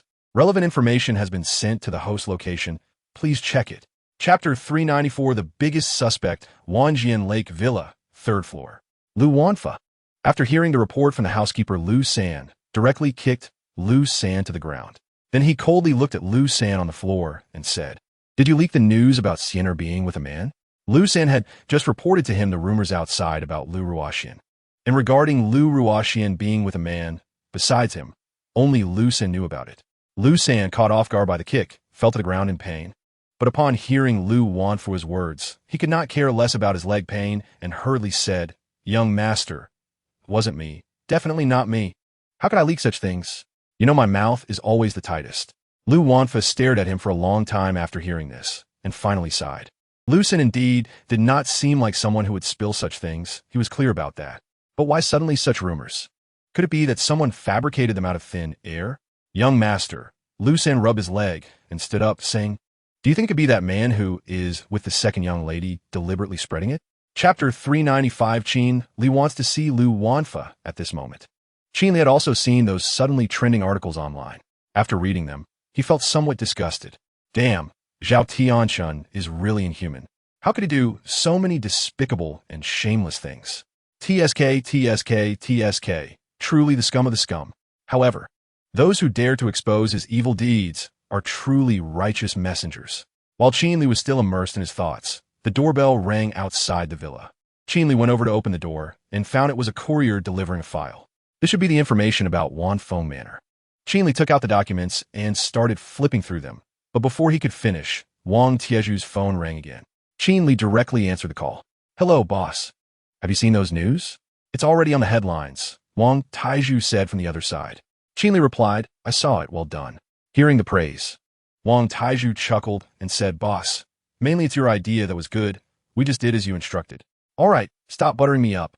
Qin Li couldn't help but smile and said, "I never said Zhao Tianchun was peeking at subordinates in the restroom." Upon hearing this, Wang Taiju chuckled again. Chapter 396. Mr. Owl and Miss Moon. At this point, Lu Ruoxian could no longer return to the Lu family openly. Qin Li felt it was time to meet Lu Wanfa. One reason was to resolve the rumors about Lu Ruoxian. The other reason, Qin Li wanted to see if he could find a breakthrough against Zhao Tianchun from Lu Wanfa. Qin Li took out his phone, opened the anti-tracking software again, and then handed the phone to Lu Ruoxian. "Call your brother, I want to talk to him." Lu Ruoxian was a bit surprised to learn that Qin Li wanted to contact her brother, but she obediently entered Lu Wanfa's phone number. Then Qin Li took the phone from her and pressed the call button. This time when the call went through, Lu Wanfa did not hang up, but quickly answered, as he had remembered this special number. "Hello, Xianer, you finally called your brother." As soon as the call connected, Lu Wanfu's somewhat anxious voice came through. Hearing his voice, Qin Li smiled and said, "Young Master Lu, I've long admired you." Upon hearing a man's voice, Lu Wanfa was taken aback, then immediately raised his voice and shouted, "Damn it, who are you? Did you kidnap Sienna?" Chapter 397. I believe everyone is equal on the way. Qin Li was still driving a Mercedes sports car he rented from Wangfu Hotel, with Lu Ruoxian in the passenger seat. Perhaps because she was about to see her brother, Lu Ruoxian was a bit happy, but also somewhat anxious, as she had escaped from a marriage. Following the Mercedes sports car was a black Mercedes van, which was the vehicle Qin Li used when he came from Zhejiang, with Wang Taiju and Lu Erniu inside. As for how many people from Qin Tang Security were secretly following Qin Li, that was unknown. Qin Li drove straight to a restaurant he randomly picked. Half an hour later, he arrived at his destination, checked the time, and it was 10:25 a.m. Qin Li was very satisfied with this timing. He was always a punctual person. Punctuality is a very pleasant trait. As for whether Lu Wanfa had this trait, Qin Li would only find out shortly. After parking the car by the roadside, he got out, leading Lu Ruoxian, with Wang Taiju and Lu Erniu following behind as they walked towards the restaurant entrance. As soon as they pushed the door open, they all sensed something was off. There was not a single person in the restaurant at this time. Chapter 398. Defeating rumors with rumors. Once Lu Wanfa set down his teacup, the three of them sat down. seeing that the two had finally come to a peaceful coexistence. Lu Ruoxian smiled a little. With Lu Ruoxian present, both Lu Wanfa and Qin Li tacitly did not speak about the rumors. Lu Wanfa looked at Lu Ruoxian and said with a wry smile, "Sinner, can you now tell your brother about the day you ran away from the marriage?" Hearing this, Lu Ruoxian's face turned a bit red. After all, running away from a marriage was not something to show off. However, she also knew that her brother would definitely support her. So she began to recount to Lu Wanfa what had happened that night.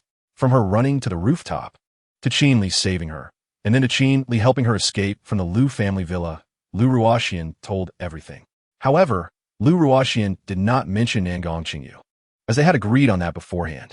Qingyu had helped her a lot, and it was inappropriate to involve the Fong family in this matter. After listening to what Lu Ruoxian had said, Lu Wanfa took a deep breath. He then poured himself a cup of tea and also poured a cup for Qin Li, saying, "I didn't expect it to be so complicated. Brother Qin, I can take it and let it go. What happened earlier was rude of me. I apologize to you with this cup of tea instead of wine." Chapter 399, The Lu Family is Nothing Special Defeating Rumors with Rumors? Qin Li only said this one sentence and then stopped. Lu Wanfa frowned upon hearing this. He fell in a deep thought, but could not comprehend the intricacies. Qin Li did not expect Lu Wanfa to be as clever and wise as himself. He said this just to pique Lu Wanfa's interest. After thinking for a few minutes and still coming up empty, Lu Wanfa, who is usually self-confident, felt a bit defeated. He glanced at the relaxed Qin Li sitting nearby and awkwardly said, "Brother Qin, could you please be more straightforward?" Upon hearing this, Qin Li smiled and looked at Lu Wanfa, saying, "Young Master Lu, perhaps we could discuss terms now?" "Discuss terms?" Lu Wanfa looked at Qin Li and asked, "What do you mean?" Qin Li smiled and spoke frankly. "I help your Lu family with ideas and pull you out of a dire situation. But what benefits can you offer me in return?" Lu Wanfa frowned upon hearing this and thought for a moment before saying, "Brother Qin, just state your terms directly. After all, you saved Sinner, and our Lu family owes you a favor. I will definitely do my utmost to secure any benefits for you." It was an undeniable fact that Qin Li saved Lu Ruoxian's life, and the Lu family did owe Qin Li a favor. As one of the four major families, the Lu family had to acknowledge this. They could not be ungrateful. Thus, Lu Wanfa readily admitted this favor right away. Chapter 400. Your brother gave it to me. Qin Li took the 2 teacups and placed them side by side on the table, saying, "If these 2 teacups represent the Chu family and the Lu family."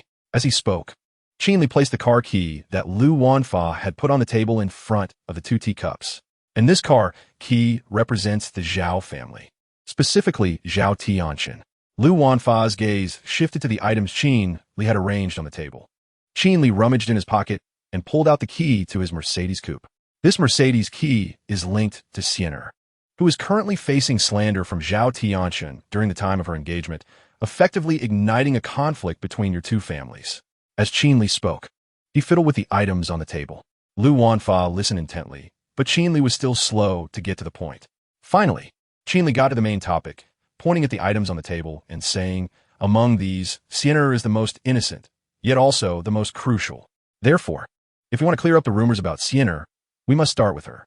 With that, Qin Li placed the car key representing Lu Ruoxian next to the one representing Zhao Tianxin. Chapter 401. Beijing is a great place. Lu Wanfa never expected that while Qin Li was explaining those plans, he would also perform a trick. Whether it was a trick or not, at least Lu Wanfa did not see when Qin Li switched the 2 keys. Moreover, it's possible that Qin Li had this plan in mind when he took his car key. Lu Wanfa picked up Qin Li's Mercedes key and forced a wry smile. Lamborghini for a Mercedes coupe, and it's a rented one at that. This is a huge loss.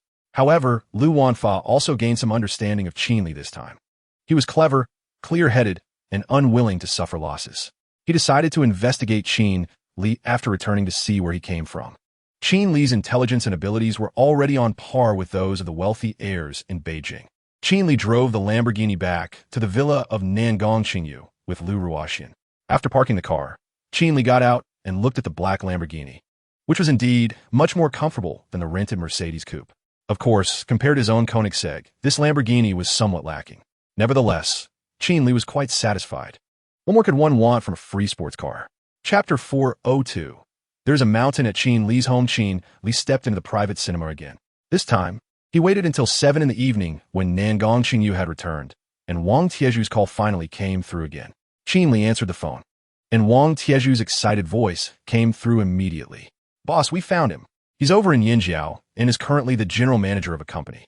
Qin Li's face lit up with joy, and he quickly asked, "Can he contact Wei Wuxian?" "Yes," Wang Taiju replied happily, "Boss," after interrogating him and Lu Erniu. This person confessed that he is not the one Wei Wuxian picked up, but rather Wei Wuxian's illegitimate son with a woman. So even though he left the Chengwang temple, Wei Wuxian has kept in touch with him and often secretly provides him with connections and resources. Qin Li's mind sharpened upon hearing this. Then he thought for a moment and said, "All right, have him contact Wei Wuxian, lure him out, and bring both of them to Wanfeng Mountain Manor. I'll wait for you there." Wanfeng Mountain Manor? Wang Taiju asked, somewhat puzzled. Chapter 403. A long night. Without sleep, the main hall of the courtyard was spacious. Qin Li looked around and sat on the sofa in the main hall. The sofa was made of solid wood and looked quite heavy. After waiting for a few minutes on the sofa, he saw Lu Erniu and Wang Taiju escorting two people across the courtyard toward the main hall. Once they entered the hall, Wang Taiju and Lu Erniu greeted Qin Li. Qin Li stood up and walked toward them. When he saw the two people between Wang Taiju and Lu Erniu, he smiled. One of them was in his 40s, wearing a black suit and white shirt with a tie, though his deep red tie was already crooked. This man was a bit chubby, sweating profusely, and looking panicked, clearly unaccustomed to such a situation. The other person was much calmer, sporting a half-foot-long white beard with a whisk in his belt. When Qin Li looked at him, he squinted his eyes and scrutinized Qin Li. This person was Wei Dao Yi Wei Wuxian, who had been staying at the Zhao family recently. Qin Li looked at Wei Wuxian and smiled, suddenly reaching out to take the whisk from his waist and giving it a couple of shakes. "You are Wei Wuxian?" Chapter 404. Qin Li would rather be a Taoist. Wei Wuxian readily continued. On the 5th of next month, it will be the 70th birthday of the head of the Zhao family.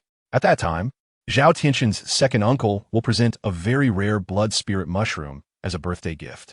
Zhao Tianxin plans to poison it in advance, so that the head of the family will favor his father beforehand, while seizing all of his second uncle's assets, achieving two goals with one action. Qin Li felt a shiver run down his spine. Not only had Zhao Tianxin harmed his third uncle, but now he also wanted to harm his second uncle and grandfather.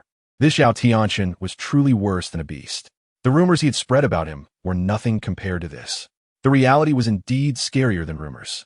Moreover, the idea came from Wei Wuxian, who was quite ruthless, to smoothly poison his second uncle's blood spirit mushroom. Zhao Tianxin had someone rape his second aunt and then had that person get involved with her, Wei Wuxian said. Qin Li, Zhao Tianxin's story is truly fascinating. Qin Li was momentarily stunned. After a long while, he asked again, "Is Zhao Tianxin doing all this just to seize the power of the Zhao family?" Chapter 405. Let me take you to explore Wanfeng Mountain. Qin Li returned to the main hall and used his phone to scan the code to download the control program for Wanfeng Mountain Villa. From now on, even if he is not in the villa, he can control all the smart devices in Wanfeng Mountain Villa through this control program. Technology is constantly advancing, and it makes Qin Li feel very comfortable. After sorting everything out and packing his things, Qin Li stepped out of the courtyard and drove away in his Lamborghini. Upon exiting the gate of Wanfeng Mountain Villa, Qin Li selected the shutdown button on the control program. Then, the villa gate behind him began to close slowly. The moment the gate was completely shut, the lights inside the villa also went out. Currently, there were no servants in Wanfeng Mountain Villa. Once Qin Li officially moved and later, he would still need to find some servants.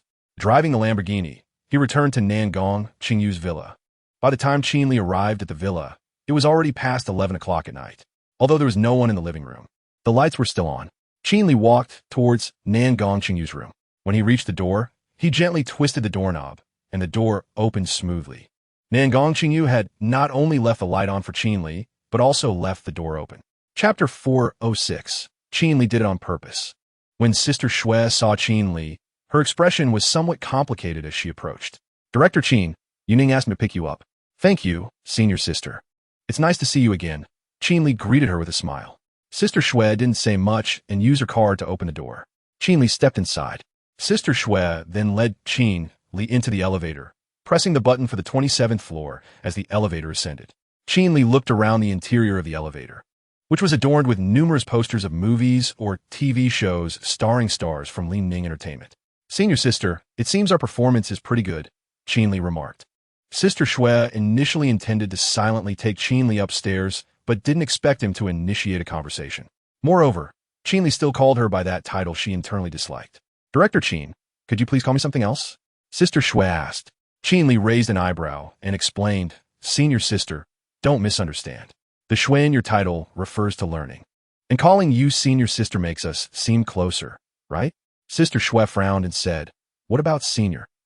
Qin Li replied seriously, "Senior is just what you think it is." Chapter 407. Why didn't you knock? Qin Li drove the Lamborghini straight to the restaurant. However, he suddenly remembered something on the way, found a mobile phone store by the roadside, and parked the car. After spending about 10 minutes in the store, he came out, although it delayed him for a while. Fortunately, the road was now clear, and Qin Li arrived at his destination before midnight. Upon arriving at the restaurant, Qin Li parked the car and got out just as a Mercedes-Benz G-Class nearby also opened its doors, and Qin stepped out with Lu Ruoxian. Qin Li smiled at the two and said, "Let's go in first. Luda Xiao should be here soon." Qin and Lu Ruoxian nodded and followed Qin Li into the restaurant. Today, the restaurant finally looked somewhat lively, with a few tables occupied on the first floor, creating a bustling atmosphere. When the waiter approached to ask how many people there were, Qin Li directly reserved a private room on the second floor. Then he led the two upstairs. Room 7. Qin Li took them into Room 7, sent the room number to Lu Wanfa, and then looked at Qingyu, asking, "I hope I didn't delay your work too much?" Chapter 408. Qin Li is the benefactor of the Fong family. Lu Wanfa heard the sound of his heart being pierced by 1,000 arrows in a daze, just as the few of them were in a stalemate. The private room door was pushed open, and Qingyu walked in. Seeing the strange expressions on their faces, she asked in confusion, "What are you all doing?" Lu Wanfa was taken aback when he saw Qingyu, and quickly composed himself. "Sister Fong, why are you here?" Qingyu smiled and said, "I arrived even earlier than you. What's wrong? Why is everyone standing?" Lu Wanfa still didn't understand why Qingyu was here. However, Qin Li sat back down, and Lu Ruoxian obediently returned to her seat. Qingyu gestured to the seat next to Lu Wanfa and said, "Lu Xiao, you should sit too." Seeing this, Lu Wanfa had no choice but to nod at her, then sat down with confusion. Qingyu then took her previous seat beside Qin Li. After sitting down, Qingyu looked at Lu Wanfa and smiled. "Lu Xiao, you don't need to feel strange. I came here with Qin Li." "Qin Li?" Lu Wanfa glanced at Qin Li. Qin Li still had a connection to the Fong family? Chapter 409. The boy I truly like. Regarding Qin Li's words, Lu Wanfa merely nodded and fell into contemplation. Qin Li didn't say much more to him. He had already given him advice, and whether he listened or not was his own business. Even if he didn't listen now, once the recording about the Zhao family was leaked, he would understand the fear. The dinner was very plain and harmonious, mainly because Lu Ruoxian was present. So Qin Li and Lu Wanfa didn't discuss rumors much. After finishing the meal, Lu Wanfa voluntarily paid the bill, and then everyone was set to go their separate ways. Qin Li and Qingyu left together, while Lu Ruoxian had to follow her brother back to the Lu family. Before leaving, Lu Ruoxian tightly clutched the phone Qin Li had given her. Qin Li reached out and affectionately ruffled her little head, saying nothing more. After Lu Ruoxian got into Lu Wanfa's car, looking back at him repeatedly, Qin Li finally turned to Qingyu and asked, "Wife, are you going straight to the company?" Hearing him call her wife, Qingyu pursed her lips and nodded, saying, "I plan to go directly to the company, so I won't return to the villa." "Do you have something to do?" "What could I possibly have to do?" Qin Li chuckled and said, "I was just thinking that if you're going back, we could have some intimate time together." Chapter 410. He must be very happy now. Ruernyo also said somewhat shyly, "Boss, you are too modest. We are just running errands, and we finally came up with a plan to use a pretty boy, but it hasn't been put into action." Hearing Ruernyo's words, Wang Taiju curled his lips and said, "Get it straight. It was my idea, not ours. Do you have that kind of brain?" Ruernyo snorted coldly and said, "Fine, it was your idea, but is it useful? Has it been put into action? I don't have a brain, but you do. You are far from being the boss. I'm not as good as the boss." Wang Taiju said disdainfully, "But I'm definitely stronger than you, the one who squats to pee. Did you forget that you begged me for ideas when you came to Yanjing and called me Brother Taiju? You bastard." Lu Enyang's face flushed with anger, looking like she was about to explode.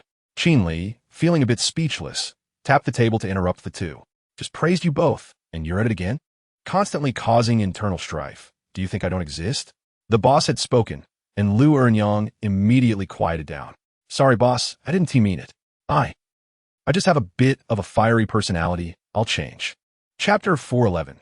There are mines and planes at home. After playing a game with Qin for a while, Qin Li felt a surge of anger. So he simply told Zhang Li Fan and Yang Ming about it and exited the game. Qin, who was in close contact with Qin Li, could clearly sense the change in his mood. Seeing him exit the game, she blushed and said, Aren't you going to play anymore? Qin Li smiled and said, I still think you're more fun than the game. Upon hearing this, Qin playfully said, So you just want to play with me? I want to play with you. Qin Li replied with a grin, But it's not just that. When will that be? Qin asked with a smile. When will it be? Qin Li pretended to think and said, When the sea runs dry. When the sea runs dry. Qin raised an eyebrow and asked, When the sea runs dry and the stones rot. No. Qin Li shook his head. Just when the sea runs dry, no stones rotting. Why? Qin asked in confusion. Qin Li smiled at her. Because it wouldn't be fun without water. Chapter 412. Wang Taizhu got stabbed after the system finished giving rewards. It reminded Qin Li to check in again. While most people might first go to the bathroom upon waking, Qin Li checked in. 100,000 every day, rain or shine. Qin Li readily accepted the 100,000. Although his net worth had surpassed 100 billion, 100,000 is still money. After checking in, Qin Li picked up his phone to take a look. There was a message from Wang Taizhu sent over an hour ago. Boss, the plan has started. Qin Li smiled, knowing that Wang Taizhu was considerate enough not to call and disturb his rest, opting instead to send a text. The plan Wang Taizhu referred to was, of course, to purposefully leak the processed recording. Next, as long as Zhao's family and a small portion of the outside world knew about the content of that recording, Qin Li's goal would be achieved. Since he couldn't find a breakthrough from the outside regarding Zhao Tianshan, he would break through from within Zhao's family. By then, once Zhao Tianshan's matters were exposed, he would only have two paths to take, to escape or to wait for Zhao's family to handle him. Either outcome would be quite uncomfortable for Zhao Tianshan. Qin Li speculated that, given Zhao Tianshan's ambitions, he would most likely choose to escape. And that would be the time for Wang Taizhu and the others to close the net. Chapter 413. This is my price. Qin Li found Lu Enyang's behavior quite amusing. However, it also made him realize that although this seemingly flamboyant male subordinate was ruthless on the operating table, he was a genuine person. Moreover, this might be an opportunity for Lu Enyang to build a better relationship with Wang Taizhu. So, Qin Li listened to Lu Enyang's crying without impatience and gently said, First find a place to treat and bandage Taizhu. Then take Zhao Tianshan to Wanfeng Manor. I want to go see him. With a sniffle, Lu Enyang replied, Okay, boss, I understand. Seeing her agree, Qin Li hung up the phone. He then briefly spoke to Qin before leaving the villa. After locking the villa door, he drove away. Now that Zhao Tianshan had been captured, Qin Li finally relieved a burden, and this trip to Yinjing had not been in vain. For his biggest enemy at the moment, Qin Li wanted to see him in person before proceeding. As for how Zhao's family would stir things up following Zhao Tianshan's disappearance, Qin Li did not concern himself with that. He drove his Lamborghini towards Wanfeng Mountain. Chapter 414. You have reached the end. While Qin Li was feeling melancholic, Wang Taizhu and Lu Enyang also arrived. They drove straight to the courtyard door, and this time, they were not alone. Behind them were a few other security personnel from Qinding. After getting out of the car, Lu Enyang directly dragged Zhao Tianshan's leg and walked into the courtyard. Being dragged by Lu Enyang, Zhao Tianshan's back constantly rubbed against the ground, and since his leg injury had not fully healed, he couldn't help but scream in pain. However, Lu Enyang showed no mercy, roughly yanking him over the threshold. Wang Taizhu, with one arm bandaged, followed behind them. The other Qintang security personnel stayed at the entrance of the hall and did not enter. Qin Li could hear the commotion from inside the hall. He squinted and stood up. When Lu Enyang dragged Zhao Tianshan into the main hall, Zhao Tianshan immediately saw Qin Li. Qin Li looked at him as well. This was their first meeting. They had never seen each other before. Yet, upon meeting for the first time, they both recognized each other simultaneously. Zhao Tianshan looked at Qin Li in disbelief. He had investigated Qin Li. In his eyes, although Qin Li had some influence in Zhejiang, he was still far from the four major families of Yanjing. Chapter 4:15. This is a girl's thoughts with this matter settled. Qin Li drove his Lamborghini back to Qingyu's villa. Qingyu's body was still a bit awkward, so Qin Li did not push further and spent the night cuddling with her. The next day, Qingyu's work was nearing completion, and she was still working in the villa that morning. Qin Li drove alone to Building A of Yulan Mountain to see Zhou Yuning once again. The matter with Zhao Tianqin had been resolved, and he would soon return to Zhejiang. Although he now had a car and a house in Yanjing with a mountain inside, his connections in Zhejiang were clearly more significant. So before leaving Yanjing, Qin Li was still somewhat worried about his celebrity girlfriend. As the saying goes, it's hard to learn well, but easy to go bad. This time, Qin Li could guarantee that Zhou Yuning was the one who made the first move in the office. After a wild and indulgent release, Zhou Yuning collapsed on the sofa again. Qin Li gently tidied up for her and then chatted with her for a while. Qin Li took out his phone and activated the access permissions for Zhou Yuning at the Wanfeng Mountain Villa. The villa had not been properly decorated yet, making it unsuitable for living. Chapter 4:16. Lu Ruoxian's precious gift. Lu Ruoxian wanted to see him. Qin Li drove all the way to the Wanxian Lake Villa, and surprisingly, Lu Ruoxian was already waiting at the entrance. Today, Lu Ruoxian was wearing a white dress, looking just like she did when they first met in that white evening gown. Qin Li parked the car, got out, and smiled at Lu Ruoxian, saying it's been a few days and the moon girl is even more beautiful. Lu Ruoxian smiled shyly. Her gaze towards Qin Li filled with reluctance. Brother Qin Li, will you come to Yanjing again? Of course, Qin Li replied, reaching out to pat her head. As long as Xiener is here, I will definitely come. Lu Ruoxian nodded obediently, but there was still a hint of sadness in her heart. Brother Qin Li, please come upstairs with me. I have something to give you. All right, Qin Li readily agreed. Seeing him consent, Lu Ruoxian mustered her courage and took his large hand, leading him into the villa. Once inside, Lu Ruoxian took Qin Li directly to the elevator and went up to the third floor, then pulled him into a suite. After entering the room, Lu Ruoxian finally let go of his hand and walked over to a nearby table. Chapter 4:17. My Qin Handsome is back. The Sikorsky S-76 is a relatively large civilian helicopter. The factory price of this helicopter is actually not high, but Dawei Air has made comprehensive modifications to it. The cabin design was done by the world-renowned designer Eric Ross, and the entire cabin body has been reinforced with a special lightweight alloy. It can be said that the modification costs of this helicopter are enough to buy 2 of these helicopters. This is also the reason why the helicopter's value exceeds 100 million yuan. At the same time, it indirectly shows that Dawei Air is indeed a spendthrift.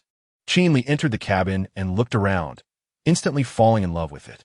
The cabin was spacious, with thick wool carpets on the floor, 4 wide and comfortable genuine leather massage seats, and a small wine cabinet between 2 of the seats. Qin Li and Qingyue sat down on the seats, and Dawei Air also boarded, but before getting on, she took a lingering glance at her newly acquired Bugatti Veyron. I must find a way to get it to Zhejiang.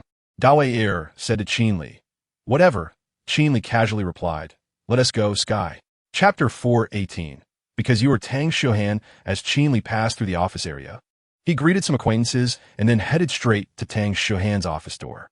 When he arrived at the office, a little beauty in professional attire, wearing light makeup, happened to arrive at the door holding a stack of documents from the other side. The little beauty's eyes lit up when she saw Qin Li, but instead of speaking, she stood up straight in front of him with a hint of pride. Qin Li's gaze assessed her from head to toe. Beauty, good dogs don't block the road. Can you move aside? Hearing this, Qin Rue immediately huffed and lightly hit Qin Li with her folder, saying, Brother, you are so bad, pretending not to recognize me. Qin Li chuckled and pointed at Qin Rue's outfit, saying, Why are you dressed like this? And your makeup looks like a monkey's butt. You're the monkey butt. Qin Rue rolled her eyes at her brother and said, This is my sister-in-law who helped me with my makeup. How dare you say I look like a monkey butt? I'll go tell on you later. You can only tell on me, Qin Li said helplessly. I can do much more, Qin Rue said proudly. I am now Huang's secretary's capable assistant. Do you think I wear this professional outfit for nothing? Chapter 4:19. Is this considered a disease? Tang Shuhan had indeed sacrificed herself for a gentleman, but unfortunately, in the end, it was still her who lost. Looking at Qin Li, who was still full of spirit, Tang Shuhan couldn't help but feel a bit desperate. She weakly pushed Qin Li away, saying, Get lost, stay away from me. Hearing this, Qin Li found it amusing and said, "Hey boss, you weren't acting like this just a moment ago?" "I am willing." Tang Shuhan rolled her eyes at him and said, "I need to rest well." Qin Li nodded and then sat up to pour her a glass of hot water, placing it on the bedside table. "Let it cool down. You could drink it later." "Got it," Tang Shuhan replied. "Okay, I'll go out for some fresh air." Qin Li gently stroked her pretty face and said, "I'll leave work with you. Tonight, I'll come to your house for dinner." Tang Shuhan waved her hand casually and said, "All right, hurry up and go. I want to sleep for a while. Don't forget to drink water," Qin Li reminded her. Tang Shuhan closed her eyes and said, I know. No wonder Xiao Rui always says you're long-winded. You really are." Qin Li got up, put on his pants and shoes, and wore the jade pendant.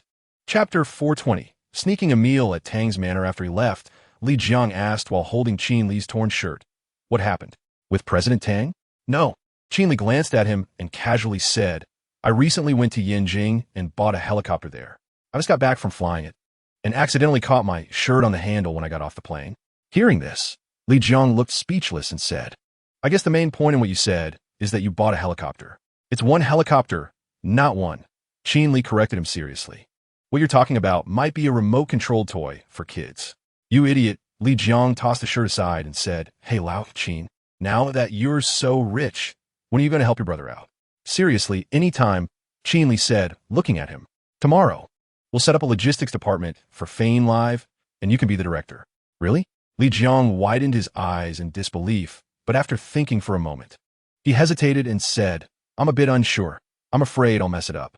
"Yeah, you lack confidence in yourself," Qin Li said earnestly. "You didn't take your studies seriously in college, and now you're just starting to work, so you lack confidence. Your current work and study are just a process of building confidence. Once you feel capable, you'll naturally be confident. I've pushed several girlfriends to the position of company president, including you-know-who, Teacher Yang, Lin Eryun, and Yang Xingyan. They all lacked experience, but they were workaholics, studying hard to adapt to their positions. I respect your opinion. You can weigh it yourself. Do you want to accumulate experience for a while before moving up? Or do you want to be promoted now?" Chapter 421. Sneaking a meal to the high-voltage line. Qin Li greeted him, Uncle Tang. Tang Xiaowu looked at Qin Li, and the smile on his face faded considerably. "What's wrong? Did you come empty-handed?" "Uncle Tang, I really want to buy you something, but I just participated in a non-music live streaming event and came over right after." Qin Li sat on the sofa, tugging at his clothes, and said, "Look, I haven't even had time to change my clothes." Upon hearing this, Tang Shuhan chuckled. She knew exactly why Qin Li was wearing that outfit. Qin Rui also secretly winked at her brother. There was no event at the non-music live stream today. Tang Xiaowu didn't fully believe Qin Li's words, but he didn't press him further. In fact, he had already accepted that Qin Li was his son-in-law. He just couldn't be friendly towards him.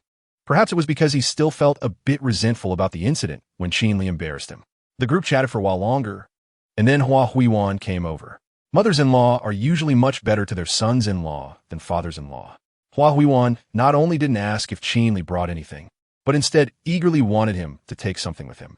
She was eager to stuff Qin Li with Tang Xiaowu with cigarettes, liquor, and even watches and rings. Chapter 422. Tang Shuhan's almond Buddha's hand. The next day, Tang Shuhan got up early and went into the kitchen. By the time Qin Li finished washing up and came out, Tang Shuhan had just placed a plate of almond Buddha's hand on the table. "Wow, it smells so good." Qin Li was descending the stairs, smiling as he said, "I can smell my wife and the almond Buddha's hand." Just then, Qin Rui happened to come out of her bedroom and immediately dry-heaved, saying, "Brother, you're so cheesy. You eavesdropping on others' romantic talks, and you still have the nerve to complain." Qin Li glanced at her and said, "Shut your ears." Qin Rui shrugged and replied, "Sorry, can't do it." "All right, you two are arguing so early in the morning." Tang Shuhan looked at the two and smiled, saying, "Come eat breakfast." Qin Li stepped up to the dining table, and sure enough, there was a plate of almond Buddha's hand. He directly picked up a piece with his hand and took a bite. Qin Li said enjoyably, "This is indeed the taste, crispy, fragrant, sweet, the taste of love." Tang Shuhan immediately smiled in satisfaction upon hearing this. She had practiced making this dessert for a long time. Does it taste like anise? Of course it does. Chapter 423. Zhao Tianxin's property. Qi Ryu brought Qin Li into the underground base. The base was indeed small, with only a few rooms in the basement. Qin Li looked around, and when he saw a heavy iron door, he asked, "What's inside here?" Upon hearing this, Qi Ryu didn't answer directly, but replied, "Boss. Zhao Tianchun is inside, and so is Lu Erniu. Zhao Tianchun is inside, and Lu Erniu is also inside." Although Qi Ryu didn't say it explicitly, Qin Li instantly understood what this room was for: coercive interrogation. Qin Li had no interest in going in to look. He said, "Let Lu Erniu come out. I want to see how he's been questioned." After saying that, Qin Li walked into the adjacent monitoring room. The monitoring room was filled with screens, each displaying a scene from the pharmaceutical factory, with 360-degree monitoring without dead angles. The few people in the monitoring room were from Qin Tang Security. When they saw Qin Li enter, they all stood up. "Boss." Qin Li smiled and said, "You all continue. I just want to take a look." The others nodded and then returned to their work. As the anti-cancer miracle drug had not yet been successfully developed, there was no danger at the pharmaceutical factory. At most, they would catch a few petty thieves. Chapter 424. Staying away is safer. It's better to have fun together than to enjoy it alone. Everyone makes money together. Qin Li was quite generous to this group of serious and responsible subordinates. I know, boss," Qi Ryu said. "All right then, you all go do your work. I'm going to stroll around the pharmaceutical factory." After saying that, Qin Li stood up and left. He exited the bungalow and walked toward the office building of the pharmaceutical factory. While walking, he dialed the phone number. However, he waited and waited, but the line was busy and no one answered. Qin Li put away his phone, entered the office building, and then directly took the elevator to the top floor. The top floor had offices and meeting rooms. There was one door marked as the chairman's office, and Qin Li pushed the door open to take a look. This office was originally Li Kongming's. However, many personal items were gone, and now it was just furnished with furniture. There wasn't much to see here. So Qin Li stepped back out and entered the adjacent president's office. The president's office was also empty, but there were signs of work. The bookshelf was filled with medical-related materials. It seemed that Zheng Ro had worked here. This office also had a lounge, but the door to the lounge was closed. Qin Li walked to the door and knocked, but no one responded. Chapter 425. My words are decrees. A group of people drove to Tianxiang Tower and booked a private room on the second floor. Once inside the room, Qin Li naturally took the main seat, with Zheng Ro sitting to his left and Ma Song to his right. The others also took their seats. After sitting down, Qin Li looked at Ma Song and asked, "Brother Ma, how is the progress at the pharmaceutical factory?" Ma Song, hearing Qin Li's question, replied, "President Qin, the qualification review of the pharmaceutical factory is progressing very smoothly. After all, we took over the team from Kongming Pharmaceutical, and many things have been directly continued. So the official side is just going through the motions. As for the expansion of the pharmaceutical factory, the speed is a bit slower. Leveling the wasteland and laying the foundation all take time." Qin Li nodded and said, "The expansion may be slow, but the quality must be ensured." Ma Song smiled upon hearing this and said, "President Qin, don't worry. I'm very strict on this aspect. We only select the best materials, and the construction team is also reliable." "That's good." Qin Li smiled, raised his teacup to clink with Ma Song's, and said, "Thank you for taking care of these matters. Just hand all the bills to President Zheng, and I will allocate funds when the time comes." Chapter 426. Do you still feel wronged? Huh. One Fanbin disdainfully glanced at Qin Li and said, "Young people are just young people. With a bit of money, they don't know east from west. I tell you, not only am I leaving, but I'm also taking away a batch of your employees. I hope you won't come begging me then." After saying this, Wen Fanbin directly flung his sleeve and left. The room fell silent, and one could hear a pin drop. Qin Li took out his phone and sent a message. Then he put away his phone, looked at the others at the table, and smiled, saying, "Let the waiter hurry up and serve the dishes." His mood seemed completely unaffected. However, Zheng Ro's eyes were red, as if tears could flow at any moment.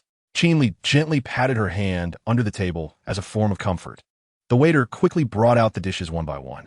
The meal was lavish, but the atmosphere had lost its initial liveliness and had become silent.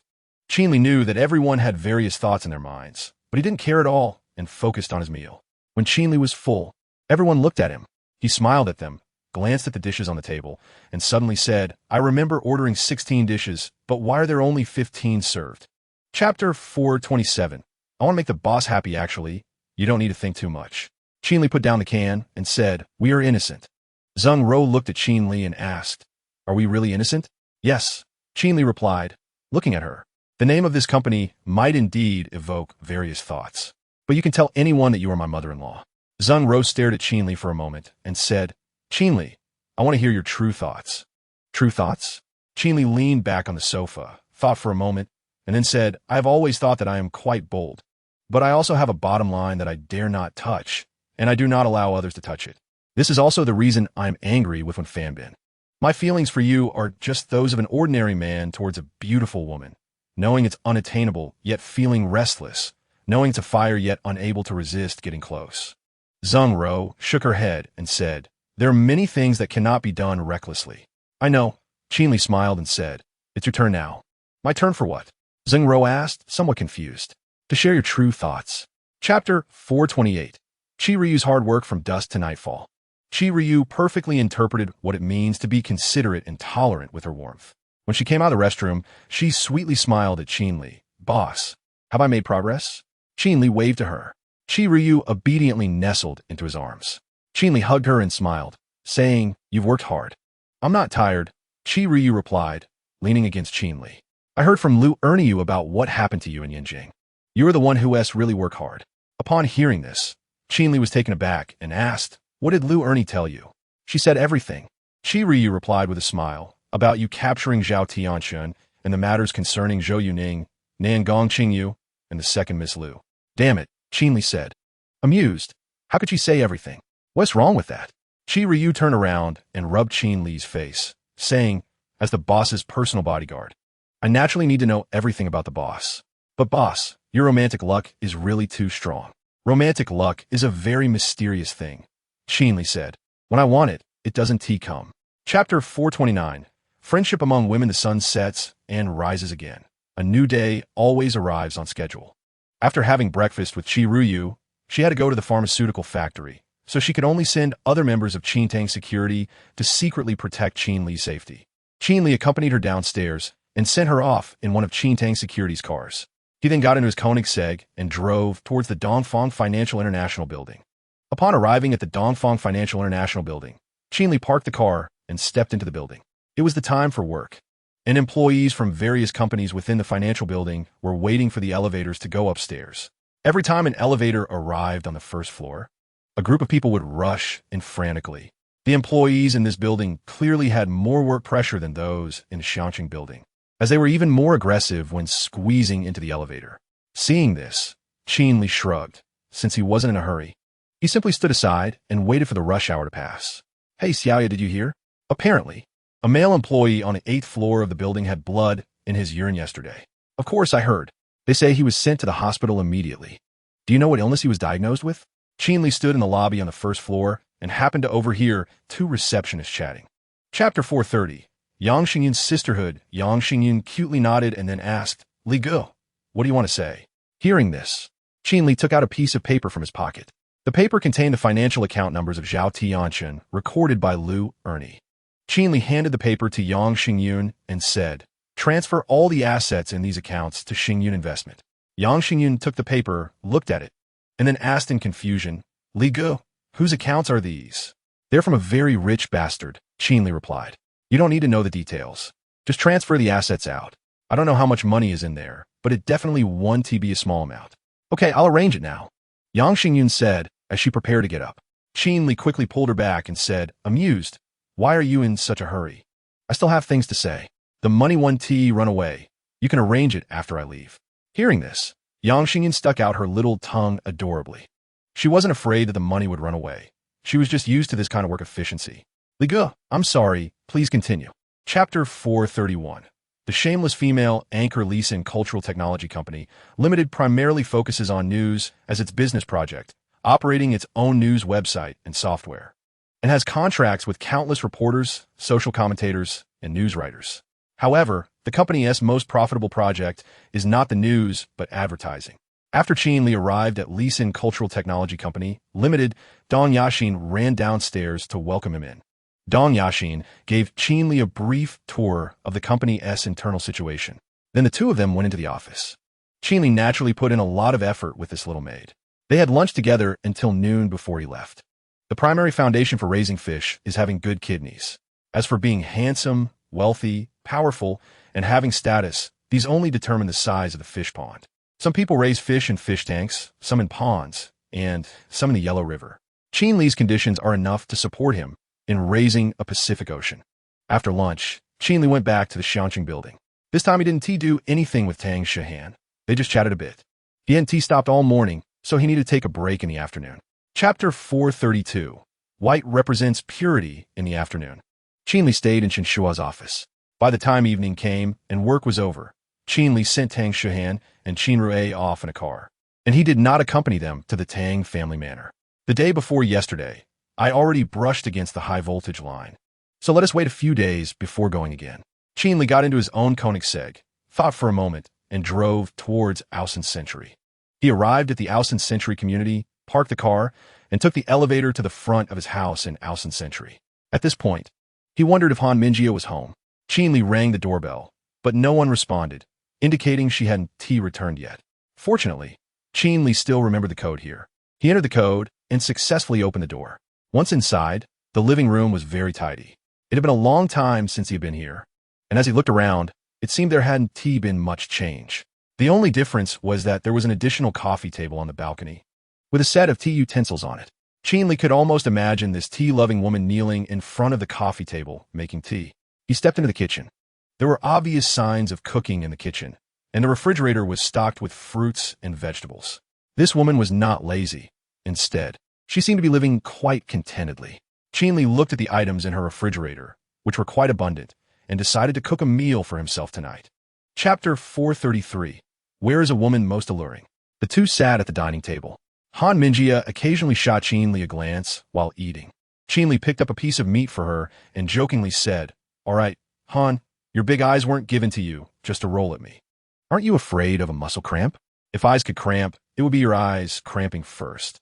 him.Qin picked up the piece of meat and took a big bite, saying, "On the first day, you acted all righteous, saying I shouldn't see your underwear, and that I shouldn't do bad things with it. And what about you? I didn't do anything bad with your underwear."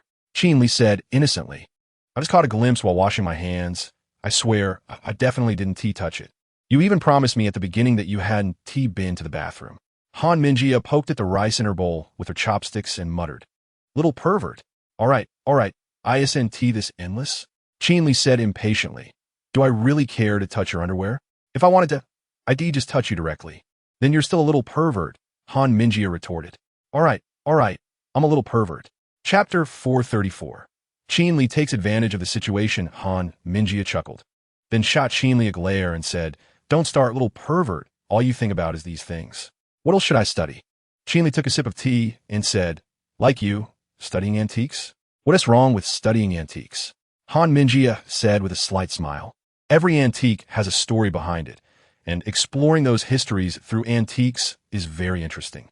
You can appreciate treasures too, right? You should understand that feeling." Qin Li rubbed his nose. He actually didn't understand at all. The treasure appreciation skill was given by the system. He just found it interesting to dig for treasures and then make money. "How's the business at the antique store recently?" "It's okay," him.Qin replied. "Antique shops are different from other stores. They don't need a lot of foot traffic, and it's impossible to have too much foot traffic. As long as you can seize the right opportunity to make a deal, it's fine. At least now I've started to make a profit slowly." Qin Li nodded. Antique shops are indeed different from other stores. An antique shop might not open for 3 years, but when it does, it can sustain itself for 3 years. Chapter 435. Truly a handsome character, Qin Li would absolutely not open the door. Because he knew that him.Qin asking him to open the door definitely wasn't because she wanted to kiss him again. Taking advantage and then running away is the basic quality of a pervert.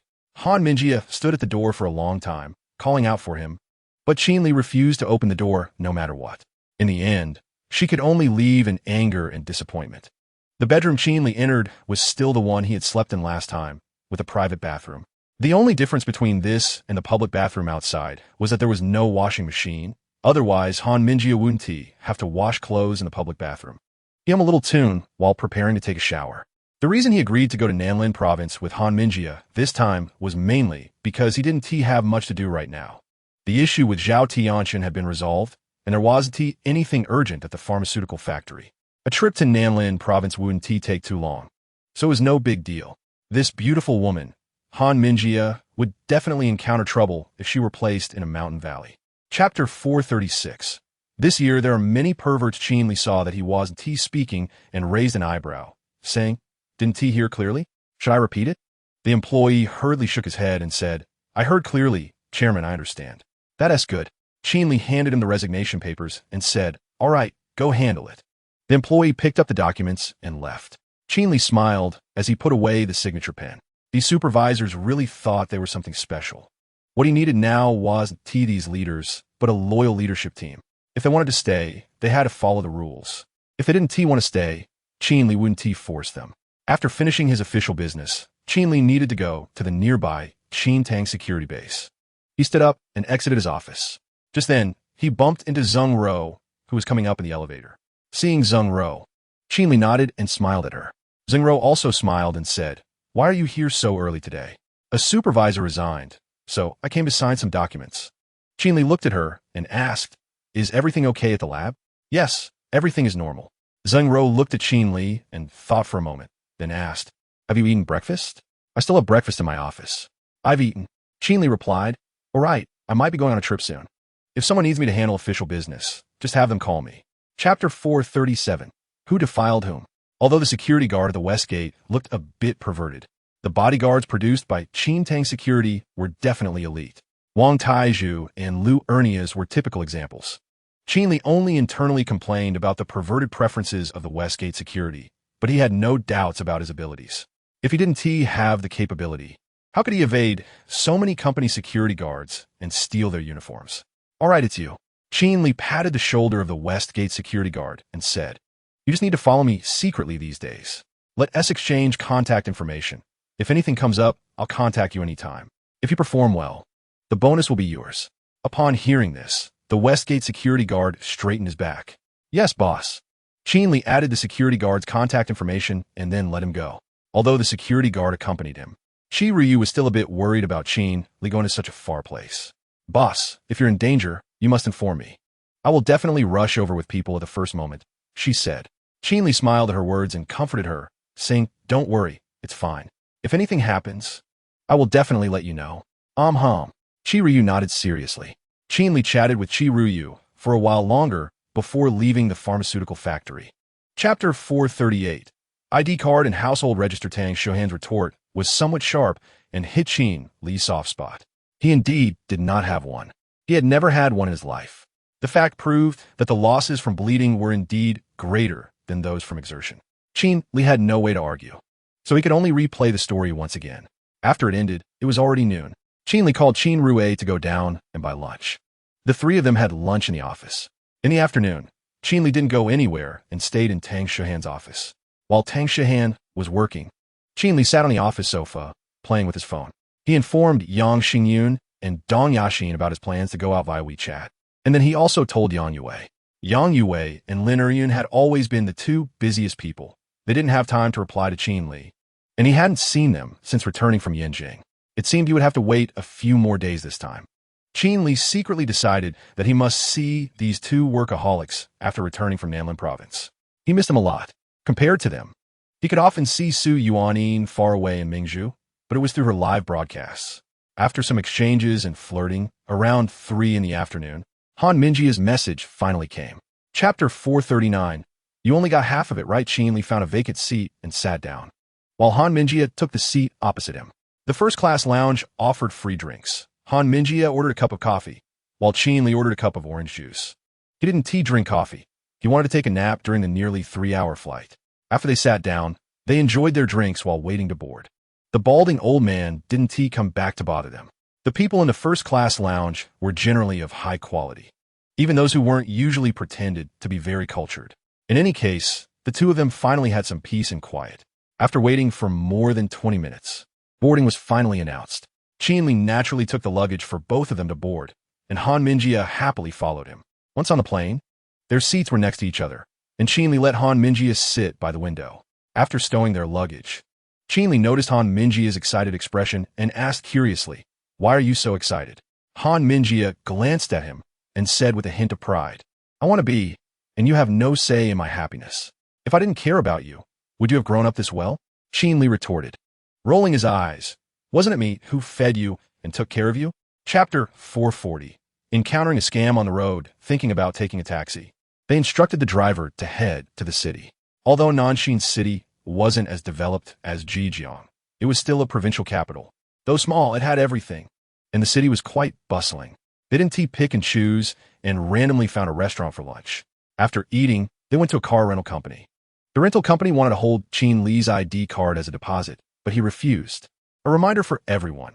It's best not to leave the original ID card when renting a car. Rental companies that ask for the original ID are generally not very legitimate. If the credit check passes, leaving a photocopy of the ID, paying the deposit, and signing the rental contract should suffice. In the end, Qin Li increased the deposit, and the rental company finally allowed him to take the car. It was a domestic black SUV. In areas with many mountain roads, SUVs have an advantage. The two of them drove, and him.Qin, sitting in the passenger seat, opened her phone and said, "I'll navigate for you. Let's check the route to Mingshan City." Qin Li replied while driving, "Not yet. We need to buy some things first." him.Qin asked curiously what to buy. "Some tools and food and drinks." Chapter 441. 5,000 for a chicken. When more than 20 people appeared, him.Qin was startled and couldn't help but scream. To prevent Qin Li from driving away, this group tightly surrounded the car and began frantically banging on the windows. "Get out, hurry up. Did you hear? Open the door, or I'll smash your car." Most of this group looked fierce, no different from bandits. Some had playful grins, their eyes filled with mockery as they looked at Qin Li and him.Qin, as if they were viewing their prey. Seeing their demeanor, him.Qin was very frightened and said, Qin Li, what should we do?" The two didn't get out of the car, but someone outside was losing patience and started kicking the car. Qin Li glanced at him.Qin and comforted her. "It's okay. I'll go out. They just want money. You stay in the car and don't get out." Hearing this, him.Qin, full of worry, said, "You shouldn't go out either. Let's call the police. By the time the police arrive, it will be too late." Qin Li secretly reached under the car seat and pulled out a small fire axe, discreetly tucking it into his belt. Chapter 442. "Next time wear a cheap pal for me," scarred old Lu urged. "Hurry up and give me the money for my chicken." Qin Li put away his wallet and kicked scarred old Lu in the stomach. The kick was powerful, and scarred old Lu immediately fell back into the crowd. "You dare to hit me? Get him, damn it." Qin Li took a step into the crowd, but his goal was not to fight. Even if he could defeat everyone in the village, he might not be able to protect him.Qin. Therefore, while dodging iron chains and clubs, Qin Li grabbed a 6- or 7-year-old boy who was watching from the crowd and pulled him into his arms. He then took out the fire axe from his belt and pressed it against the boy's neck. "Let us see who dares to move." The crowd had not expected Qin Li to have such a move, and they all stopped in their tracks. A man in his 40s in the crowd was furious and shouted, "You bastard, let my son go. I swear I will chop you up. Come on." Qin Li held the fire axe tightly against the boy's neck. The boy looked terrified, his little face pale.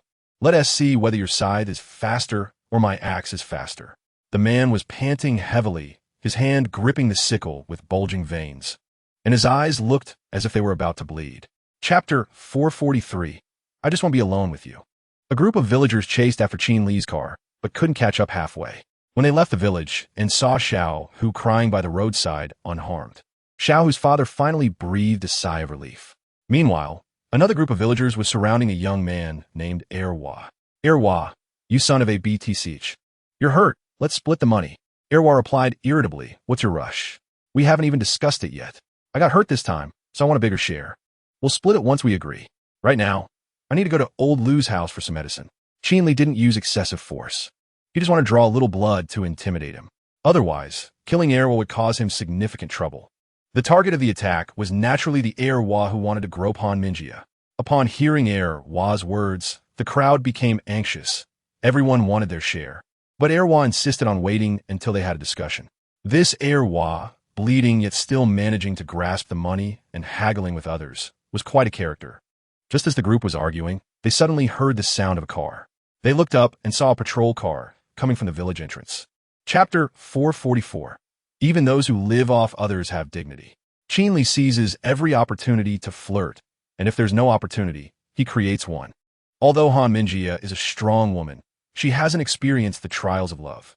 Now, with Qin Li pouring down a torrential rain of affection on her, she was a bit overwhelmed. In the end, him.Qin chose to remain unchanged in the face of change. No matter what Qin Li said, she pretended not to hear. This little rogue, standing up to those fierce villagers, looked quite handsome and heroic, especially when he told her to stay in the car. He seemed like an embodiment of heroism and chivalry. However, it was unfortunate that the good times didn't last long, as he soon began to act lewdly again. The two found a place ahead and switched positions back. Since him.Qin had previously rear-ended Qin Li in Xinjiang, Qin Li's driving skills were much steadier. He took the driver's seat and continued driving the off-road vehicle. Fortunately, nothing unexpected happened on the way, and they arrived in Mingshan City around 4:30 p.m. Mingshan City was slightly inferior to Nanxing City. It was an ordinary third-tier city where tall buildings of 4 or 5 dozen stories were rare. Chapter 445. Why do you eat rabbit? As the lights came on, the streets of Mingshan City bustled with activity. There were fewer cars, but more people at night, making it lively. A crooked road stretched into the distant dark mountain silhouette, as if walking along it would lead to the mountain. Although it was July, Mingshan City was not hot at this time. The air was exceptionally fresh. him.Qin left the hotel, took a deep breath, and smiled. The nights here are truly beautiful. Qin Li looked at him.Qin's profile and said, "Indeed, the nights here are beautiful." him.Qin glanced at Qin Li and asked, "What should we eat?" "Let's take a look around first," Qin Li suggested, glancing at the various shops nearby. "Maybe there are some local specialties." "Then let's go." him.Qin took the lead and stepped out. Qin Li reached out to hold her hand, but ended up grasping at nothing. He looked at his hand and suddenly remembered something Zhang Lifan had said in the dorm. "Even SHT has someone to pull it, but my hand has no one to hold it." At that time, he even asked Zhang Lifan to pull SHT onto his hand. So both SHT and hand would have someone to hold. Qin Li stuffed his hands into his pockets. After all, he wasn't going to pull SHT onto his hands. Chapter 446. In terms of brains, you still have a long way to go. After finishing a piece of rabbit meat, Qin Li couldn't help but exclaim, "So tender and delicious, spicy but not greasy. It's so good, you should try it." After taking a bite of the spicy rabbit meat, paired with a sip of fragrant buckwheat tea, it instantly whetted one's appetite. Seeing Qin Li's expression, him.Qin bit her lip and slowly put the meat in her mouth. Her expression then changed slightly.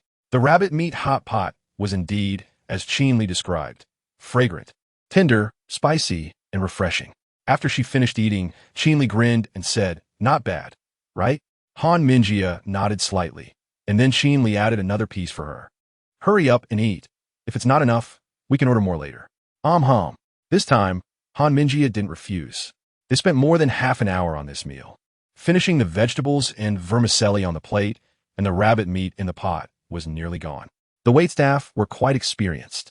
The portion of rabbit meat was just right for the two of them. After finishing the hot pot, both were satisfied. They cleared their mouths with a cup of tea, and after Qin Li settled the bill, they stepped out of the restaurant. Once outside, Qin Li looked at the wild rabbits in the cage at the entrance and said, "Rabbits are so cute. him.Qin, how can you eat rabbit meat?" Chapter 447. Xiao Wanyan Village has disappeared. Qin Li stood by the window and waved to the staff in the tea house. Although he wasn't a customer, the staff still approached enthusiastically. "Hey, is there something I can help you with?" Qin Li smiled and said, "I want to ask you something." The staff nodded. "Go ahead." Qin Li pointed to the old storyteller and asked, "When does this old gentleman finish tonight?" The staff looked in the direction he was pointing and said with a smile, "Old Qin usually finishes around 10 o'clock, but sometimes if there are fewer audience members, he might finish early. If Old Qin is having a good time, he might also extend a bit." Qin Li nodded and thought for a moment, saying, "How about this? I won't interrupt Old Qin's storytelling. Please tell him that I want to have a private chat with him after he finishes. Of course, I will definitely compensate him." The staff was taken aback and then said, "All right, let me ask him for you." "Okay." Qin Li took a red bill from his wallet and handed it to him, saying, "Thank you for your hard work." Upon seeing the tip, the staff's smile grew even brighter as he hurriedly thanked him and accepted it. After the staff left, Qin Li checked the time. It was already past 9, and it wasn't long until 10. Chapter 448. Beautiful lady, are you sleeping? Old Qin looked at the two and said, "Decades have passed, and now Xiao Wanyan Village has disappeared.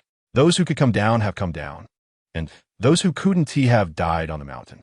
him.Qin bit her lip, feeling somewhat disappointed. Did they come all this way for nothing? However, you are not completely without hope. Old Qin continued, as him.Qin felt a bit disheartened. "I have an old acquaintance who was from Xiao Wanyan Village, but he left the village later. As for whether he is still alive or if he has any antiques, I'm not sure, although it was just a glimmer of hope." him.Qin still wanted to give it a try. "Old Qin, could you tell me the address of your late friend? I would like to visit him." Old Qin smiled at her words and said, "Sure, but the place where he lives is a bit remote. Let's meet at the tea house tomorrow morning at 9, and I'll draw out the address for you tonight and give it to you tomorrow." "Thank you, Old Chun," Han Minjia said gratefully. "We won't let you help us for nothing." After Han Minjia finished speaking, she was about to take out her money. But Qin Li was quicker and took out his wallet first. Chapter 449. What kind is Jiang Eileen? Qin Li. "Actually, I didn't want to be friends with you." Qin Li. "But then I thought, what bad intentions could a girl with a big chest have?" Jiang Eileen. "We are not friends." Jiang Eileen. "Do you have something to say?" Jiang Eileen. "If not, I'm going to block you." Qin Li. "If you dare to block me today, I'll go bully you at Mingzhu tomorrow." Qin Li. "I'll also tell Yuanin that you're a lesbian." Qin Li. "So you won't even be able to be friends with her." Jiang Eileen. Jiang Eileen. Qin Li. "I've already stopped competing with you for Yuanin. Why are you still provoking me?" Qin Li.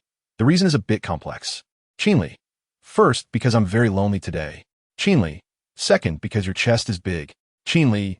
"Third, because when I'm lonely, I think of your chest." Jiang Eileen. Qin Li. "I won't talk nonsense with you anymore. Let's have an academic discussion." Jiang Eileen. "Discuss what?" Qin Li. "Let's discuss why you are a lesbian." Jiang Eileen. "There's nothing to discuss." Jiang Eileen. "I just dislike men, especially you." Chapter 450. Men are like this when they are touched. Qin Li and the security guard from Shimin bought a lot of things at the mountaineering equipment store. This included ropes, headlamps, flashlights, power banks, maps, sharp knives, etc. After buying these supplies, Qin Li went to buy some medicine and band-aids, all for emergencies. Food and water were a must. If they found themselves in a remote area without any shops, they couldn't just starve on the road. Finally, Qin Li stuffed all these items into a backpack, which was immediately filled to the brim. If it weren't for Qin Li's high stamina, he really wouldn't want to carry such a heavy load. The afternoon passed quickly, but Han Minjia still hadn't shown up. It wasn't until dusk that Han Minjia returned to the hotel with several bags. Qin Li was considering what else he would need for tomorrow when he saw her come in. He looked at the bags in her hands and asked, "What did you buy? Why did it take so long?" Hearing this, Han Minjia's face flushed, and she mumbled, "It's nothing, it's nothing." "Is this big bag all things you bought?" "Yeah." Qin Li looked at the backpack and said, "It is a bit too much. I originally wanted to throw some away, but I thought each item would be useful, so in the end, I stuffed them all in." Chapter 451. You talk too much while eating as a mature woman. It's perfectly normal for Han Minjia to have watched Japanese action films. However, she didn't plan to admit it. "What nonsense are you talking? If you keep talking nonsense, I'm getting angry. Hurry up and eat." "Come on, this question isn't embarrassing." Qin Li looked at her and chuckled. As an adult, one should receive proper sex education. If there's no sex education, we have to learn it ourselves, right? What a joke. Han Minjia said irritably. "Can't you let me eat in peace?" All right. Qin Li pouted and was about to eat, but then suddenly remembered something and said, "Hey, are you sure you received proper sex education?" Upon hearing this, Han Minjia helplessly put down her chopsticks and said, "Just say what you want to say in one go." Qin Li thought for a moment and said, "What I mean is you like men, right?" Hearing his words, Han Minjia felt both angry and amused and said, "What do you think? Do I look like a lesbian to you?" "No, I'm just confirming." Qin Li smiled and said, "I know a girl from Mingzhu, and she is a lesbian. I'm just worried about you." Chapter 452. Qin Li's shoelaces. Qin Li gently said, "As you said, tonight don't think too much about the results. Let's just treat it as a trip. If you can't sleep tonight, I can stay here with you." Han Minjia shook her head. "This is a mess.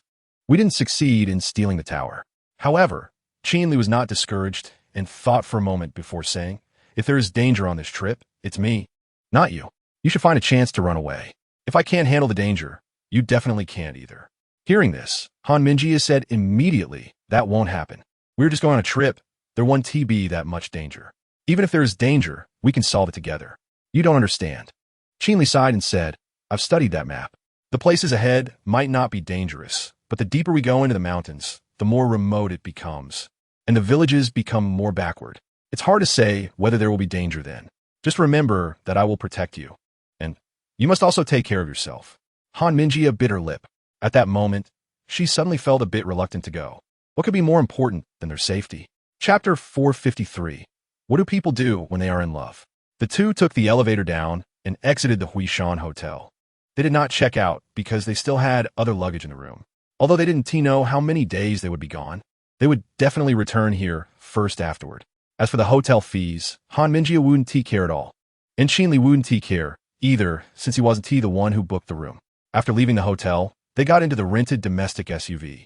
And Qin Li still sat in the driver's seat. He looked at the map given by Old Chun and opened his phone's navigation. Their first stop was a place called Shaoyang Mountain, from where they would enter the mountains and then continue west along the mountain range. All the way west. This movie is good. However, unlike the plot of the movie, Qin Li was not looking for beautiful women or love. Instead, he was following an old man's instructions to find another old man. Qin Li drove the car out of the parking space and onto the road. Han Minjia looked at the scenery flowing by outside the window and asked, Qin Li, do you think we will encounter situations like we did when we came here? Naturally. She was referring to the incident of being scammed. Qin Li thought for a moment and said, it's hard to say. We might not be in danger, but we could also encounter something even more dangerous. Everything is unknown. Chapter 454. Qin Li is immune to all poisons. Qin Li did not answer. Only silently drove the car. There is actually no answer, which is the best answer. Han Minjia stopped asking and turned her gaze to the scenery outside the window. Qin Li was driving while thinking about how to solve this problem. Han Minjia didn't know that he had other girlfriends, which made the situation quite uncomfortable.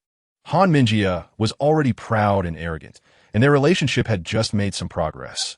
If the truth came out now, the chances of things falling apart were too high. As Qin Li pondered, he continued to drive. The two of them were now close to Shaoyang Mountain. After driving for another 5 or 6 minutes, Qin Li turned directly into Shaoyang Mountain at the next intersection. Shaoyang Mountain is not a high mountain, but behind it are rolling hills. Once they entered the mountain road, the path began to narrow, and the security guard from Ximen, in order to ensure Qin Li's safety, also closed the distance between them. Qin Li could even see the patrol car in the rearview mirror. Shortly after entering Shaoyang Mountain, they arrived at Qiangxiang village. This mountain village was not much different from villages in the plains. Just as Qin Li had expected, it was close to the outside and not too backward. The supply of electricity and water was unaffected, and many households had cars parked at their doors, indicating a high standard of living. Chapter 455. Thank you. King Cobra Han Minjia was taken aback when she saw the bite mark on his leg, and her eyes instantly became moist. Qin Li, you were bitten? This snake must be non-venomous, right? Qin Li glanced at her and forced a smile, saying, sorry to disappoint you, but this snake is called the King Cobra, also known as the Mountain Wind, and it is extremely venomous. The King Cobra, also known as the Mountain 10,000 snake, Mountain Wind, large flat-necked snake, and large cobra, usually preys on other snakes, meaning it is a snake that specifically eats other snakes. Although it is called the King Cobra, it is not a true cobra. It belongs to its own genus. It is fiercer, more responsive, and more aggressive than cobras. The key point is that it has a large amount of venom, making it one of the most dangerous snakes in the world. Cobras are already well-known venomous snakes, but in the eyes of the king cobra, cobras are merely its food. In China, its habitat is in the forests of the southwest or south. Without a doubt, Qin Li had hit the jackpot this time, a grand prize. Without the system's immunity to poison skill, Qin Li would soon experience swelling, nausea, abdominal pain, respiratory paralysis, followed by speech impairment and coma.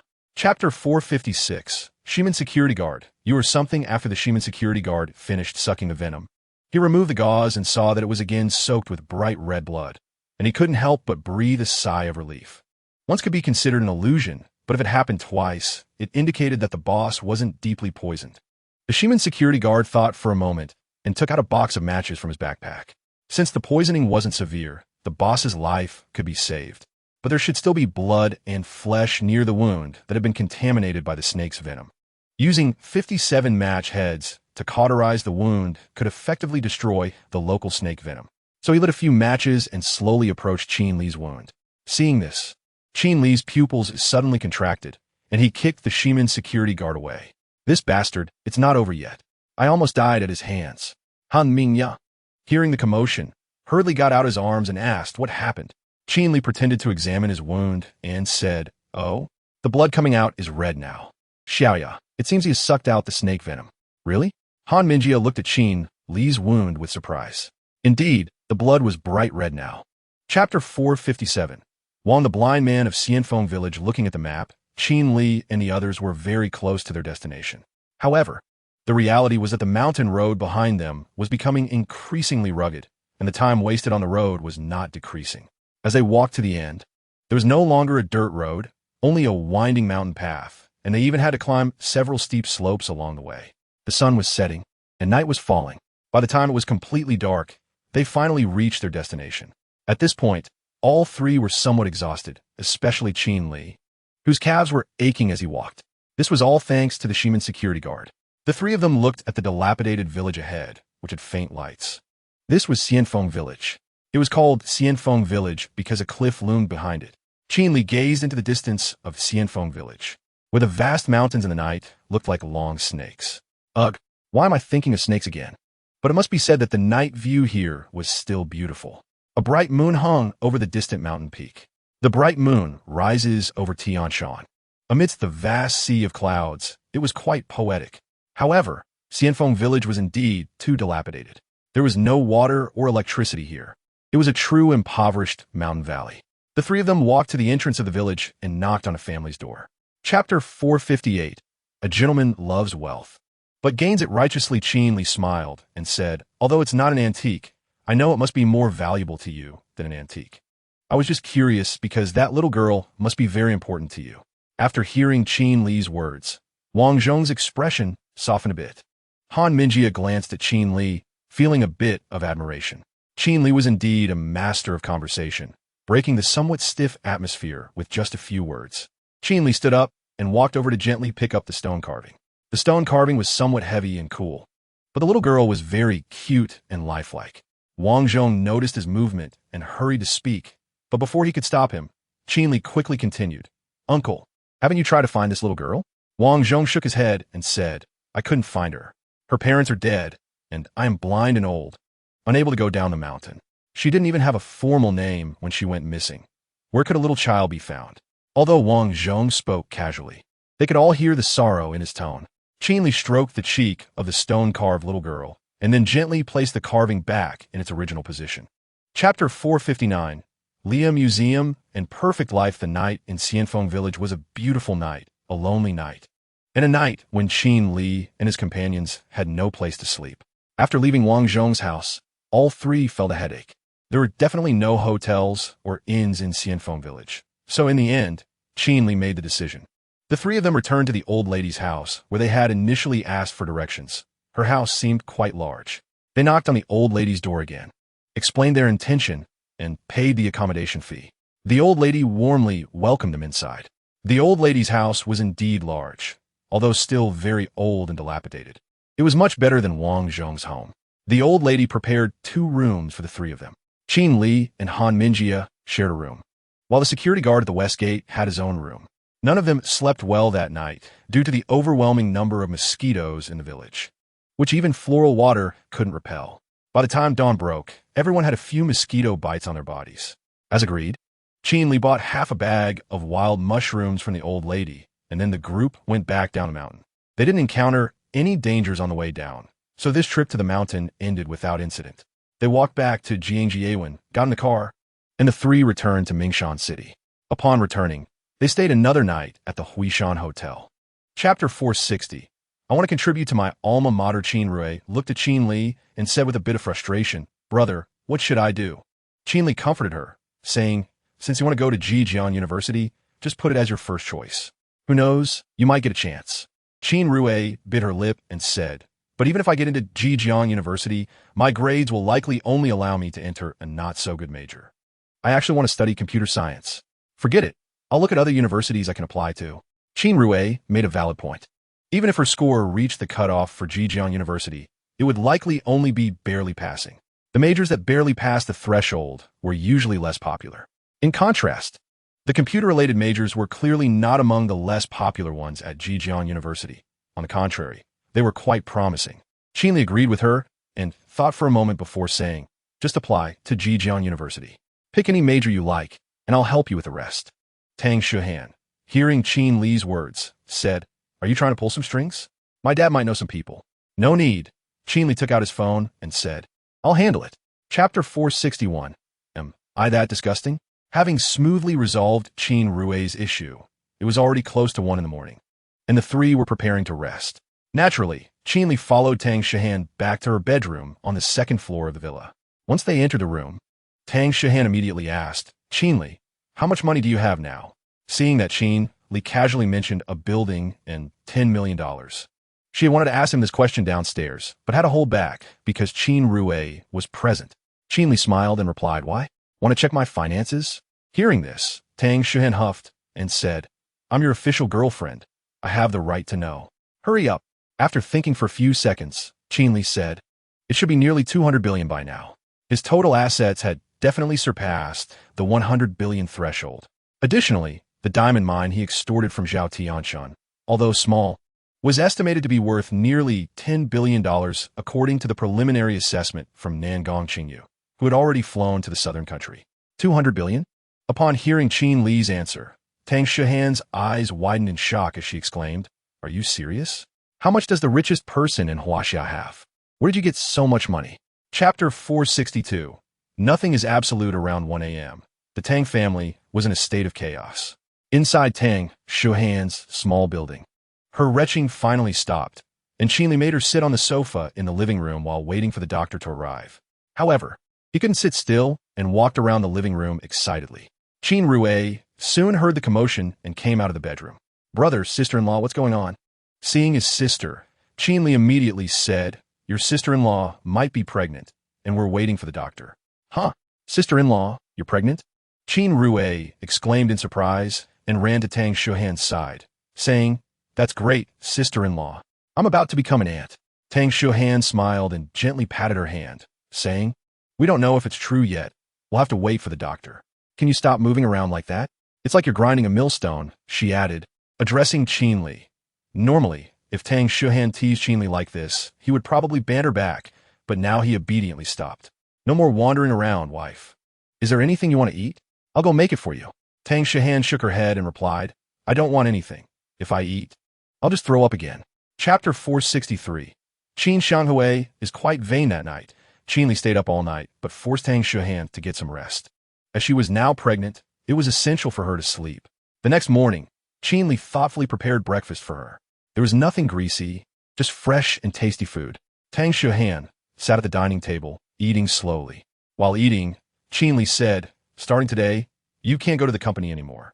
I've already told Uncle Tang to take care of Fein Live. If that doesn't work, we can find a professional manager. Upon hearing this, Tang Shihan immediately replied, no way. I'll be bored to death. I'm only just pregnant. I can still work. If I say no, then it's no. Qin Li replied firmly. After we finish eating, I'll take you to the hospital for a pregnancy checkup. By the time we get back, my parents should be arriving soon. Did you tell uncle and auntie? Tang Shihan asked. Of course, such a big thing has to be shared. Qin Li smiled and said, I sent a helicopter to pick them up early this morning. And Qin Rui went along to guide them, since why doesn't he know where my hometown is? Chapter 464. How to make Qin Li successful. Stop laughing. You're about to have a child too. Focus and settle down. Qin Shanghui said to his son, put more thought into Shihan, understand? Qin Li nodded and replied, I understand. He knew that most of his energy would now be devoted to Tang Shihan, but he also needed to allocate some time to others. He was clear about his plans. Whoever was pregnant would get more of his company, and that was non-negotiable. However, facing his father, Qin Li had to obediently agree. Seeing Qin Li respond so readily, Qin Shanghui couldn't help but smile. Have you thought a name for the baby? I tell you, even though Shihan's family is wealthy, your child must take the Qin surname. Upon hearing this, Qin Li couldn't help but laugh and said, of course, I'm not a son-in-law, and I have more money than Shihan's dad now. Dad, hold on to the wall. Let me tell you how much money I have now. Qin Shanghui shot him a glare and said, stop with the nonsense. No matter how much money you have, you're still my son. Do you think you can scare me with that? Qin Li chuckled and said, well, I have 200 billion. Chapter 465.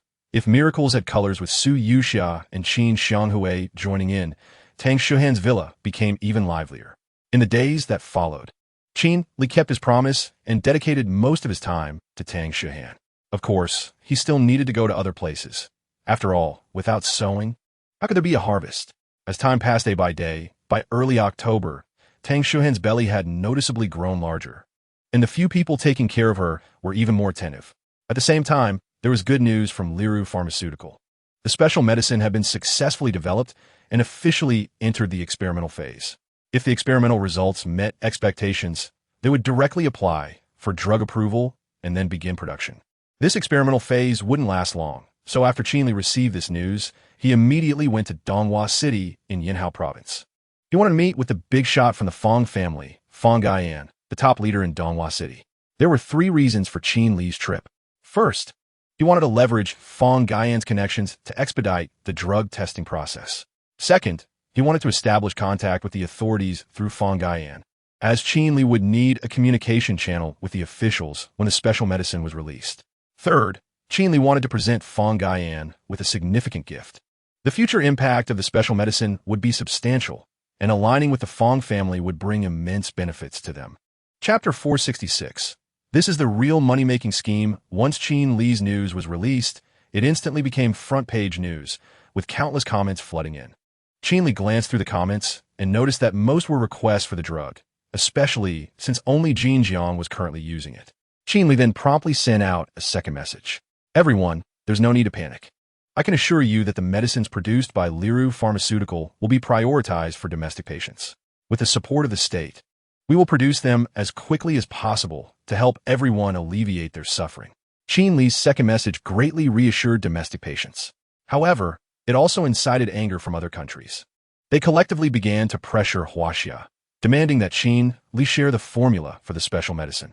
They took a humanitarian stance and sharply condemned Qin Li. Such shameless behavior amused Qin Li. The Huaxia officials naturally rejected their unreasonable demands, as they were essentially morally blackmailing Qin Li. Qin Li's response to foreign media was simply 3 words: liao, liao, liao. These playful yet mocking words caused all Huaxia people to burst into laughter. Chapter 467. Qin Li's interview. Qin Li's popularity skyrocketed. Both those who knew him and those who didn't were now aware of him. After the special medicine controversy slightly subsided, Qin Li remained highly discussed. Xinjiang University suddenly gained recognition worldwide because of Qin Li, as foreigners believed that a recently graduated student achieving such great success was undoubtedly tied to the education provided by Xinjiang University. The end result was an unprecedented rapid rise in Xinjiang University's international rankings. Everyone at Xinjiang University took pride in Qin Li, and the younger students became his most fervent fans. Zhang Jinzing was pleasantly surprised by this, not to mention the medical research building and scholarships Qin Li donated. The benefits brought to Xinjiang University by Qin Li's fame were countless. If it weren't for Qin Li's refusal, Zhang Jinzing would have already spread the news of Qin Rui studying at Xinjiang University. Qin Li, of course, refused. He just wanted Qin Rui to focus on her studies and enjoy her college experience. Too much fame would ruin her. Qin Rui was actually quite upset at the moment. She had worked hard to achieve such high scores, but still didn't get into Xinjiang University. Chapter 468. 2 DNA test reports. His self-introduction was concise and straightforward, causing Jianglan to pause for a moment before smiling and saying, "Mr. Qin, aren't you going to introduce yourself a bit more?" "Not necessary," Qin Li replied with a smile. "I believe everyone is already familiar with me, so I won't waste your time with small talk. Indeed, the more outstanding a person is, the more they return to simplicity." Jianglan praised Qin Li a bit and then asked, "Mr. Qin, our special medicine's achievements are evident to all. Is there anything you would like to share with everyone?" Qin Li pondered for a moment and said, "The effects of the special medicine do, indeed, meet our expectations from when we started developing it. Relieving cancer patients from their suffering is the mission of Liru Pharmaceutical. However, the success of the special medicine is not solely due to my efforts. It is also thanks to the tremendous contributions from the researchers led by General Su of Liru Pharmaceutical and the support from the government. Without the government's backing, we wouldn't have been able to proceed so smoothly." Jianglan nodded and then asked the next question. Her initial questions were primarily about the special medicine and Liru Pharmaceutical, all of which Qin Li answered in detail. Chapter 469. Your face is too thick. Qin Li calmed himself down and changed into a more casual outfit in the bedroom. By the time he came out, it was already evening. He checked the time and decided to have dinner at Liru Club before returning to Tang's Manor. Recently, he had been eating pregnancy meals with Tang Shihan, which were balanced in nutrition but lacked flavor, and he was getting tired of it. Qin Li went downstairs to the restaurant, where the manager, Li Muyang, hurried over to lead him to a private room. His boss was now the world's richest person, so it was safer not to dine in the main hall. Qin Li didn't mind this, so he followed Li Muyang to the private room. However, just before reaching the room, Qin Li's phone suddenly rang. He glanced at the caller ID and saw it was Zhang Xiaolan, that shameless young man. Qin Li chuckled and answered the call. "Hello, young Master Zhang, what do you need from me?" Hearing Qin Li's teasing tone, Zhang Xiaolan quickly laughed and said, No, how could I dare to give orders? You're now the richest man, and we poor folks can only fawn over you, right? Cut the nonsense. Chapter 470. Going to a farmhouse for dinner. 10 minutes later, Qin Li and Dai Wire, dressed in camouflage, came downstairs on time. On the first floor, Zhang Xiaolan, Chen Shuo, and Li Jiang were already waiting for Qin Li. The three of them approached to greet him as soon as they saw him. Zhang Xiaolan still had his usual nonchalant demeanor. Chen Shuo and Li Jiang didn't seem to treat Qin Li any differently due to his status, still calling him Old Qin. Qin Li was happy that he hadn't lost friends because of money, but he couldn't help but feel a bit emotional. He indeed hadn't misjudged them. Li Jiang and Chen Shuo were truly unpretentious. They could still approach the world's richest man without any shame, which was remarkable. After greeting Qin Li, the three of them noticed Dai Wire beside him. Zhang Xiaolan's eyes widened as he exclaimed, "Old Qin, wow, you've changed your taste. This foreign girl is nice. Is she your new girlfriend?" Qin Li replied nonchalantly, "She's my driver." Zhang Xiaolan immediately gave him a thumbs up upon hearing that. The richest man speaks with depth. A female driver, during the day drives on the road, and at night drives in bed. Zhang Xiaolan understands all of this. Dai Wire followed Qin Li expressionlessly, and Qin Li ignored her, laughing as he left the Li Hui Club with Zhang Xiaolan and the others. Chapter 471. Is there really love in the world? For Zhang Xiaolan, the speed of serving dishes at this farmhouse was indeed very fast. After chatting for a short while, plates of dishes were served. Seeing these dishes, Qin Li finally felt happy. Stir-fried sea cucumber with scallions, caramelized pork knuckle, stewed chicken with mushrooms, and stir-fried kidney were all impressive. And there was even a bull whip soup.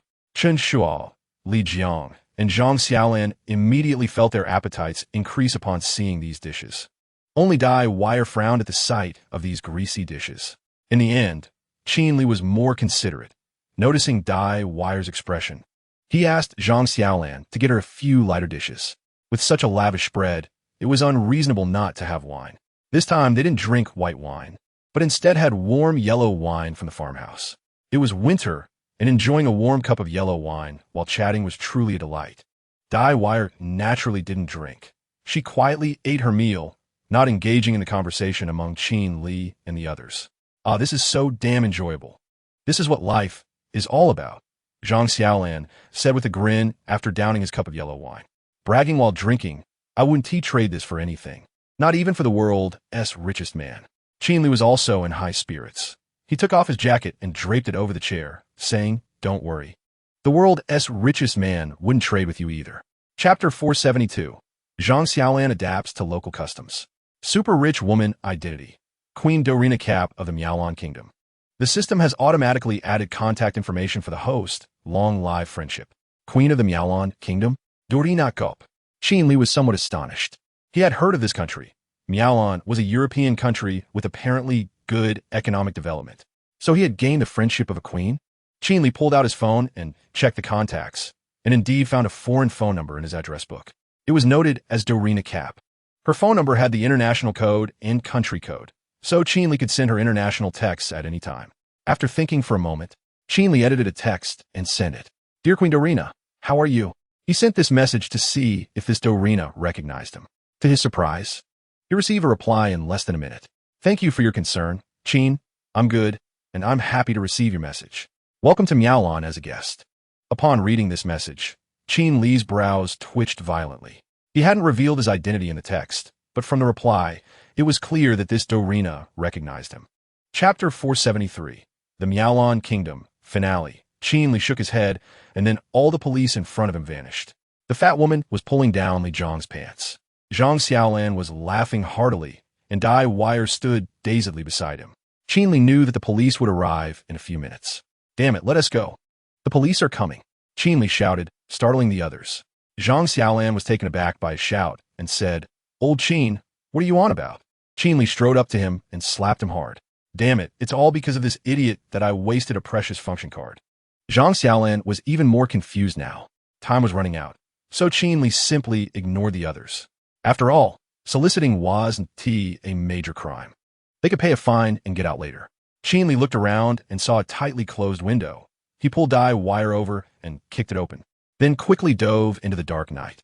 Qin Li and Dai wire left, leaving behind a room full of bewildered people. Just then, a group of police burst in. Hands up! Don't run! Put your hands on your head and squat against the wall. Hurry up!